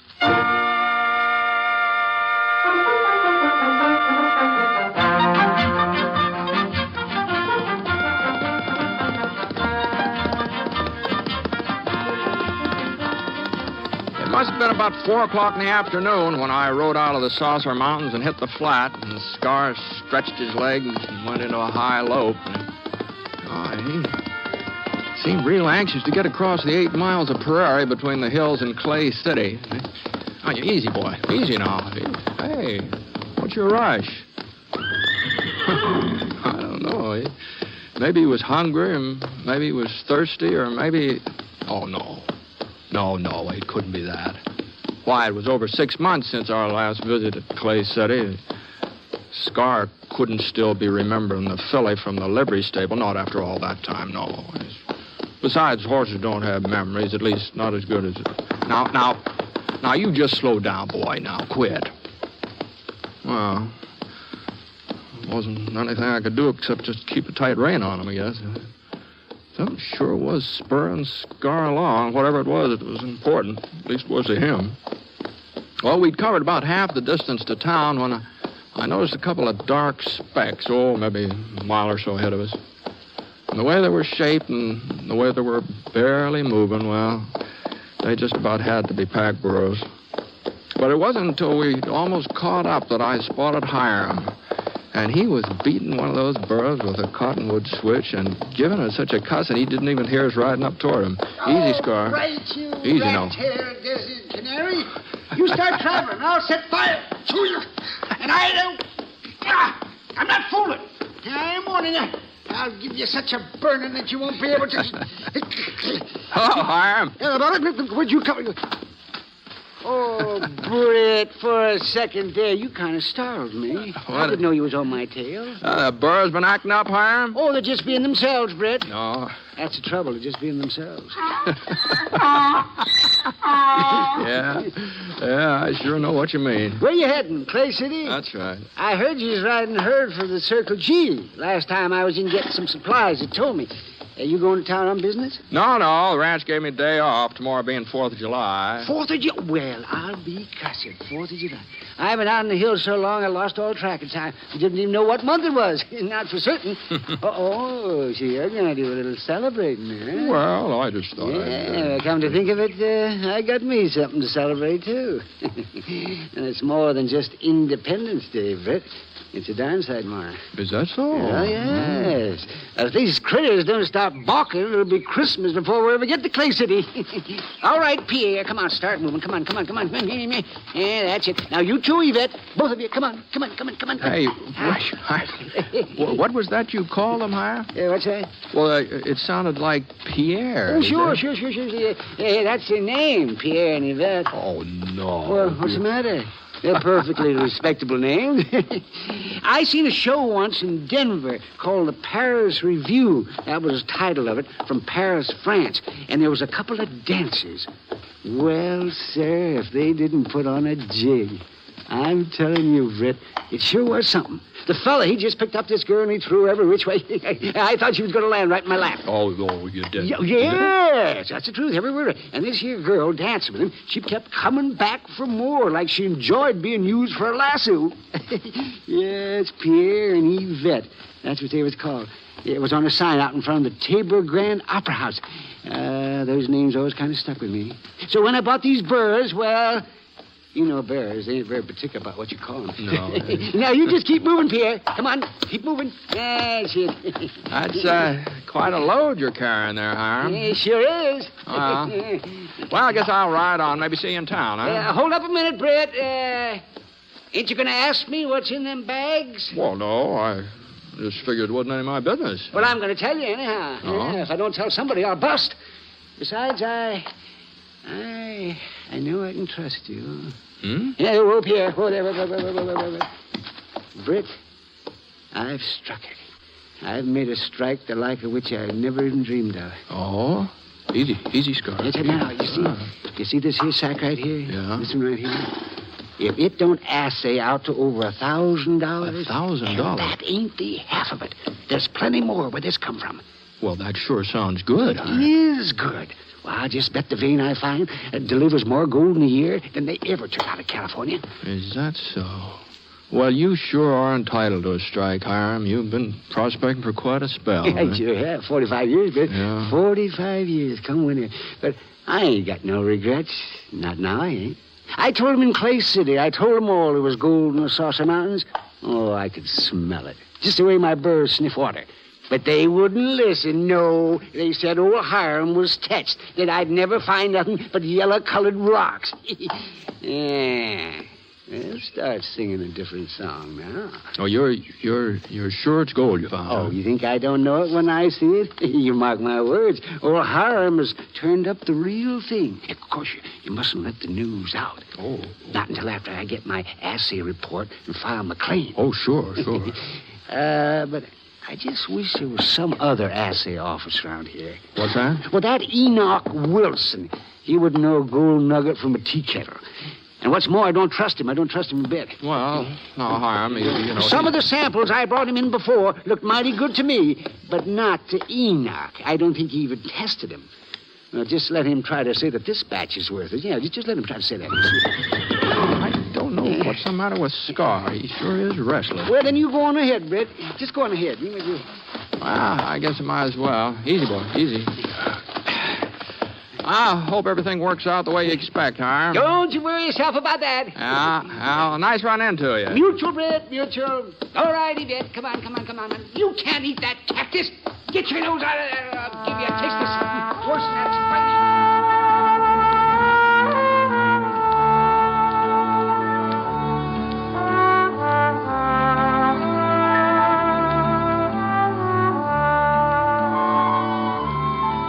The sun was just going down when we got to Clay City. I figured on stopping at the hotel first, making sure of a bed, but Scar had other ideas. He headed right straight for the livery stable. There just wasn't any doubt about it. He'd remembered that filly. Yes, sir. And mind you, I'm not saying that a horse can really get a disappointed expression on his face, but I'll tell you this much. Scar gave a pretty good imitation of it when he saw a big roan stallion occupying what had been that filly's stall. Well, I left him there anyway, and I got myself supper in a room. And about 9 o'clock, I started feeling sleepy, you know. I just pulled off my boots. Yeah, doggone it, man sure does get tired, and he stays up late. Holy smokes, what's that? Oh, those shots right outside my window. I grabbed my gun and and then I saw I wouldn't be needing the gun. A couple of kids shooting off Chinese firecrackers. That's what I'd heard. Well, it didn't look like I was going to get much sleep that night. And the way things worked out, I sure didn't. Well, yeah? Who is it? Hiram, Britt. I got to talk to you. It's important. Well, come on in. Oh, thanks, Britt. Thank you. What's the matter? You look like you're getting ready for a real hard winter or something. Enoch Wilson. That's what's the matter. Remember, Britt, I told you I didn't trust him? Do you remember that one yesterday? Yes, well, I got me some proof. What's in Confrontation? No, it's just some firecrackers, Hiram. And Enoch, he says you haven't found gold. No. He ain't said nothing one way or the other. But by the time I got the Burrs into town tonight, it was almost 7 o'clock. Enoch was just closing up the assay office. Uh-huh. Well, I give him them sacks of gold, you see, and I said I wanted a report as soon as possible. And you know what he told me? Oh, I can't say as I do, no. Friday. He says I couldn't have no word because... He says I couldn't have no word before late Friday. Why, Britt, that's 2 days off. Well, tomorrow being a holiday. Well, that's the excuse he tried to hand me, too. Oh, that lying skunk. You know, the 4th of July is a pretty important occasion. Well, that don't give him the right to tell me a whole pack of lies, does it? No. Well, No, of course not. No. Anyhow, I had to leave my gold with him. I didn't have no choice. So I got me a bowl of Irish beef stew over at the O'Brien's Cafe, and then I went back to see about the Burrows. And that's when I noticed the light in Enoch's office. Oh? Yeah, so naturally, I was kind of suspicious, so I snuck up and I peeked through the window. You know what I saw, Britt? I haven't the faintest idea. He was sitting at the desk, Enoch himself, getting ready to do some assaying. And if those weren't my 3 sacks of gold in front of him, I'll trade you a whole hog for a slice of bacon. That's what I'll do. Well, supposing Enoch was testing your ore, that doesn't prove anything. Don't you see, Britt? He's fixing to take my ore for himself. And once he makes up his mind how valuable it is, he'll do a little substituting. And I'll wind up with 3 bags of rocks when I come in to see him on Friday. Oh, now. Probably aims to find out where I got it, too. Oh, yes. File the claim himself. No, now that doesn't sound very then likely. Then why did he say it'd be Friday before he'd know anything? Why'd he tell me that if he was planning to work tonight? Well, if you're so upset about it, you should have just come right straight out and asked him. I'm going to ask you, Britt. That's just what I'm going to do. I'm going to ask him. But I want you there when I confront him. Me? Enoch's already lied to me once today. But if you're with me, if he sees you're my friend, maybe he'll think twice before he tries anything funny. Huh? Maybe I'll get a decent assay for a change. Well, I'm afraid I don't understand where I come in this Enoch thing. knows you, don't he? Knows that you're the 6-shooter? Well, we've met up a couple of times. Yes, well, come on then. But let's get over there while we can catch him red-handed. Wait a minute. Now, hold on. Britt, you know how much this strike means to me. You ain't going to let anybody swindle me out of it. No. Well, then hurry up. We ain't got all night. All right. Just give me a chance to tuck in my shirt tail.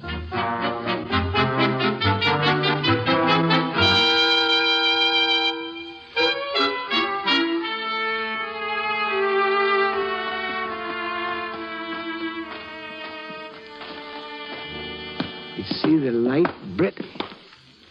He's still here. Now, you just remember one thing, Hiram. This wasn't my idea. Sure. Remember I remember that. Who is it? What do you want? Hiram Garver. That's who it is. And Britt Ponset with me, too. So you better get this door open. Now, Hiram, you just remember. Howdy, Britt. What's the trouble? Well, There you are, over Britt. here with... There you are. There. You see right there? See? Them are my sacks. Of course they're your sacks, Hiram. You see, he ain't denied it either. Hiram, are you going loco or something? I'll do the asking, Enoch. You'll do the answering from now on. And you better not lie in front of Britt Ponset either. Huh? I thought you said you wasn't going to be able to assay this ore before Friday. What if I did? It appears like you changed your mind, don't it? Well, Britt wants to know the reason. Well, it was just that you were kind of anxious, that's all. And your stuff did look a little more promising than usual. What'd I tell you, Britt? Yeah, what'd I tell you? Yeah, he knew it was good. I said it looked promising, Hiram. Promising enough so you try to cheat me out of it, eh? Well, you're not getting away with it, Enoch. The 6-shooter here will see to that. Now, just hold on. Hiram Grover, I ought to throw you right out of my office. If I was trying to cheat you, would I have sent word for you to stop in tomorrow morning before the parade and get your assay report? You sent word? You just asked Mike O'Brien. I was over at his cafe looking for you. You'd already left, though. I told him if he saw you to give him the message. You told Mike? Well, Hiram? Well, doggone it, Britt, how was I to know? You think he might have stumbled into something, Enoch? Real strike? Well, I ain't positive yet, Britt, but some of the samples are mighty encouraging. couple more tests. Evening, gentlemen. Who are you? Don't turn around. Just grab for some air. All three of them. Well, now, you just wait a minute, Do a little stretching before we... That's better. It was real considerate of you to stay open tonight, mister. Saved us the trouble of breaking in. All right, Thad. Let's start loading up.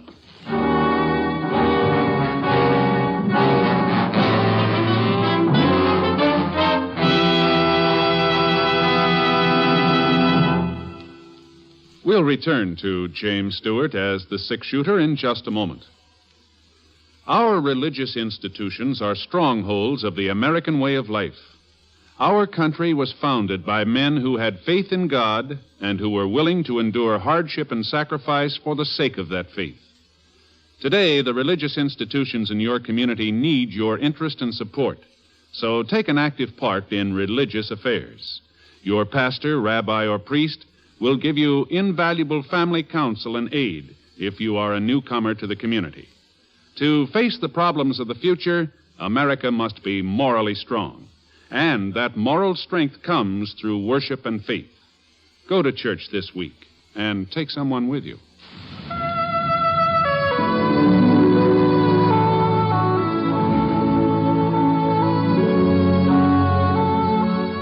Now, Act 2 of The Six-Shooter, starring James Stewart as Britt Ponset.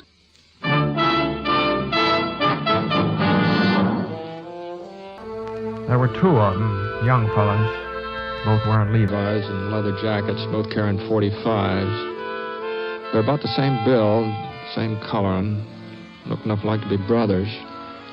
They hadn't bothered covering their faces. That meant that they weren't worrying about being recognized. Probably didn't come from Clay City. The tall one gave most of the orders. Who's running this office?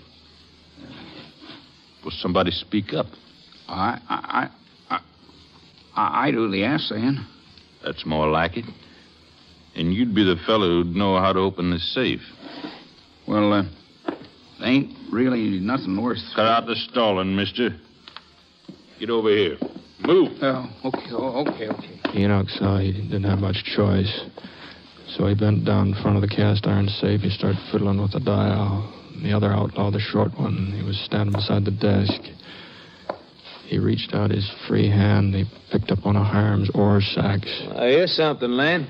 Feels pretty heavy, too. You let that alone, mister. All right, take it easy. That there ore belongs to me. You ain't got no right to it. Guess you don't hear so good. I told you to take it easy. You think you can bully me just because you're holding a .45? No, Hiram. Yeah, you've got another thing coming, young fella. I spent most of my life hunting that gold, and you ain't gonna walk in here and swipe it. You just let it be your... The next thing I knew, Hiram gave a leap forward. I tried to stop him, but it was too late. For a second, he just kept on moving. A step or two. Then his legs buckled, and he grabbed the edge of the desk. But his fingers couldn't hold the grip. Both the outlaws were staring at Hiram. They weren't watching me. Get down, Enoch. My bullet hit the short one in the arm. The gun flew halfway across the office. And the other one spun around and knocked over the kerosene lamp. I got off a second shot.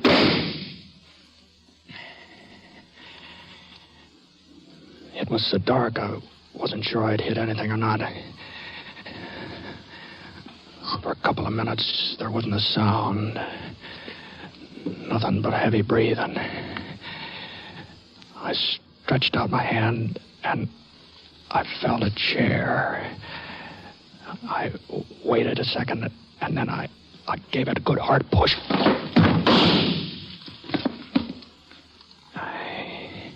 He sure had good ears. The bullet splintered into the chair before it even toppled over. But the flash of his gun showed me where he was.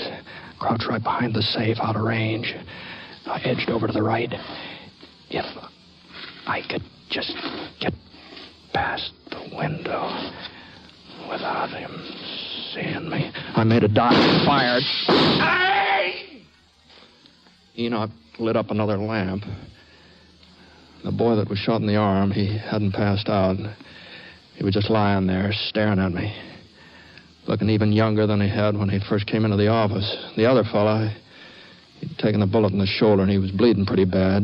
But Hiram, he was worse off than either of them. He was flat on his back, gasping for breath. There was a big red splotch on his chest, and his mouth was covered with sort of a pink foam like. It's a good thing Doc Nibble's house was in the next block.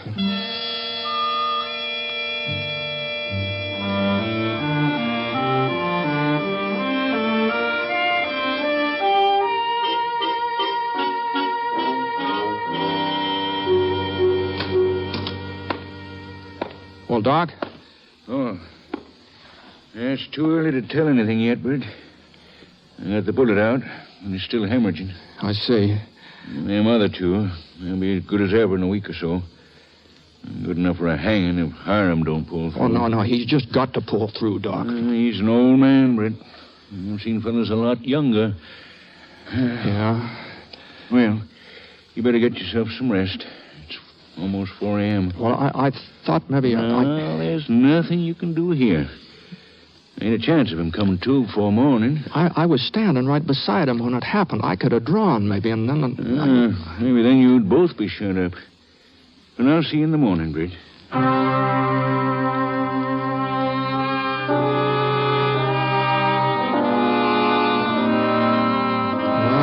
went back to the hotel, but I just couldn't sleep. About 6:30, I gave up trying.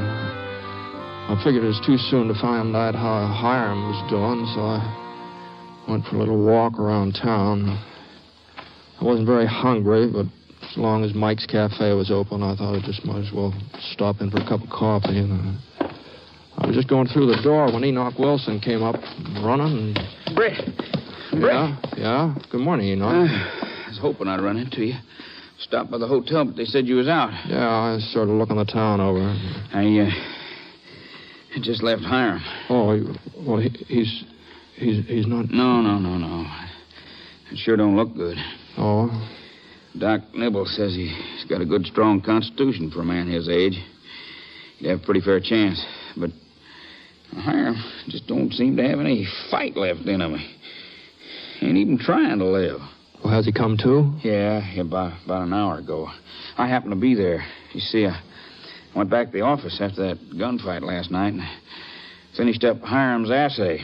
Oh? Well, I thought maybe if it turned out to be something good, well, I wanted Hiram to know about it before he... Oh, yeah. Well, that was mighty thoughtful of you, Enoch. Yeah, and it is good, Britt. A real strike. Well, didn't you tell Hiram? Oh, sure. But it didn't seem to make no difference to him. He just nodded and sort of dozed off like he didn't even care. Is that so? Doc don't understand it neither. You'd think, if anything, it'd make him want to live. Knowing he found gold sure turned the trick. Yeah, you sure would. Maybe he figures I'm lying to him because he's so bad off. Uh-huh. Well, I guess it could be that. Yeah. So we thought, Doc and me, we thought, maybe if he was to hear it from you, well... Oh, sure, Enoch. I'll go right over there, sure.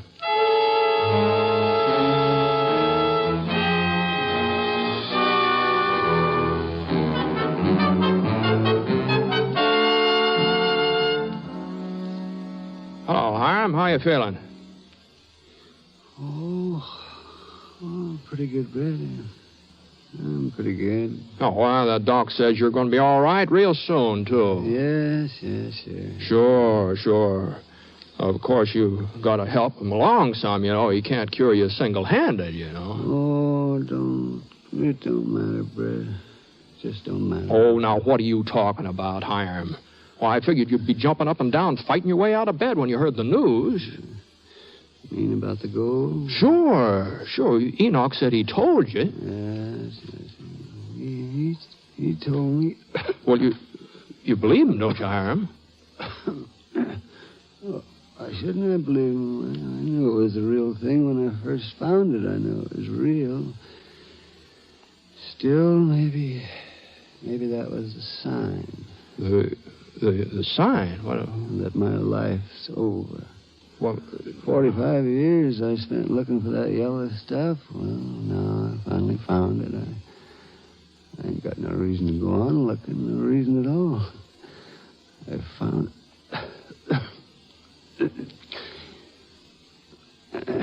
I'm awful tired, Britt. I'm awful tired. Well, you're going to be a rich man, Hiram. Well, I wasn't hunting gold because it's making me rich, Britt. Or maybe when I was younger that was the reason. But lately, these past few years, I just wanted to prove to folks that I knew what I was talking about. So that I wasn't touched like they thought. No, of course you aren't. Those ore samples prove it, Britt, so it ain't gonna be too hard to die.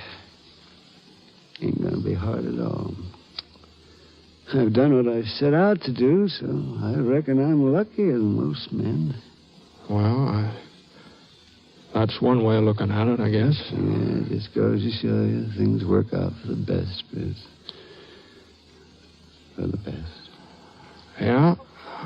Well, maybe Enoch did the right thing after all, so... What's that? Oh, nothing, Hiram, nothing. No, you better get some rest, too. You started to say something about Enoch. Did I? Yes, finish it up, Britt. What was that you were going to say? What I was going to say. Well, no, you're a pretty sick man, Hiram. I wouldn't want to get you all upset. Upset? What are you driving at, Britt? Well, you're weak and feeble, and it wasn't my idea, of course. Well, you don't mean that Enoch was lying to me, that ore wasn't full of gold? No, I didn't say that. I know Enoch Wilson couldn't be trusted, so it ain't true about my strike. No, so they figured I was going to die, didn't they? Then they'd all have the laugh on me. Well, I ain't going to be that obliging. I'll get well if it kills me. And I'll find gold, too, right out there in those mountains where I always said I'd find it. Oh, they think they're going to soft-soap me into kicking the bucket, don't they? Oh, they do. Well, Britt, you just tell them different. I'd be glad to, Hiram. I sure would be glad to.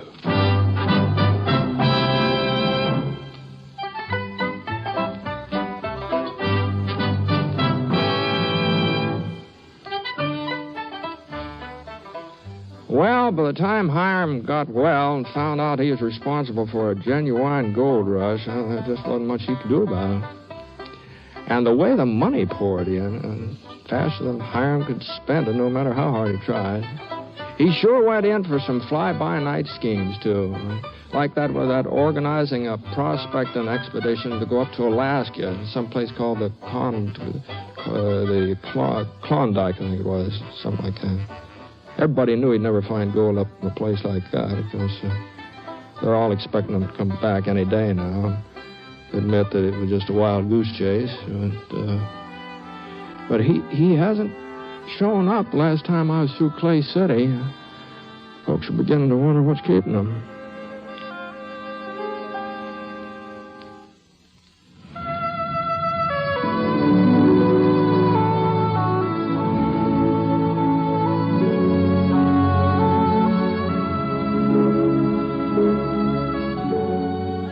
The Six Shooter is a transcribed NBC Radio Network production in association with Review Productions. It is based on a character created by Frank Burt and is written by him. Mr. Stewart may soon be seen in the Universal International picture, The Glenn Miller Story. Others in the cast were Herb Vigran, Bill Johnstone, Barney Phillips, Tony Barrett, and Howard McNear, who played Hiram. Special music for this program was by Basil Adlam, and the entire production is under the direction of Jack Johnstone. All characters and incidents were fictitious, and any resemblance to actual characters or incidents is purely coincidental. This is Hal Gibney speaking.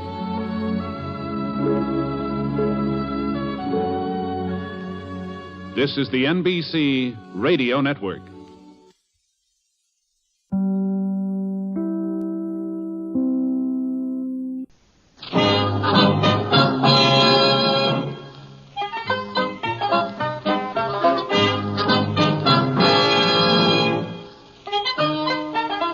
In a moment, you'll hear James Stewart as the Six Shooter here on NBC. Later this evening, listen to the NBC Star Playhouse with one of your favorite stars. Here, Meet the Press, America's #1 newsmaking program. Listen to the new Sunday at Home, and be sure to keep tuned for the dramatic story of communism in America on Last Man Out. It's a wonderful lineup of great programs, all of them heard only on NBC. James Stewart as the six-shooter.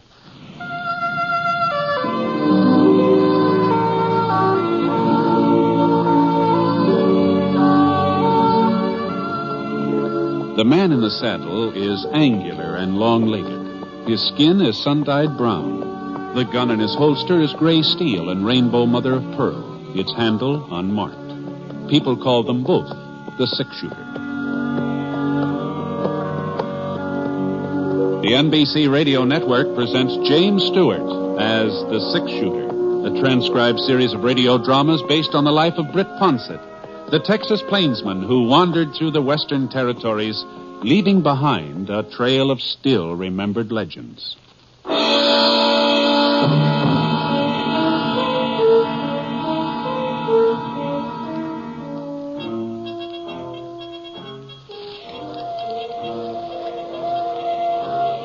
The twilight wind carried the sound of the train toward the two figures who waited, hidden in a clump of maple trees.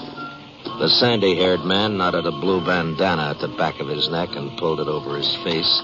He mounted his horse and gestured to his companion. The other man fitted a soiled handkerchief across his mouth and climbed into the saddle. A touch of spurs sent the horses forward. The train was crawling up a steep grade now, and the riders guided their mounts alongside the slowly moving cars.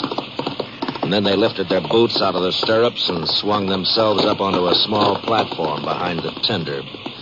A flicker of lamplight glinted on their revolvers as they opened the door to a passenger coach and stepped inside. For several minutes, the riderless horses continued to pace the clattering wheels. And then the door opened again. The two men pitched off the platform and rolled down the slope of a barren ravine.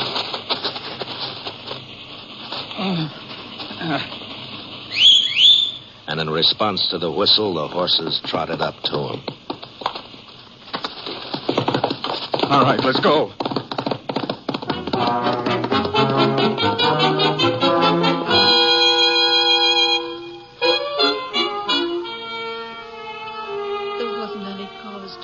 Sheriff. There just wasn't any cause. Carl was deaf. And all the noise the train was making, he couldn't understand what they wanted. Yeah, I know. He couldn't understand a word. He tried to make out what they were saying, but he couldn't.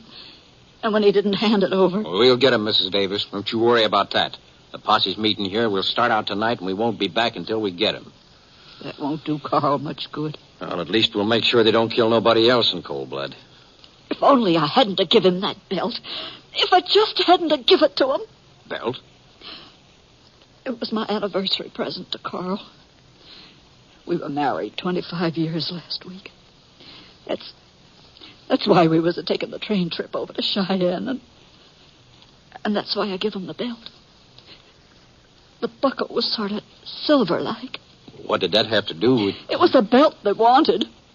But Carl didn't understand when they asked him.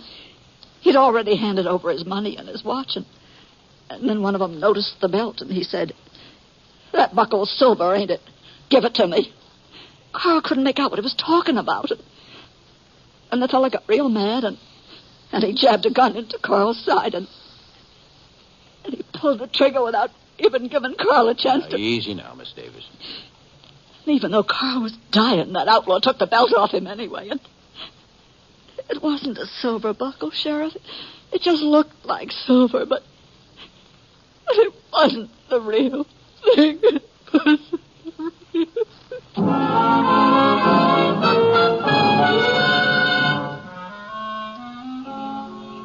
I sure must have been sleeping sound, or I'd have heard him ride up. Of course, they're probably being as quiet as they could under the circumstances, but I usually wake up when I'm out in the range and somebody's prowling around my neighborhood. Well, Scar, he heard him. He let me know it. Why, what's the matter, boy? Is there something? It still wasn't dawn, but there was enough light so that I could see the barrel of a .45 and a firm-mouthed fellow standing over me, pointing the gun at my head. Howdy. What's your name, mister, and what are you doing out here? Well, I was sleeping. Don't get funny. We want straight answers, and we want them quick. You two of you, huh? At least two. Oh? We're waiting, mister. My name's Ponset. Britt Ponset. That's right. And as for what I'm doing out here, well, this is a free range. A man's got a right to cross over it and stop off once in a while and take a snooze if he takes a mind to it. You trying to claim you're the six-shooter? I'm not claiming anything. You asked my name, I told you. How do we know you ain't lying? How do we know that's who you are? I guess you don't, unless you're willing to take my word for it. Let's see your gun, mister. How's that? I've heard folks tell about the gun Britt Ponset carries. Oh? No, don't touch it. I can see it plain enough. What do you think, kid? I guess he's Ponset, all right. Leastways, that six-shooter sure fits the description. Oh? Besides, it didn't seem very likely he'd be one of the fellas we're looking for. Huh? Well, there's two of them, and he's out here all alone. Oh. Of course, they could have split up, but fellas on the run ain't apt to do that. Yeah, that's right. Well, we're sorry if we woke you. Mm-hmm. I was getting up time anyway. Just who is it you boys are looking for? A couple of outlaws held up the Cheyenne train last night about 4 miles east of Black Ledge. Oh, is that so? Yeah, there was some shooting, too. One of the passengers. We're out hunting the bandits. And my name's Kit Springer. This is my brother, Lex. Oh, yeah. Pleased to meet you. You fellas all alone? Oh, no. There's a posse. A little way back. Sheriff's leading them. But he thinks the robbers headed for Patch Canyon, so he's taking the posse there. We don't see it that way. You don't, huh? We figure them outlaws will try to get through Miller Pass. If they can make it, they'll be in the clear. Well, that sounds reasonable. You, ain't seen nobody tonight? No, I can't say I have. Reckon we figured wrong, then. They'd have to come by here on their way to the pass. This is the only trail, ain't it? Yeah, that's right. But not seeing them doesn't guarantee they weren't around. The way I was sawing wood, they could have stumbled right over my bedroll without me knowing it. Well, I guess even if our hunch was right, we couldn't find them now. Why's that? We don't know the route from here on. We ain't never been through the pass ourselves. Say, you ain't traveling in that direction by any chance? Yeah. As a matter of fact, I am. I'm riding over to the Jefferson Ranch on the south slope. Well, that's great. Looks like we struck it lucky for once, Lex. What do you mean, kid? Well, maybe Ponset wouldn't mind us riding along with him, seeing as how he knows the way. And if we did run into them bandits, it'd be 3 of us to take care of them. Yeah, sure. Well, I'd be mighty glad to have some company, but it seems to me like you're letting yourselves in for a pretty long trip, just on a hunch. It's over a day from here through the pass, and there's no certainty the fellows you're after have even taken this trail, you know. Oh, I guess we can spare the time. Yeah. There's a $1,500 reward being offered. $1,500? Oh, wow. If the posse does catch him, the money will be split 40 ways to breakfast. We won't be losing out on much.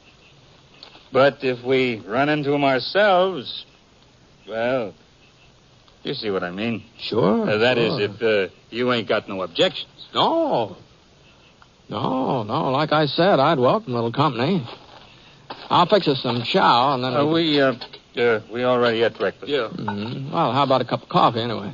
Well, that's mighty kind of you, but maybe we ought to get started. In case them outlaws did get past you during the night, we wouldn't want them to pile up too much of a lead on us. We could stop for food later. You boys sure are anxious. $1,500 is a lot of money. Well, that's true enough. Okay, I guess I can hold off a couple hours. Get the horses, Link. Yeah, sure. Can I give you a hand with that bedroll? No. I can manage. Yes, sir. It was real lucky us bumping into you. How's that? I mean, you knowing this trail and all. Otherwise, we'd have had to turn back. You fellas may be off on a wild goose chase, you know. No, I just don't think so. Somehow I've got the doggonedest feeling we're headed right. Well, as soon as I get Scars saddled up, we'll start finding out. Easy, boy. Easy now.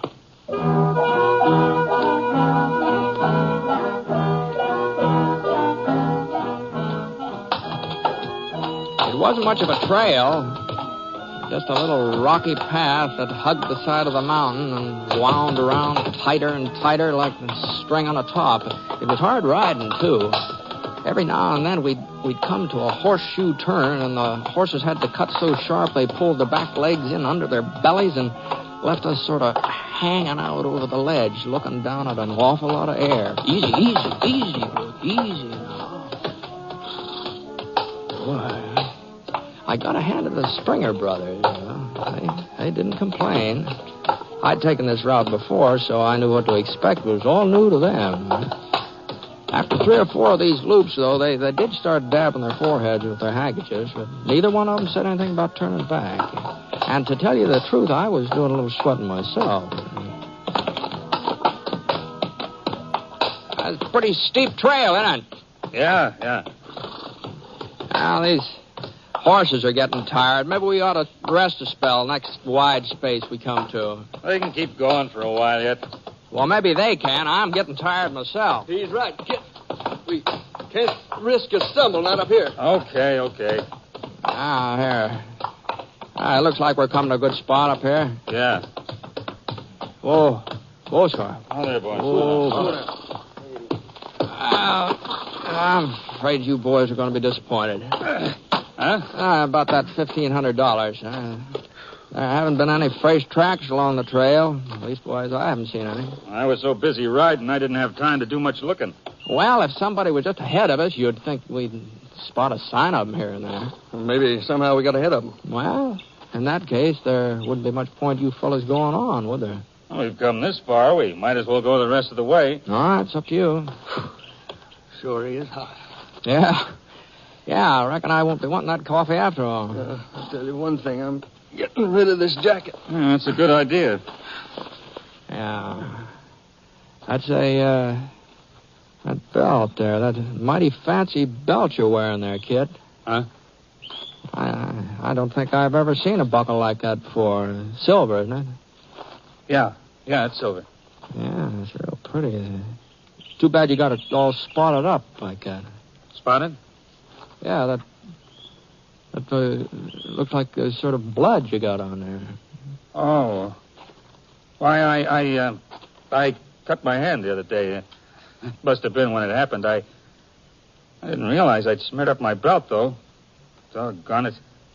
Probably have a heck of a time getting the leather clean again. Yeah, blood stains are apt to be sort of permanent. Yeah. It's a shame. Nice new belt like that.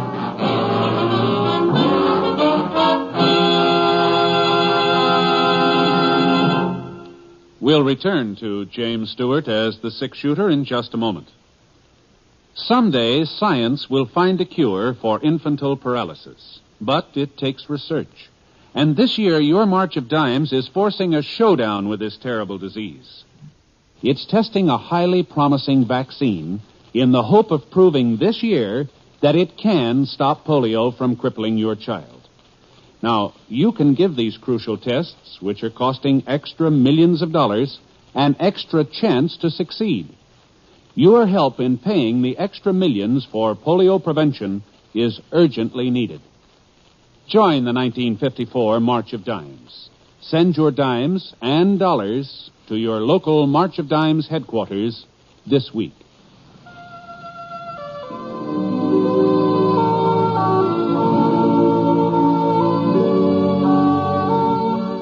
Now, Act Two of The Six-Shooter, starring James Stewart as Britt Ponset.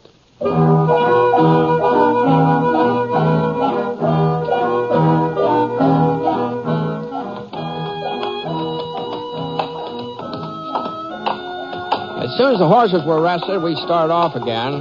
But the higher we got, the harder it was for the animals to keep moving. The air was thinner now. You noticed it every time you took in a gulp. And the trail seemed even fainter than before. A couple of times we missed it completely and just went off on a tangent. And then we had to swing around and try to pick up where we'd gone wrong. He'll never catch up with him at this rate. No, I wouldn't worry about it, Kit. What do you mean? I still haven't seen any fresh tracks. Looks to me like nobody's been through here since last rain. If you'd keep your eyes on the trail instead of looking for horseshoe marks, we might not get lost so often. Easy, Kid. I told you boys you were letting yourselves in for something. Yeah, you told us. Well, come on. Let's see if we can make up some time. I sure couldn't help notice that the longer we rode, the less friendly Kit Springer got. I sort of put it down to the fact that he must have been sort of worn out. We weren't taking any pleasure, Jaunt, that was for sure. I couldn't blame him for being a little down at the mouth. But there was one thing that sort of troubled me about this fella. Something he said kept pecking at the back of my brain. Oh, I cut my hand the other day. That must have been when it happened. I didn't realize I'd smeared my belt. I shifted around and glanced back over my shoulder. Kit had one hand on the saddle horn and the other was gripping the reins. The cut must have been all healed up by now. Leastways, he didn't seem to have any trouble with it. And a cut deep enough to spot his belt that way, it must have taken several days to get well. Funny, he'd never noticed the blood on his belt before I mentioned it to him. Well, one thing was certain, Kit Springer sure couldn't be much of a dude. The sun finally went down and we made camp for the night. We managed to find a pretty good-sized level spot right above the trail. Lex had built a fire. I cooked up a mess of beans and some pan bread. Kit didn't seem to be very hungry, though. Moon ought to be coming up pretty soon. Oh, another hour or so. Think it'll give off much light? Oh, some, I guess. Not enough to see by, huh? To see what? Well, you said we were almost through the pass, didn't you? Oh, we've got a 3 more miles. Well, why do we have to stop here, then? The horses could feel their way. Just simmer down, Kit. Just simmer down. It's plain enough we're not going to run into those fellows you're after. They're either out of the pass now, or what's more likely, they never took this trail in the first place. That posse's probably captured them hours ago. Some more coffee, Lex? Yeah, thanks. Kit? No, I've had enough. There's a town on the other side of the pass, ain't there? Yeah, English Creek. Just a little burg. Spending the night there would be a whole lot better than sitting out here. We could get a bath and a shave, change of clothing. You wouldn't want to risk your neck on the trail just for a bath, would you? No, I guess not. But I ain't very comfortable wearing the same breeches and shirt day after day. That's so. I didn't figure you for the particular type. Well, you figured wrong, Mr. Ponset. Kit's a real fancy Dan. Oh, that's so. Yeah, you ought to see him on Saturday night when he starts off for town. Looks like a real riverboat gambler. That's what he looks like. Well, there's nothing the matter with a man just because he tries to keep himself presentable, is there? No, nothing at all. Well, reckon we might as well turn in. All right, you fellas go ahead. I'll bank the fire. You know, it's funny you never used this trail before. What's so funny about it? Well, seeing as how you live in Black Ledge. We never said we live there. No, I guess you didn't. Come to think of it. But, well, since you were part of Sheriff's posse, I sort of jumped at the conclusion. We were just passing through on our way to Beaver Junction. We heard about the train robbery. It seemed like the sheriff needed all the help he could get, so we volunteered. Not to mention the reward, of course. Not to mention the reward. Hey, by the way, who is the sheriff of Black Ledge now? What difference does it make? Well, I'm just curious, that's all. Oh, I don't remember his name. Wasn't time for any formal introductions. Folks just call him Sheriff. Oh, yeah, I see. Big fella, is he, with a mustache? Look, Ponset, you were the one who was so all-fired determined on us stopping for some shut-eye. So how about settling down? Sure. Night. Night. I rolled up in my blanket and I turned my face toward the fire. And, as far as I could tell, the Springer boys hadn't been lying to me. A man could join up with a posse and not find out the sheriff's name. And I guess a man could ride himself half to death on the off chance of earning him $1,500 reward if he had a mind to do it.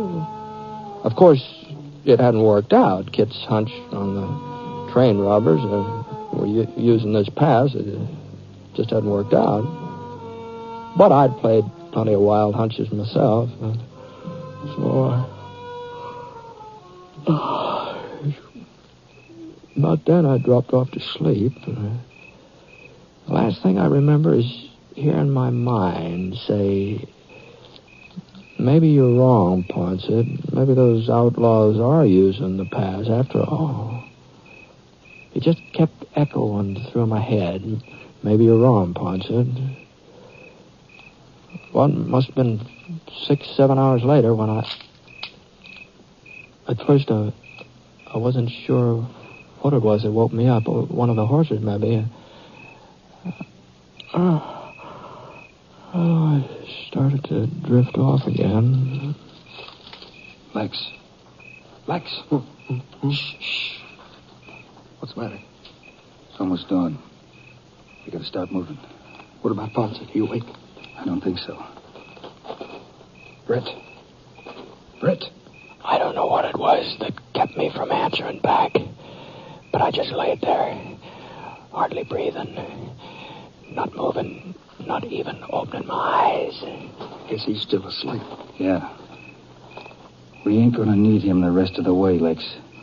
That's what I figured. Trouble is, he knows our names, what we look like. Sooner or later, he'd put 2 and 2 together. You didn't have to tell him who he was. I knew it wouldn't make no difference one way or the other. You're gonna shoot him, kid? Nope. You are. Me? Yeah. I'm already wanted for a couple of killings, Lex. But they're only after you for robbery. Even though you're my brother, if the going got too rough someday, you might want to ease out of the partnership. You know better than that, kid. I'll know it for sure. After you kill Ponset. Well? Okay, kid. Whatever you say. I'll get the horses. Hurry it up. I heard Kit move off across the clearing. For a minute, that's all I heard. Then Lex started moving, too. I lifted my eyelids just a hair, and I saw him through the lashes. He pulled his revolver out of the holster.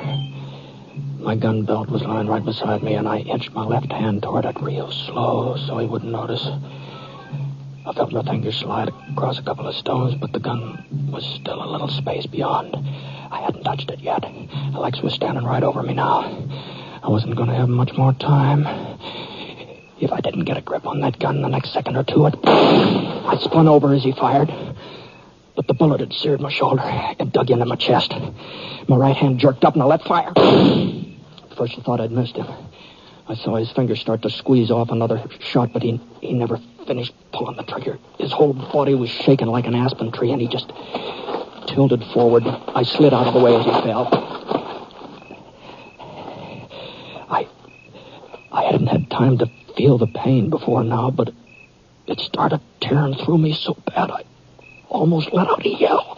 One shot ought to have been enough to... Lex! Just hold it there, Kit. Britt, what? Seems you were right about the train bandits using this trail to... The words wouldn't come out. And everything started blurring in front of my eyes, and I could barely keep from dropping my gun. It was getting light now. Kit could see how bad I was shot. He whipped his revolver up from his side. The sound kind of jerked me back to my senses, and I managed to pull the trigger. I knew my aim wouldn't be so good, but it was good enough to send Kit diving back of a rock for cover. And there was a tree stump not more than a couple feet away, and I managed to roll myself behind it. I know you're hurt, Ponset. You can't hold out much longer. I sure wasn't in any way to argue with him.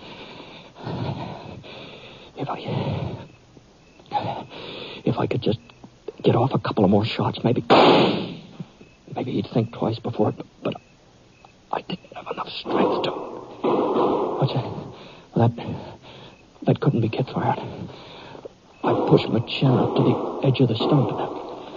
What are there horses coming up the trail from the same direction we'd come?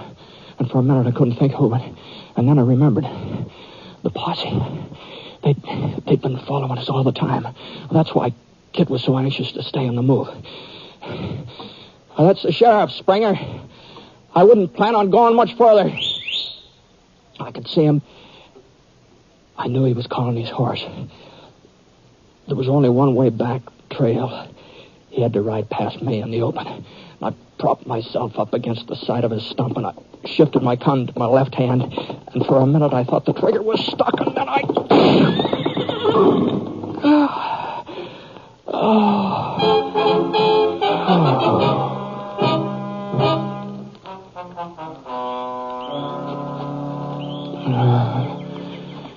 He's coming too, Sheriff. Yeah, good. How you feeling, Britt? What? Doc? Well, Doc Easton, Yeah? What the Sam hell are you doing out here? Well, there's no law saying a doctor can't go along with a posse, is there? No. Well, for my sake, it's a good thing you did. Well, what about Kit Springer? Did you catch up with him, Sheriff? You saved us the trouble, Britt. Why, I couldn't have done that. He must have got away. That last shot of mine, that was a mile wide. Well, maybe you didn't exactly hit him, but you sure scared the daylights out of his horse. What? Yeah, we saw the whole thing from down below. Springer was just turning onto the trail when you fired. His horse reared and started slipping over the edge. Springer tried to jump clear, but he just couldn't seem to tear himself loose from that saddle. Yeah, it was the weirdest thing, Britt. When we finally found him, his body was still fastened to that saddle. Yeah? Yeah. The belt he was wearing had got caught onto the horn somehow. That must have been what drug him along when his horse fell. I never heard of a man's belt hooking onto a saddle horn before. Neither did I, but that's what happened, all right. Yeah. Well, how about it, Britt? You going to be able to ride on into English Creek after I finish bandaging you up? Yeah, I'll do my best, Doc. I'll sure do my best.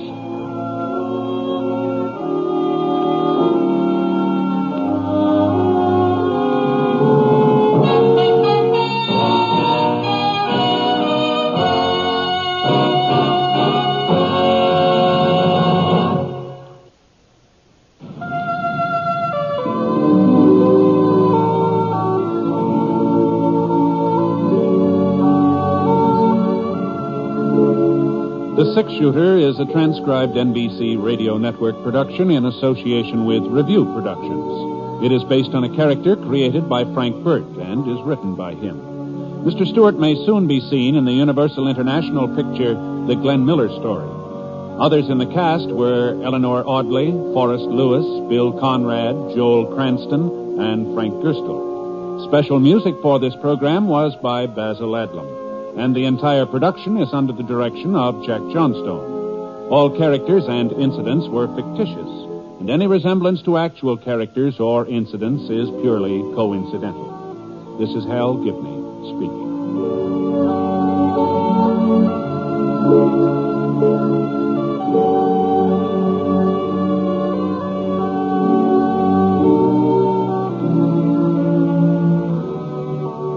Spend 30 minutes with Sunday at Home next on the NBC Radio Network.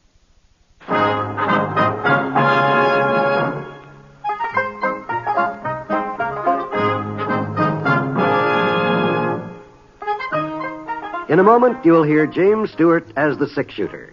Just one of the many fine programs brought to you Sundays on NBC. Later this evening, listen to the NBC Star Playhouse with one of your favorite stars. Here, Meet the Press, America's #1 newsmaking program. And be sure to keep tuned for the dramatic story of communism in America on Last Man Out. It's a wonderful lineup of great programs, all of them heard only on NBC. James Stewart as the Six-Shooter.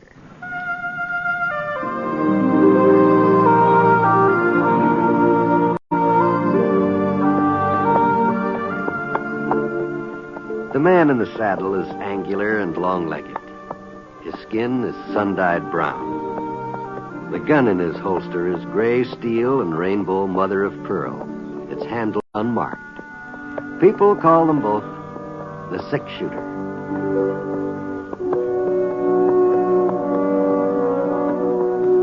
The NBC Radio Network presents James Stewart as the Six-Shooter, a transcribed series of radio dramas based on the life of Britt Ponset.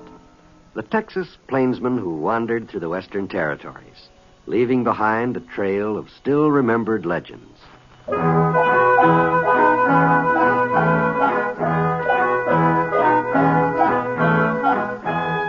post office at Yellowcrest was in Jim Pincher's general store.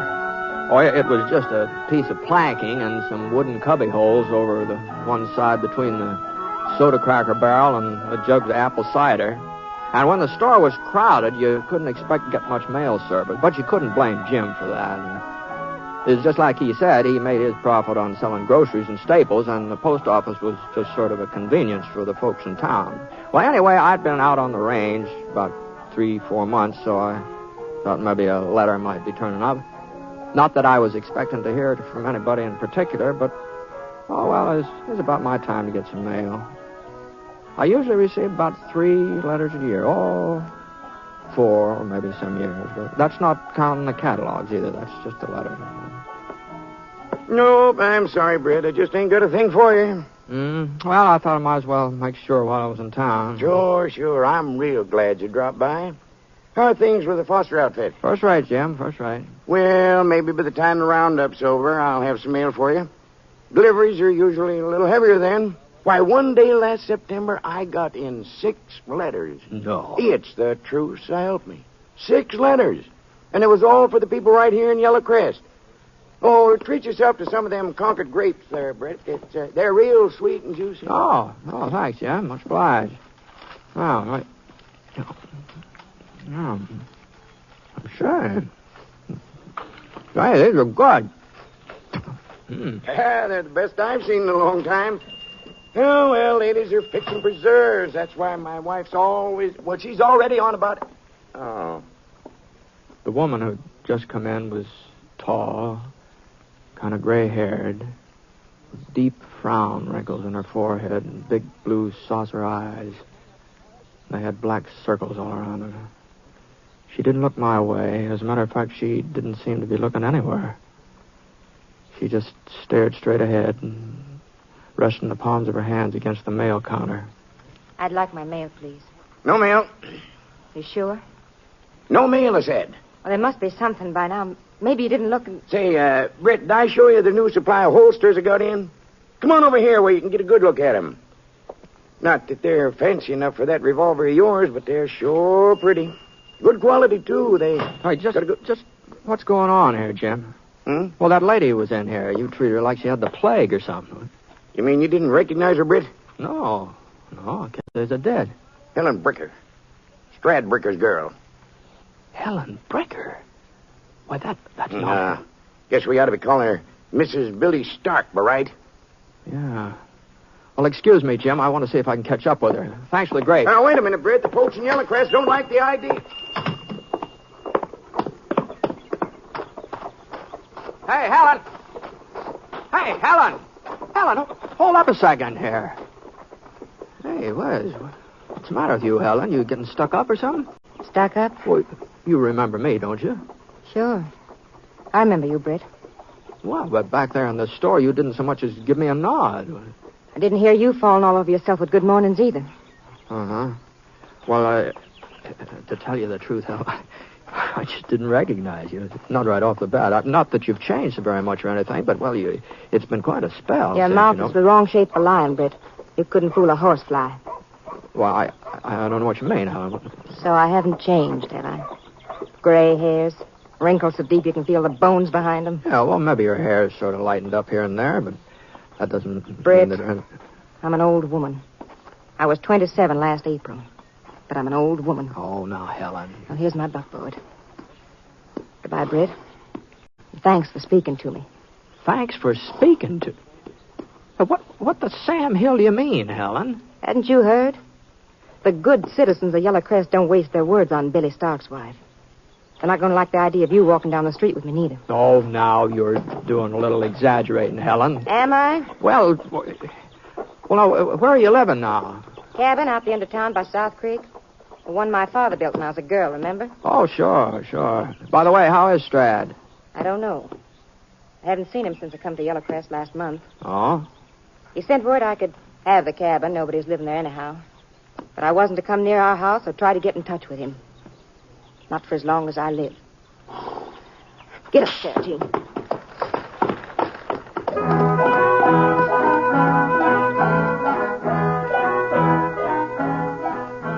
Well, seeing it's almost noon, I thought I might as well wander over to the hotel and have some dinner. I was just passing Sheriff Ritter's office when I got the doggone pain in the right foot. Wow. Gee, wait, for a minute I thought I'd broken something. Every time I put my weight down on it, why, it was just like somebody was driving a spike up in it. Oh, for Pete's sake, why didn't I think of that before? It was a spike. Yeah. That's what was poking up through my heel. It was just a spike. Something the matter, Britt? Huh? Oh, hello, Bud. I reckon my boot needs a little repairing. Better take it over to Seth Jenkins. He'll take care of it. Yeah, I guess I had. Hey, where'd that star on your chest come from? What, you taking over for Sheriff Ritter or something? Temporary, Britt? Yes, sir. He's gone over to Salt Center for a few days, visiting some relatives from back east. Left me as deputy while he's gone. I say. Oh, nice bumping into you. Yeah. Britt. Yeah? Wasn't you just talking to Helen Bricker over by the general store? Oh, yeah, that's right. Britt, we'd appreciate it if you didn't act too friendly towards her. Oh? She shouldn't have come back here in the first place. She must have known how the town feel about it. Mm-hmm. Because of her being married to... Why, sure, Britt. You don't blame us, do you? I know she was young when she run off with him, and he hadn't turned into an out-and-out killer yet, but she didn't have to stick with him, did she? Why, even after he robbed the bank right here in her own hometown and killed Dave Fletcher, she still didn't make a move towards leaving him. Leastways, they was together when the marshal captured him a couple of months later. Well, I did hear about Star being arrested, but I didn't get too many of the details. Yeah, it was over at Junction City. They'd been living there on and off, using another name, of course, and pretending to be real respectable. Is that so? Yeah, but somebody tipped off Marshal Shaw, one of Billy's own boys, probably. And the marshal took him without firing a shot. He's up at Fort Bryan now, and if you ask me, she ought to be there, too, waiting to be hung right along with him. Well, when's the hanging supposed to take place? This week sometime. The day ain't certain. Leastways, we ain't had word from Fort Bryan yet. I see. Doggone it, Britt. Dave Fletcher was a fine man. Why, if it hadn't been for him and his bank, like as not, there wouldn't even be a town here. Yeah, that's true enough. Every time I see Helen riding around with her head up in the air, it just galls me. Why, even her own father won't have nothing to do with her. A gal like that married to a fellow who's murdered 10, 12 men, maybe. Nobody knows how many for sure. And yet she'd come back here as big as life, as if she owned the place, not asking anybody's buy or leave. Well, Yellow Crest's her hometown, you know. I guess she's got a right to stay here if she wants to. There's not much anybody can do about that. Maybe there ain't. Maybe there is. Uh-huh. Hey, what? Look at that. Who in the thunder's stirring up all that dust? He sure must be in a hurry. Look at him. Yeah, look. Oh, looks like Tim Slater.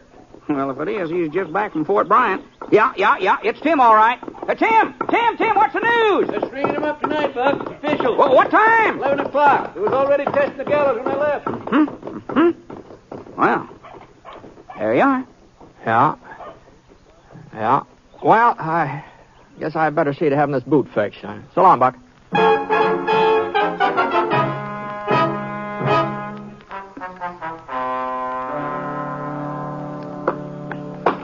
Who put this heel on just did not know his trade. No reason why a nail should come through the inside if the heel's been put on proper. Who made these boots for you anyway, Britt? Well, let's see now. Let's come to think of it. I believe you did.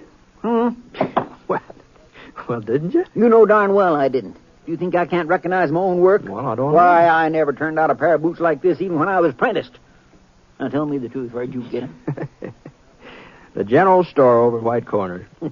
I thought so. Yes, sir, I thought so. Ready-made. That's what they are. Why, I could tell the second I seen them. No wonder you got a nail in your foot.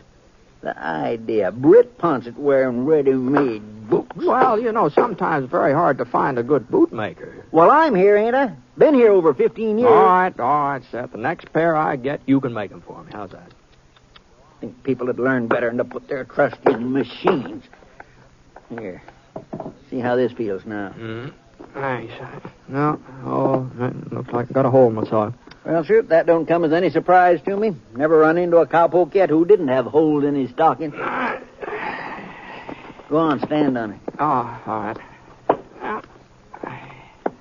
Jump up and down. What do you mean? Go ahead, jump up and down. Yeah. Don't feel a thing, do you? No, not a thing. Took a human being to get that heel on right, not no machine. You're right, Seth. You're right. All right.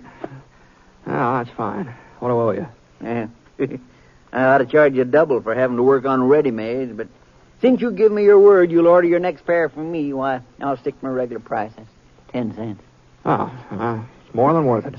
Here you are. Thank you. Yeah, gonna be quite a doings tonight, I reckon. How's that?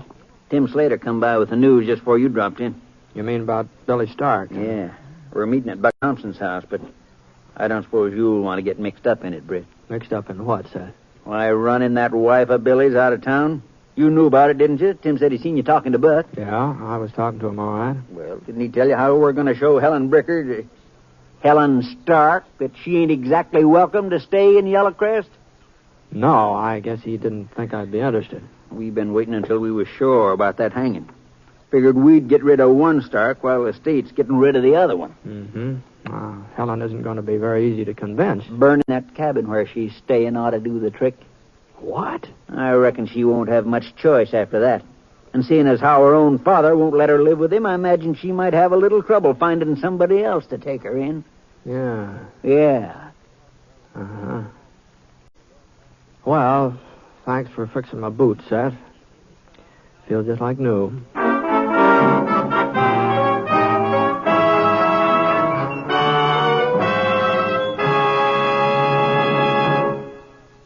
We'll return to James Stewart as the six-shooter in just a moment. There's an old expression that goes, don't put off until tomorrow what you can do today. And that's a very good expression to keep in mind now that income tax time is coming along. This year, there are going to be approximately 58 million Americans who will be required to file federal income tax returns with the Bureau of Internal Revenue. First of all, there may be some doubt in your mind as to whether you file an income tax return or not. Well, here are the people who should file with the income tax bureaus. Everyone, regardless of age, who had an income of $600 or more during the past year is required by law to file an income tax return before March the 15th. Here are a couple of points that may help you. Be sure your return is complete and accurate, and be sure you sign it. If it's a joint return, be sure the taxpayer and his wife both sign their names. And most important of all, be sure to file your income tax return early. If you're entitled to a refund, you'll receive it a lot sooner if you file early. Remember, don't put off until tomorrow what you can do today, especially you taxpayers.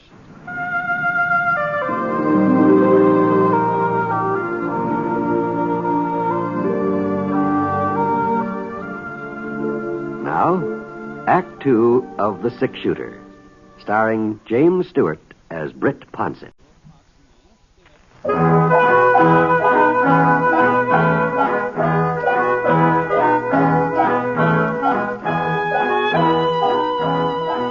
It was about 4 o'clock in the afternoon when I got out to Strad Bricker's house. There's a big, comfortable two-story place on 2nd Street. Green shutters. Front porch painted kind of gray shade. The 2 white cast iron deer standing out in the front lawn. One a little smaller than the other. Yes? Oh, hello, Britt. Oh, Strad? Mind if I come in? No, of course not. Strad was a big man. A couple inches over 6 feet. Must have weighed, 230, I suppose. None of it was fat, either. His hair was white as snow. And a thick brush mustache fell down over his upper lip. He didn't look old, though, not for his years. Not unless you happened to get a glimpse of his eyes. And they were sort of dull and faded. They didn't jump all around the room the way they did the last time I saw him. I heard you were in Yellowcrest, Britt. Jim Pincher was telling me down at the store. Yeah, I stopped by to see if there's any mail. Sit down. Thanks. You're looking well, Strad. Real well. I stay about the same. What can I do for you, Britt? I ran into Helen this morning. She sure has changed a lot, hasn't she, Strad? Not so? You haven't seen her yourself? No. Uh-huh. Well, it seems kind of funny you both live in the same town. Britt, if you've come to try and fix things up between us, you're wasting your time. Oh, no. No. It's none of my business. I know that. I told her he was no good before she married him, I told her. But she knew more than anybody else. She wouldn't listen to me. Well, I guess sometimes it's pretty hard to see a person's faults when you're in love with them. That ain't my concern. Oh, it must be pretty hard on Helen. Everybody blaming her for what her husband did, not even willing to give her the time of day when they meet her on the street. If she don't like it, she's free to leave. No, she wasn't complaining, Strad. I don't think I ever heard a Bricker complain my whole life. She ain't a Bricker. She's Billy Stark's wife. Well, anyway, about her leaving town, it may be that she won't have much choice about the matter. Billy Stark's being hung at 11 o'clock tonight, and some of the boys are planning to burn Helen out at the same time. They already told me about it, Britt. They told you? What? You're not going to try and stop them? That cabin on South Creek ain't worth worrying about. Well, Helen isn't worth worrying about either, huh? Is that it? There probably won't be any violence. If there is, it's the sheriff's job to prevent it. Oh, now, Sheriff Ritter's out of town. You know that. If he was here, he wouldn't let those fellows get near that cabin. He's left a deputy. Buck Thompson's one of the gang that's fixing to do the burning. She don't belong to Yellow Crest. This ain't her home. Not anymore. Let her go someplace else. If she needs money, all she has to do is send word to me. Why, she'd never take money from you, Strad. Then let her say she was wrong. Let her come to me and say she's sorry she ever laid eyes on Billy Stark. Let her ask me to forgive her. Maybe then I'll care what happens to her.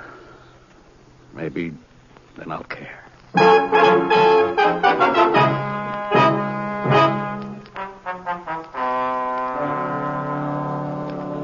You're wasting your time, Britt.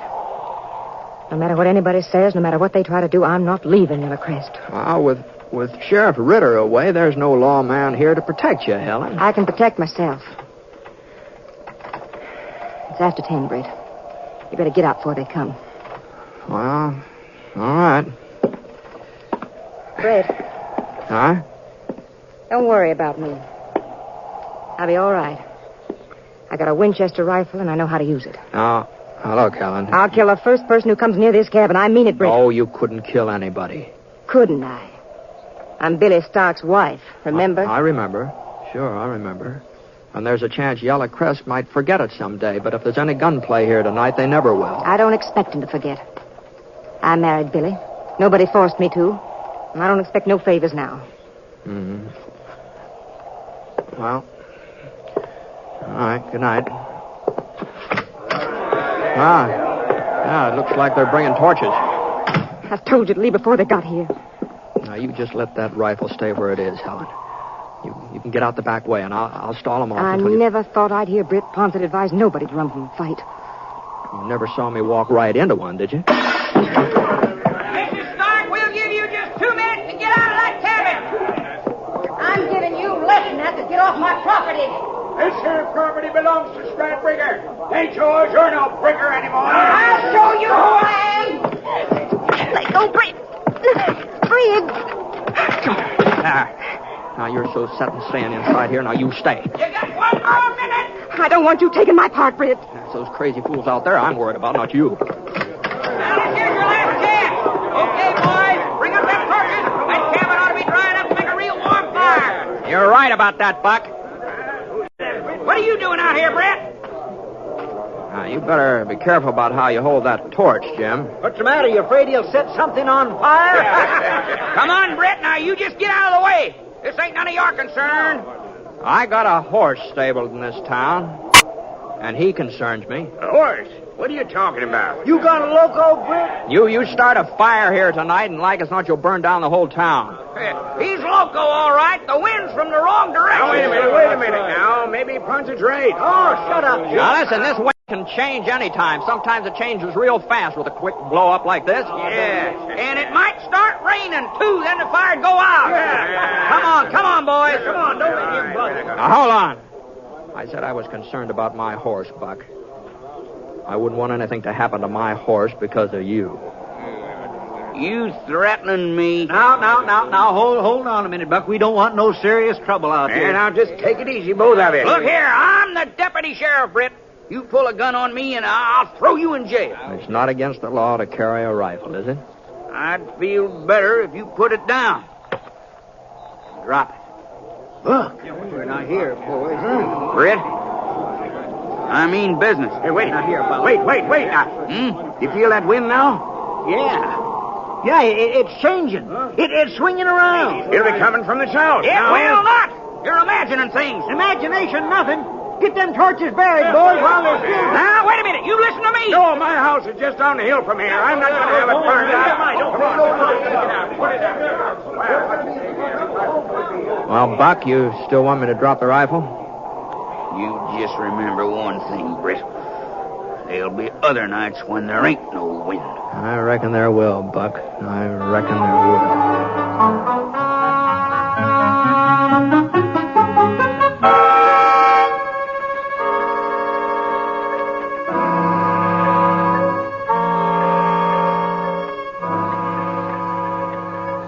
Well, you'll have to get this window fixed, Helen. New painted glass and some putty. That's about all you'll need.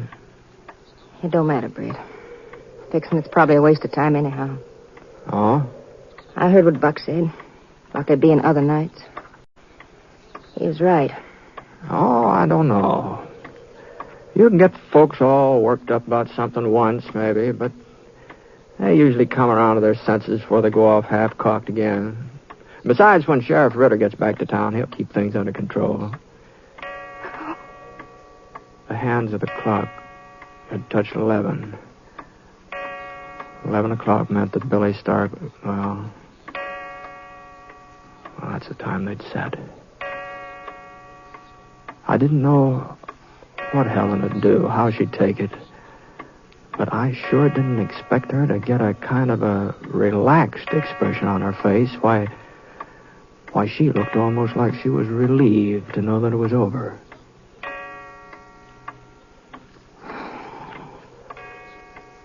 Ten years I was married to Billy.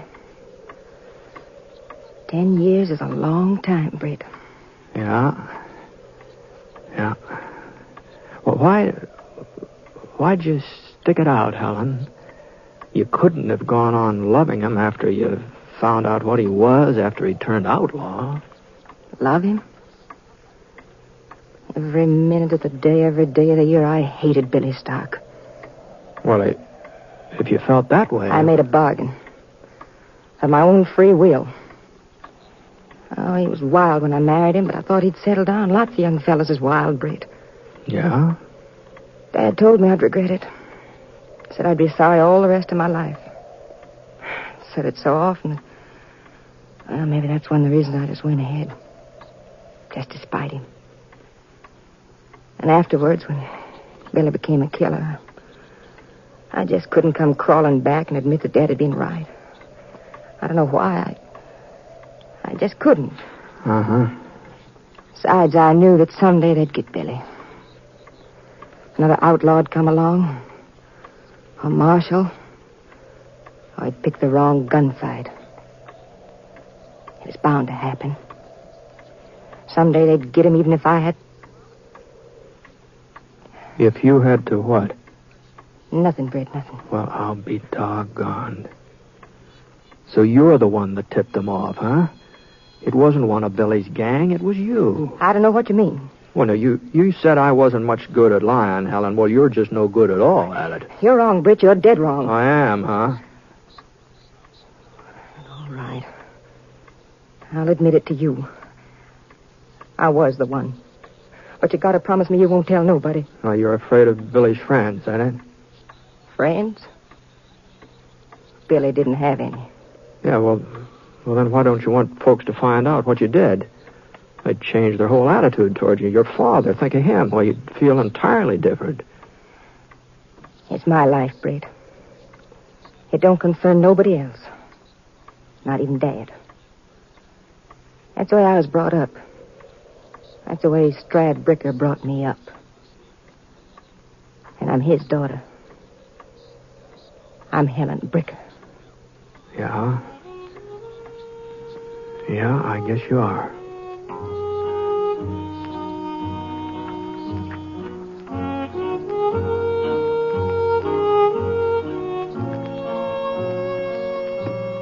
Well, I haven't been back to Yellow Crest, not for, 5-6 months. So I don't know whether Helen is still living out in that cabin, still holding to herself, or whether the folks have kind of softened to her by now. Of course, it's possible that somebody told them about her and Billy, about what she did to have him captured and so on, but I haven't mentioned it, but, it's pretty hard to keep a secret like that. Anyway, like I said, I don't know what's happened to Helen Bricker. Not for sure.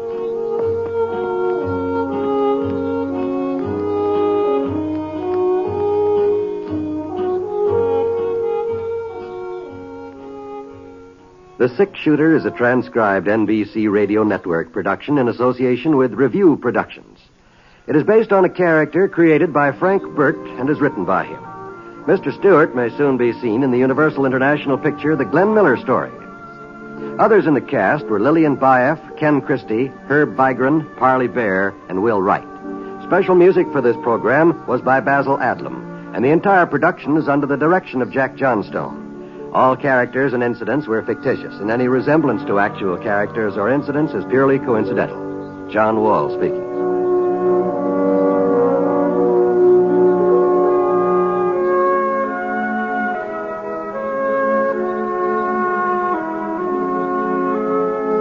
Tonight, hear Sunday at Home on the NBC Radio Network.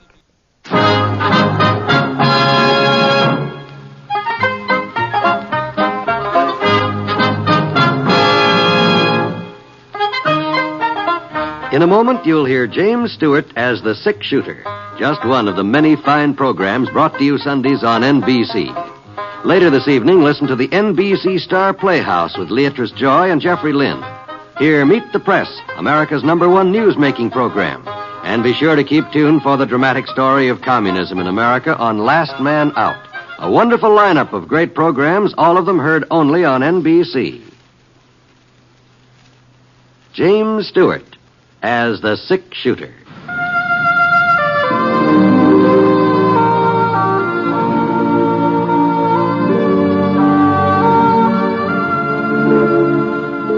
The man in the saddle is angular and long-legged. His skin is sun-dyed brown. The gun in his holster is gray steel and rainbow mother of pearl. Its handle unmarked. People call them both the Six Shooter.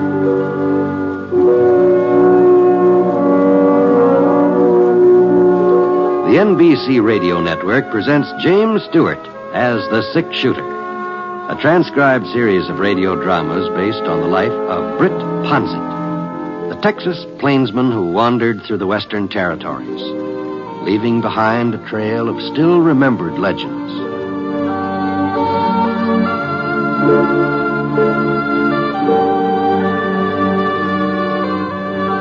It had snowed during the night, a thick, wet snow that bowed the pine trees and banked over the pink boulders, turning them white. I found myself lying under a good, heavy 6 inches of it when I woke up. Gee whiz. Old Scar, he looked like a white-whiskered burro over there, standing beside what was left of the campfire, trying to shake himself dry. All right, take it easy, boy. Just wait till I get the fire started again. The wood I'd gathered up the night before was pretty wet, so I got a hand axe out of my pack and I headed over toward a little hill about a quarter of a mile away. Since the wind had been from the north, I figured some of the brush on the far side might still be drying up for burning. Yeah, it wasn't very easy climbing. A couple of times I went in and way over my knees. But the snow was already beginning to melt fast, even though the sun hadn't splashed into the sky yet. And that meant we'd be able to start off in an hour or so. By then, the stuff would be thinned down to mostly mud and water. I hit the crest of the hill and looked around. The south side sliced away at a good sharp angle, and the ground was fairly dry. I spotted a couple of dead oak saplings lying on the ground about 10 feet below me. Seemed likely they'd catch fire without too much trouble. I was kind of surprised to find oaks growing at this altitude. Even so, I thought,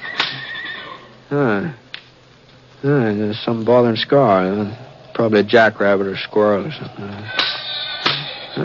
They sure was making a lot of racket.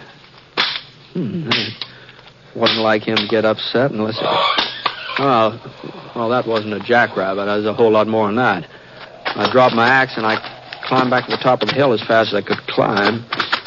The sun was inching over the rim of Spooner Range, and at first the reflection off the snow blinded me.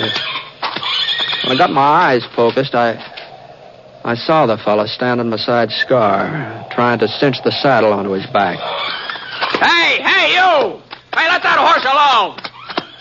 He looked up, and for a minute he just stood there as though he didn't know exactly what to do next. Then he jerked the leather tight, and he put his foot in the stirrup. Scar wasn't being very helpful, but it didn't keep the fellow from mounting up. I knew I couldn't make it through the snow before they rode off, and I sure didn't like the idea of chancing a shot, not with Scar rearing the way he was. But I didn't have much choice. My first shot was wide, maybe 5-6 feet, and Scar was taking the spur and sort of starting to move in spite of himself. And another minute or two, they'd be out of range. Yeah, that was a little close, but not close enough. Bullet must have caught the fellow high on the leg. He twisted around and tried to get a hold of the pommel, but his fingers slipped off, and I saw him slide into the snow. I couldn't see whether he had a gun or not, but I found out soon enough. I dived behind a clump of pines. There was a clearing between us, and he was using a boulder for cover. A little spray of snow told me I'd chipped the rock right in front of him. I waited for him to answer my fire, but there wasn't a sound from that side. Maybe he was just waiting, too, hoping I'd get anxious and come out in the open. Well, I wasn't going to be that obliging. He still didn't answer. I reloaded my gun. I edged over to the right. If I could just circle without him seeing me, maybe I could come up behind him. About 20 minutes later, I managed to skirt around the clearing. He was up front of me now, just a couple of boulders away. I got up on my haunches and I charged. And then I saw why it had been so quiet. He was sprawled out, face down on the snow, staining it red. It wasn't just his leg that was doing the bleeding, either. There was a bullet hole in the small of his back, and the piece of cloth fastened over it had come loose. His gun was lying beside him, within easy reach. I picked it up. There was still one bullet that hadn't been fired. He started coming to, and I eased him over on his side, and his eyes kind of half opened, and it's just like his lids were too heavy for him to rise all the way. I stole a lot of things in my time, but I ain't never been a horse thief before. All right, you better take it easy. What's the difference? I'm not gonna pull out of this anyhow. I guess I'm lucky. Dying here's a whole lot better than being caught. I always said they'd never hang me. All their rewards, wanted posters, just wasted time. I told them they'd never hang Ace Tressler. Tressler? You heard of me, ain't you? Yeah, I've heard of you. Everybody's heard of Ace Tressler. One way or another.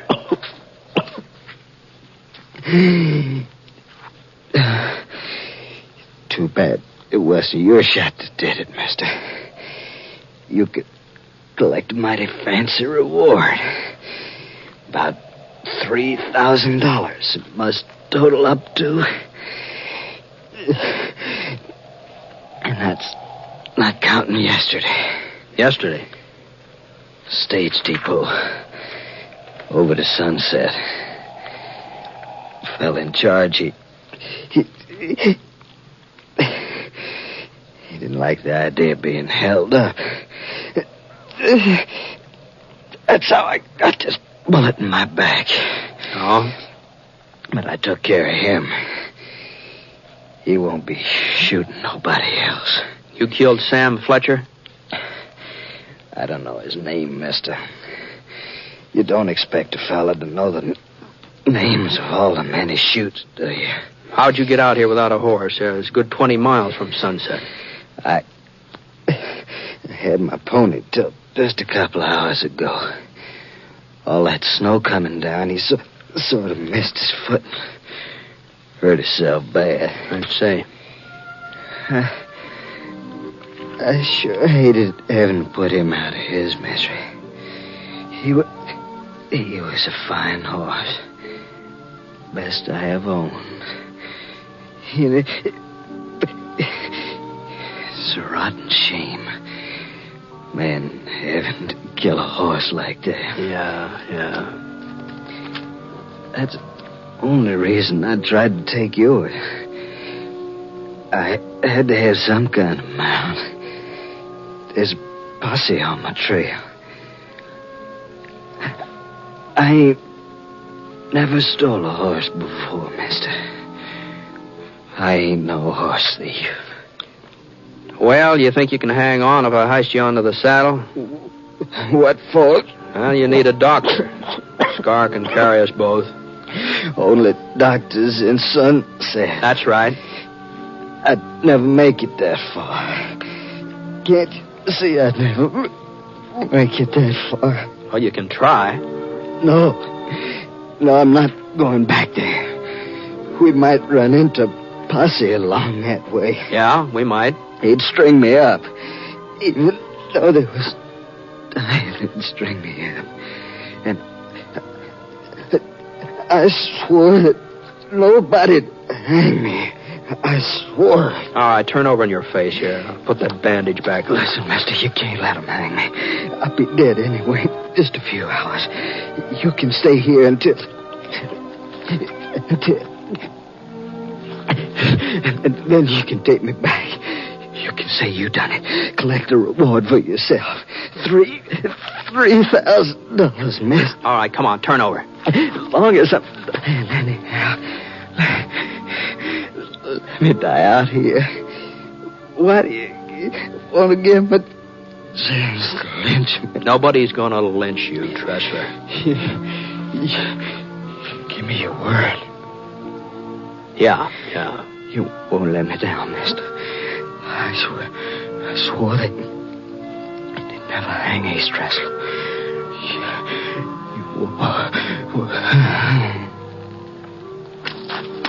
He passed out again. But he was still alive, still hanging on by a thread. I managed to get a couple of makeshift bandages fastened onto him. The bleeding seemed to have let up a little. His leg wasn't hurt too bad. The bullet just sort of went through the flesh, and it didn't look like it had broken anything. But the wound in his back was more serious. As far as I could tell, the bullet had just gone all the way into his chest. I picked him up, and I laid him across Scar's back. Then I looped a rope around his body and tried to fix it so that he wouldn't slide around too much. It wasn't going to be a very comfortable ride, but as long as he was unconscious, well, he wouldn't know it. All right, let's go, boy. Come on. We weren't able to make very good time with Scar carrying both of us through all that slush. It was almost 2 hours later before we came to the main Sunset Trail. And just as we turned on, I spotted the posse. At least what I figured was the posse. 5 men loping along toward us from the east. Doc Prince headed the procession. He was the local dentist.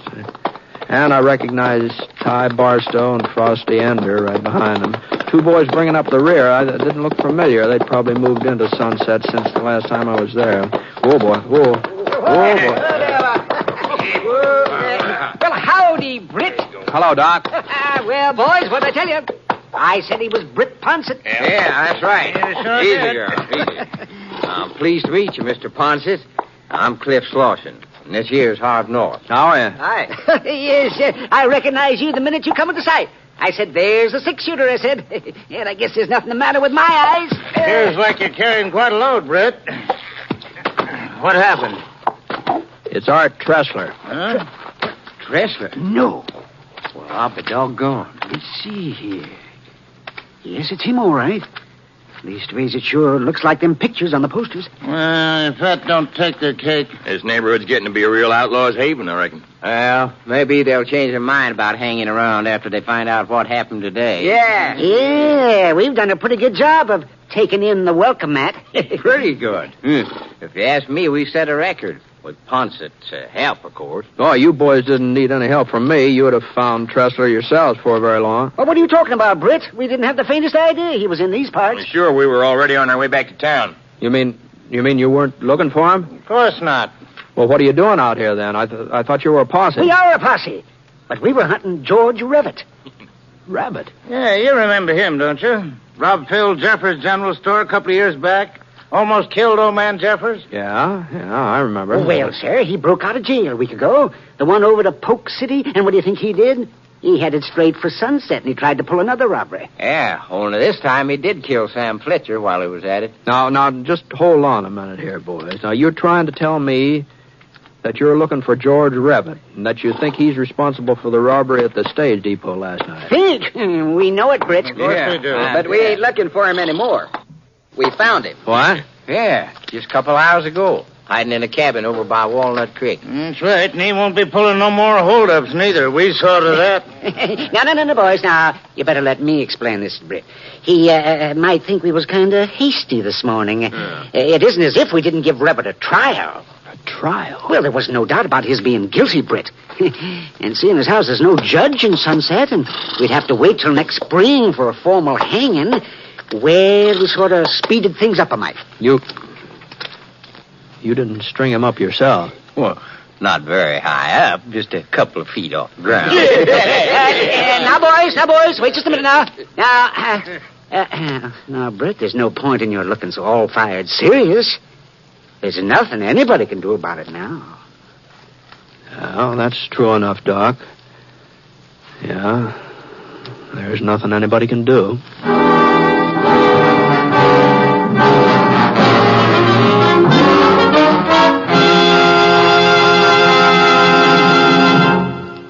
We'll return to James Stewart as the six-shooter in just a moment. Now, hear this. Within the next 20 seconds, a fire will break out somewhere in the United States. Lives may be lost, property damaged, homes or buildings destroyed. There are 4,600 fires in America every day of the year. They kill 11,000 persons and disfigure or severely burn thousands more. The unfortunate part of this picture is that most of these fires could be avoided. For example, 90% of all fires that start in the home can be traced to human carelessness. By obeying a few simple rules of fire prevention from now on, you and I can protect our homes and our families from this devastating menace. Rule 1 is, don't smoke in bed or discard lighted cigarettes carelessly. Rule 2, go through your house and clean out old newspapers, magazines, and other inflammable debris. Rule 3, promptly repair defective wiring as soon as you notice it. Fire won't wait until tomorrow. Rule 4, use only those cleaning fluids which will not burn. And last but not least, be careful with matches. Keep them out of the reach of small children. Remember, it doesn't pay to gamble with fire. The odds are against you every time.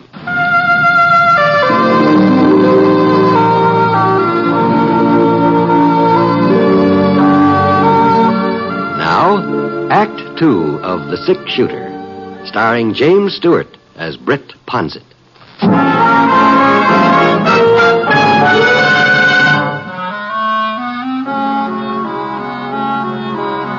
Well, I just didn't know what to say. Hayes Tressler hadn't been lying when he told me about robbing the depot and shooting Sam Fletcher. A man doesn't confess to something like that when he thinks he's ready to cash in, you know. And as for George Revitt, he'd caused folks trouble ever since he was a kid. He'd been mixed up in all sorts of gunfights, too, fights that usually ended up with somebody else dying. But he hadn't killed Sam Fletcher. That's one thing he hadn't done. Well, looks like Tressler's still with us. Yeah. Well, I'd better get moving. Well, you want us to take him into town for you, Britt? That's a good idea. No, thanks. You see, I gave him my word that he was going to a medical doctor. I don't get you. You see, he was afraid he might be lynched. Well, we ain't got no grudge against Tressler, Britt. Oh, I guess he's as mean as they come, but he ain't never given us no bother in Sunset. Is that so? I told you. We didn't even know he was in these parts. Well, I guess you should have known it, Doc. Huh? He's the man who shot Sam Fletcher. What's that? Oh, I know what you're up to, Britt. You're just joshing us. You're trying to make us feel like we've done something wrong and take care of George Ribbit. Well, all I'm saying is that Tressler told me he held up the stage depot last night and he killed the fellow in charge. You ain't serious. I'm about as serious as I can be. Oh, but, Britt, that don't make sense. Why, it had to be Ribbit. What made you so sure? Well, we knew he broke jail. And somebody said they thought they seen him in town yesterday. Now, let me see who. Oh, it was Johnny Silks, I think. Yeah, and we picked up his trail not far from the depot. Well, he led right to that cabin on Walnut Creek where we found him. He admit the robbery and the shooting? Well, you don't expect a man to admit a thing like that when he knows there's a rope waiting for him. Of course. Yeah. Well, I'll see you. Oh, no, wait. Now, hold on now, Britt. You're wrong about this. Why, you just gotta be wrong. You think I'm lying, Doc? No, of course not, Britt, but everything pointed to Revitt. Well, maybe Tressler was just making that up, what he told you. Well, how did he find out about the robbery, then? Well, Now, Britt, you know we wouldn't have done anything if we weren't certain in our own minds that we were right. Why, you know that. It's possible we made a mistake. Well, I'm not saying that we did, but it is possible. No. Even if we did, Revitt deserved hanging. He's deserved it for a long time. Yeah. Yes, that's what I'm getting at. We didn't do any harm, Britt. Not really. You didn't, huh? Oh, of course not. But if you were to tell folks about this, well, they might not see it our way. They might figure that we took too much on ourselves. So you won't say anything, will you? Well, all I'm doing is taking Tressler into town. Whatever he says after he gets there, that's up to him. Well, I know, You but I don't don't need know. to worry about Tressler. He ain't going to say nothing. Huh? Well, take a look. Yeah, he was dying. Wasn't any doubt about that. I cut the rope that was holding him on the scar's back and carried him over to a dry space just off the trail. And just before I could put him down, he gave a little shudder, and I felt the life ease out of his body. Well, he'd been right about one thing. Nobody would ever hang Ace Tressler. Guess that saves your trip into Sunset, eh, Britt? Well, I was heading for there anyway, Frosty. Oh? As long as I've come this far, I might as well go the rest of the way. Well, I don't... Now, look here, Britt. Ace is dead. Yeah? Well, then don't you see that there's nobody to say whether he was the one who killed Sam Fletcher or not? Nobody but Britt. That's right. Now, suppose we did go off half-cocked. Suppose we were kind of hasty with Revitt. Well, we're sorry about it, but there's nothing we can do for him now. It seems you told me that before.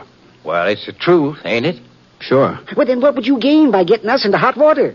Letting people know that we kind of overstepped the mark? Is that what you call it? Overstepping the mark? Well, it'd be different if Revitt was innocent. Well, somehow I got the idea that he was. Well, yes, of this robbery, maybe, but, he... I had a brother, Ponset. He'd be alive today if it wasn't for George Revitt. Mm-hmm.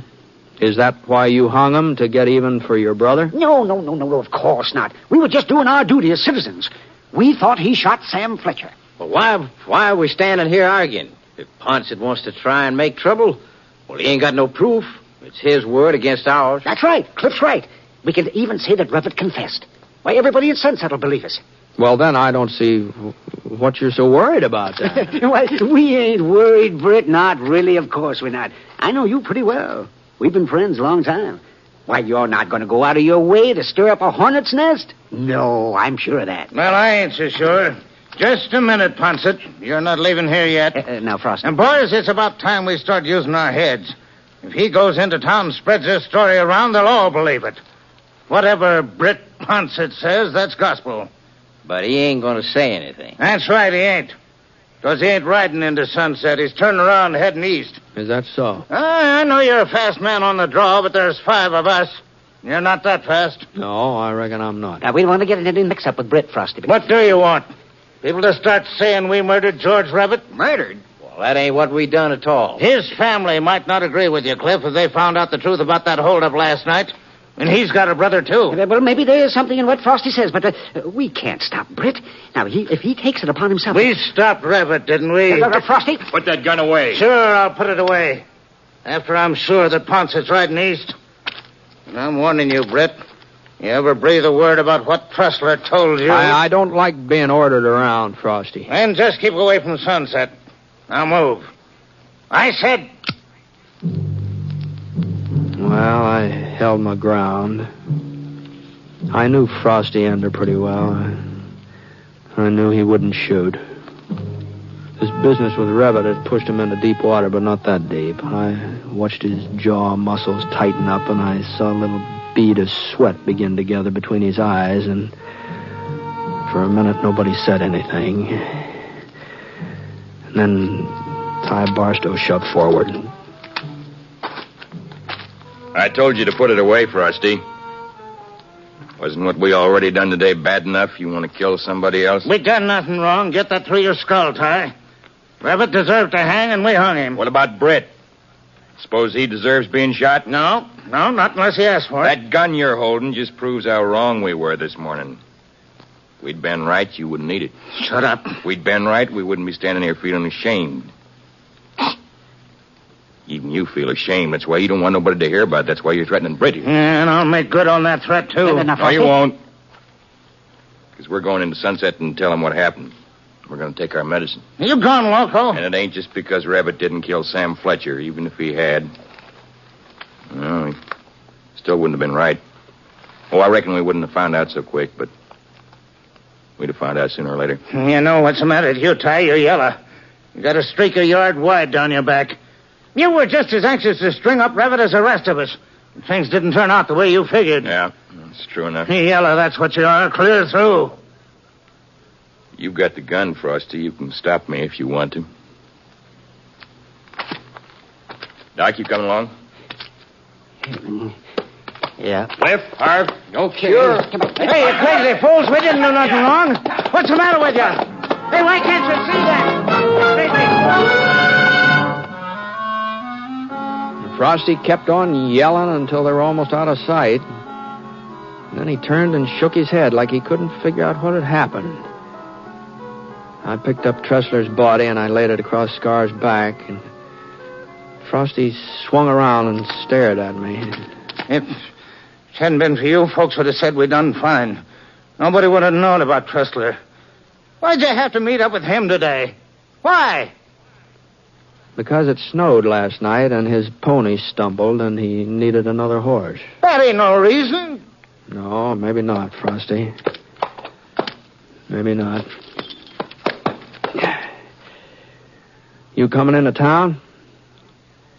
Yeah. Let's go.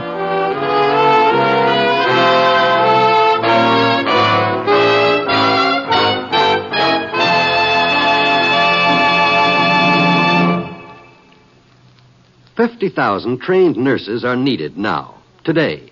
Nurses to serve humanity in hospitals and private duty, in teaching and research, in the Veterans Administration and the Armed Forces. And although a nurse's training means a thorough professional education at far less expense than 4 years of university, it offers a curriculum which includes such fascinating studies as psychology, sociology, and chemistry. And upon graduation, the student becomes a registered nurse and in some schools obtains a Bachelor of Science degree as well.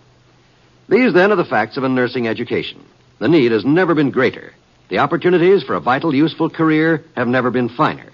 For further information, we suggest that you contact your nearest hospital.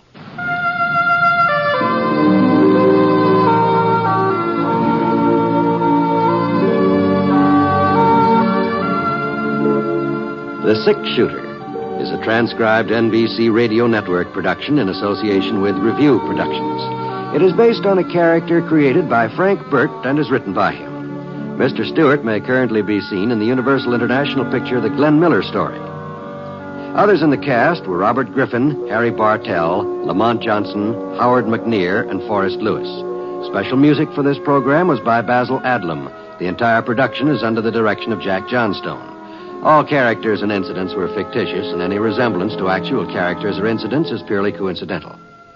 Oh, by the way, you'll be interested in knowing that the six-shooter has been chosen for broadcast to our men overseas through the facilities of the Armed Forces Radio Services. This is John Wall speaking.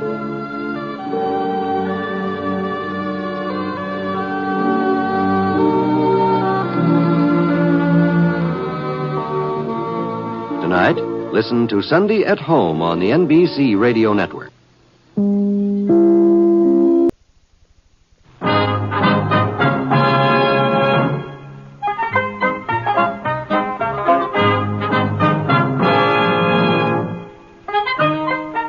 In a moment, you'll hear James Stewart as the six-shooter, just one of the many fine programs brought to you Sundays on NBC.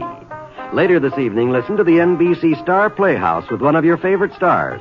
Here, Meet the Press, America's #1 news-making program. And be sure to keep tuned for the dramatic story of communism in America on Last Man Out. It's a wonderful lineup of great programs, all of them heard only on NBC.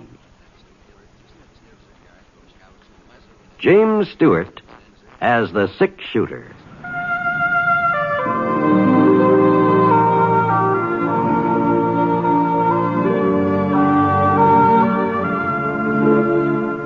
The man in the saddle is angular and long-legged. His skin is sun-dyed brown. The gun in his holster is gray steel and rainbow mother of pearl. Its handle unmarked. People call them both the six-shooter.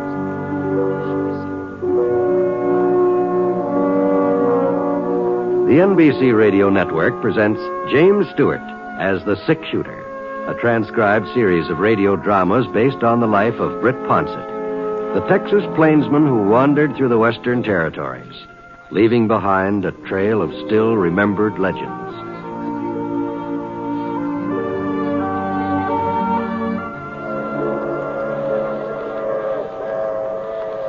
The 2 p.m. from Chicago wasn't more than, about 45 minutes late. That was practically a record for this time of year, what with the spring floods and all.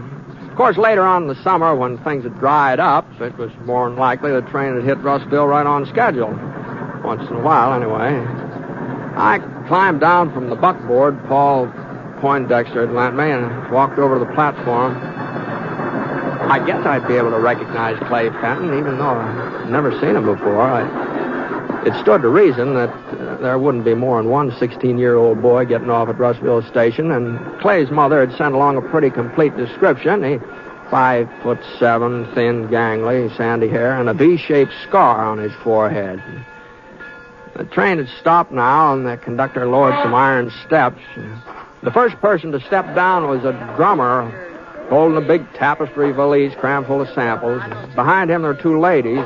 They didn't have any suitcases, just boxes, so I figured they'd only been as far as Fort Davidson on a shopping spree. After them, there didn't seem to be anybody else at all. Well, now, I'm sure that letter had said Clay'd be arriving on the 22nd. Say, mister. Yep? This is the Tuesday train, isn't it? What day do you think it was? Oh, I know it's Tuesday, but sometimes, well, I was wondering if this could be Monday's train. I mean, you're not a day late, are you? Well, of course we're not a day late. We're right on time, practically. Uh-huh. Well, I was supposed to meet a young fellow traveling with you, about 16. Mr. Ponset? Clay? Yes, sir. Yeah, I didn't see you get off. I was riding in the last car. It took me a couple of minutes to get my things together. This the fellow you were looking for, mister? That's right. Thanks very much. What? Buckboard's right over here, Clay. Here, let me give you a hand of that suitcase. Oh, it's not very heavy. I can manage.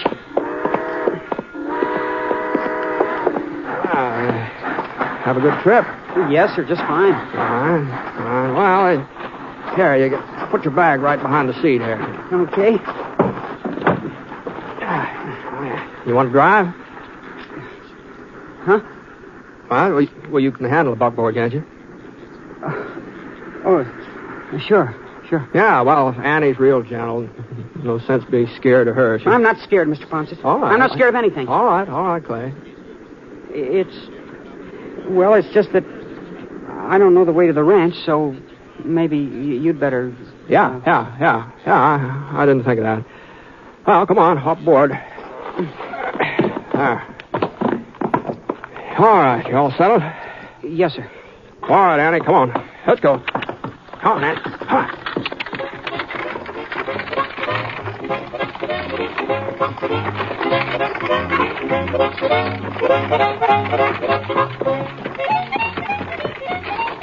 That's your first trip west, isn't it, Clay? That's right. Yeah. Come on, Annie. Come on now. You know, you must have done some pretty smooth talking to persuade your ma to let you come out here all by yourself. My coming was her idea, Mr. Ponset. Oh, I see. Well, she thought, well, since I don't have any brothers and we've always lived in town, she thought maybe it would do me good to spend a summer on a ranch. I see. Of course, I was all for it, too. You were, huh? Oh, sure. Especially when I found out I was going to be staying with you. The other fellows, they sure were jealous when I told them I was going to be living with a six-shooter. Well, we all pick up nicknames out here, Clay. Something to answer to besides your own handle. It doesn't necessarily mean anything, you know. In your case, it means something, all right. No. Oh, Mom told me not to expect you to talk very much, especially about yourself.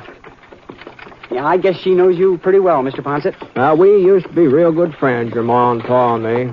That was when they lived up in Dakota before you were born. Yes, sir. Come to think of it, you look like your pa. Well, that's what people say, but I don't remember him. Funny, the only thing I can remember is sitting on his lap and playing with his watch chain. I remember that watch chain just as clear as day, but I just can't remember him. Wonder why that is. Oh, some things just stick with a person, I guess. Yeah.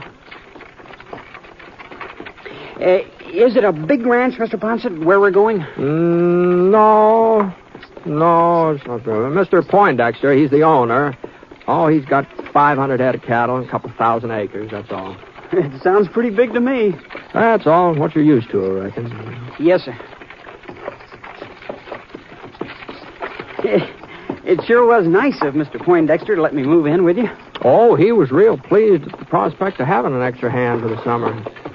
There sure has been more than enough work for the three of us already. You mean there's only 3 people on the ranch? Well, there's 4 now, counting you. Oh, I thought there'd be a whole lot more than that. I thought there'd be 10 or 15 cowboys and a cook and some men to look after the horses and... Well, Saul Poindexter, he does the cooking himself, and Jeff takes care of the horses.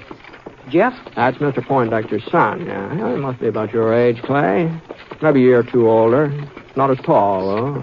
Oh. Jeff will show you the ropes. He knows all about ranching.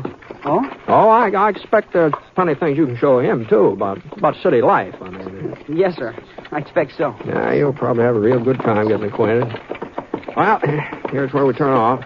Easy, Annie. Easy now.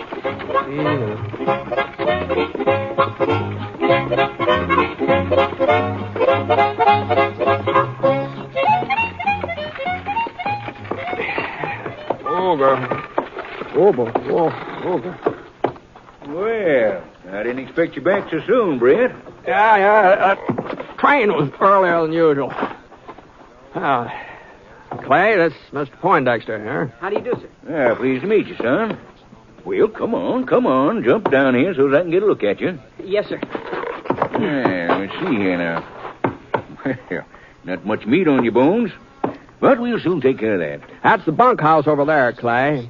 You can start getting settled while I unhitch Annie here. All right, Mr. Ponset. No. Hold on a minute, Britt. What? Well, there's no reason why Clay can't unhitch the buckboard. This is as good a time as any for him to start learning his chores. Oh, whatever you say, Saul. Think you can manage, Clay? I guess so. Yeah, Jeff will give you a hand. Jeff! Where in thunder are you? In the barn, boy. Well, get out here. I'm fixing that trailer you busted yesterday. I don't care what you're doing. I say get out here. You think I'm hollering just to exercise my lungs? Okay. Keep your shirt on. Fine way for a son to talk to his father. Just see that you don't follow his example, Clay. No, sir, I won't. Yeah, well, what's all the ruckus about? Oh, hi, Britt. Yeah? Yeah, it's Clay Fenton, Jeff. Oh, howdy. Hello. I want you to help Clay unhitch the buckboard. In those duds? I've got some other clothes in my suitcase. Like mine? Well, not exactly. Appears like we'll have to take Clay into town and fix him up with some Levi's and boots. Yeah, maybe we better. Well, if you don't mind getting them fancy pants all messed up. Yeah, I don't mind. Come on in. Easy now. Clay, I'll put your suitcase in the bunkhouse. Thanks, Mr. Ponset. Yeah. Seems like kind of the quiet type, Britt. Well, this is all pretty new to him, so... Yeah, well, he'll get used to it. Jeff will see to that. Yeah, I guess he will. Well, I better start fixing supper. I thought maybe we'd have Johnny cake tonight. How's that sound to you? Sounds fine. Sounds fine, Saul.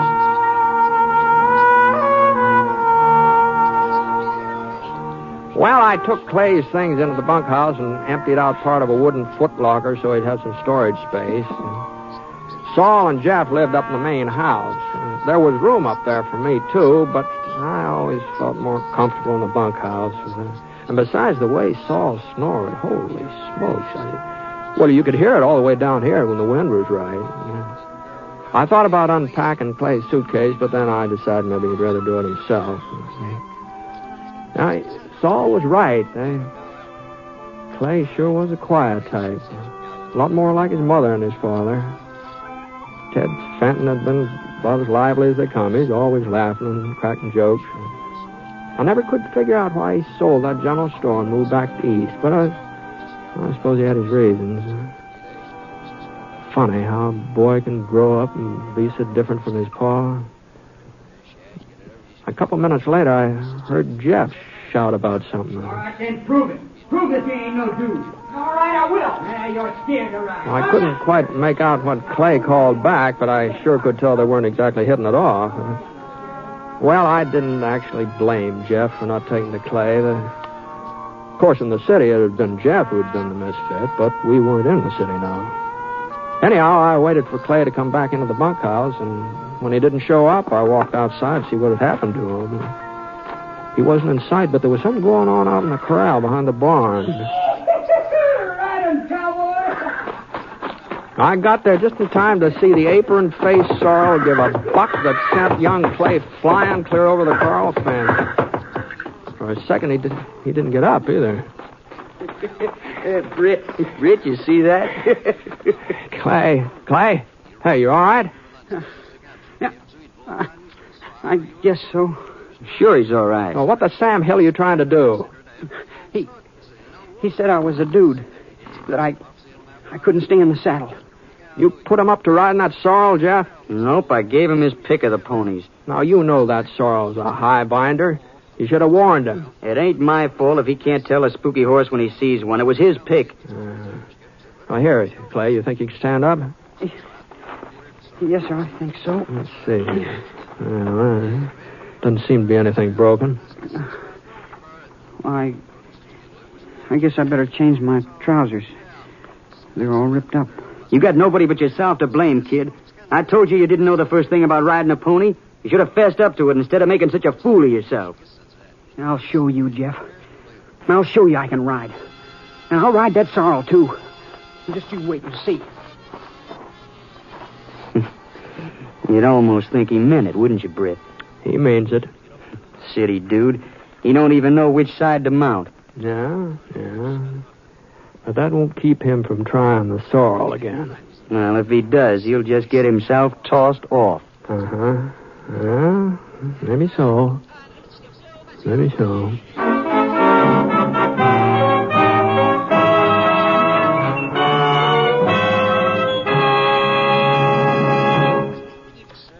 We'll return to James Stewart as the six-shooter in just a moment. Until recent years, misconceptions prompted a lot of people to feel that a diagnosis of heart disease was a death sentence. But today, thanks to medical science and the educational work of your Heart Association, we are learning that most people with heart disease can work and lead happy lives. This Valentine's Day is Heart Sunday. Remember to give to your local Heart Association because when you help your heart fund, you help your heart.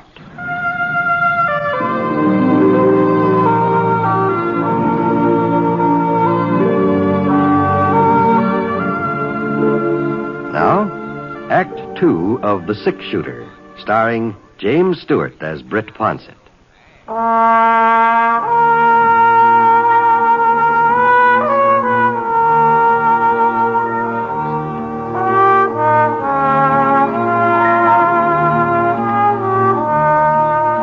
Well, Clay changed his clothes, and we all had supper. Nobody said much while we were eating, and nobody mentioned the Sorrel again. I figured it was just as well to let the subject drop for the time being. And as soon as the dishes were washed, Clay and I headed for the bunkhouse. It was only 7:30, and that was half an hour before my usual bedtime, but Clay seemed pretty tired, so we turned in. I guess I must have been kind of tired myself, huh? Anyway, the first thing I knew, I dropped off.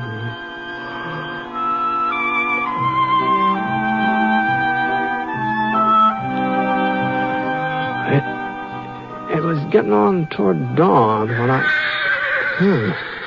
one of the horses down the corral was sure upset about something. I turned over and I saw that Clay's bunk was empty. Clothes were gone, too.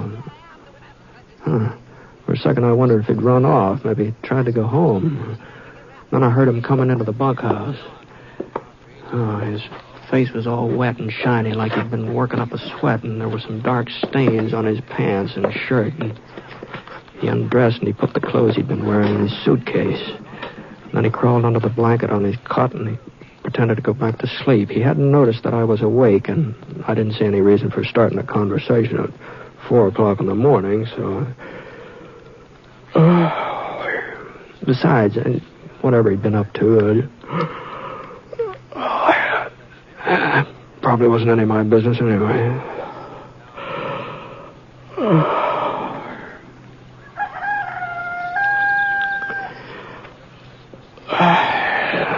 Must have been a good hour later. I woke up again. I was doused my face in a bowl of cold water and washed the sleep away. Clay drug himself out of bed and started to put on some trousers. I noticed they weren't the same ones he'd worn when he went out during the night. I didn't get a chance to say anything about it. Just then, saw Poindexter came charging into the bunkhouse like a bull after a red shirt. Good morning, Saul. Clay, I want to talk to you. Why, yes, sir. What's the matter, Saul? I just been down to the corral. That apron-faced Sorrel has been whipped half to death. What? His flanks are cut to shreds. It's a wonder he can even stand up. Well, now, maybe he got caught in some barbed wire. I found the bullwhip beside the fence. It's caked up with blood. Well, do you know anything about this, Clay? No. No, sir, not a thing. You're lying, you little... Now, Saul. Jeff told me about how the Sorrel threw Clay yesterday. You knew about it, Britt. You were there. Yeah, I was there. Well? I didn't do it, Mr. Ponset. If you didn't, who did? Me or Jeff or Britt? I don't know. Oh, maybe if you were whipped the way that pony was, maybe then you tell the truth, you little... Now, easy, Saul. Easy now. Get him out of here, Britt. Send him back home. Send him anywhere. But get him off my ranch. You didn't whip that pony, Clay? I told you I didn't. Yeah, that's what you told me. Why don't you believe me then? Just because I'm a stranger, because I'm different from the rest of you, why do you have to pick on me?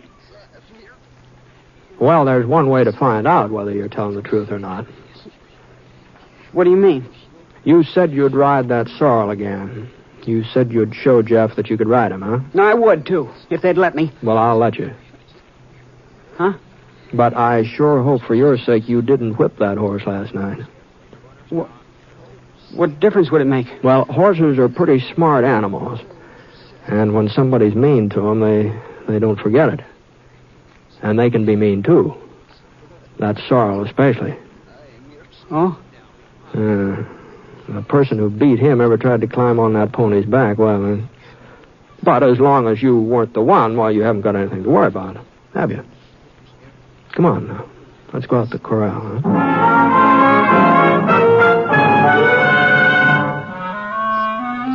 I told Jeff to saddle up the Sorrel and bring him into the yard, and Clay stood beside me, his eyes pushed wide open, staring at that stable door. He didn't move a muscle until Jeff led the pony toward us. I could see the cuts on the animal's flanks, and he walked with a sore, unsteady gait. About 6 feet away, he stopped and flared his nostrils, and a little shiver jarred Clay's body. And then the Sorrel let out a snort and reared. Clay caught his breath, and the pony sprang forward, almost tearing the reins out of Jeff's hands. No! Clay darted out of the way as fast as his legs could carry him. He ducked under the fence and kept running. Well, you satisfied, Britt? You believe he done it? Well, I was pretty certain of it all along, so... Well, then why'd we have to go through all this rigmarole? At least he won't have any reason to go on lying from now on. That's something. Yeah. I sure wish I could figure out what got into him last night. He's mean.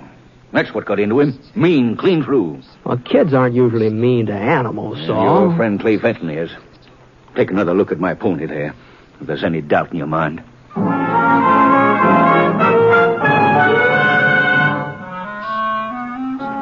Well, we had breakfast, Saul and Jeff and me.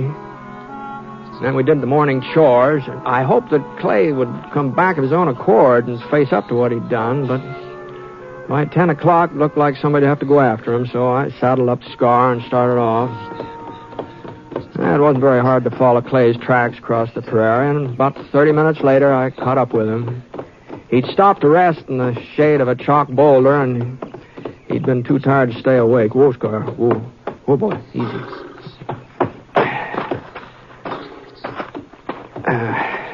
Clay? Come on, Clay. Huh? Oh. Yeah. All right, you ready to get back to the ranch? I can't. Well, you'll have to come back sooner or later, even if you don't stay, even if it's just to get your things. They know it was me that whipped that pony, don't they? When I ran off, that cinched it. Yeah, that cinched it. I had to whip him, Mr. Ponset. I had to. You did, huh? I didn't know it would make him meaner. I thought if I beat him good, he'd be scared of me afterwards, and he'd let me ride him. I thought he'd be scared of me the way I was scared of him. You don't know much about horses, do you, son? I know plenty. That's why I hate him. Oh?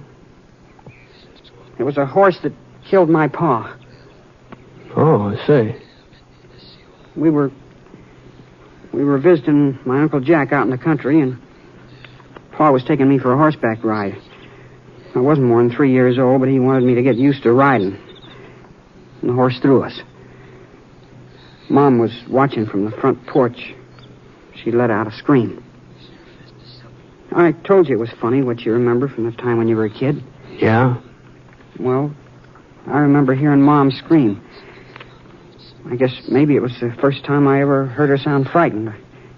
I guess that's why I remember. Mm-hmm. Well, afterwards, after that day, I had this mark on my forehead. I must have hit against a rock. And Pa was dead. I've been scared of horses ever since. I've always hated them. Yeah. Well, I guess a lot of times folks hate what they're afraid of. That's why Mom made me come out to this ranch. I didn't want to, but she made me. She said I had to get a hold of myself and start acting like a man. And I tried, Mr. Ponset. I tried to ride that sorrel yesterday. You know I tried. Yeah? And when I couldn't hang on, well, I figured if I showed him who was boss, I figured then maybe he wouldn't throw me again. Now, whipping that pony the way you did, you could have killed him, Clay. Well, what's the difference? He's just a horse, ain't he? Uh-huh. Well, if you can't see where it was wrong, there's no point in me standing here jawing about it. So let's just... Clay. What? Yes, sir. No, don't move. No matter what happens, just don't move. What? Now do what I say. Just keep sitting the way you are. What's the matter? There's a rattlesnake edging toward your belly. Now go on. Go on. Keep on talking. Just keep on talking like nothing's the matter. Don't try to look at him. Just go on talking. I can't. No, there's no reason to get scared yet now. He may shove off by you and never notice you. Just keep on talking. Keep on talking now. I can feel him on my leg. Oh, you're imagining that, Clay. He's not even touching you. Can't you kill him, Mr. Ponset? If he starts to strike, maybe I can get off a shot.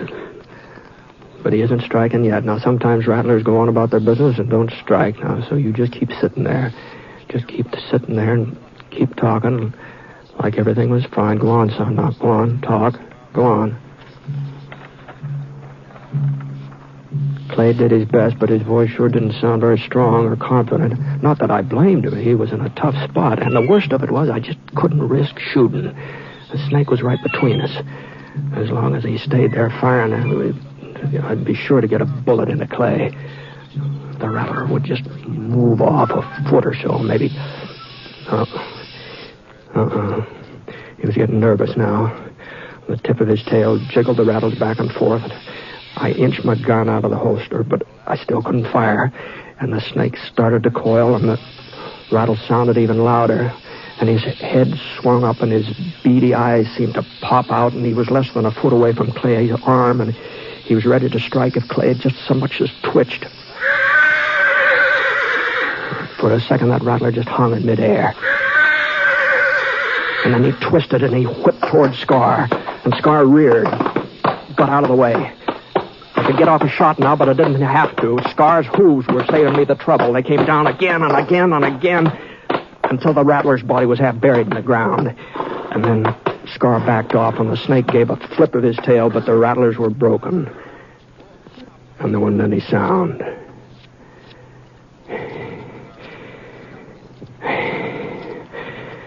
All right, Clay. Let's go.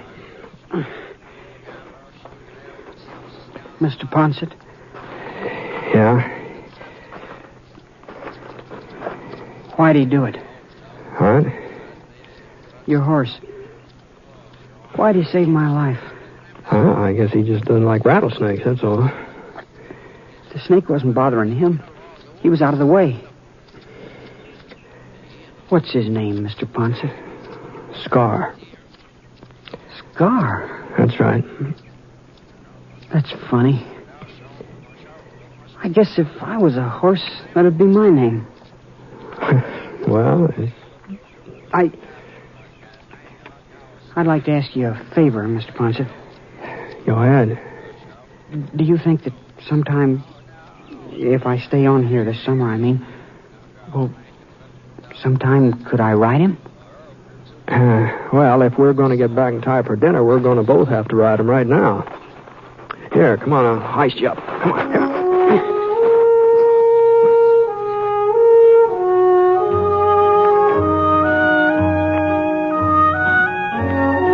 It wasn't easy for Clay the next few weeks, especially since Saul Poindexter said if Clay was going to stay on, he'd have to look after that Sorrel.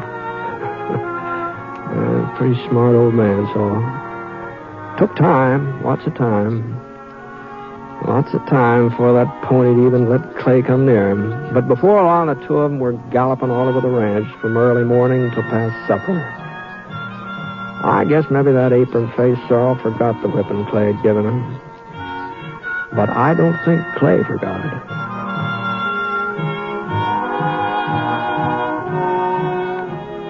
The Six Shooter is a transcribed NBC Radio Network production in association with Review Productions. It is based on a character created by Frank Burt and is written by him. Mr. Stewart may soon be seen in the Universal International picture The Glenn Miller Story. Others in the cast were Bill Johnstone, Bert Holland, and Sam Edwards, who played the part of Clay Fenton. Special music for this program was by Basil Adlam, and the entire production is under the direction of Jack Johnstone. All characters and incidents were fictitious, and any resemblance to actual characters or incidents is purely coincidental. By the way, you'll be interested in knowing that the Six Shooter has been chosen for broadcast to our men overseas through the facilities of the Armed Forces Radio Services. This is John Wall speaking. Tonight, enjoy Sunday at Home with Jan Murray on the NBC Radio Network.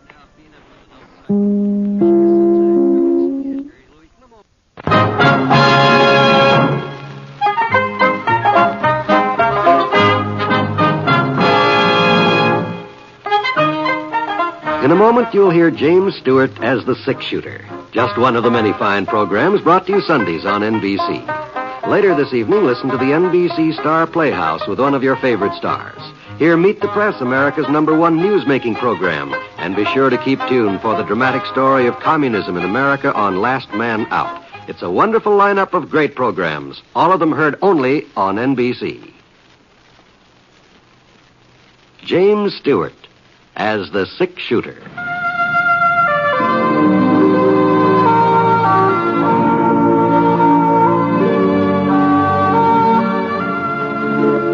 The man in the saddle is angular and long-legged. His skin is sun-dyed brown. The gun in his holster is gray steel and rainbow mother of pearl. Its handle unmarked. People call them both the six-shooter.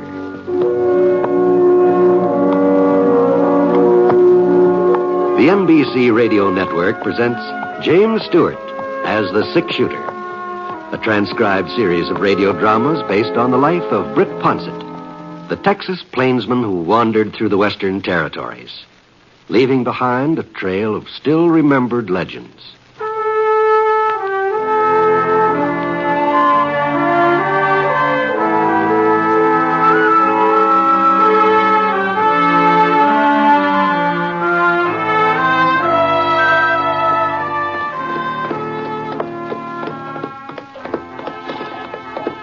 I sure don't know where the town ever got that name, Quiet City. Every time I came through it was anything but quiet. In the old days, the Apaches were always stirring up trouble. After the Indians were moved onto the reservation, there was still plenty of excitement. There was shooting practically every weekend. At least that's how it was when I was here last. Of course, that was, about 4 or 5 years ago, I guess. And now the town did seem sort of different at first glance. Anyhow, there were 20 or 30 new houses along the side of the creek there. The main street was a good 4 blocks longer than when I remembered it. Quiet City sure was growing up. There couldn't be any doubt about that. I figured the population must have reached the 1,000 mark, maybe even higher. And all that growing made the place seem, well, kind of settled and businesslike. To tell you the truth, Quiet City was almost quiet. Anyhow, I headed Scar over to the hitching rail in front of the sheriff's office and pulled up. Whoa, boy. Whoa, Scar. Whoa.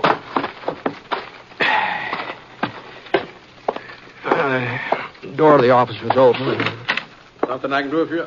Britt!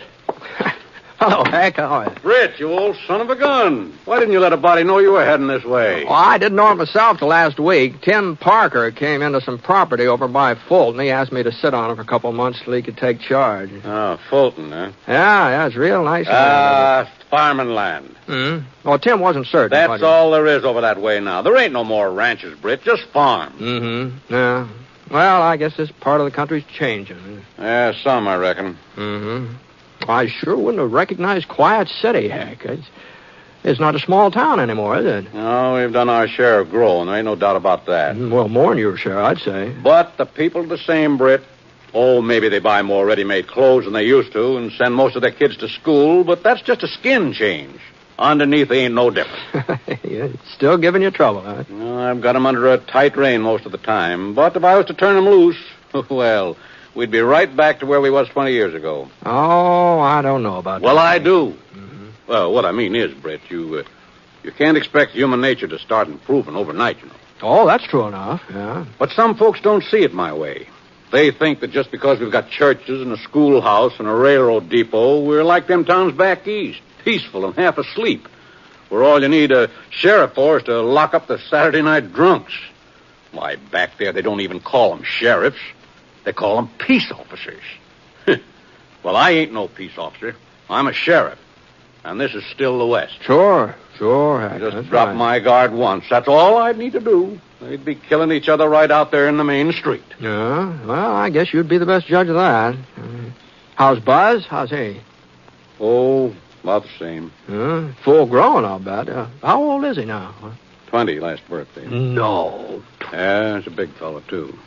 6'3". Oh, well, taller than you are, huh? An inch or so. Uh-huh. You made him a deputy yet? What are you talking about? Well, you always said that when the time came, you were going to fix it so Buzz could just slide right into your boots. Don't you remember that?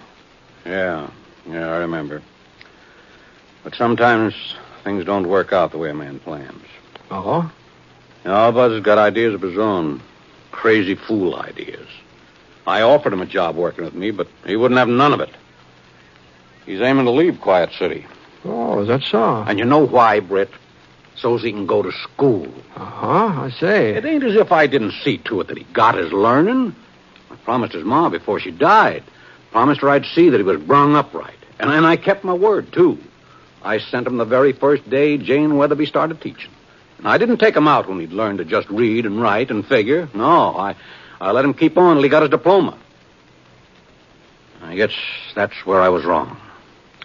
I should have took him out before he got too smart for his own good. Oh, now, heck, now. The more education a man gets, the better he's off. I ain't so sure of that.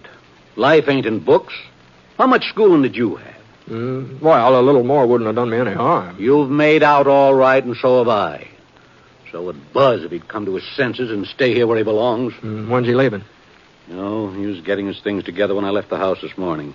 Maybe he's gone by now for all I know. Oh, no, he wouldn't do that, not without saying goodbye to you. Britt. Yeah? I was just thinking. If Buzz still is here, if he hasn't left yet, maybe you could talk. Oh, now, hold on. Now, he won't listen to me, Britt. No, but if you was to... Oh.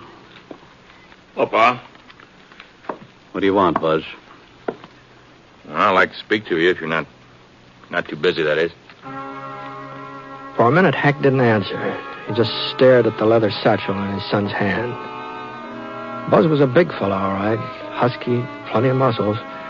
But somehow his face didn't match his body, especially his eyes. They were kind of tired looking. And he kept blinking as though he wasn't used to the daylight. And there were wrinkles in his forehead, too. Not the kind you get from riding against the sun. Just little creases that made him look older than he really was.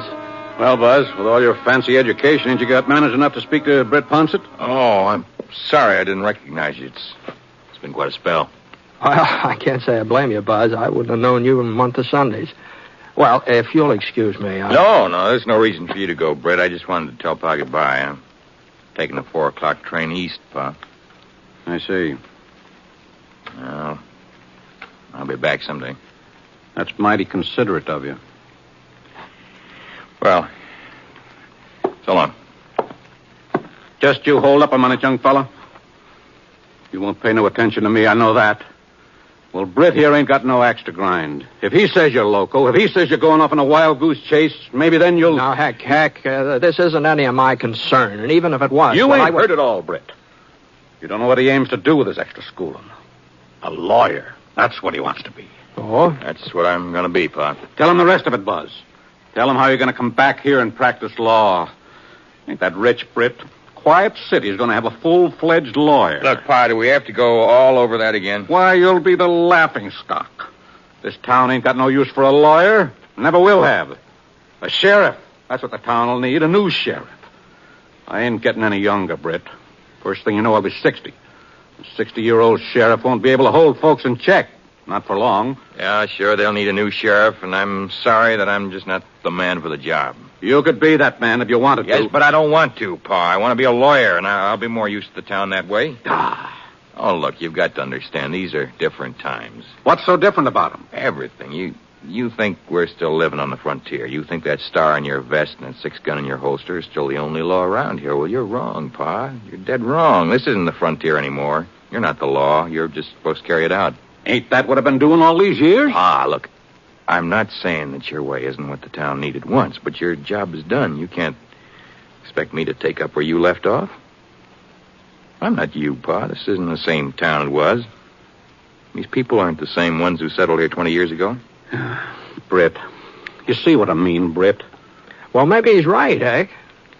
You think everything's changed, too? Well, some things, anyway. Well, what about folks themselves, deep down inside? They're still the same.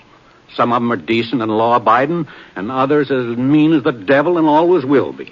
You just won't believe the town's civilized now, will you? You'll see how civilized it is when the chips are down. You'll see, Mr. Lawyer. Well, looks like we just don't agree, Pa, and we never will, so... It's nice seeing you again, Britt.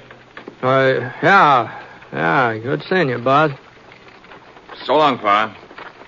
Good luck. Hey, Buzz, your old man there? Yeah, he's here, Doc. Well, tell him to get out to Jace Martin's place. There's been a shooting. Pipe Clamper done it. Folks say that Jace is hurt bad. Now tell your pa to get right out there. Okay, Doc, I tell him. There you are. That's how much Quiet City has changed, Buzz. Folks still shooting each other, still taking the law in their own hands. Sure are civilized, ain't they? I'll go with you, Pa. What for? So as you can advise Pipe Clamper of his lawful rights when I arrest him? Get out of my way, Buzz. I've got work to do. been a shooting, Britt, for over 2 years, huh? Well, I reckon there's been one today. Yep. Looks like Pa was right. All my talk about this town growing up, it's just what it was, talk. Maybe so. Well, I better get over to Jace Norton's and see if Pa needs help. He's not as young as he used to be if he tries to take pipe clamper alone. Well, do you think he'd let you help him even if he needed it? No, I guess he wouldn't. But somebody... Britt? No, he wouldn't appreciate me interfering in his business either. Well, now, if you just happen to be riding out east of town, sort of stopped off... East, huh? Yeah. The Norton Ranch is right next to old Miss Bradley's place. Oh, is that so? Mm-hmm. That's so, oh. Well, that's quite a coincidence. Oh? Yes. As a matter of fact, I was figuring on dropping in on Mattie Bradley before I left town. Maybe have supper with her if she invited me. It's getting on toward supper now. Oh, you don't say? Time sure does fly, doesn't it? I had no idea that late.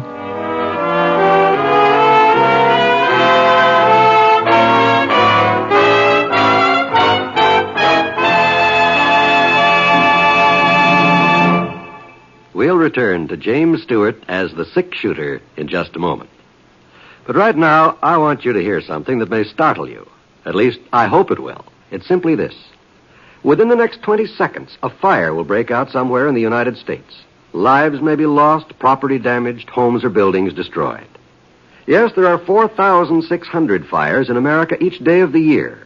They kill 11,000 persons and disfigure or severely burn thousands more. By obeying a few simple rules of fire prevention from now on, you and I can protect ourselves and our families from this devastating menace. Rule 1 is an obvious one. Don't smoke in bed or discard lighted cigarettes carelessly. Rule 2, clean out old newspapers, magazines, and other inflammable debris. Rule 3, use only those cleaning fluids which will not burn. And last but not least, be careful with matches. Above all, keep them out of the reach of small children. Remember, it doesn't pay to gamble with fire. The odds are against you every time.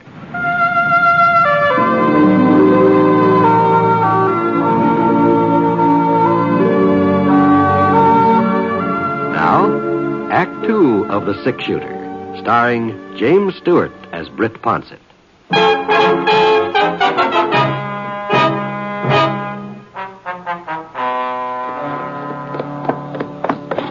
Hack was standing on the front porch of Jace Norton's house when I rode in the yard, and there was a woman sitting on a rocking chair talking to him.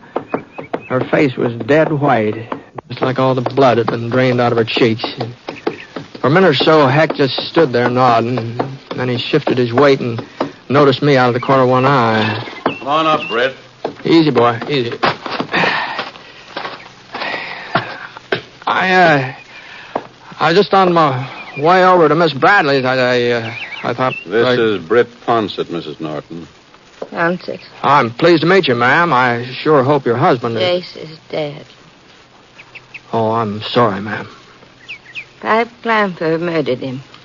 I seen him do it. I seen it all through the kitchen window. I'm sorry. How did it start, Mabel? They's arguing about some cows that had strayed onto our land. Pipe said Jace was trying to steal them, that he'd fixed our fences so they'd come through. But it wasn't true, Sheriff. It wasn't true. Sure. Jace was aiming to take the cows back. He told me at breakfast this morning I've got to run some of Pipe's cattle back to him. That's what Jace said at breakfast this morning. Hadn't had time to do it yet. Been busy with chores and things. Mare was foaling. Jace hadn't had time, but he was going to take 'em back. He told me so. No. Don't get yourself all upset, Mabel. I heard 'em quarreling out and back, Pipe and Jace. I didn't think nothing of it. Pipe's always quarreling with everybody. You know that. Yeah, I know. And the next thing I knew, I heard a shot. I thought Pipe was just trying to scare Jace. Until I saw Jace fall down. Pipe right off toward his own place? No. Toward the canyon. Over that way. I remember asking myself, why is Pipe heading toward the canyon? His ranch is the other way. It Just hadn't dawned on me yet. What he'd done, that he was running away. Yes. Well, it's turning chilly. You better go inside now, Mabel. Yeah? Doc Anderson is sending somebody out to fix supper and stay with you tonight. You'll find Pipe, Sheriff. You'll find him. Bring him back. Sure, I'll find him. You want me to help you up? I can manage. Here we are. That's there.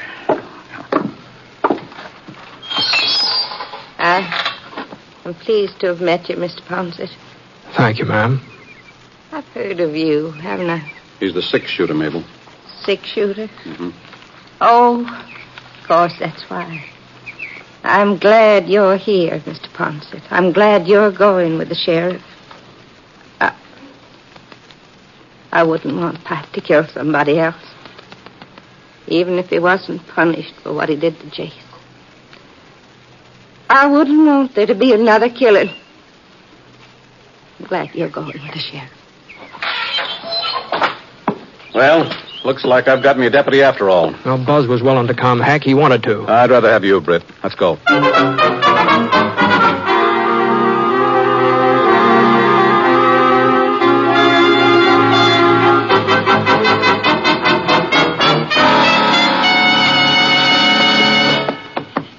Well, we picked up Pipe Clamper's trail about sundown. At least it was the only fresh trail heading toward the canyon, so we figured Pipe had made it. The next couple of hours was pretty dark, so we had to move slow, keeping our eyes glued to the ground. Then along about 8 o'clock, the moon came out, and we could make better time. We were in the canyon now. The way the hoof marks were spaced, we could tell that Pipe's horse was getting tired, and Pipe had to be forced to ride a little easier. Looks like we might be gaining on him, Britt. Yeah. Any place around here he could hole up? An old trading post about a mile ahead. Been deserted since the Indians moved south. He could be there. Britt. Yeah? Maybe you think it's funny I wanted you to go along with me tonight, but... Oh, it's not that I couldn't bring Pipe Clamper in alone, but there's more to it than that. It's when we get back to town. That's when I'll need you. Oh? Yeah, you see, Jason Norton was a well-liked man. He lived in Quiet City, practically from the very beginning. Everybody knew him. Everybody liked him. Yeah. But nobody has any use for Pipe Clamper. Like I told you, some fellows are just mean. And Pipe's one of them. Anyway, what I'm getting at is this. Jace has a brother, Abe Norton. And he'll be fighting mad when he finds out what happened today. He'll be killing mad. And the whole town will go along with him. Mm-hmm. You mean they might try and lynch Pipe? Huh? They'll try. Well, you can't be certain of that, Hank. I know the town, Britt. There hasn't been any trouble for 2 years. And that's a long time. A lot of pressure builds up in 2 years. Now, Jace's murder, that'll set folks off. I hope you'll be willing to give me a hand. Well, you know I'll do what I can, Hank. It's him, Britt. He's up there behind the tree. Well, the bullet smashed into Heck's leg and tore him right out of the saddle. I dived off Scar and took cover behind a rock. There was a clump of trees hanging to the side of the canyon about 100 yards ahead. I could make out something that looked like a building with a carved totem pole out in front of it. I figured that was the trading post Heck had been telling us about. But the shots weren't coming from inside. Whoever was firing was using the Indian post for a shield. You all right, Heck? It's just my leg, Britt. Afraid I can't move it, though. I'll get over to you. No. You stay where you are. I'm out of his range. There's a tree between me and him. But it looks like you'll have to take him, Britt. I said I wouldn't need you till we got back to town, but it looks like... It sounded like Heck had passed out. I raised my head up to the edge of the boulder. When I couldn't see Heck, there was a great big fir tree right in front of him. Well, that meant Pipe Clamper couldn't see him either. He sure could see me, though. That moonlight was just pouring down on that rock where I was hiding, and if I so much as moved, I was right in plain sight. I waited a couple minutes. I hadn't done any firing yet. Maybe he'd think I was hit. Maybe he'd come over after me. Yeah, that was my best chance. I listened hard. I couldn't hear anything. He was still behind that totem pole, still playing it safe. As long as the moon kept me pinpointed, I looked up in the sky just in time to see a great big cloud float toward the orange circle over my head. A great big white cloud, big enough to give me a minute of dark.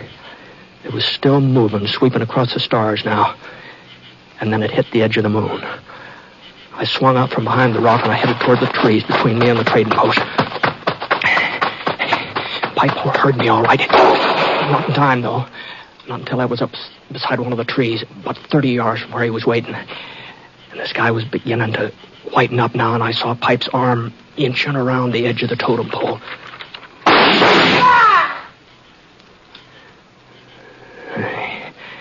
I knew a slug in his arm wasn't going to be enough. I pushed up on my haunches, and I ran forward. He raised his gun, ready to get off another shot. I twisted to one side and let fire. His shot was close, but he missed me. Well, I hadn't done much better. I crawled along, keeping myself as flat as I could, moving real slow. Not more than a foot every 2 or 3 minutes, and straining my ears, trying to hear him breathe. He was only about 10 feet away now. And there weren't any more trees between us, just open space. I pressed my belly down into the dirt. My gun just poking up just an inch or so. Just enough so that... And then I saw his gun. A little beam of moonlight bounced off the barrel. And I saw the shadow of his head easing across the ground beside that totem pole. Drop it, Pipe. What? Now get in your feet. He stood up. His face came into the moonlight, and he took a step forward. And then his left hand jerked out toward me. My bullet hit his shoulder and spun him around, and he crashed into the totem pole. And for a second, I thought it was going to topple over with him, but it held firm.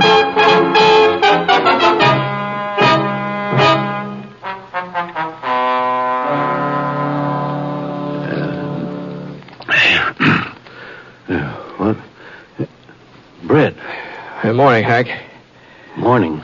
It's almost noon, as a matter of fact. Doc Anderson said you ought to be coming to about now. My leg? No, it's going to be all right. It'll be all right. Doc says for you just not to fuss about it. It'll be all right. Yeah. Thanks for bringing me home, Britt. I don't know how you managed, but... Oh, Pa. How you feeling? Fine, Buzz. Just first rate. I see you didn't leave town. Nope, didn't leave. Well, I guess maybe what Pipe done wasn't all of the bad. Not if it brung you to your senses. It's something, anyhow. You killed him, huh, Britt? No. He's kind of worse for wear, but he'll be patched up in time for a trial. Well, where is he? The doc's looking after him. You mean he ain't in jail? You mean nobody's guarding him but Doc Anderson? Well, we weren't very worried about him running off. That ain't what I'm talking about. Britt, I told you what had happened. I told you what Jace Norton's brother would do. Oh, that. Well, you see, Heck, Abe Norton's already been around. He's gone back to his ranch now. Gone back? Mm-hmm. Well, you see, folks just wouldn't pay any attention to him. Sure, they all feel real bad about Jace, like you said they would, and they all think that Pipe deserves a hanging, but they're pretty convinced that's what the judge will give him. The judge? But that don't make sense. Well, that's the truth, Pa. Everybody's satisfied that there'll be a fair trial and that Pipe will get what's coming to him. Why, in the old days, they wouldn't have stood still not for 5 minutes.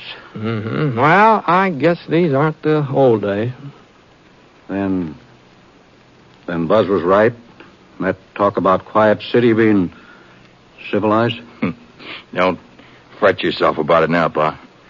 Oh, it just don't seem possible. This ain't the same town. These folks ain't the same. What happened to him, Britt? Oh, I don't know. I guess maybe a town grows up just like a person, Hank. And I guess maybe you had something to do with it, too. Me? Mm-hmm. You see, somebody taught him to respect the law and to try to live up to it. And if it wasn't you, I sure don't know who it was.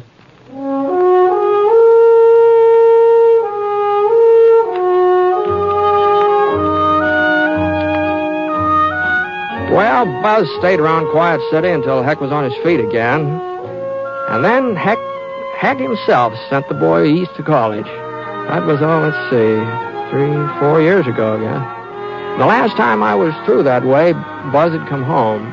You see, Buzz was running for county attorney. Yes, and the way Heck was managing his campaign, well, if that election didn't turn out to be a landslide, I sure missed my guess.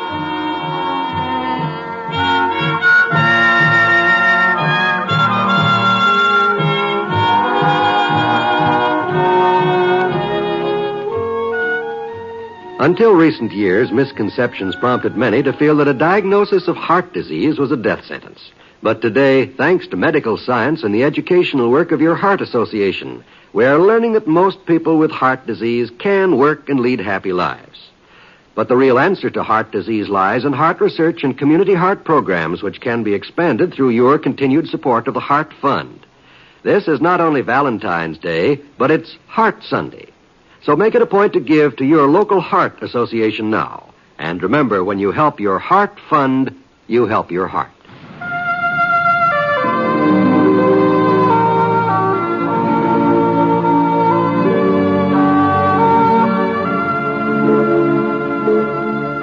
The Six Shooter is a transcribed NBC Radio Network production in association with Review Productions. It is based on a character created by Frank Burt and is written by him.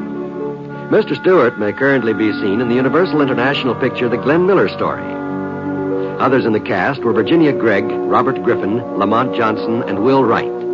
Special music for this program was by Basil Adlam, and the entire production is under the direction of Jack Johnstone. All characters and incidents were fictitious, and any resemblance to actual characters or incidents is purely coincidental. Oh, by the way, you'll be interested in knowing that the Six Shooter has been chosen for broadcast to our men overseas through the facilities of the Armed Forces Radio Services. This is John Wall speaking.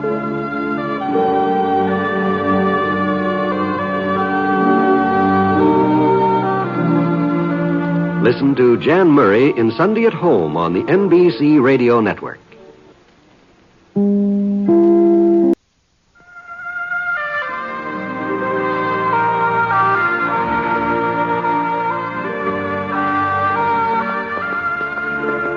The man in the saddle is angular and long-legged. His skin is sun-dyed brown. The gun in his holster is gray steel and rainbow mother of pearl. Its handle, unmarked. People call them both the Six Shooter.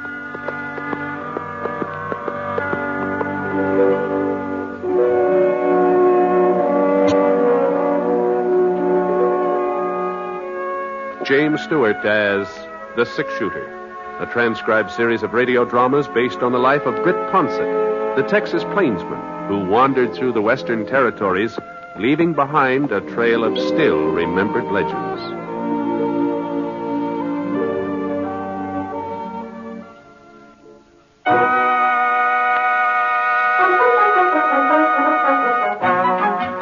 Tower Rock sure was spruced up. Flags on almost every building, the big banners stretched all the way across Main Street, all the way from the roof of the hotel to the top of the Wickford Bank. Franklin County Fair, that's what it said. Prizes, rodeo, free barbecue, Saturday, August 20th, come one, come all. Well, tomorrow would be the 20th. I'd come to town a day earlier and be sure of getting a room. Good thing I did, too. Only one left was on the second floor. The livery stable side of the hotel at that. I put my clean shirt in the dresser drawer and headed downstairs. The clock in the lobby said 3:15. Well, that meant I had time to sort of give Tower Rock a once-over before supper. Thought maybe I'd wander over and see how Kermit and Rome were getting along. But just as I was crossing the street, I saw Rome come out of the front door. Rome! Hey! Hey, Rome! Huh? Oh, Britt. Well. Finally decided to put in an appearance, huh? How are you? I'm fine, Rome. Fine. I was just on my way over to see you. You're not running short of cash, are you, Britt? No. No, this is going to be a social call. Not that I'm flush or anything like that. Come into town for the fair, huh? Yeah. I haven't been to one since I don't know when. I figured Dad Morgan's cattle would do without me for a few days. So. Well, how are things to you, Ron? Oh, so. Bessie, is she all right? Oh, pretty well. Kermit and Thelma? I guess they're all right. You guess? Oh. I ain't inquired lately. Well, I better get moving. I told Bessie I'd pick her up at the schoolhouse. She's on the decorating committee. I'll see you later, Brett. Yeah, I'll see you.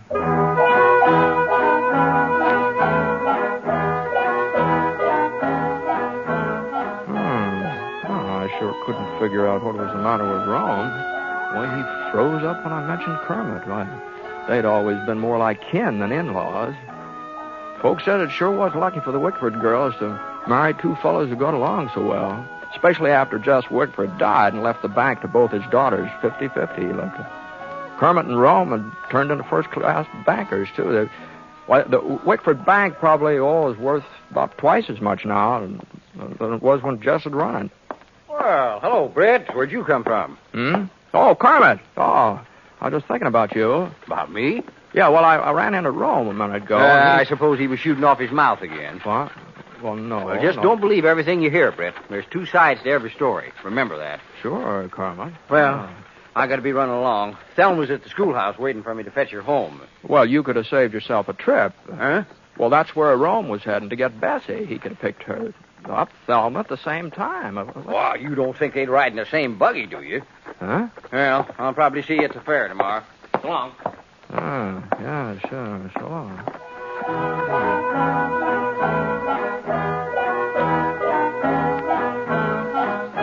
Well, there just wasn't any doubt about it. There's something that happened between the Binghams and the Madden, that's all. It must have been something pretty serious, too, the way Kermit and Rome had been acting. And knowing Thelma and Bessie like I did, oh, boy, I sure was glad I wasn't involved in that. But they were real firm women, Thelma and Bessie. Yeah, always had been, ever since they were girls. I couldn't help wondering just what had set them off. Not that it was any of my business, of course, but Otis Spear did know. Yeah, being the justice of the peace and the local undertaker, he knew almost everything that went on in Foster County. You ain't never seen nothing like it, Britt, the way they've been behaving. Why, they even spoke to each other for the past 2 months. You don't say. Take turns going to church. One Sunday the Binghams attend services, next Sunday the Maddens, just so Thelma and Bessie won't meet up. Well, that's the darn... I can't believe it. Well, that ain't the half, Britt, not the half. You remember the Social 16? You know them couples who always got together and played whist on Friday nights? Yeah. Well, it ain't the Social 16 no more. The Binghams pulled out, and the McDaniels and Johnsons and the Potters, they left at the same time. We got 2 social eats now. You mean this foolishness has gone beyond Thelma and Bessie? Other folks are taking sides, too? Well, see, they are. The whole town is split right down the middle. Well, I never heard of such a thing. Well, how did it start, anyway? Well, last May, that was the beginning. Thelma's birthday is the first week in May. Her sister Bessie, just a year younger, almost to the day. Her birthday's the 10th or 11th, right in there somewhere. Mm-hmm. Uh-huh. Well, seems Kermit bought his wife a new Surrey for a birthday present. Had it shipped all the way out from Kansas City. Thelma sure was proud, too. Well, you can't blame her. It was just about the nicest carriage this town had ever seen. The nicest until it came time for Rome to give Bessie her present the following week. You don't mean he bought Bessie a Surrey, too? Yeah, that's what he did. Yeah, even fancier than the one Kermit gave to Thelma. Yep, a whole lot fancier. Red leather seats with real springs in them, a white top, and painted white wheels. Of course, Rome said it was just a coincidence that he'd ordered Bessie Surrey long before he found out that's what Kermit was giving to Thelma. Well, and it sounds reasonable, too. He could have done Yeah, that. some folks think so, and some don't. Oh. Kermit and Thelma claimed it was just plain spite work. The Rome and Bessie had always been jealous of them. Anyhow, that Surrey business just seemed to set everybody off, especially the women. Oh, being sisters, I guess they'd had their grievances before, but they'd always held them back. Now they just let fly in all directions. Why, Thelma's even going to... Huh? What were you going to say, Otis? Oh, nothing, Britt, nothing. Say, you're going to stay for the fair, aren't you? Oh, yeah, sure. That's why I'm here. Uh-huh. Well, I was thinking, maybe you wouldn't mind helping me out. Oh? What? You see, I'm general chairman of the whole doings, and I got almost everything set, excepting some of the judging. Oh, well, I'm not much of an authority, but I guess I can tell a cow from a horse. Oh, no. We're all fixed up in that department, but The baked goods and preserves and pickles. Well, I just haven't been able to find the right person to hand out the blue ribbons there. Oh, well, I don't know anything about cooking, Otis. Well, you know about tasting, don't you? Oh, yeah. Well, that's what you got to do, Britt. Sample whatever they put in front of you and say which one tastes the best. Oh, no, wait a minute. I'll tell you what. I'll just put you down for preserves. I'll get somebody else to take over the rest of the stuff. No, but... well, I got a meeting of the barbecue committee over at the general store. Yeah, but... you'll be at the schoolhouse 9 o'clock in the morning. That's when the judge is supposed to start. But where... Otis, what...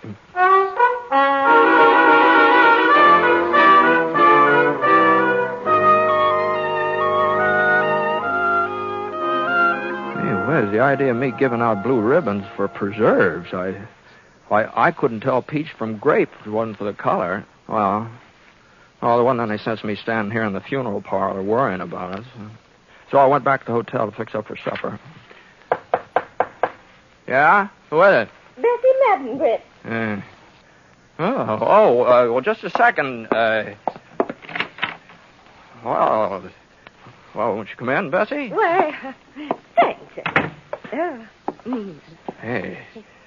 Well, you're looking well. Oh, so are you, Britt, so are you. My goodness, I don't think I've ever seen you look better. No, now, Bessie. Well, now, what I come by for was to pick you up and take you over to our house for supper. Oh. You don't have no other plans, do you?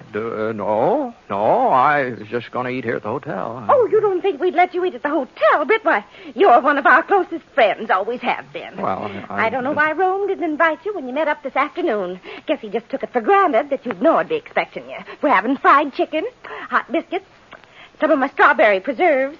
Oh, you do like chicken, don't you, Britt? Oh, sure. Well, what are we waiting for? I've got my surrey outside, and I'd be glad... Well, excuse me, Bessie. Of course, Britt, of course. Britt! Well, I just heard that you were in Tower Rock, and I wanted to tell you Kermit and I are expecting you for supper. Now, I won't take no for nothing. Oh, I thought you were alone. Didn't mean to interrupt anything. You're a little late, Thelma. Britt's having supper with Rome and me. Might have expected you'd pull a stunt like this, Bessie Madden. Trying to bribe him, huh? Bribe ladies. And I suppose you didn't ask him to supper yourself? This is one time you can't lie out of it, Thelma. I heard you with my own voice. There's no reason I shouldn't ask him. Britt's a friend of mine. A friend of yours? You've never put yourself out for him before, not once in your whole life. Bessie. And since when were you so interested in his welfare? Thelma. The minute you found out he was going to be judging the preserves tomorrow, that's when. Preserves? As if I had any cause to try and influence him. My strawberry preserves have won first prize at every county fair for the last 10 years. Yes, but I've never entered against you before. I let you win. But this time it's going to be different. You're just making a fool of yourself, Thelma. You couldn't cook up a strawberry preserve if your life depended on it. Huh? I've got Mama's recipe, too, and don't you forget it. Now, hold on. Just hold on here now. Now, I want to get this straight. Now, both of you have entered your strawberry preserves in the fair tomorrow. I've entered my preserves. I can't speak for her. No, mine will be there, too. Don't you worry about that. And I'm supposed to judge between them. Is that it? Otis Spears said you'd agreed to do it. That's right. Well, Britt? Just wait till I get my hands on Otis Spears.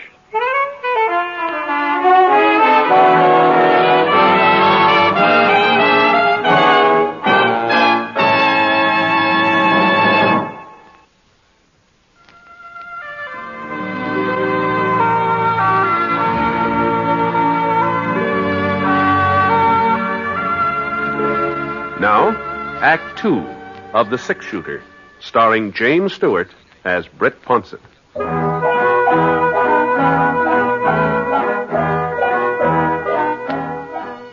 Well, I told Thelma and Bessie that I couldn't have supper with either one of them. As a matter of fact, I kind of plain lost my appetite, I guess. It did take me a while to get rid of them, though. Both of them kept lagging behind, wanting to get the last word in. But finally they went home. Well, Otis Spears wasn't at the funeral parlor, so I went over to Widow Berkeley's boarding house where he lived and waited for him. It was after 9 o'clock before he showed up.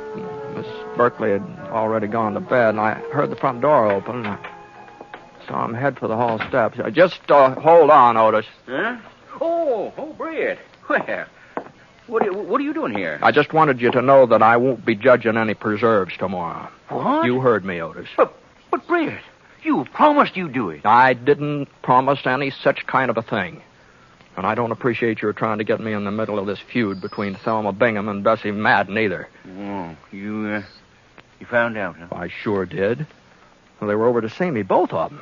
Oh, I never heard such a hen squabble in my whole life. Well, I told you this thing between them was serious. Well, there were a few things you didn't tell me, like the fact that they're both entering strawberry preserves at the doings tomorrow. Well, now, Britt, you don't understand it. I understand, all right. You didn't want to tackle the job of judging those preserves yourself, so you shifted on me. I understand, all right. I couldn't judge him, Britt. Don't you see? Whichever way I was to choose, I'd make enemies of half the folks in town. My burying business would drop off 50%. Now, Otis. Yeah, but you're an impartial judge, Britt. You ain't taking no sides on this fracas yet. And what's more, I don't intend to, either. Well, of course, that's the way you feel. If you want Thelma and Bessie to go on feuding, and you won't do nothing to stop it. Well, I sure don't see how my judging their preserves would have anything to do with ending their fight. It's this way, Britt. You're the six-shooter. Everybody in Tower Rock likes you and respects you, and they all know you ain't got no axe to grind in this affair, so whatever decision you handed down, they'd have to accept it. Both Thelma and Bessie. Oh, maybe they would, maybe they wouldn't. Oh, they would, all right. Now, what I'm getting at is this, Britt. Folks have forgotten about the two Sorrels by now. The argument's going way past that. And these here preserves have just about become the crux of the matter. You see, Bessie's always been known for making the best strawberry preserves in the whole county. They're her chief claim to fame, you might say.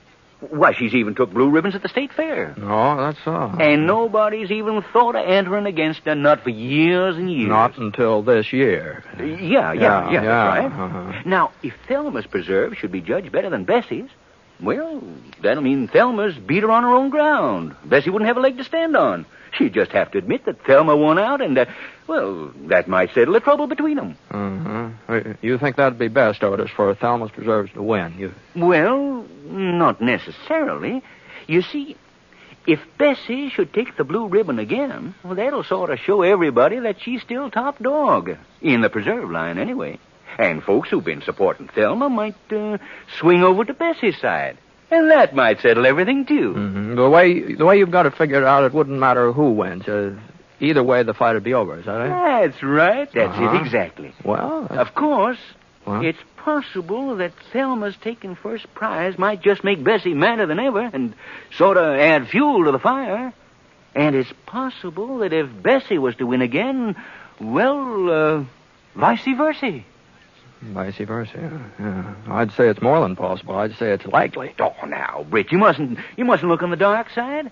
I'm absolutely certain that if you make the right decision tomorrow, you'll end this whole thing once and for all.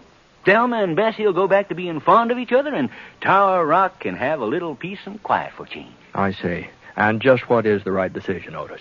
What? That's easy, Britt. It is, huh? Well, sure.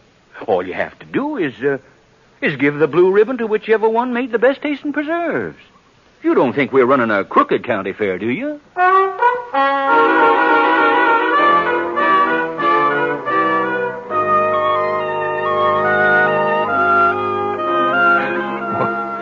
Well, sir, I never saw a fellow like Otis Spears. He could talk circles around a Philadelphia lawyer. Well, finally, I saw that if I was going to get any sleep at all that night, I'd just have to give in.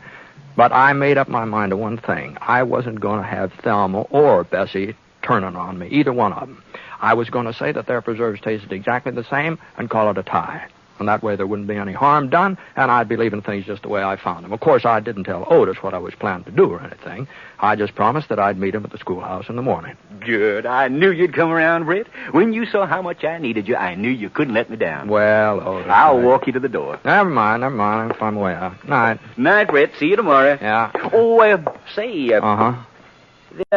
There was one thing I forgot to tell you. It sort of slipped my mind. Oh, what's that? Well, in case you have any trouble deciding as to whose preserves are the best, well, there couldn't be a tie. There couldn't be. Why not? Oh, you could call it a tie, but that would still mean that Thelma had won. How's that? Well, don't you see, Britt? If Thelma's strawberry preserves are just as good as Bessie's, well, folks would think that Thelma had been letting her sister win all these years by not contesting with her before. No, a tie would be the same as giving the prize to Thelma. You do see that, don't you? Huh? Yes. Sure. Oh, well, so long. So long, Britt. And may the best woman win.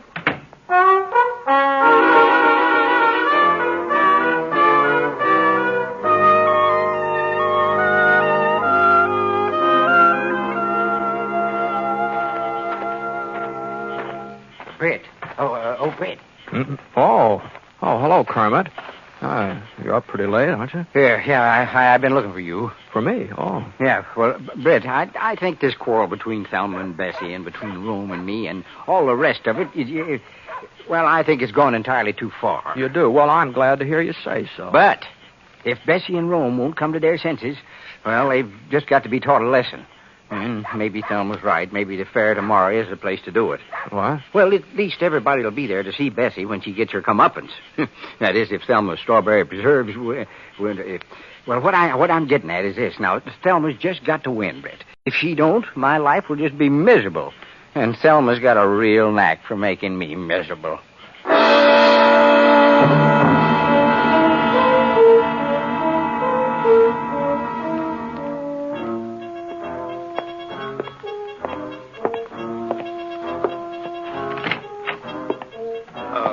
Hello, Britt. Hello, Rome. Hope you don't mind my waiting here in your room, but I just had to see you. Bessie sent me.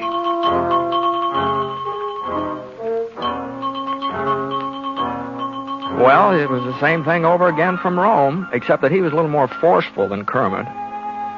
Well, after he'd gone, I tried to get some sleep, but all night long, I just kept dreaming about strawberry preserves. Jars and jars of strawberry preserves. Anyway, I finally woke up. It was after 7 o'clock, nearly 3 hours after my usual getting up time. Somehow I didn't feel very rested either. I got dressed and I stopped off at Gravy Gibson's Cafe for some breakfast. Not that I could eat very much. Then I started off in the direction of the schoolhouse. And the judging was already underway when I got there. And second prize goes to Mrs. Hal Spidle for her devil's food cake.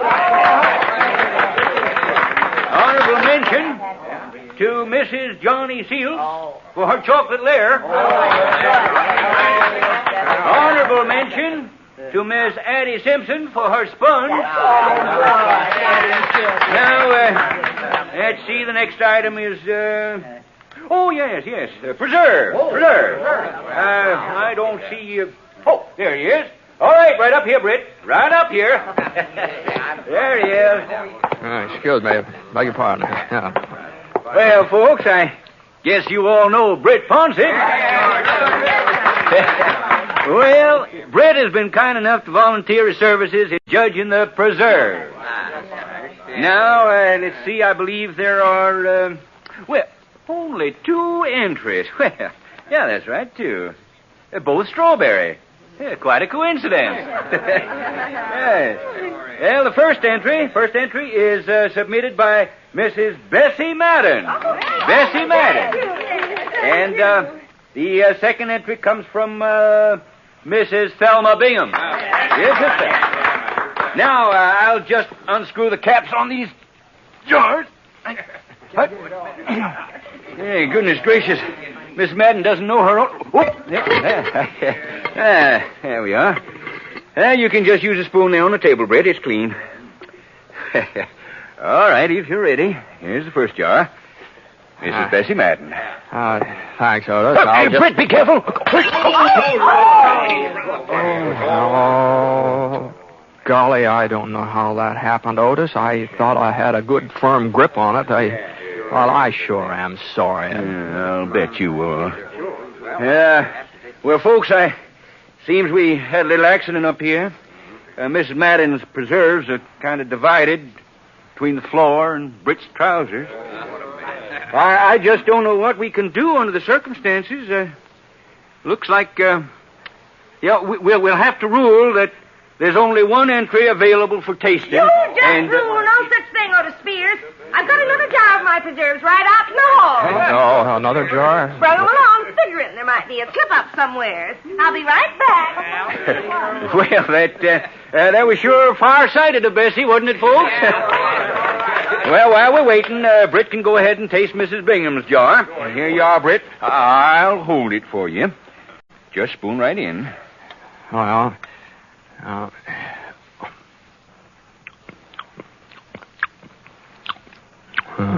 Here now. And I'd appreciate it if you'd see that nothing happens to this one, Otis. Don't worry, Bessie. Don't you worry. There. That one come off a little easier. All right, Britt. These are Mrs. Madden's. Go right ahead. Yeah.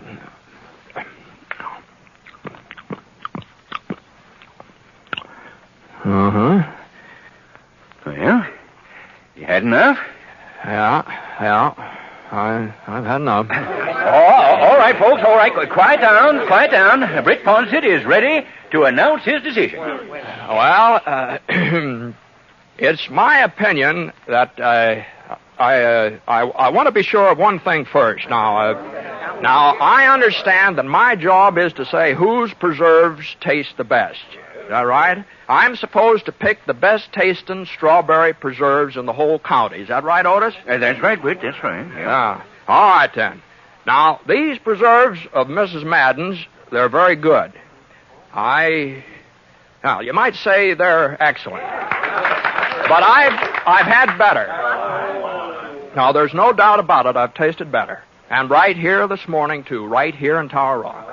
Now, Mrs. Bingham's preserves here. Now, they're good. No, they're more than good. They're excellent, too. But they're not the best. Now, ladies and gentlemen, to me, the best tasting strawberry preserves in Foster County are the ones I ate this morning at Gravy Gibson's lunchroom.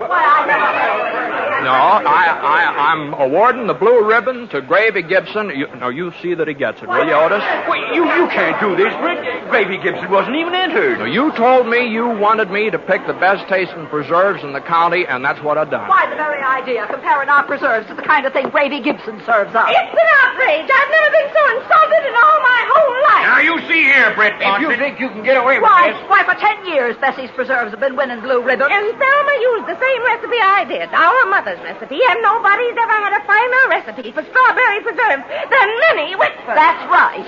Now, just a minute. Don't you just a minute us. No, sir. Why, half the time you can't even eat Gravy Gibson's food. Why, everybody knows that. Of course.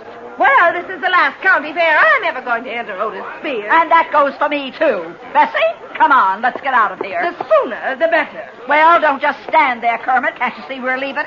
Yes, dear, yes. Rome, come along. Yes, Bessie. Why'd you see that, Britt? They went off together. All four of them. Together. Yeah.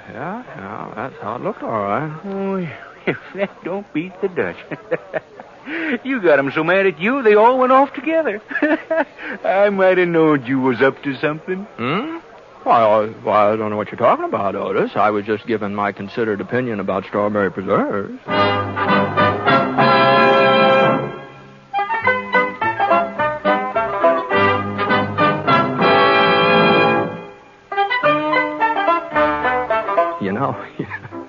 The funny thing about it was it's true what I said.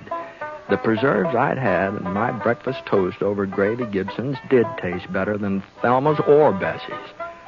Of course, the fact of the matter was, I really couldn't taste their preserves at all. I just burned the daylights out of my tongue drinking Gravy's coffee. Oh, couldn't taste a thing afterwards. Boy, that was miserable coffee if I ever... The Gravy sure is a terrible cook.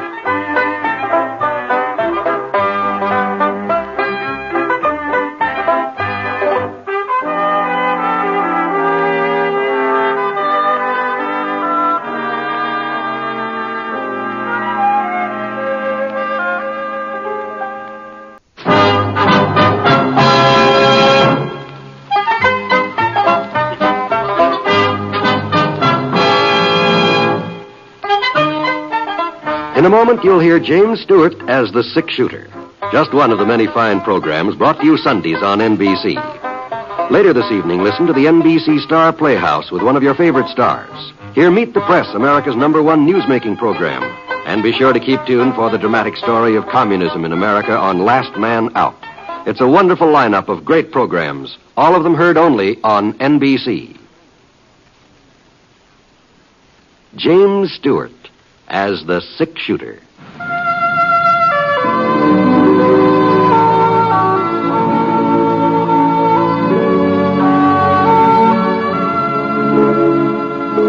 The man in the saddle is angular and long-legged. His skin is sun-dyed brown. The gun in his holster is gray steel and rainbow mother of pearl, its handle unmarked. People call them both the six-shooter.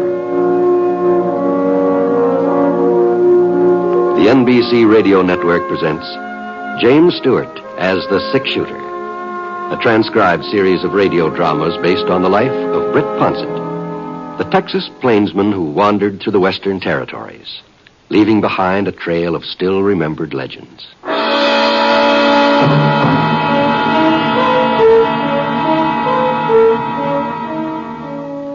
The fire had almost gone out, and the evening chill crept through the chinks in the rough-hewn logs of the cabin walls. But the man standing at the window made no attempt to stir the embers into flame. Instead, he stared at the graying sky and the purple hills, his eyes constantly narrowing as they tried to penetrate the lengthening shadows. A noise at the door behind him caused the man to spin around. His guns hovered in midair. Who's there? Me, Wilbur.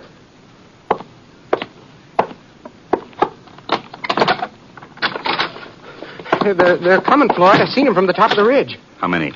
15, maybe more. It's pretty dark, but 15 anyway. That ought to be enough. Yeah? Why'd you come back, Wilbur? How come you didn't run off like the others? Well, I couldn't leave you here alone, Floyd. We've been together too long. I ain't giving up. No matter how many there are, I ain't giving up. Sure. That's what I figured. You figured I'd fight it out and you come back anyhow?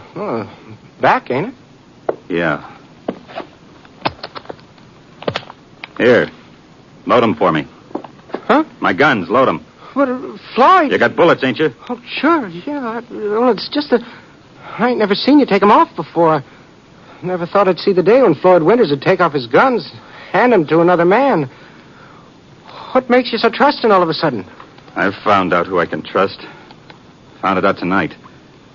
You didn't run off with the rest. If Russ was here, nobody would have run off. Maybe. But Russ ain't here. Go on, Wilbur. Load 'em for me. Floyd Winters handed the gun belt to his friend, turned and glanced out of the window. Wilbur English lifted one of the revolvers from its holster and checked the cylinder. There were 2 bullets inside. He raised the gun and pointed it at the other man's back. He calmly squeezed the trigger twice. The man at the window fell forward, shattering the glass.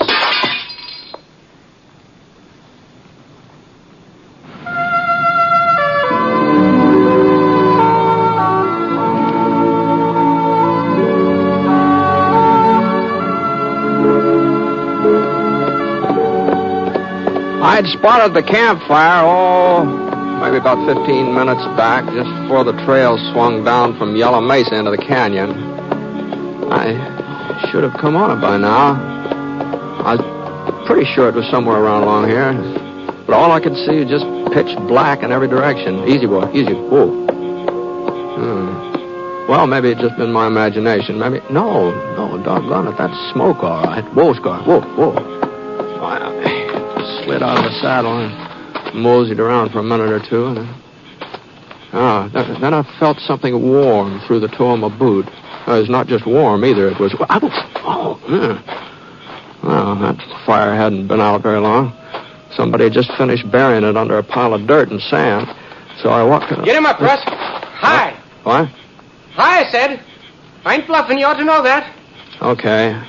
But there's just one thing... Don't turn around. Don't try nothing fancy, neither.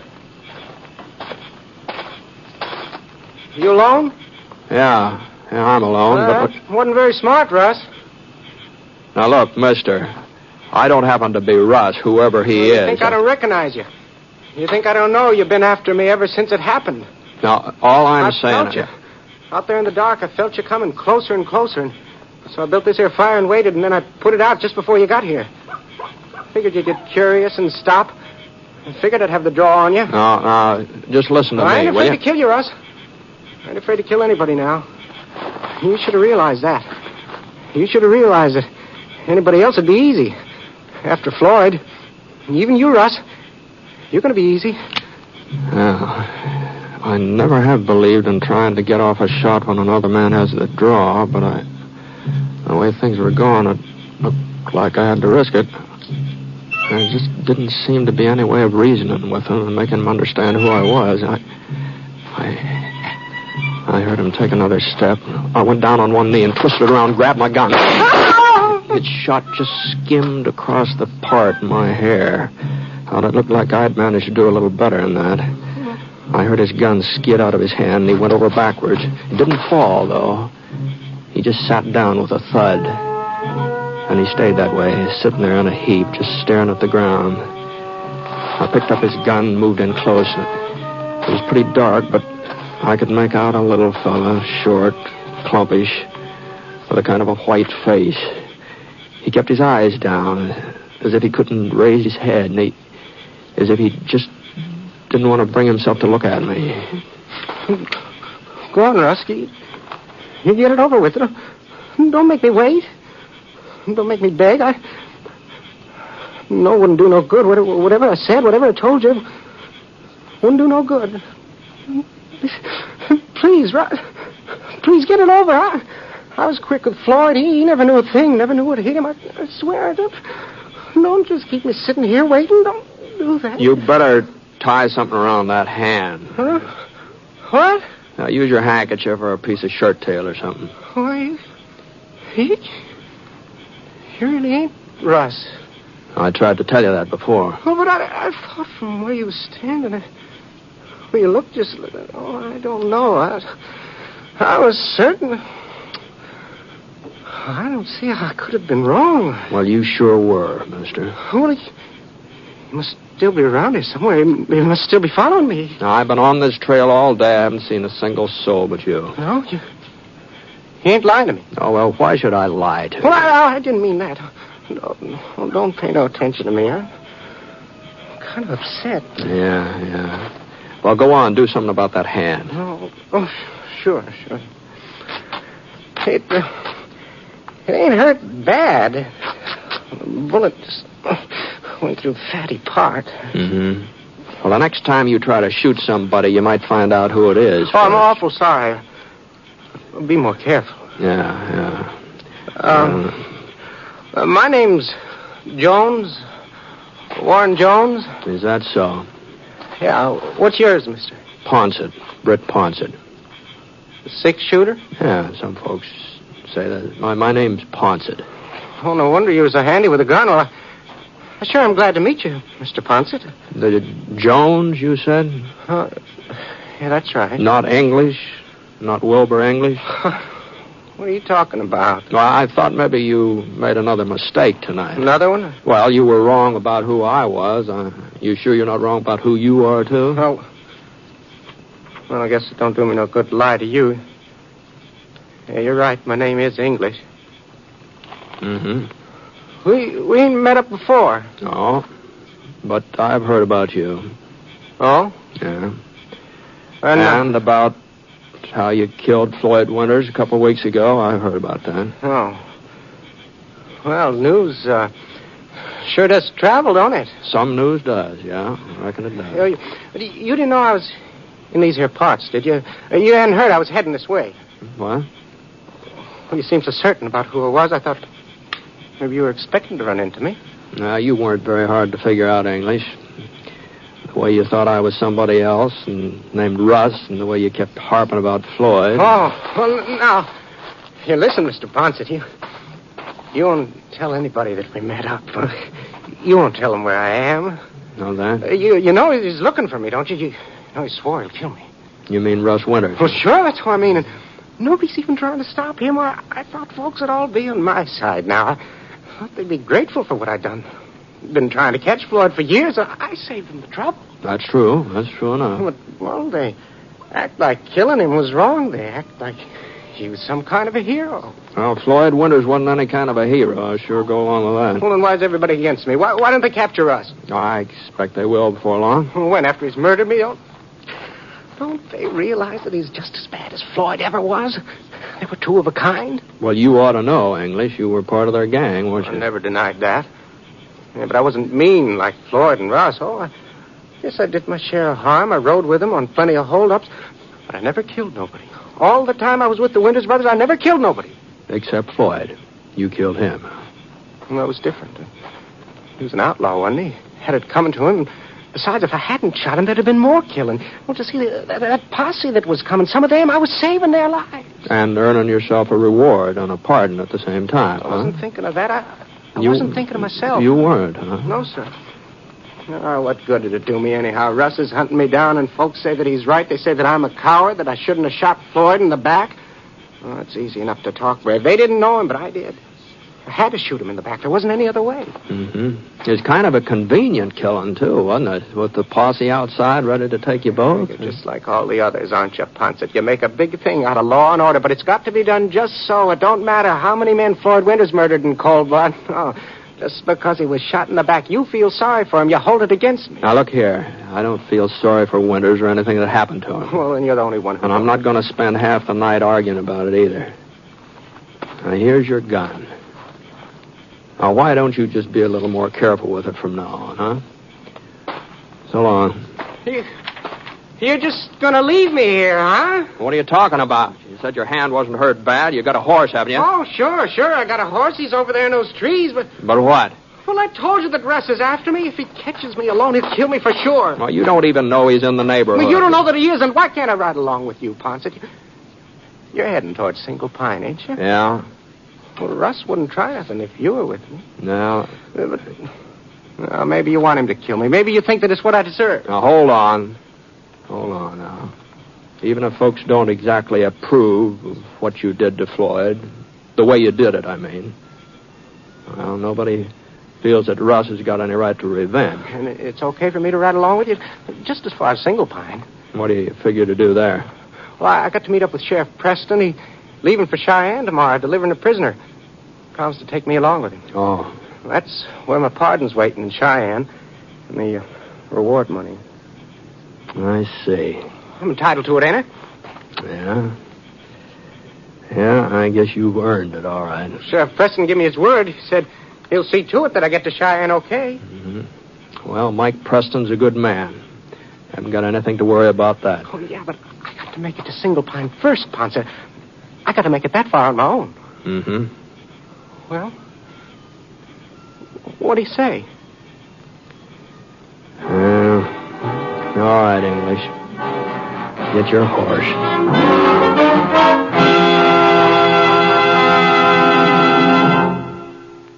We'll return to James Stewart as the six-shooter in just a moment.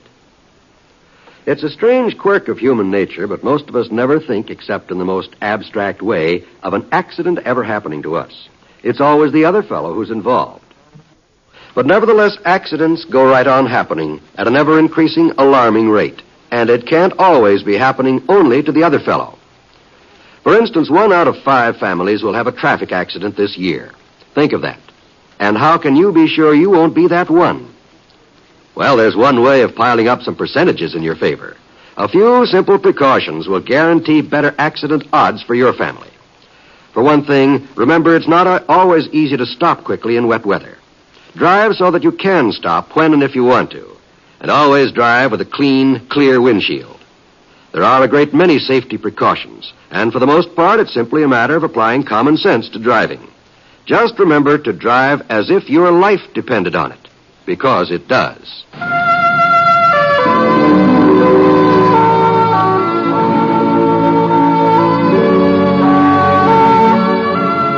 Now, Act 2 of The Six-Shooter, starring James Stewart as Britt Ponset.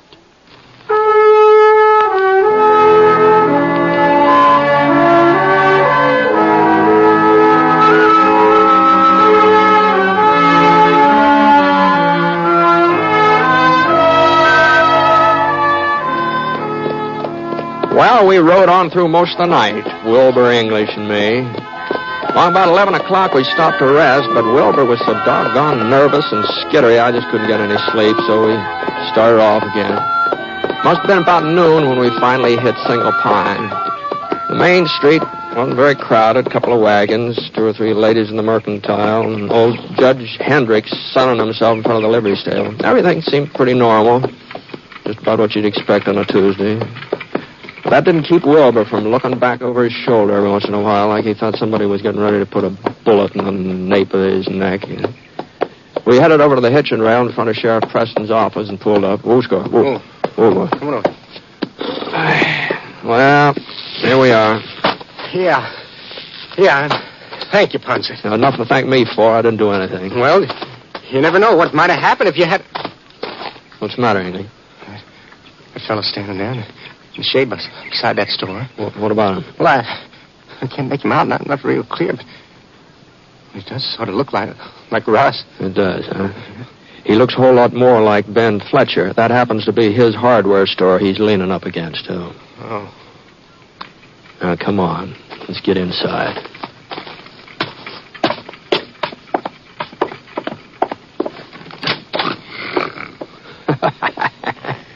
Look at it. Sounds like he's asleep, doesn't it? That's a fine way for a sheriff to be acting. Suppose that had been Russ Winters out there just now. Well, it wasn't. And this isn't Sheriff Preston either. What? No, it's Phil Waterman. Hey, Phil. Hey, come on. Come on, wake up, Phil. Britt. What are you doing around here? Well, a man has to come in town every once in a while. Looks like you're taking it pretty easy, Phil. The baby's got the colic. Didn't get a wink of sleep all night long. Is that so? Well, I hope it's nothing serious. No. Doc says he'll be all right in a couple of days. Oh, fine. Glad to hear. Is Mike around? Yeah, you just missed him, Britt. Oh? Yeah, he left about an hour ago. I'm holding down the fort till he comes back. You mean the sheriff's already gone to Cheyenne? You heard me? He's gone? No. He had to take some men over toward Red Rock. He's putting off his trip to Cheyenne for a day or so. He's putting it off, is he? Yeah, that's what he said. Well, what am I supposed to do? Just sit around and wait for him? The sheriff off gallivanting somewhere? Who's going to protect me? Just what is it you need protecting from, mister? This is Wilbur English, Phil. Oh. Well, the sheriff promised that he'd see that I got to Cheyenne. He promised he'd take me with him. Well, he can't take you till he goes himself. But he left word he was expecting you. Said I was to tell you to sit tight and not leave town. I might have known that he'd pull a stunt like this. Oh, wait a minute. What are you talking about? You're fancy, Sheriff. That's what I'm talking about. I told you they all want Russ to kill me. They all think I got it coming. Well, why do you think that Sheriff Preston picked today to leave town so that he'll be out of the way if Russ shows up, so he won't have to do nothing towards stopping him? That's what? Now, you listen here. If Mike Preston said he'll take you to Cheyenne, he'll take you there. He ain't never gone back on his word yet. Not even with a murdering outlaw. Oh. I forgot you ain't an outlaw anymore. You're just a public-spirited citizen. All right, Mr. Public-spirited citizen. You get yourself over to that hotel across the street and you stay there. When Mike comes back, I'll tell him where you are. Well, what are you waiting for?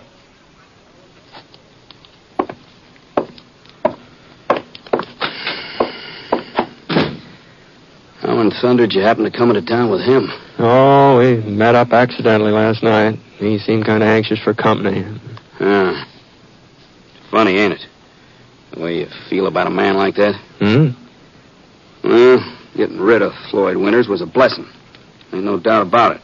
And I guess we all owe English something for killing him. If he hadn't done it when he did, nobody knows how many other men would have been shot. Yeah, that's true. Yeah, but somehow, well, in spite of all that, it's pretty hard to like English very much, ain't it? Yeah, it seems like it's darn near impossible, doesn't it, Phil?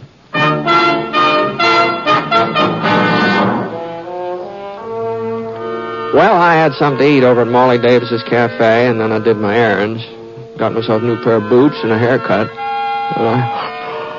And I almost fell asleep sitting in that barber's chair. I guess that was to be expected, seeing as how I didn't get much rest the night before. And the idea of taking a little siesta sort of crossed my mind. Not that I usually nap in the daylight, you understand, but I went over to the hotel and rented myself a room. And I was planning to stay in town overnight anyhow, so I figured I might as well get my money's worth out of the bed I was paying for. After all, it's cost me 50 cents.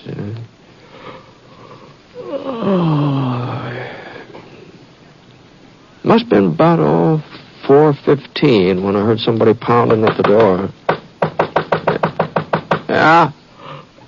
Yeah, who is it? It's me, Wilbur. Oh, all right. Come on in. He's here.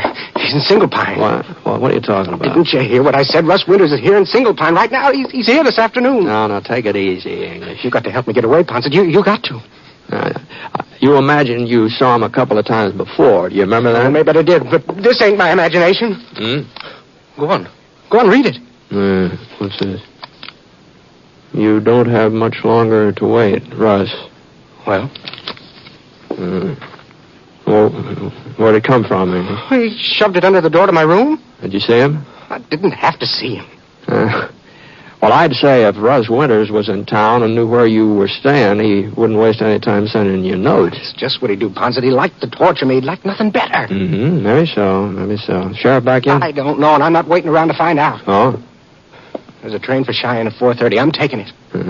I thought Sheriff Preston said you were to sit tight. Oh, sure. Sit tight and be murdered. You seen that message? Seen it with your own eyes. You don't expect me to stick around here after that, do you? Yeah, if I was in your place... But you're not in my place, Ponset. That's so. I'm not. But you got to do something for me.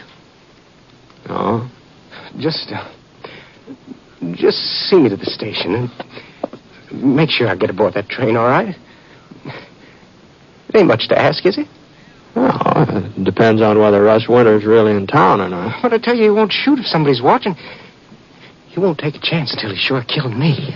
I still think you're making a mistake. I think you ought to stick around until the sheriff comes back. Oh, I don't care what you think. Okay, English, go ahead. I'll keep an eye on you. Well, come on. What for? The depot's right across the street. I've got a front window here. I won't have any trouble watching you from here. Go on.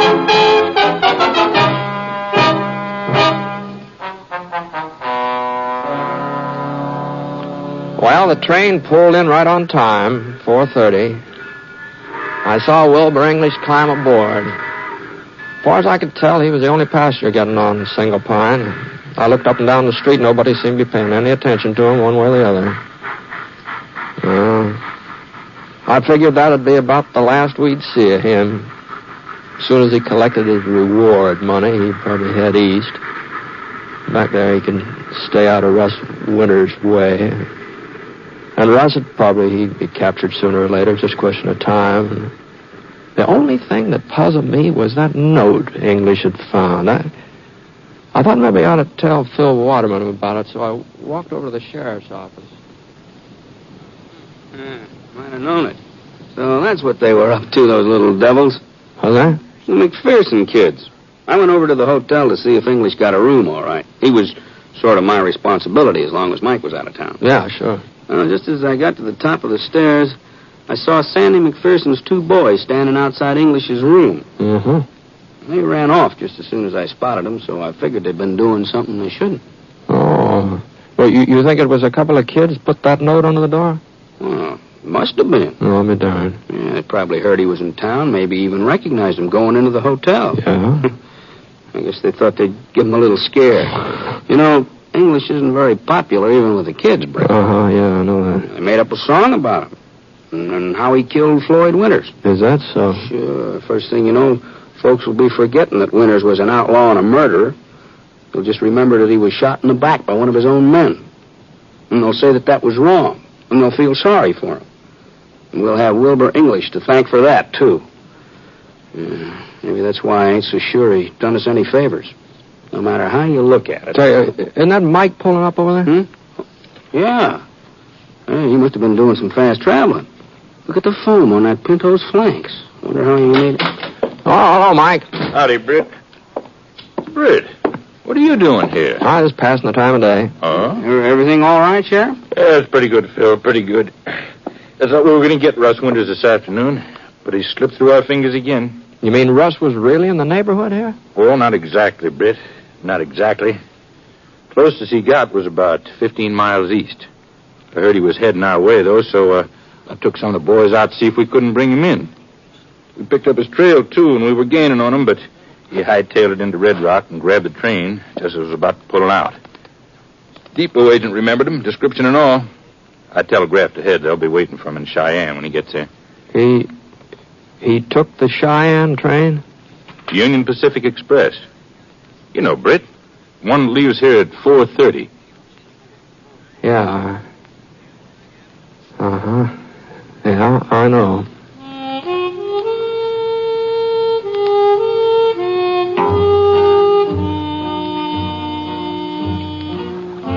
Well, they arrested Russ Winters in Cheyenne, all right. Didn't even try to get away. But Wilbur English, Wilbur never got there. The passenger said it happened just after Russ got aboard at Red Rock. Wilbur took one look at him and started running through the cars, and when he got to the back platform, well, he just didn't stop. And he fell 75, 80 feet right straight down the side of a ravine. He didn't have a chance. The funny thing was that the folks who saw it, they said that Russ Winters hadn't made a move toward him. Not a move.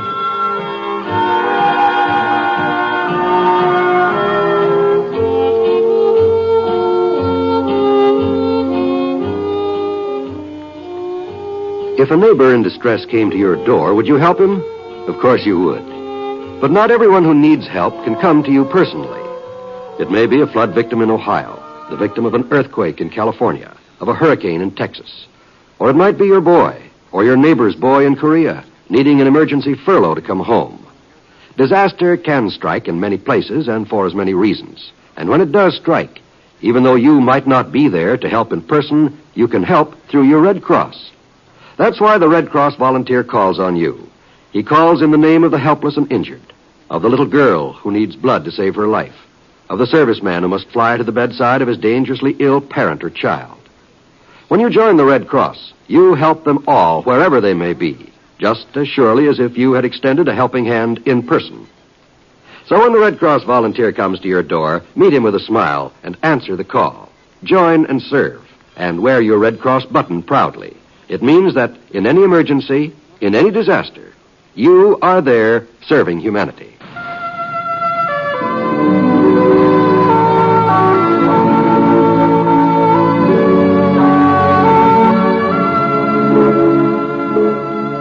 The Six Shooter is a transcribed NBC Radio Network production in association with Review Productions. It is based on a character created by Frank Burt and is written by him. Mr. Stewart may currently be seen in the Universal International picture, The Glenn Miller Story. Others in the cast were Frank Gerstle as Floyd Winters, Herb Vigran as Phil Waterman, Barney Phillips as Mike Preston, and Paul Richards as Wilbur English. Special music for this program was by Basil Adlam, and the entire production is under the direction of Jack Johnstone. All characters and incidents were fictitious, and any resemblance to actual characters or incidents is purely coincidental. By the way, you'll be interested in knowing the Six Shooter has been chosen for broadcast to our men overseas through the facilities of the Armed Forces Radio Services. This is John Wall speaking.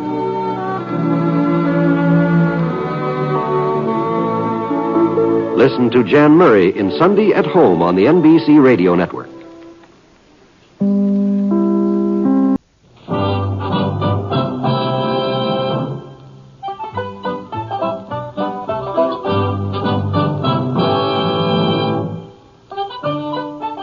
In a moment, you'll hear James Stewart as the Six Shooter. Just one of the many fine programs brought to you Sundays on NBC. Later this evening, listen to the NBC Star Playhouse with your favorite stars. Hear Meet the Press with guest Roy Cohn in a newsworthy broadcast. And be sure to keep tuned for the dramatic story of communism in America on Last Man Out. It's a wonderful lineup of great programs, all of them heard only on NBC.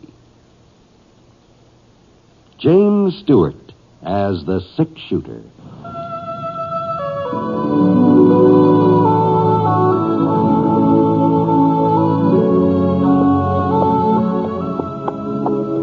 The man in the saddle is angular and long-legged. His skin is sun-dyed brown. The gun in his holster is gray steel and rainbow mother of pearl. It's handled unmarked.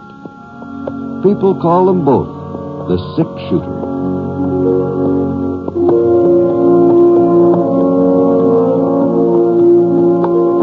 NBC Radio Network presents James Stewart as the Six-Shooter, a transcribed series of radio dramas based on the life of Britt Ponset, the Texas plainsman who wandered through the Western Territories, leaving behind a trail of still-remembered legends.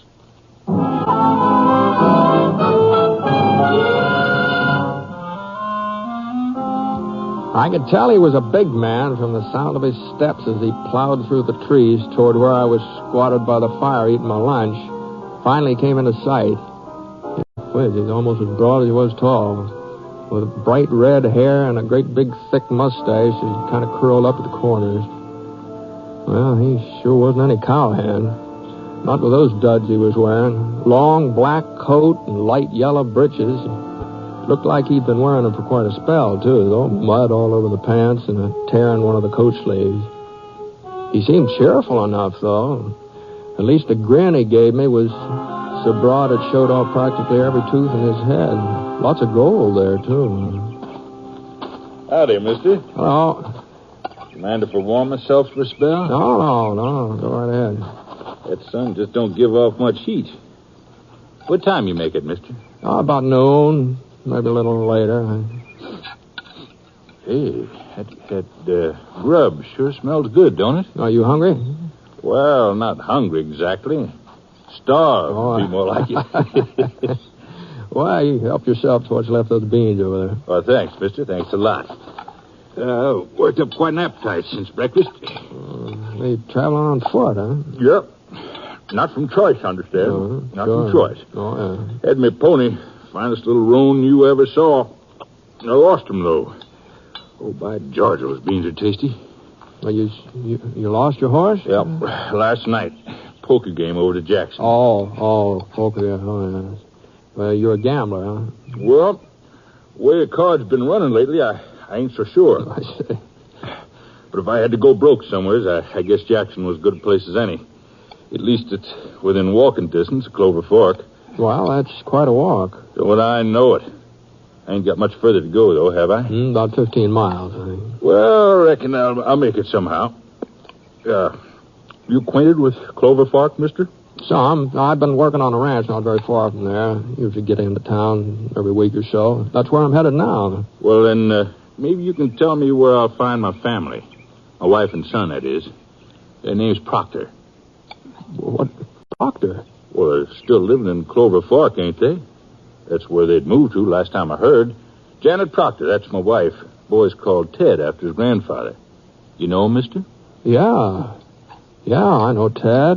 Oh, I'll bet he's a whopper by now. Why, he must be, well, let's see, he's going on 12 years old. He's a good-sized boy, all right. And what about Janet, mister? She's still pretty? She used to be pretty as a picture when she was a girl. Yeah, well, as a matter of fact, Mrs. Proctor's dead. What? Yes, she's, it was over a year ago now, pneumonia. Janet? Dead? Yes, I'm very sorry, Proctor. It's funny they didn't let you know about it. I reckon they tried. I ain't an easy man to reach. I keep moving around. Yeah, well, to tell you the truth, I didn't realize that Ted's father was still alive. I sort of got the impression that you were dead. Poor Janet. She sure never had much of a life. It was my fault. My fault more than anybody's, I guess. But I just couldn't do no different. I tried to settle down, get a steady job. It didn't work out. Some men aren't meant to stay put. Yeah? Now, it wasn't that I really left her, you understand. At first, he used to come back whenever I had a winning streak and got some money ahead. And as time went on, I kept staying away longer and longer until, well, it's been 7-8 years now. She wasn't living in Clover Fork when I last saw her. She told me she was fixing to move there. I thought sure I'd be around this part of the country before now, but hell, there always seemed to be another card game to keep me away. Mm-hmm. Well, Ted's all right, you said, huh? Yeah, oh, yes, he's fine. Last time I saw him. Who's looking after him now? Well, your wife's sister. He's been living with her the last year. Amy? Why, she's just a girl. Oh, she must be getting on to 30. 30? Well, ain't she married yet? No, there's talk, though. Fred Baker, a real nice fella. He owns a ranch right outside of town. Well, how's Amy managing? She don't have no money. Well, I guess you didn't know it, but your wife had built up a pretty nice little dressmaking trade, and Amy took it over. Woman folks say she's real handy with a needle. Oh. Ted does his part, too. Odd jobs after school, things like that. Oh, you'll be real proud of that boy. Yeah, sure. Well, I guess I'd better be moving along. Well, I'll just clean this kettle out with some sand here. I'd like to offer you a ride into town, but my horse is losing a shoe. I don't think you could carry both of us. Oh, that's all right, mister. That's all right. Yeah, thanks for the grub. Oh, don't mention it. Say, well, doggone it. I don't know your name, do I? Oh, it's Ponset. Not Britt Ponset. That's right. Well, I always figured I'd be meeting up with you someday, the way the both of us keep moving around. I'm real pleased to meet you, Mr. Ponset. Oh, my first name's Gus. Oh, hey, Gus. Before you shove off, I was wondering if you'd mind doing me a little favor. As long as you'll be getting into Clover Fork ahead of me, would you stop off and tell Amy and the boy that I'm coming to see him for a day or so? I think maybe they kind of deserve a warning.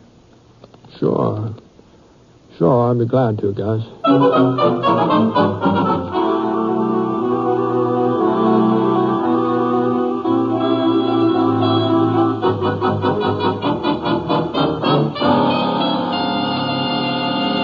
Fred, it isn't fair. He's got no right to come here. Not after all this time. Well, Amy, he's Ted's father. He was Janet's husband, too. But that didn't make any difference to him. Nobody else ever made any difference. Now, all of a sudden, he remembers that he's got a son. Why didn't he ever think about Ted before? No, don't get yourself all upset over it. He's only passing through. He'll just be here a day or so. That's what he said. What will it do to Ted? He thinks his father's dead. He would. Oh. I had to tell him something, Britt. When Janet was so sick, he got the idea that if his pa was here, she'd get better. I could hear little Teddy praying. Every night he prayed that his father would come home. And when he didn't, and Janet died, well, I told him Gus was dead. I said that was why he hadn't come. And for all I knew, it was true. For all I knew, he was dead. Well, I'm not saying I blame you, Amy, but Proctor's on his way into town, so if you want to explain to Ted, He isn't even here. He had some errands he was going to do for me on his way home from school. I imagine he'll... Oh, that'll be Mrs. Peters. I promised her I'd have a dress ready for tonight, and it's barely started. Oh. Hello, Amy. But Gus. You were expecting me, weren't you? Yes, but not yet. Not so soon. Britt said you wouldn't be here until later. Well, made better time than I expected. Sodebuster give me riding in his wagon. Oh. Well, come in. Howdy, Mr. Ponset. Nice seeing you again. Hi, Gus. My. You turned out real pretty, Amy. Have I? Well, I think maybe I'd better be getting along. There's no reason for you to go, Britt. No, I have to get me a room for the night. Now, you and Gus have things to talk over. We don't have anything to talk about. No, Amy, I know how you must feel. You don't know how I feel. You couldn't know. It wasn't pneumonia that killed Janet. When you left that last time and didn't come back. When she didn't even hear from you. That's what killed her. Well, I couldn't help myself, Amy. It wasn't that I didn't love Janet, but... Oh, go away, please. Leave us alone. Ted believes that you're dead. It's better that way. He believes I'm dead? Oh, don't make him go through the same thing Janet did. Always wondering where you are, always worrying about you. Let him go on believing you're dead. Amy, you shouldn't have... I won't, Aunt Amy. Got the black thread you wanted, a piece of soft material, but... Hello, Teddy. You remember Mr. Ponset? Oh, sure. Hi, Ted. Just fine, Mr. Ponset. Ted, Ted, this is... I reckon your aunt's forgotten my name, son. Can't say as I blame her, seeing as how we just met up. It's, Parker. George Parker. I stopped by because I used to be a friend of your pa's.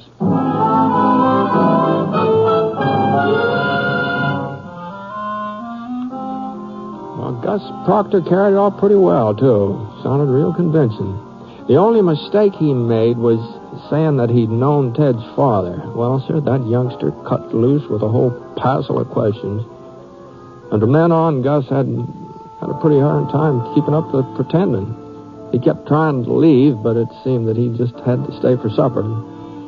Ted wouldn't take no for an answer, and Amy, well, she had to go along with him. Finally, Gus agreed, but he made it plain that he wouldn't be staying in Clover Fork overnight. Well, I went over to the hotel and got myself a meal, my room. Oh, Amy had invited me to supper, too, but I told her to make it some other time. After I'd eaten, I settled down in the lobby. The usual poker game was going on over in the corner. So I sat around for a while. And then just as I was getting ready to go upstairs, I saw Gus come strolling in. Good evening, Britt. I was hoping you'd not gone to bed yet. Yeah, well, I sure was thinking about it, Gus. How was the supper? Oh, it's first rate, first rate. Amy's a real fine cook. She's a fine woman, too, Britt. She's done a good job with the boy. Well, I never heard anybody say otherwise. You went on playing dead, huh? I must say I wrote myself a mighty pretty obituary. You did? Yeah. As far as Ted's concerned, he had just about the greatest father that ever lived. Mm-hmm. Why did you change your mind, Gus? Why didn't you tell him who you really were? Well, Amy was so set against it, and, I don't know, I figured maybe she was right. Ain't as if I was going to be with him or be hanging around town, but, Yeah? I did sort of promise to stay over another day. Oh? Well, the boy wants to go hunting tomorrow. It's Saturday. He don't have no school, and he ain't never been hunting with a man, Britt. I guess I owe him that much. Yeah, sure. The only thing is, if I'm going to stay over, well, I'll need me a little stake. Now, I'm not asking for a loan, you understand? Well, not without offering securities, anyhow. You noticed my stick pin, didn't you? Yeah, I noticed it. Wow, it sure looks like a genuine diamond, don't it? Oh, it ain't, of course. It's just glass, but I've moved fire. I really fooled more than one jeweler with that pin. So if I wasn't to claim it back, well, you could always get more than $5 for it. You wouldn't be out nothing. No, I don't know, Gus. $5 is a lot of money, you know. You'll have it back before morning. I will, huh? Sure. You see that game over there in the corner? Yeah. Well, not one of them fellas knows the first thing about poker. You can tell from the way they're holding their cards. Maybe so. I thought you said you were in a losing streak. Well, I was until tonight. Now I got the doggonedest feeling my luck has changed. Ted sure had his heart set on going to hunt. All right. Here you are. Here's the money. Thank you, Britt. Thank you. Here's the pin. Oh, you don't have to No, sir. A business transaction is a business transaction. Now, here, you take it. Say, by the way, what did you tell Ted about yourself? I mean, about this George Parker you're claiming to be. Oh, I said I was a no-good, no-count, roving gambler. Oh, I see you did, huh? Well, I had to tell him some truth, didn't I? Yeah, I guess you did.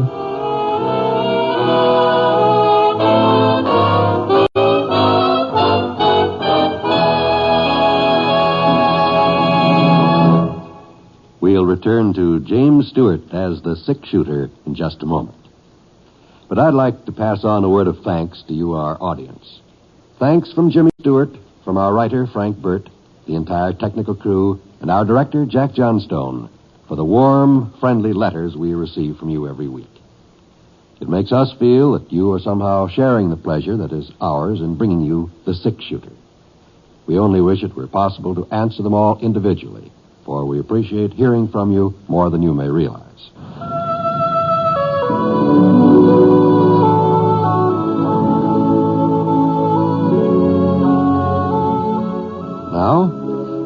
2 of The Six Shooter, starring James Stewart as Britt Ponset.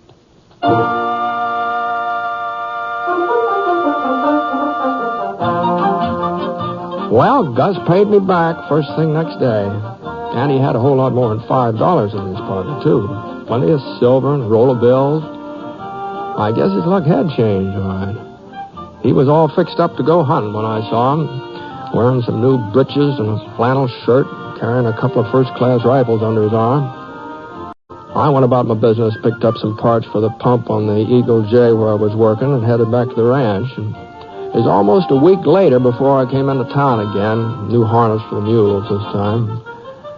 I was kind of surprised to see Gus playing poker in the hotel lobby when I registered. I figured he'd probably moved on by now. He waved to me and went on with the game, and it looked like to me he was still winning. Well, I went upstairs to my room and started to clean up for supper. Come in. Oh. Howdy, Mr. Ponset. Well, how are you? Well, what can I do for you, Ted? I stopped by the hotel to see Mr. Parker, but he's busy. He said you were back in town, so... Well, I'd like to talk to you, Mr. Ponset. Sure, go ahead. You're a friend of Mr. Parker's, ain't you? Well, more or less, I reckon. Well, I think he's getting ready to leave Clover Fork, Mr. Ponset. Oh? He told me he never stays in one place very long. Not more than a few days, usually. Mm-hmm. I'm going with him, Mr. Ponset. When he leaves, I'm going along. Oh, he don't know it yet, but I've made up my mind. I ain't never had so much fun in my whole life as I have since he's come to town. We've been hunting and fishing, and he even let me play hooky from school day before yesterday, so we could hire some horses and take us a ride out in the country. Oh, only don't you tell Aunt Amy. All right, okay. He must like me, don't you think? Well, it sure looks like it, doesn't it? He says he ain't got no family of his own. Well, I bet he gets lonesome. I bet he'd like having somebody with him. Well... He's just got to take me along.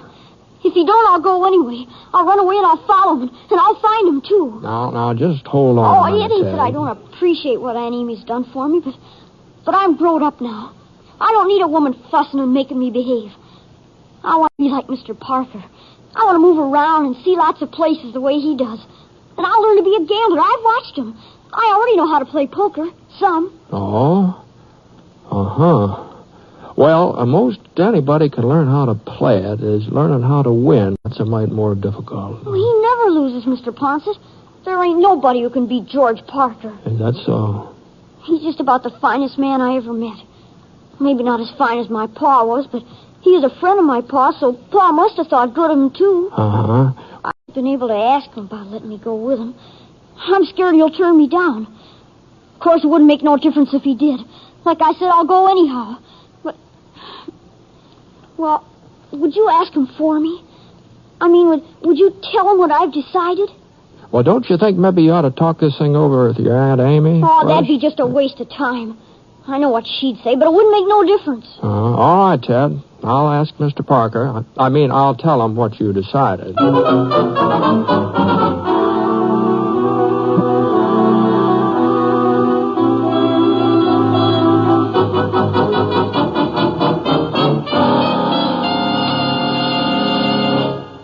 I'll be doggone.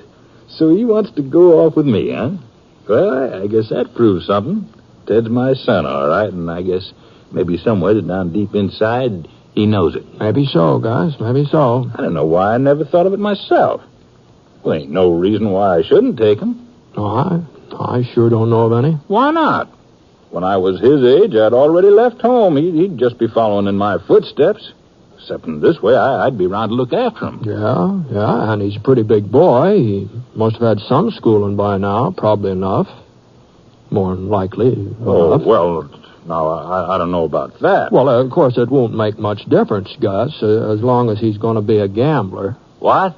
Oh, yes. That's what he's set his mind to being, a gambler. Well, he ain't going to be no gambler, Britt. You think I want Ted to have the kind of life I've had? You think I'm proud of myself? Man wants his son to do better than he's done.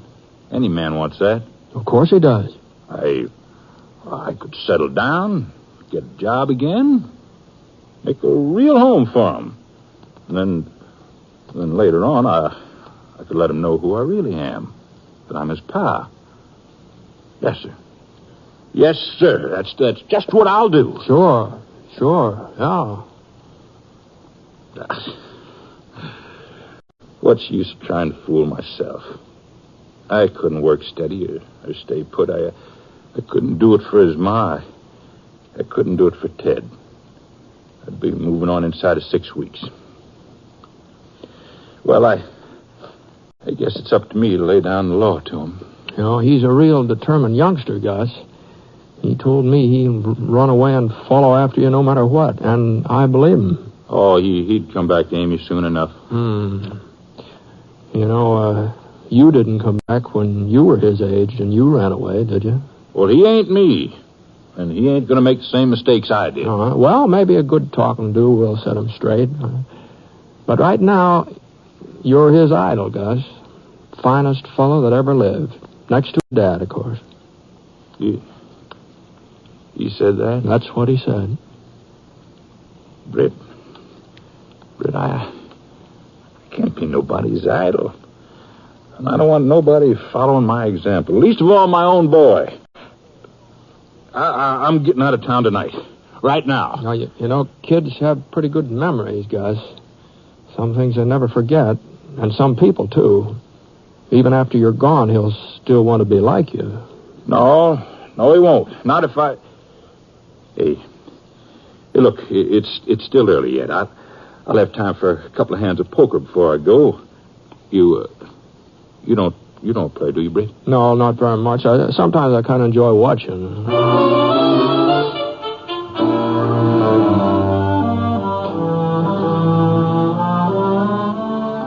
There was a seat open when we got downstairs, and Gus moved right in. Boys sure were anxious to have him play, especially Bart Finch. Seems he'd lost quite a bit during the last week, and he wanted a chance of getting some of it back. I stood by Gus's chair watching the play. He was just about holding his own the first few minutes. Then along about the fifth or sixth hand, I noticed he sort of tensed up. That wasn't like him, not from what I'd seen of his poker playing. Gus was the dealer, and Bart opened the pot. They raised each other a couple of times, and the other players dropped out. Then it came to a draw. Bart tossed in 2 cards, and one of them kind of hit on edge and almost flopped over. I couldn't see what it was, though, not from where I was standing. Gus dealt Bart 2 fresh cards and drew to himself. And then everybody seemed to get kind of quiet. Bart made a $10 bet, and Gus raised him to 25. Bart came right back with another raise, and Gus upped it again. And, that pot got to be about, $300, I think. Well, finally Bart called. All right, Parker. What do you got? Well, let's see. Looks to me like about 2 pair. Huh. Well, that just don't happen to beat a full house. Well, it might. You see, Finch, I got 2 pair of jacks. What? There you are. 4 jacks. Keep away from them chips, Parker. Well, what's the matter? You're not cheating me out of this hand. You're talking crazy, Finch. Listen to me, boys. I threw in 2 discards. One of them was a jack. There's only 4 jacks in the deck. Oh, he's all mixed up. That must have been the last hand. Well, they're the discards. There's supposed to be 4 of them. 2 from me, 2 from him. There, now, what did I tell you, boys? Only 3. He dealt himself my jack. That's how he's been winning all week, too. That's how he got our money. Well, you ain't going to cheat anybody else, Parker. Hold on, now, take it easy, Finch. You stay out of this, Ponset. You put that gun away, I mean it, You Bart. ain't going to stand up for a crooked gambler, Britt. Now I'm fixing it so he won't ever... Oh! Now, rest of you sit tight. If there's going to be any more gunplay around here, somebody's going to get hurt. Except for you, Parker. You better get out of town, and fast. And you better think twice before you come back, too. Don't worry, Ponset. I won't be coming back.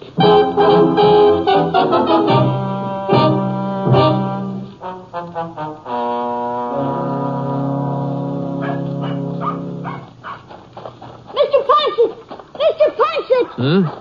Oh, hello, Tad. I've been looking all over for you. It ain't true, is it? What they say about Mr. Parker?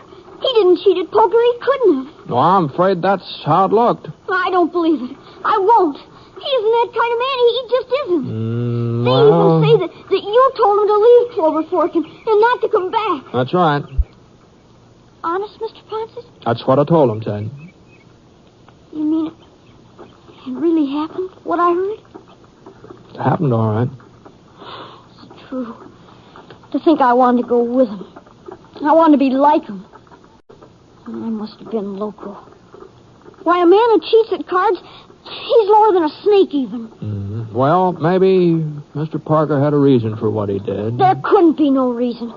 Not for something like that. I wish I'd never heard of him. And I don't think he was a friend of my Pa's either. I don't think he ever knew Pa at all. Pa wouldn't have had nothing to do with a skunk like him. No, I don't know about that, Ted. Well, I do. Look, maybe you ought to head for home. Your Aunt Amy will be worrying about you, don't you think? Yeah, you bet. You know, Mr. Ponset, I ain't ever gonna leave her. Oh, someday you will. But not for a while yet. Not for a while yet, Ted.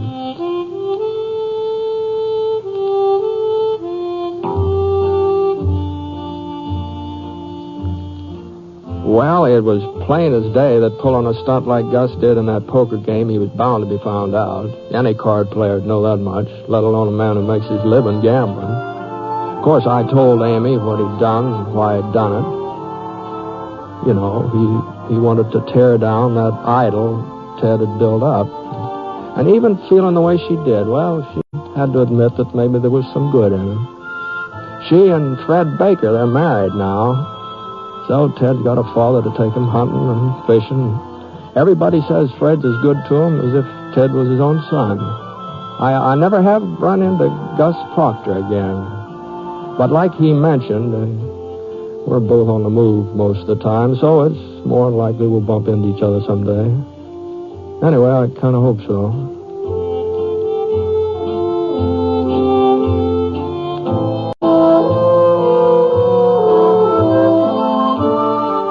The Six Shooter is a transcribed NBC Radio Network production in association with Review Production.